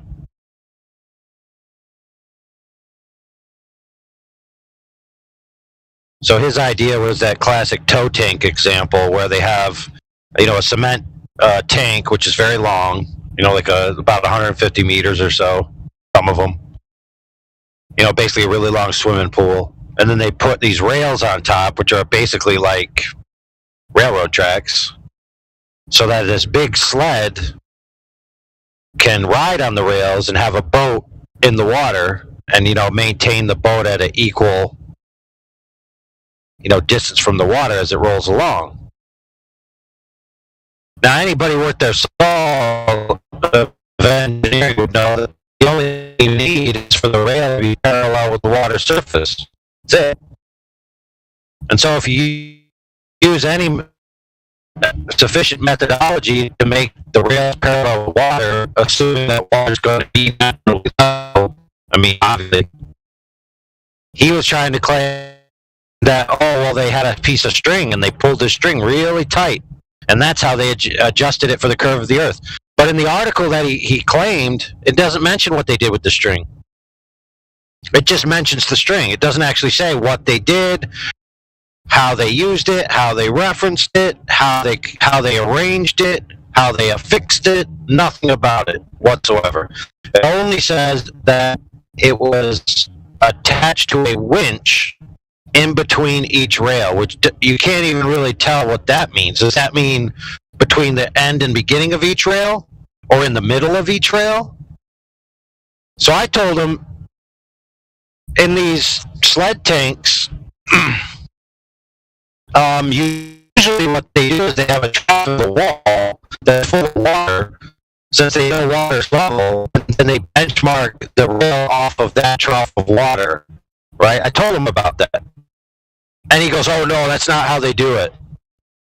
Now, mind you, he had presented a document that he's claiming proves the curve of the Earth because they had to account for the curve of the Earth with this, method of building the tank. Lo and behold, I read it, and it mentions the trough. Not only that, but it shows a picture of the rail off the trough, just like I told him. Clearly demonstrating that he didn't read the article he was trying to present as evidence. And he didn't even understand the claim within the article about the alleged curve of the Earth, or how they're measuring it or not measuring it. He just kept repeating, they're using a string. I read it. They're using a string. Okay, they're using a string. What are they using it for? To floss their teeth? Now, he was pressed by somebody who wanted to know the answer. Can you please highlight the part of the article that says how it was used? How they actually accounted for the curve? He goes, oh, no, man. I already mentioned it, the string. When in actuality, it's the leveling trough, which is literally in the diagram. You could see it. It's a bracket that attaches to the rail, and it has two rods that have pointy ends, right? And you adjust the bracket screw until the bracket on the rail causes the pointy-ended rods to touch the water surface. When they touch the water surface, you know it's equidistant to the water. You go down to the next one, you do the same thing. And of course, they had different methodology to maintain the same level of water by measuring how many milliliters or whatever they would put in, because obviously there's evaporation that happens throughout the day, and so it's not going to be absolutely perfect depending on the day. So they have to, each time they go to do it, they have to make sure they have the right amount of water. Either way, they're leveling it off the water. So all they're doing is just having a trough full of water, getting a measurement by using a bracket, right? So they're not measuring per se, like they're not saying how many centimeters it is. The bracket and the rods are already just there, and you just click it onto the rail and adjust the screw on the bracket till it touches the water, and now you know it's equidistant. So all they're doing, the entire methodology that they're doing, is they're just paralleling the rail to the water. Nobody who's going out there and doing anything to the rail, to the bracket, or to the screw is considering the curve of the Earth whatsoever. Their methodology is, I have a pre-engineered bracket that I attach to the rail, I turn this knob or this bolt until it touches the water, then I'm good. Just like I told them it would be. And of course he replies, oh, you guys are idiots. You guys are stupid. You guys don't understand that I provided you a document that says that they measured the Earth being a sphere. And we're like, dude, nowhere in the document does it say that. There's an assertion that in order to design this tank, they have to account for the curve of the Earth, but then there's no further elucidation of how or why practically in the real world that worked itself out. There's nothing in the document that says that whatsoever.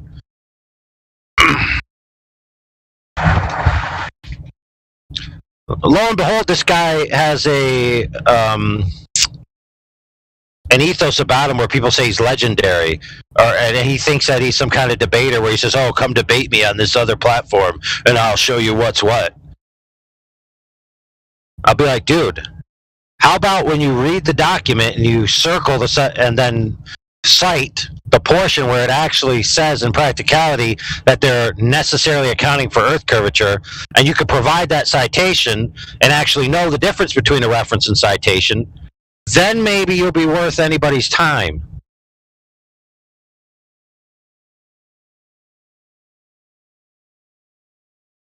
The Earth is a globe. Oh, what's your citation? The internet. Just look it up, bro. It clearly says the Earth's a globe. Oh, damn, never thought about that. Ding dong. I was thinking about that earlier, AI. How they just they don't consider that the minimal effort that you put in, like I could have also put in as well. You just went to Google. You don't think I could have done that? Why? And then why don't you think I've done that? It's stupid.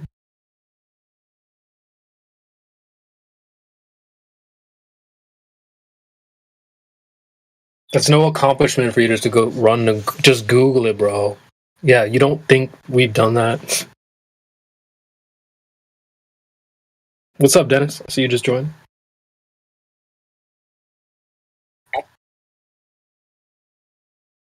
I'm sure you've taken the time to Google stuff.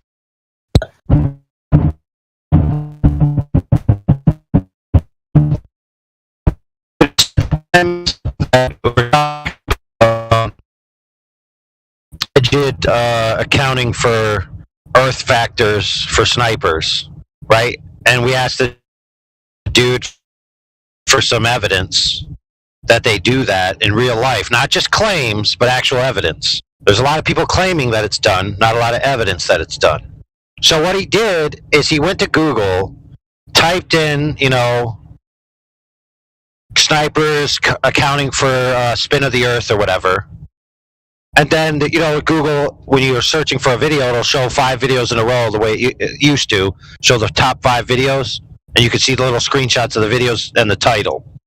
He screenshotted his PC screen and just sent us a screenshot of the 5 top results from Google. You stupid.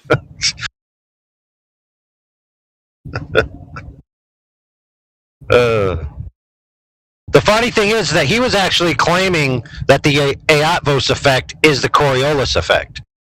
So the very top video that he cited, the guy explained the difference between the two, even though the kid putting the references, or whatever you want to call them, screenshottery, let's call it that.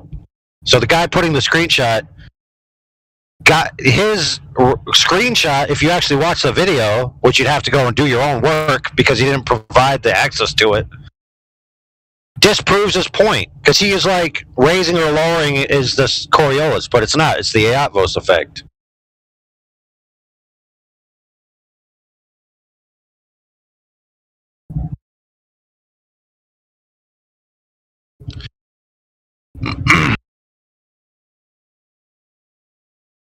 Yeah, I mean, it would be nice to, and it's not like it hasn't happened before, to have a glober that comes in all cocky like that actually has his ducks in a row, has read the paper, is able to cite the location of the information where it actually explicitly says the things he wants to make you believe that it says.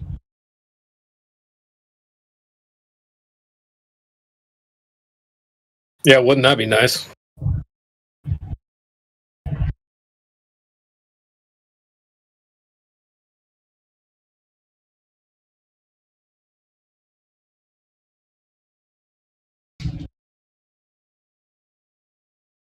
provides an article about the tow tank manufacturing, where the guy in the article,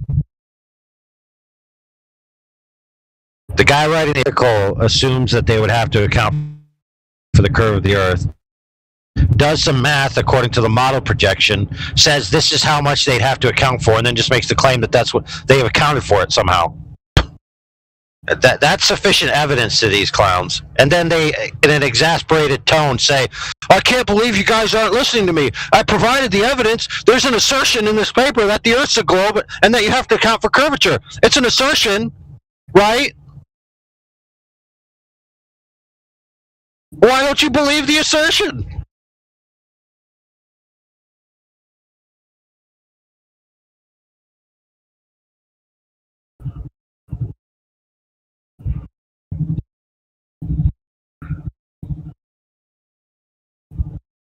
When you come in and assert, you leave butt hurt. Pun intended.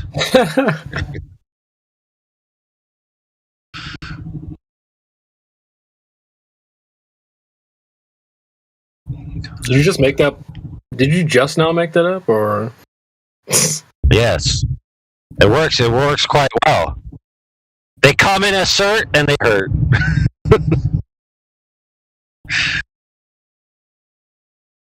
I do like catchy slogans. We're also working on patenting an all-in-one scalp and butt cream, so you can use it on either one. That way, if you get your wig snatched or leave butt hurt, you could just, you don't have to buy 2 creams. Yeah, like a 2-for-1. A little twofer. Exactly. Then I made up this other joke, but if you're a butthead, you could just apply it all over your whole body.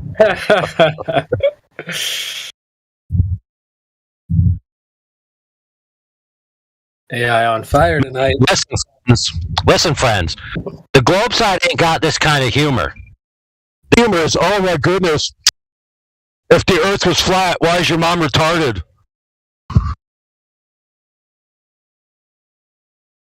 Yeah, no one's having more fun than us.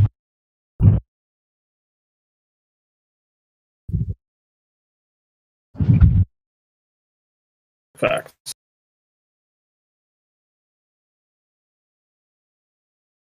I got that clip I was looking for. Yeah, 2 globers walked into a bar. Then the flat earther just ducked under it. Nice. Well, they walked into it because they were, calculating for refraction, for Coriolis, for gravitational acceleration differentials based on distribution of mass in the room, right? Because they're not sure, because it's an apparent location of the bar. They're not sure of the angular distance between the floor and the bar relative to their point of view. So they, they're like, oh, well, if I do all these calculations, I'll be able to clear that bar, especially since it appears lower in my field of view due to perspective. And I'm not sure exactly where it is physically. Yada, yada, yada, right? Sticks and shadows. What's the shadow of the bar on the wall?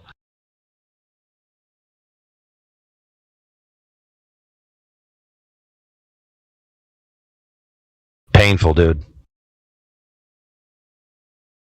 Yeah, but in their view, we're the morons. No, I don't believe your assertion. No, I don't believe your logical fallacy. No, I don't believe your appeal to authority. No, I don't know the reason why everybody would lie about every particular thing they lie about. No, I don't have a God's eye view of the Earth to come back and tell you about it. No, I wasn't at the beginning of creation to tell you definitively what happened. Et cetera, et cetera. It's like, if the Earth is flat, tell me every secret of the universe right frickin' now. Oh, you don't have every secret of the universe? Oh, then you're retarded. Yeah.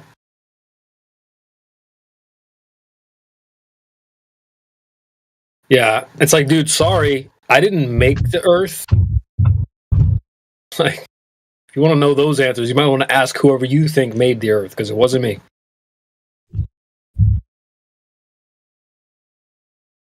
Man. Dude, if the Earth globe, how come my GPS took me to the Under Armour store instead of Home Depot? For goodness sakes. The accurate globe map, 100% accurate, bro. Oh, yeah. Classic.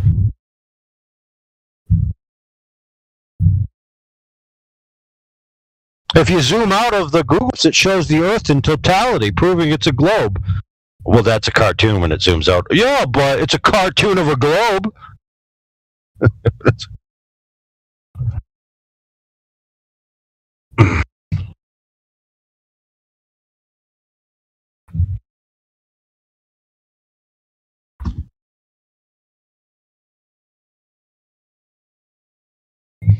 Man, a GPS is taking me around the back where you drop off your deliveries. It's like, dude.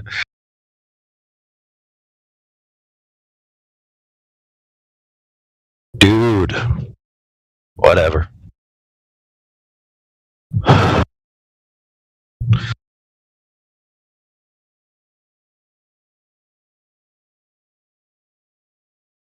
Small little clip I want to play real quick. Some commentary on. There it is. The home of the brute who dared lay hands on my darling little angel. Yes, Daddy. What a pretty little blue pearl it is. What was it called? Earth? Actually, it's pronounced Earth, Daddy. Really? But there's an A in it. I'm just going to keep calling it Earth. It doesn't really matter anyway. Soon it'll have a brand new name. Vacant Lot.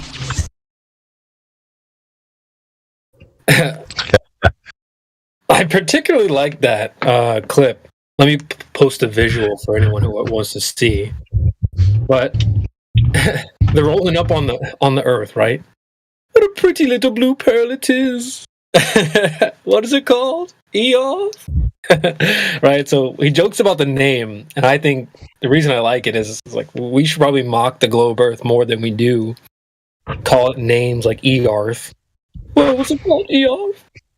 Even the character corrects him, like, actually, it's pronounced Earth. He's like, I'm calling it Earth. But at the very end, he goes, it doesn't matter what, doesn't matter anyway.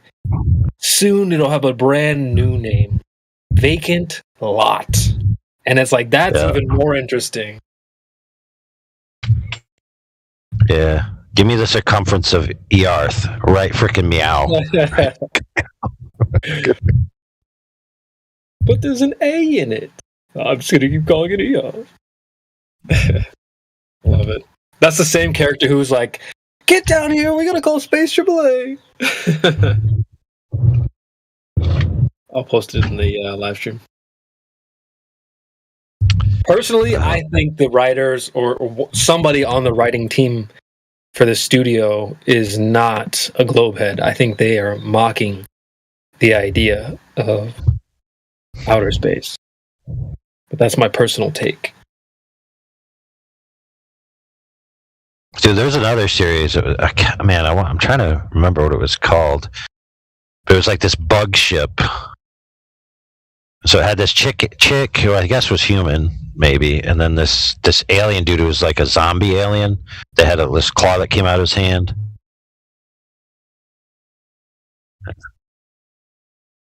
It's pretty mocking of the whole space concept. Man, I wish I could remember what it's called. I can't. Yeah, I was gonna say it didn't ring a bell. What was it again? Do you want to like? It's not Firefly. At least I don't think it's Firefly. Is it like animated or live action? Or? No, it's live action. Okay. I'll look it up right now. I do not know. It's a crazy series.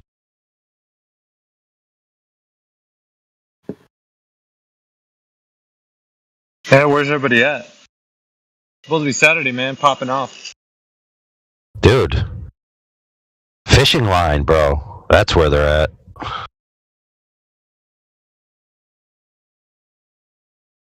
They heard fishing line is the proof of the globe. Then they went to the store and saw a fishing line on the shelf, ergo globe. Yeah, if there was no fishing on the show, then Okay, so the name of the show was called Lex, Lexx. okay, nice. And so it was about a giant ship that was actually a huge insect.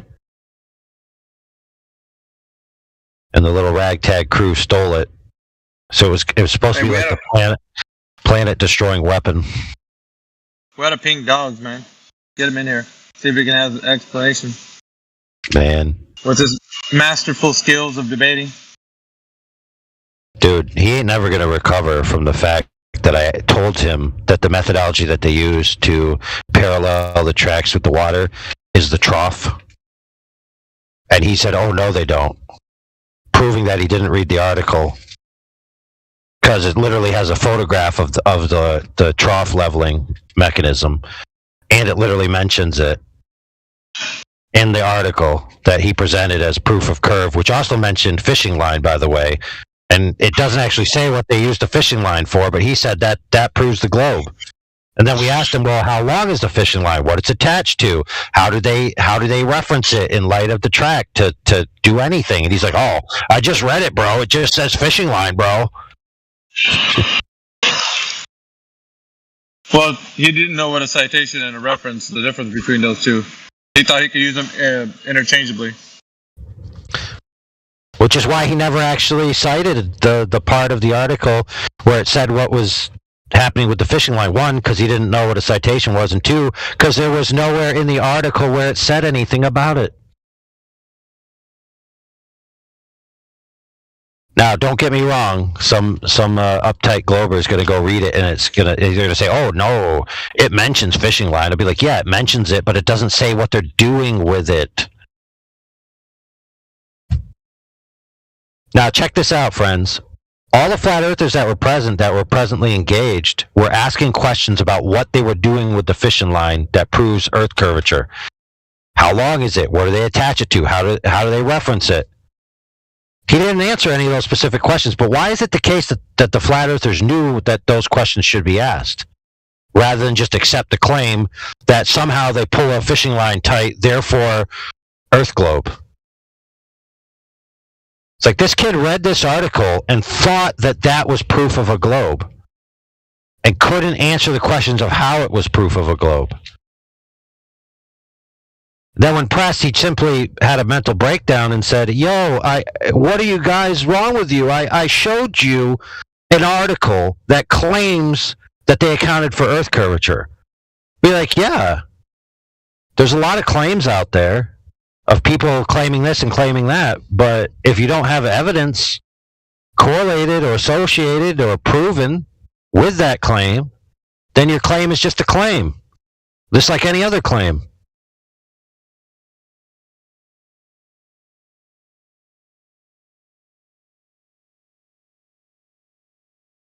That's like phrasing a question like this: I demand evidence of the globe claim. And then somebody comes along and Googles, the Earth is a globe of 3959 miles. See, there's evidence of the claim.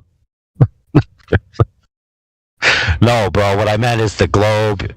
Yeah, but you worded it in a way where I could trick you and just present this evidence, which is true, because it's technically just a claim. And here's evidence of a claim being made.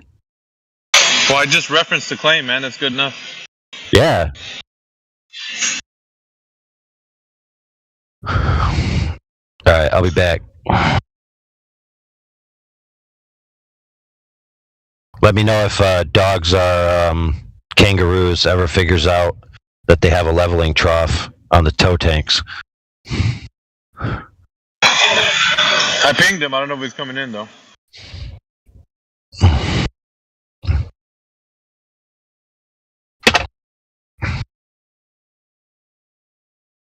Of course, I'm at work, so I won't be hearing him talk about ER.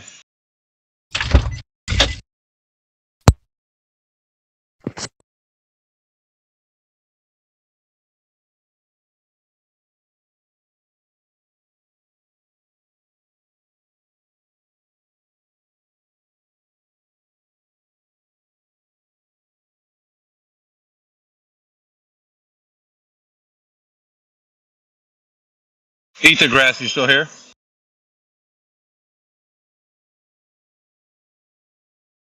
I don't think he's in. It might be AFK, but I'm in his server right now. But if you're there, I actually have a question for you. But Oh, in his server? I don't have his server. let me drop a link. Okay. He has some. He has got some. I told him to add some sound clips to his soundboard so we can get a few more slots over there. I was going to talk about that a little bit. His soundboard. He's got. Let's see. You'll probably like this one.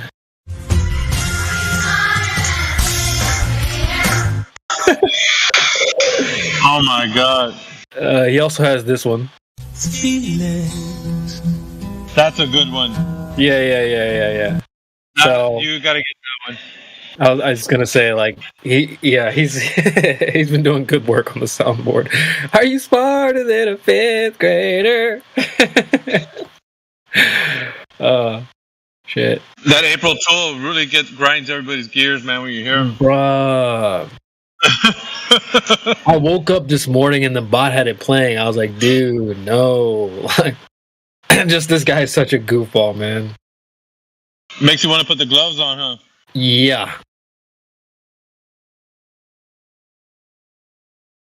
You're like, you don't even care how big you are. You look, I might be scrawny, but I will beat your ass, bro. Like, I don't care.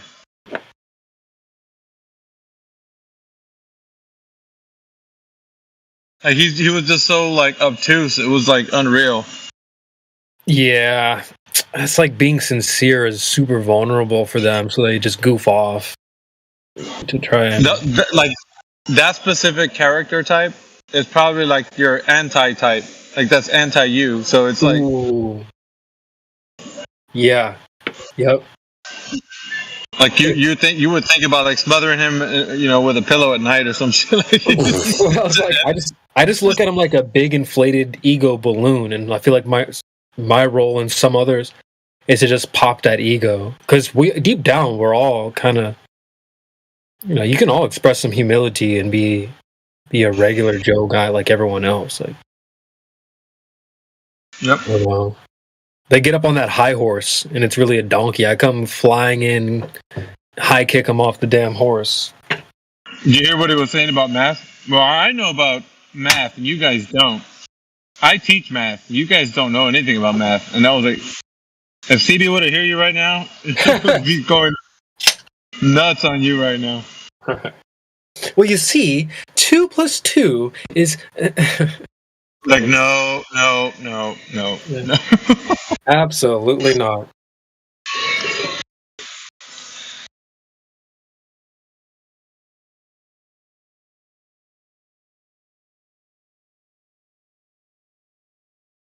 It's kind of quiet. Yeah, that feeling sound clip that's on point, bro. Feeling. Yeah, dude.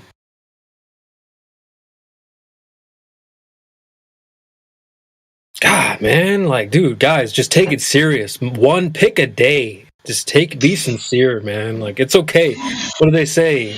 It's okay to lose the battle. You may not have lost the war, but type of thing. But damn, they just come in and start spiraling out of control to try to prevent any victory. It's that whole pigeon chess. They accuse us of that, but that's what they're doing. Mm-hmm. Take a dump all over the chessboard, and then,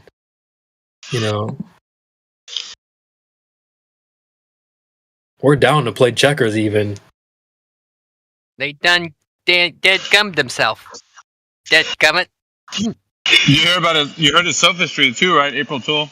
And how Heretic was like not falling for it at all. He was talking about everything but the surface curvature. Oh yeah, that was right about where I left out this morning. I think he was like, "Oh, well, the curvature is like it's not there, but you can't see it. It's not real." It was like the coast of Spain. It's a coast of Spain. Can you measure the coast of Spain? I think I actually recorded the clip from this morning, dude. Hold on. I gotta head back to work, but hey, I'll be listening. Are you gonna stay on for a minute, CB? Watching the fights have just started, so I'll probably duck out unless there's like huge KO. I'll come back and start chatting. If there's a big knockout in the first round, I'll just come back and fill dead air. But yeah, if not, I'll just catch you whenever you come back or whatever. But yeah, I'll be on post. I'll be on later tonight for sure. All right, bro. All right, bro. You have a good one too. I'll catch you later. Yeah, later.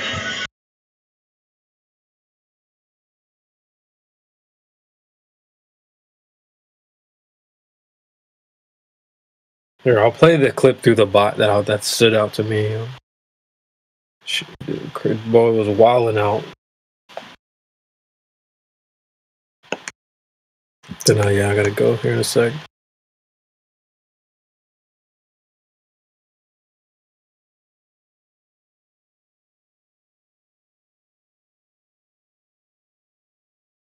And I'm also talking to somebody who couldn't point to the horizon in a picture earlier, so most definitely wouldn't be able to point to the curvature of the Earth now, would you?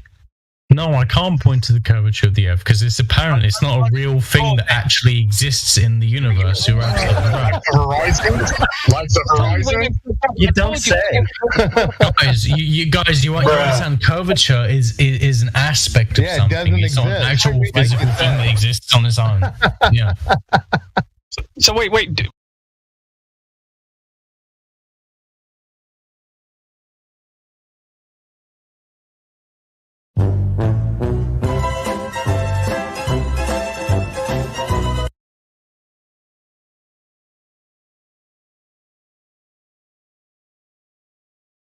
Hilarious.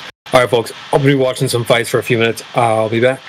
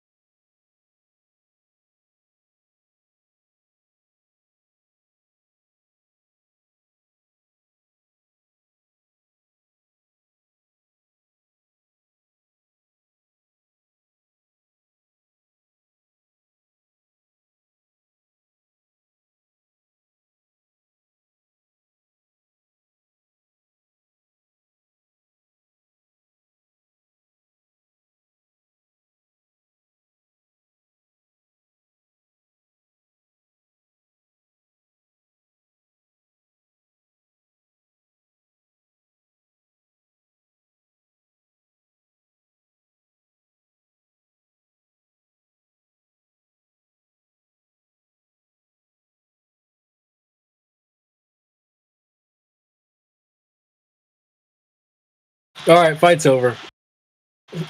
That's it. It's over. So I'm back for a little bit. What's up, Jedi? What's up, CB? How you doing, man? Good. I gotta turn you up. Hold on. Hey, turn something up. I'm doing all right. Happy Flatter Day, Saturday. Yeah, happy weekend, man.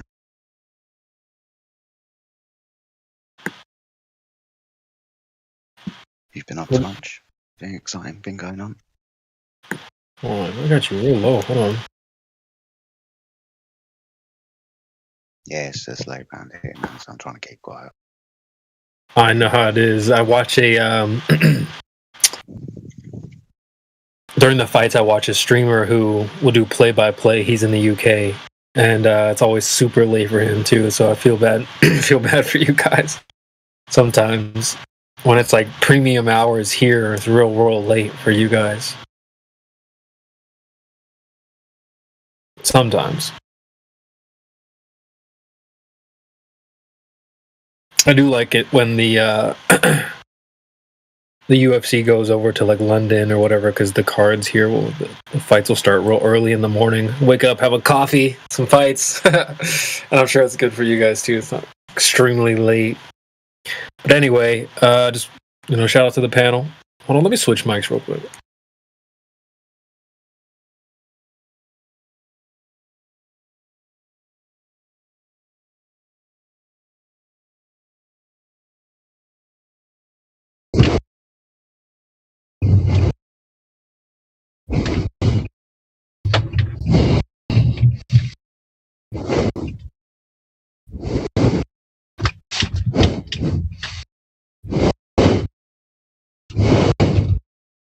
Radio check.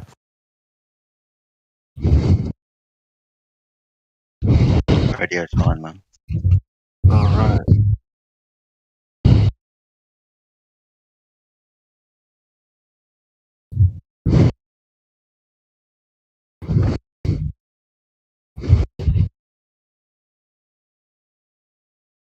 How much money would it take for you to go back to the globe? If someone could pay you money, you just never talk about the flat Earth again.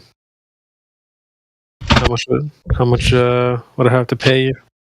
Well, that's not going back to the globe. That's just not talking about something. No, but you got to shill out for it now. You got to like go against the flat Earth. You got to talk trash. You got to just completely shill. Man, you're changing the deal constantly. I don't like this deal. Well, it's got to be a good deal, something you would take. Can't be too easy. Dude, I'll shill for the globe model. Think about it. Most globers are just shilling for a model anyway. Everywhere, it's like, if this was true, then these things would be true. Here's a model of how that would work if these things were true. It's not their fault that the suckers decided to reify that model into reality and say, okay, if that was true, then this is how it would work. Therefore, the Earth is a globe. So most of these people, man, they just fell for the fact that a lot of these people caveated what they're doing with, okay, this is the model, like Newton. Newton never said this is how the universe works when he did his little math about Newtonian gravity. He just said this is a model. And then he said anyone who believes this model is not really right in the head.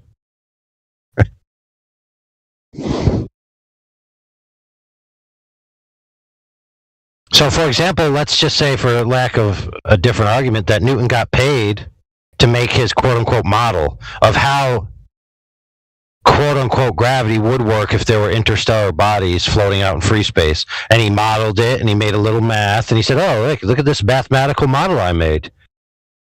And if you believe this is real, you're stupid. And then somebody comes along, reads his book, and go, oh my goodness, that's reality. And then when they get to the part where it says, if you believe this, you're stupid, then they're like, oh no, I don't understand what he's meaning there.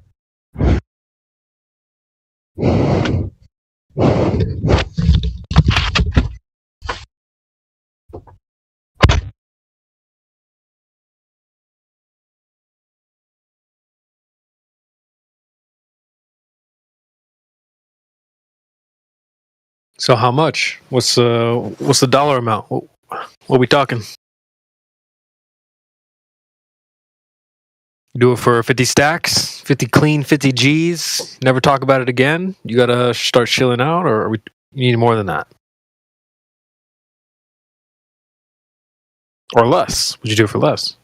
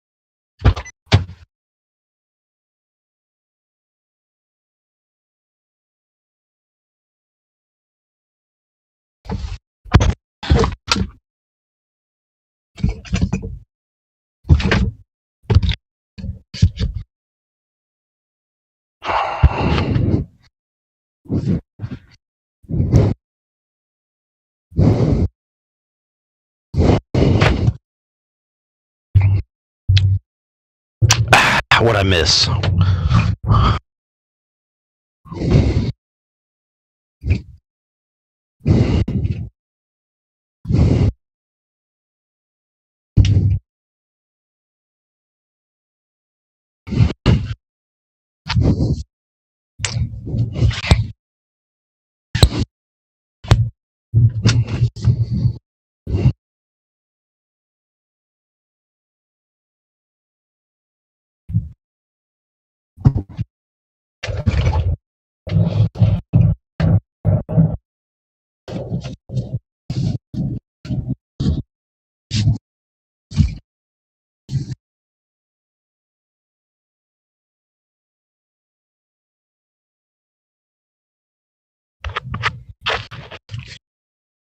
Hello?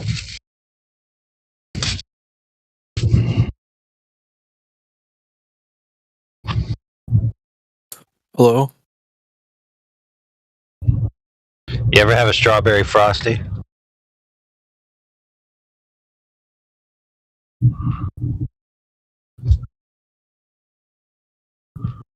I'll take that as a concession that the Earth is a globe.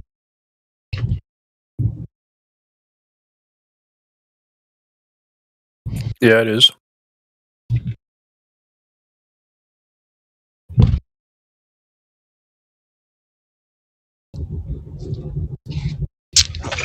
Oh, you think the Earth's a globe because of strawberry frosties?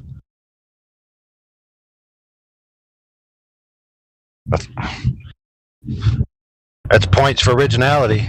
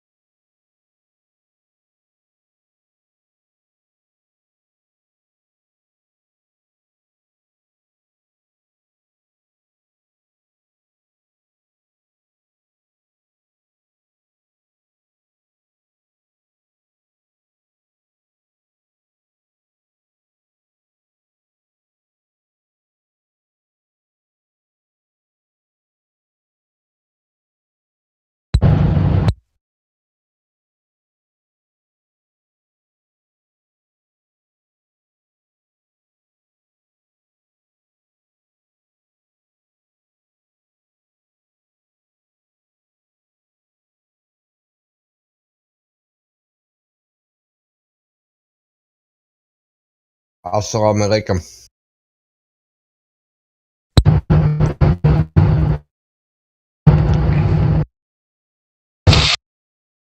Strawberry. That just reminded me of the Cheech and Chong movie. I'm not looking at your neck, man.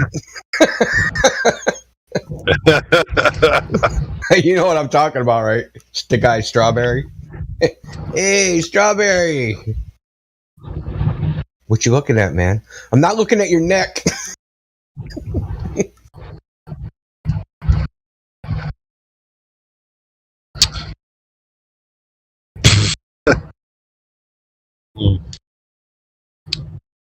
Well, he's definitely not looking at the portion of the article that mentions the water leveling troughs, the actual method they use to level the rods.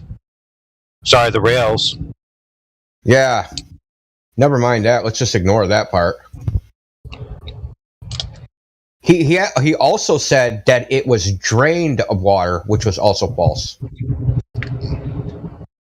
They filled it up before they even put it in the rails. Yeah, so I mentioned that, like they used the water trough, and he thought I was referring to the main canal that they built. They said, "Oh no, that was empty." No, right, but so he wasn't. Yeah, he was wrong. If you're correct, then he's wrong on both accounts. It said that in 2015, in June of 2015, they filled it up with water, and then after 2 weeks, they measured it, and that the concrete had not changed, and then they put in the rails in December of 2015, and then it goes all into the so-called the procedure for engineering the rails, right, so that they're straight. Yep. So it said that right, and he didn't read it, man. He's just a copy parrot, like half-assed parrot, right? So it's like a parrot that's like that don't even know what he's parroting.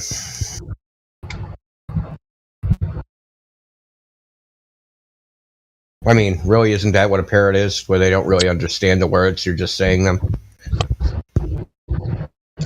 No, I didn't double check, but somebody mentioned that was the same location that Mr. Sensible tried. But Mr. Sensible brought a different article. I think Mr. Sensible used there's a tow tank in Australia, and I think he might have used that one because I remember seeing part of the Mr. Sensible's little tow tank presentation, but it was like this isn't measuring anything, and I just stopped watching it. You know what I mean? I just don't waste my time. Right? Yeah, exactly. Because you know how those guys are, man. They can't be succinct, right? Like, okay, this is what they did. This is the instrument. This was the procedure. This is the result. They can't do that. They got to like song and dance. And get in their snide comments about flat earthers and all that, right? So that's what makes it all drawn out. That's exactly what I just experienced on Facebook, right? Shocking. Right, I know. I posted let's see here, what did I post? Because I'm always being reasonable. I'm never really taking shots at anybody. So my comment was just that the horizon being physical, and then a specific because he posted a picture of the windmills again, right? Everybody's seeing those where it's like looks like you can't see, the rest of it, and everybody's like, "Oh, that's perfect." Yeah, and I was like, the bottom of those windmills is inferior mirage, just so you know. But whatever.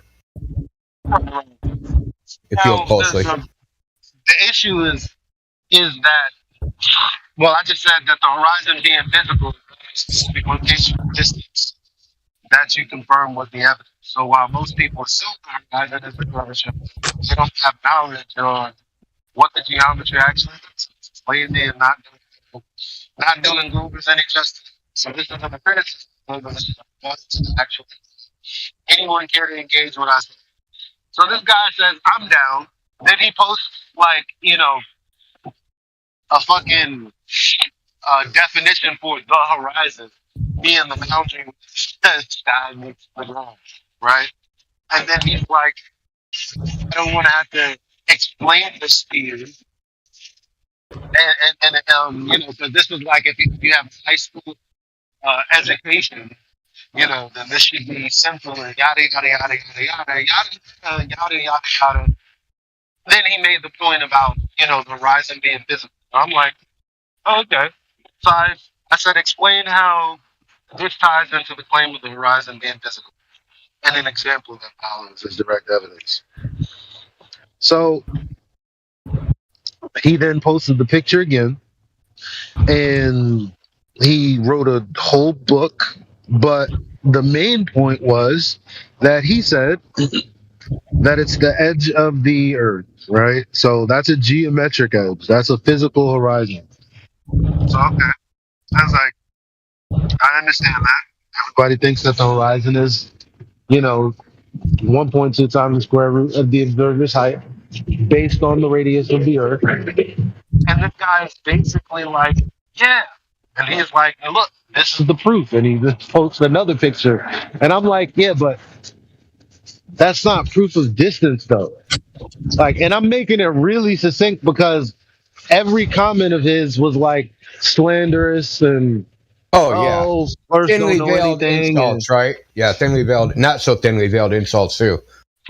So I just copy pasted just the points that he made, which is the horizon is physical, and then I copy pasted the small part that I addressed that because he basically said that that's a glorified it. And I'm like, my dude, you just said it. I'm like, I don't know what else you do for me. So if it's the windmill picture, I just remembered something about that. Those windmills, if it's the image I'm thinking about, are 76 miles away from that camera. They shouldn't be visible at all. They're supposed to be something like 1,400 feet or more under the horizon. Hold on, let me get a screenshot. Yeah, if it's the windmills I'm thinking about, like the ones they post all the time, there is an inferior mirage at the bottom, but then I went and I found the video. I remember. Hold on, let's see if I have a post about it in the server. Because, these are the usual. It's got to be the ones. No.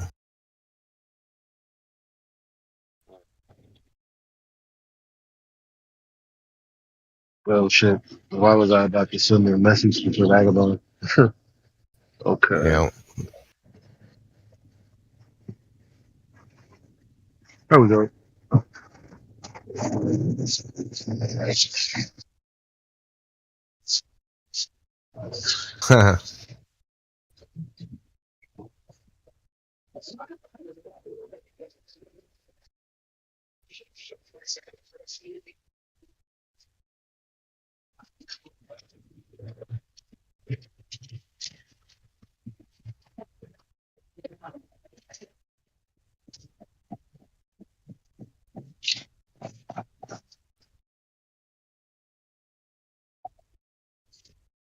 Yeah, that's the one. That's the one. 100%, that's the one.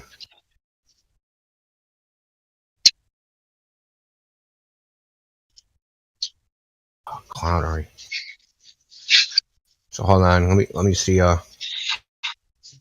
almost 100% sure from where he took that. I did it and then found them on Google Earth. They're actually kind of hard to find, like actually where they were. And they're like 76 miles away from the camera. Which obviously is pretty far, right? Right. I mean, if it has all the like the pedigree information, man, I would love to throw that in there. Well, they never have the information. All they ever have is, oh, it looks like, right? So that's always their claim. Oh, this looks like, I can't see the bottom. I should see the bottom, therefore curve, which is like logically just vapid.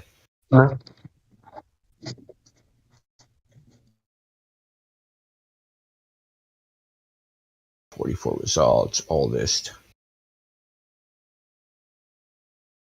At what altitude can you see? So the first time this image was posted was, oh shit.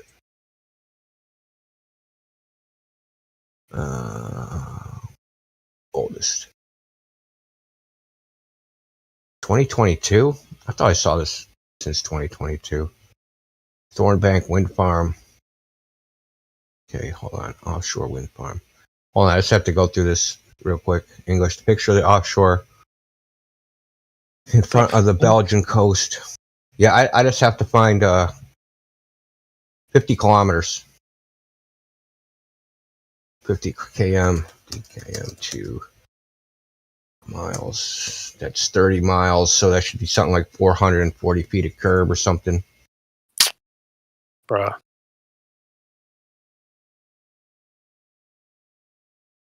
These guys see pictures like this and they think that's curved water.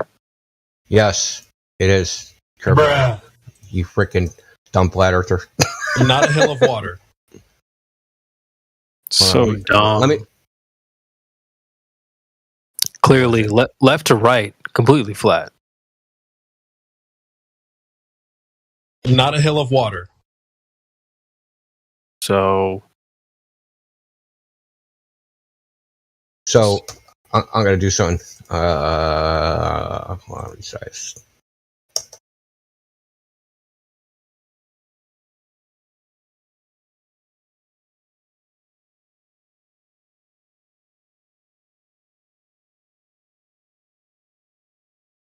I saw the post you put above. Don't tell the manosphere Evo Psych is mostly garbage. Yeah. I was thinking that's about their that. arguments, right? Like, yeah, that's all their arguments are basically evolutionary psychology arguments. You're wired to be this way. That's what they say. Well, see, like I only watched half of that video, and then I came in here. I was like watching it before I came in here. Okay. So one thing I picked up on is that the claim of evolutionary psychology is that these mechanisms like jealousy are biological, because they have to be biological because they evolved, right? That's their claim.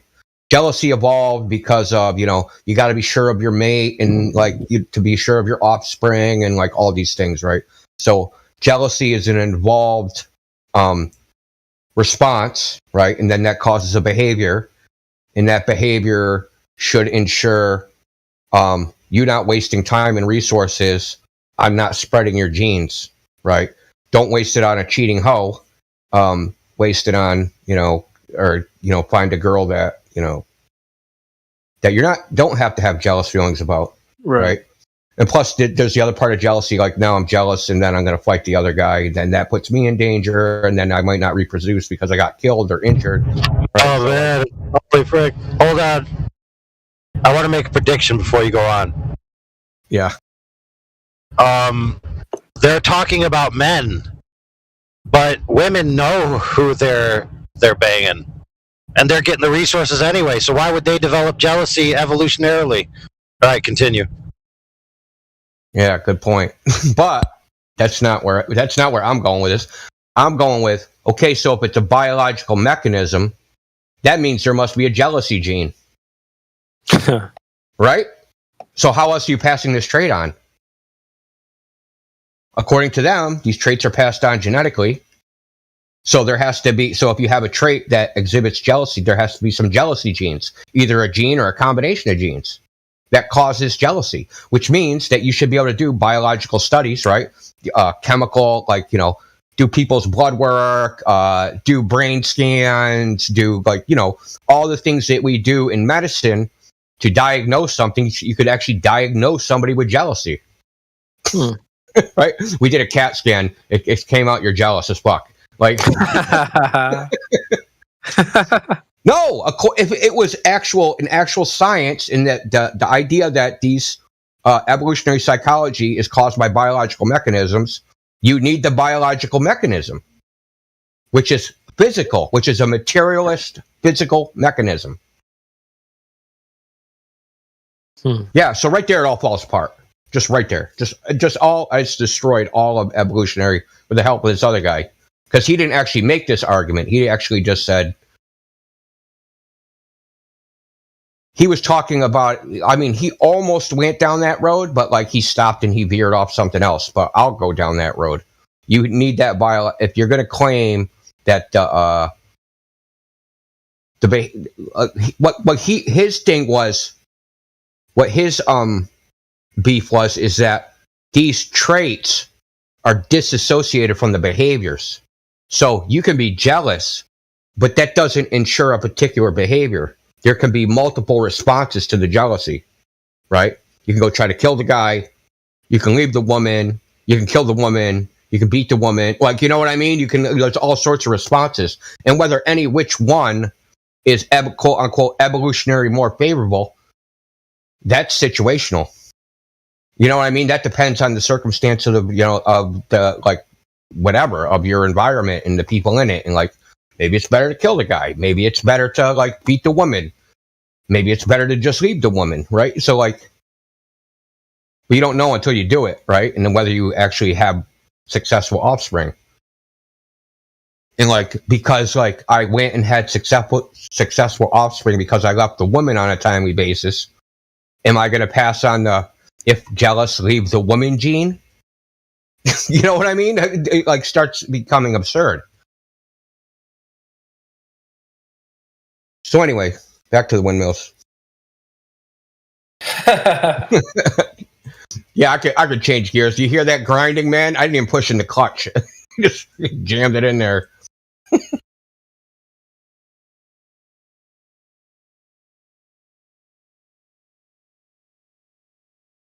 Man, here we go. Back to 2015. Oh, you need the Dream World. You need the Dream World soundboard, man. Yeah, I know now. So when you have to go back to a prior year, and you hit the Dream World.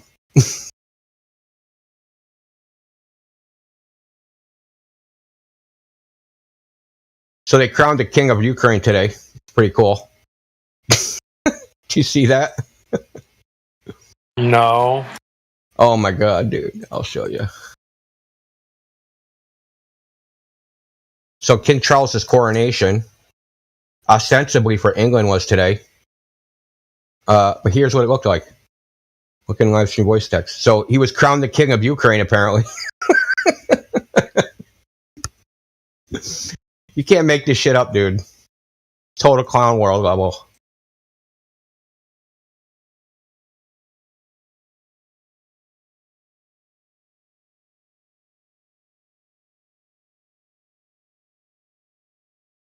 Yeah, I'm trying to remember like what the issue was with this.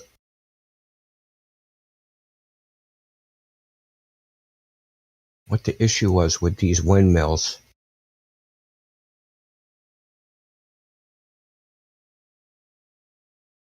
Yeah.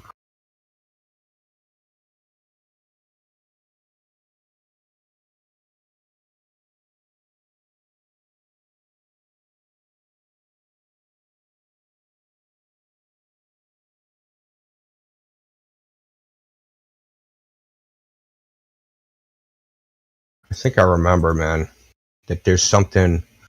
Let's see. 42.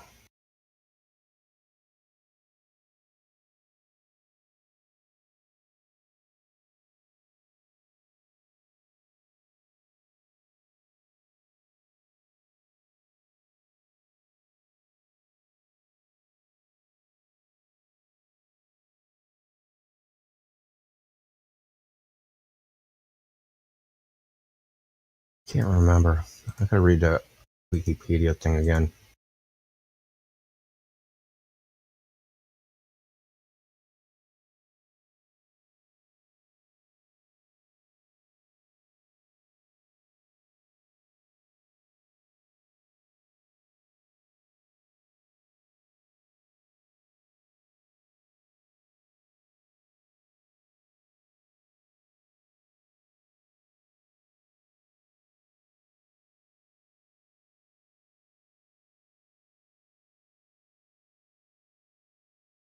To find out who posted this.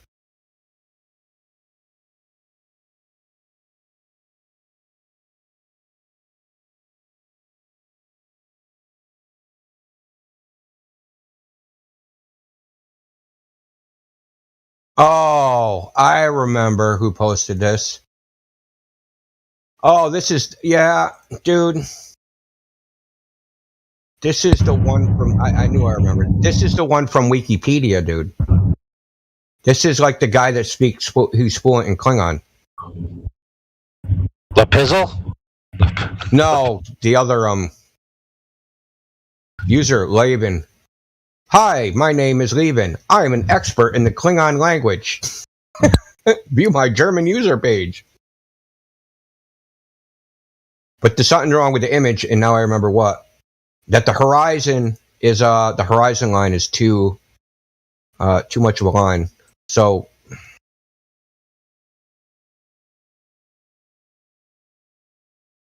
let me post like the full image if I can find it. Download all sizes. Come on, man. Full resolution.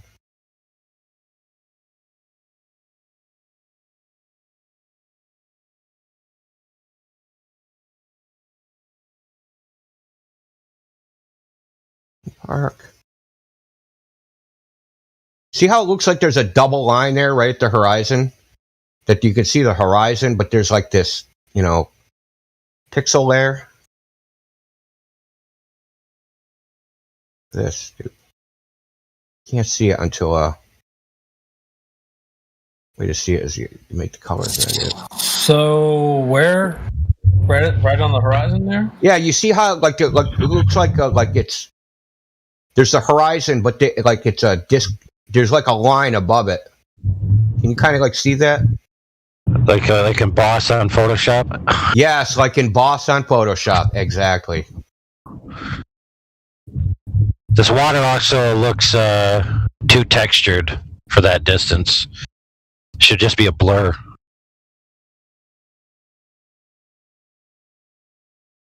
If you're talking about these things are 75 miles away. No, they're 50 kilometers. So I was wrong about that. Okay. I was thinking of different windmills.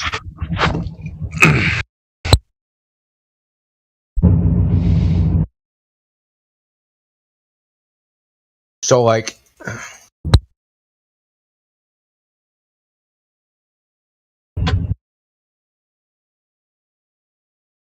I don't know how to show this. Like, here's an example. It's hard to see, but I'll just blow it up, man. Resize, resample.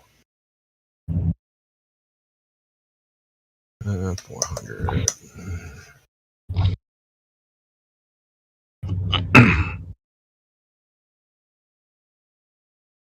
You got like weirdness happening here.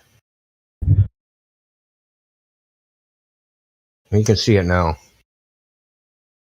I'm like way zoomed in on this shit. See, I could see like a line, like above the line, above the horizon line, like someone, like if you like took an eraser or something and like smeared it across. Oh, you know what? You know what? That's an artifact from putting a previously deleted layer without changing your dithers on Photoshop. It will, for lack of a better term, blur the edges, and you'll have additional pixels beyond the pixels you previously had. And then when you clip it in an image, that would happen. Now, whether this is Photoshop or not, I don't know for sure, but that definitely happens with Photoshop when you're putting one thing over another. When you like trace it out from a previous image and you clip it out, it dithers the edges. Yeah. Unless you tell it not to.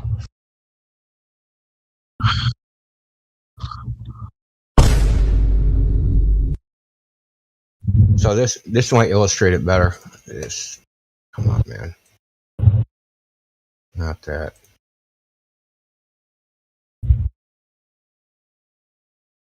I don't know if you can see it better now. If you like, I mean, I know it looks small in Discord, but if you open this image up, dude, you can see like there's a clear line that goes across the entire image that's above the horizon. You can see it in the original image too. I can see it at least.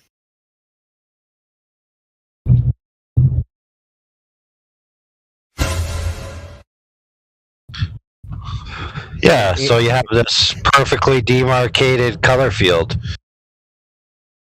with anti-aliasing and dithering effect It looks like so. That's 3 points. That indicates photoshopping. Yeah, I also have another piece of software called Image J, where you can actually like run a line and it'll tell you like how the color values change. It'll make a graph. I think I actually ran this through this, if I remember right, because this image has been around for a while. Yep. Yeah, you won't notice a color field that all of a sudden spontaneously spikes unless it's a transition in the color in the final object. Like if the thing is blue and then yellow, obviously it's going to be a major difference. If I increase Are we sure we're not looking at a piece of my conscious? Dude, that's some bacteria under a microscope.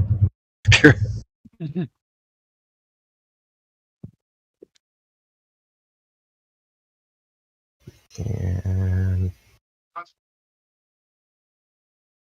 Slipped into the metaverse. Whoops. there ain't no metaverse, man. Yeah, I know. I'm watching too much Rick and Morty, buddy. What if this is a relic of a blink test sequence that someone was trying to do, and they photoshopped this for the purposes of a blink test, and somehow ended up in a different file and got proliferated as if it was legit? Possible. But why bother? I mean, there's plenty of images that you can get where the bottoms of things aren't being seen. It's like you don't need to fabricate them. I mean, it's still specious logic. I can't see the bottom, therefore Earth globe. Okay, I'm going to show this image. Hold on. So this is like a way zoom in. Now you see how you got the horizon, so you got the dark brown and then you got the yellow. But before it goes to yellow, there's like this white line, right? Why is that white line like following the contour like of the horizon, right? So like you have this is a pole, right, that the windmill's on. Now it's bad enough that like it appears like it's making a depression in the horizon, which it shouldn't be doing. So you're like, okay, it's just a wave. You're seeing beyond the wave. Well, yeah, that's fine. Maybe it is. But why would the white part also be depressed? That makes no sense. This Maybe to me, it is the horizon, and the other part's the mirage, or whatever you want to call it. I don't know. Yeah, it just seems to me this is just copy pasted garbage, dude. Like someone made a layer. There's a layer basically. Yeah. Yeah. Well, so when I zoomed in on the one that you posted, it looks like they were trying to line them up, and it got snapped because Photoshop will try to line and fix up, and you kind of got to fight your mouth. Yeah, we lost you for a sec. Just saying, it looks like it did like 1 or 2 pixels to the right.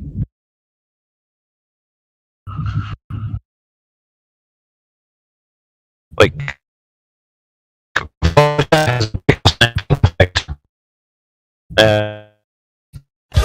you're breaking up bad as fuck, dude.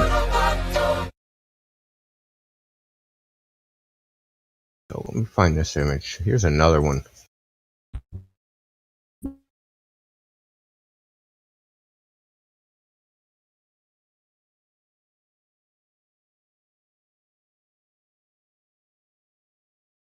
Okay, Reddit.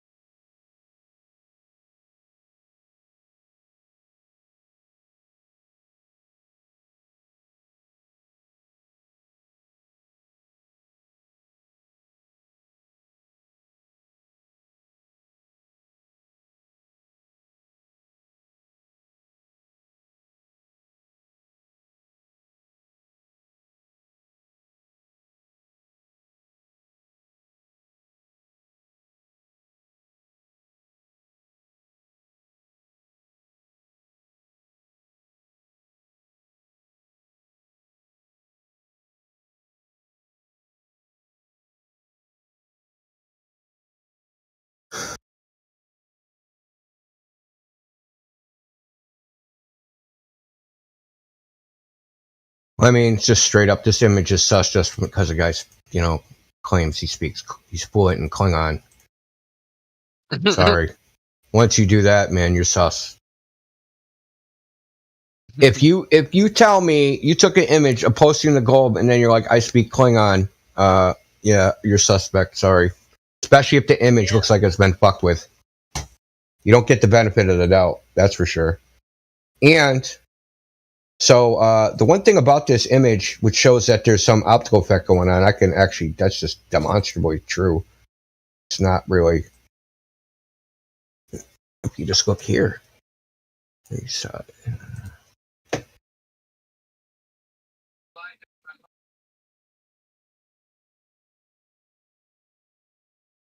So where are the blades of the windmill in the back? So you have a windmill just left of center, and then you have a windmill on the right. But you can see, in the center, the hub of a windmill. Where are the blades?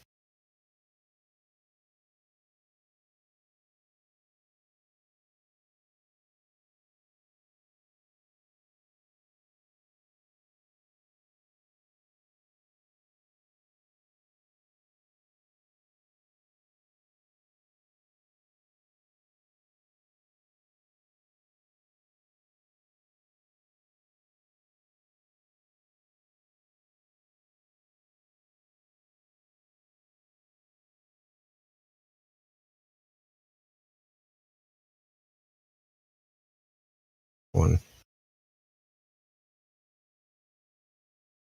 Yeah, man, where's the blades of those windmills, man?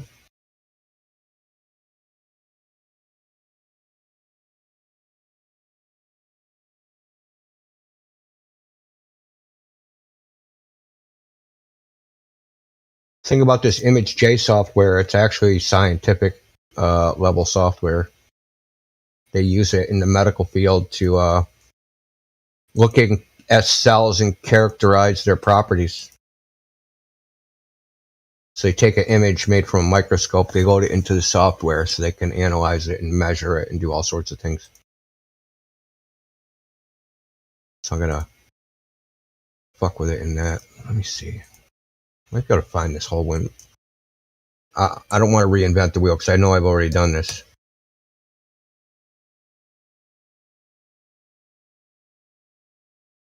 Okay.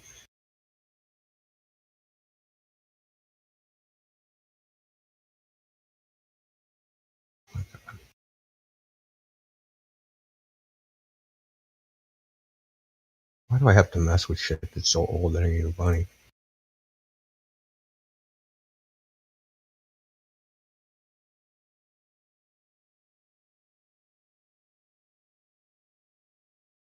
Okay. You know,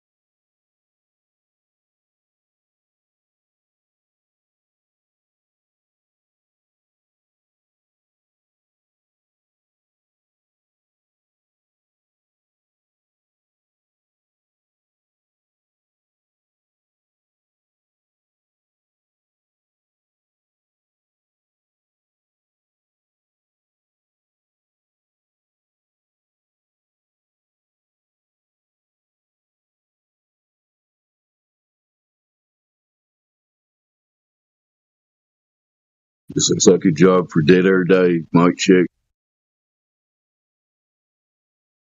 Loud and clear. Thanks, Indio. How you doing? Doing pretty good. Just chilling on a Saturday night. Pretty weather here in Kentucky. Oh, yeah, it's pretty good here. It was 73 today, so yeah, it's sunny. Pretty awesome. Yeah, it's almost 80 down here. So. Yeah, you're in the south, man. You don't get any credit for it being warm down there. Guess we don't have any new people right now. Nah, I'm just looking at. I took my time machine back to 2019 argument with windmills, so I'm just messing with that. Because Elijah came in and said someone on Facebook was like, "Look at these windmills." Then I realized they were the. I'm sure you've seen the image 100 times. The cut off windmills. Yep. Yep. So, yeah, they were. It's an image that's on Wikipedia. And it was uploaded by a guy who's an expert in the Klingon language. So, perfectly, not suspicious at all. That gives him some credibility if he knows Klingons. Yeah, exactly. If he took the time to learn Klingon, he isn't going to be very happy about the Earth being flat. Isn't it funny that so many, vast majority of our fellow humans have been deceived about where they live, and so many of them don't give a shit? Wait. I'm wondering though, when he was learning Klingon, was he doing that thinking that he was going to use that, like, in a practical way to speak to people from other planets? Probably. Or was hoping, right? So, like, delusions are delusions. Maybe it'll help the water Klingon to the bottom of the ball. Get it? Maybe he was hoping to be a foreign exchange student. That guy's like, he's like a virgin living in his mom's basement, because every time he goes out on a date and she's like, "Tell me something interesting about yourself," and he's like, "I'm fluent in Klingon," and then he says, like, "I want to strip you in Klingon or something," and she's like, "Okay, check please, I'll pay, I'm out."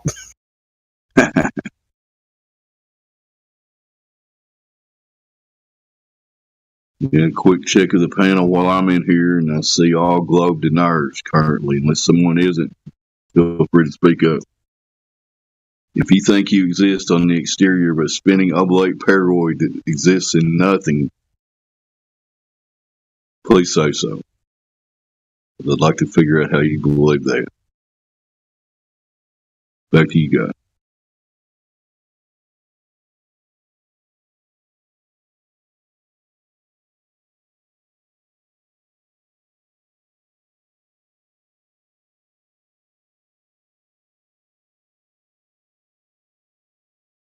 These CBs in here muted. There must be a fight going on right now. He said he usually does Saturday.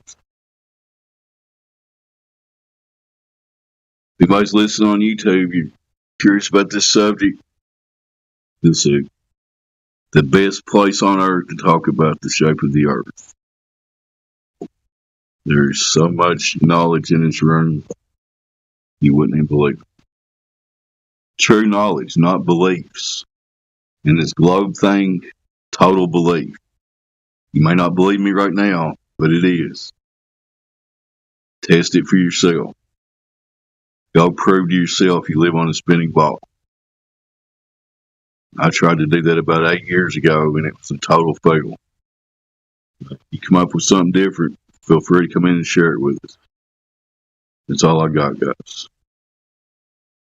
Would your friend call it a success? Who tested it with you? Was it a success for him? Ironically, he thinks that lake we went to over 8.5 miles, it should have had like 50-some feet of curvature on a mirror flash. He thinks that mirror flash was refraction. So, some people just, they want to eat the steak like in the Matrix, They don't want to give up the fantasy. Bruh. Yeah. It was a cool fantasy while it was fun. But as you get older, you learn to separate fiction from reality. Yeah, it was kind of a cool story, bro, wasn't it? Cool story, bro, indeed. And these Globers have a tough time drawing the line between fiction and reality. They want to keep some of the fiction going, and so it's kind of embarrassing, especially if you're a so-called adult. It's like believing in Santa still as like a teenager. Dude, you were supposed to forget that forever ago.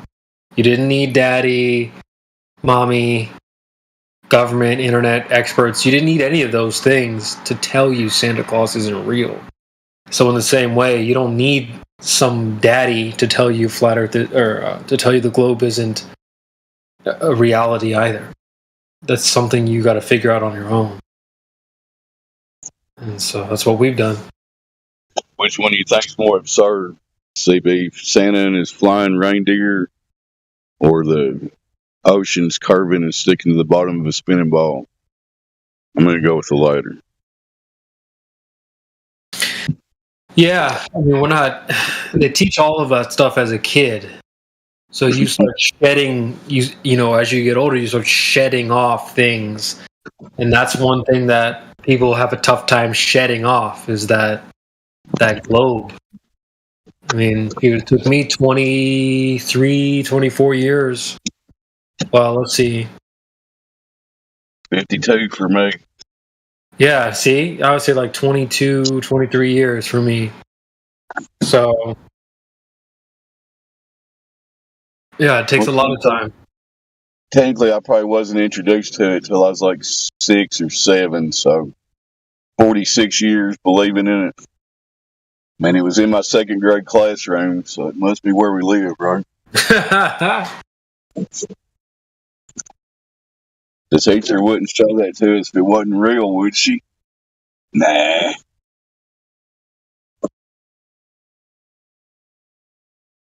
Although, honestly, though, like, if they were going to teach a flat Earth, how the hell would they do that anyway?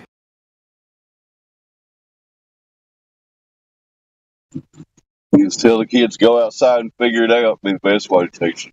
Yeah, I just would worry that you'd get those weirdos that are like, and it's shaped like a disc, and like you would get, when things become popular. You know what I mean? They get trampled on a little bit. You get all the weirdos. So I do like the fact that we're a little bit selective at the moment, but I just feel like you would get those weirdos that are like teaching. They would teach these crazy ideas. It's a dome and a dit. Like they would just go crazy with it. We're very careful. So if it was mainstream, would they be as careful? I don't know. People love their models and stuff like that. So. Yeah, good question. I'm probably roboting at this point. I'm driving again. We still got you for now, but no worries. It's funny how Sorry, God. It's funny how basically a bunch of guys looked in the sky and made up a big story and told everybody and put it in textbooks and the globes in the classroom, blah blah blah, and we all just checked it. I figured it out. No, they didn't. They might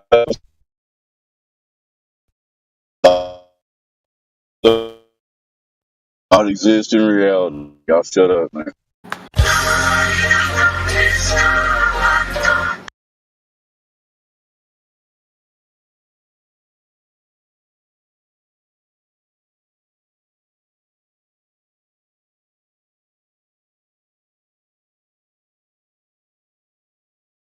Yeah. 3-point space being curved. Yeah.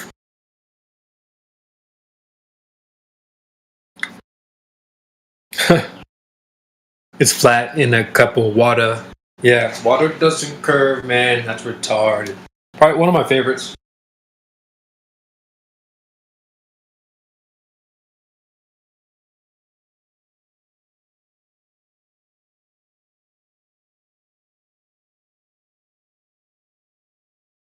Man, why is it so quiet today? I mean, I got stuff going on, but damn. Yeah, I'm multitasking, man. Sorry. Me too. Yeah, same.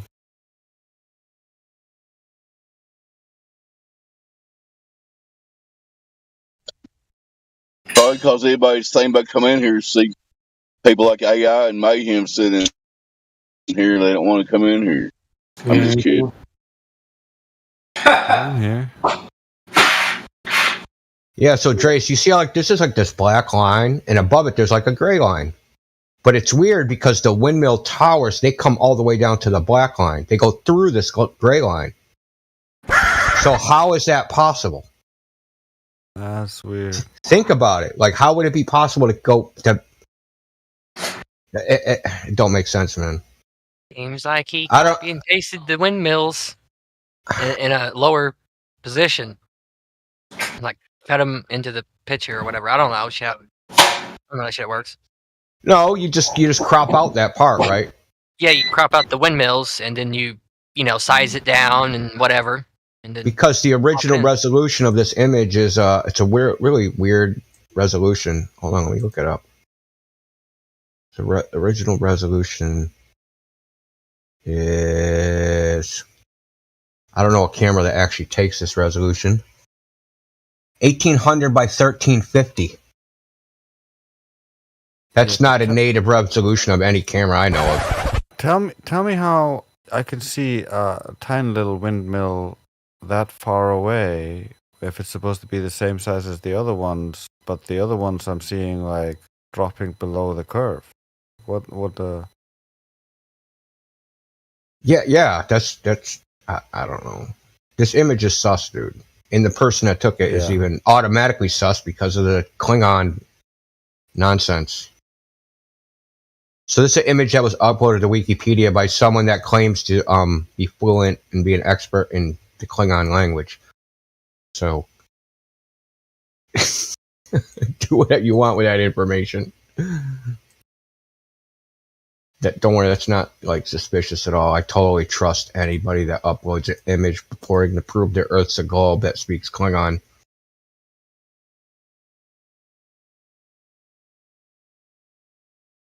What is Klingon? I've never heard of that. It's from Star Trek. It's a language of one of the aliens in Star Trek.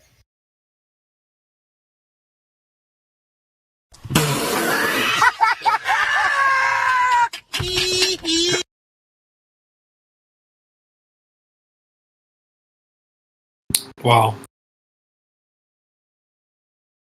Yeah, it's a pretend language. It's like the people that speak, Elvish from Lord of the Rings, right? Because that's a language that you can actually speak. Or you can actually... There's actually multiple languages. There's actually multiple languages in Lord of the Rings you can learn.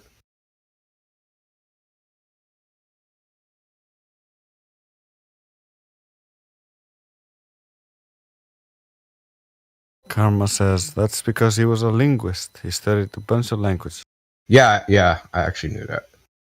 I don't want to get down that road. I'm not sure if Gene Roddenberry was a linguist, so... Yeah. Well, at least he tried to capture some of that spirit of J.R.R. Tolkien with like creating new languages and that kind of stuff. Space Lord of the Rings.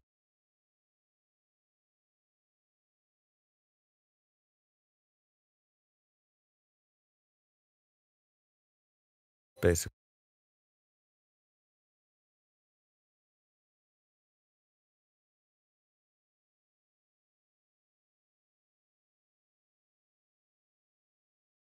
This is what Elijah came in. This is what he was replying to this. Curvature, beautifully displayed. He kind of broke up, so he didn't get to finish what he said to the guy, but he was basically baiting him. Well, he did bait him into saying the horizon is physical. And he didn't say whether he got him with the rest of it or did the Black Swan or whatever.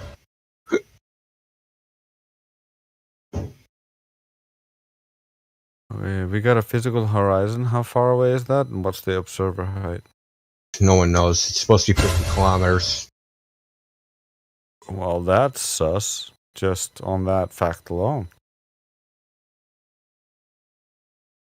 The photographer, the photographer is sus. Sorry, dude. I'm not taking like anti-flat Earth evidence from somebody that's like the president of the Star Trek Association, dude. Sorry, just the president of Star Trek Fan Club. Like, no. The sunk cost of that guy is like enormous. Like, this is his whole life that you're torpedoing. He learned Klingon. Like, how long did that take? It's his identity. It's way beyond his life. It's his life and his identity.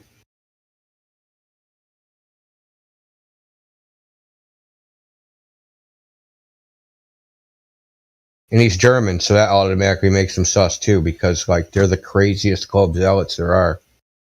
They're actually worse than the Americans, quite honestly. Yeah, the worst ones are Australia and German. I know. Not sure what the commonality there is.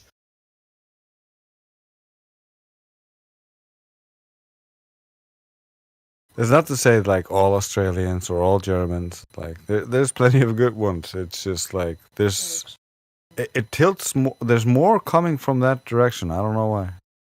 No, it's just the anti-flat earthers that come from those countries are cuckoo. Yeah, they're extra bad. I don't know why.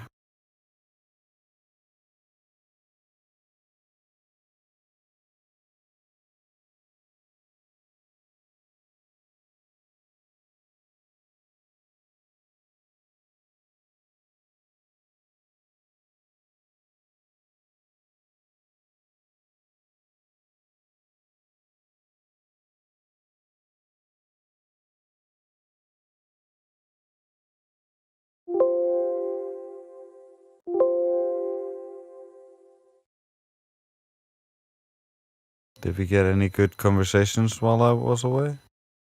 No, I actually just got in here like 30 minutes ago. And Elijah came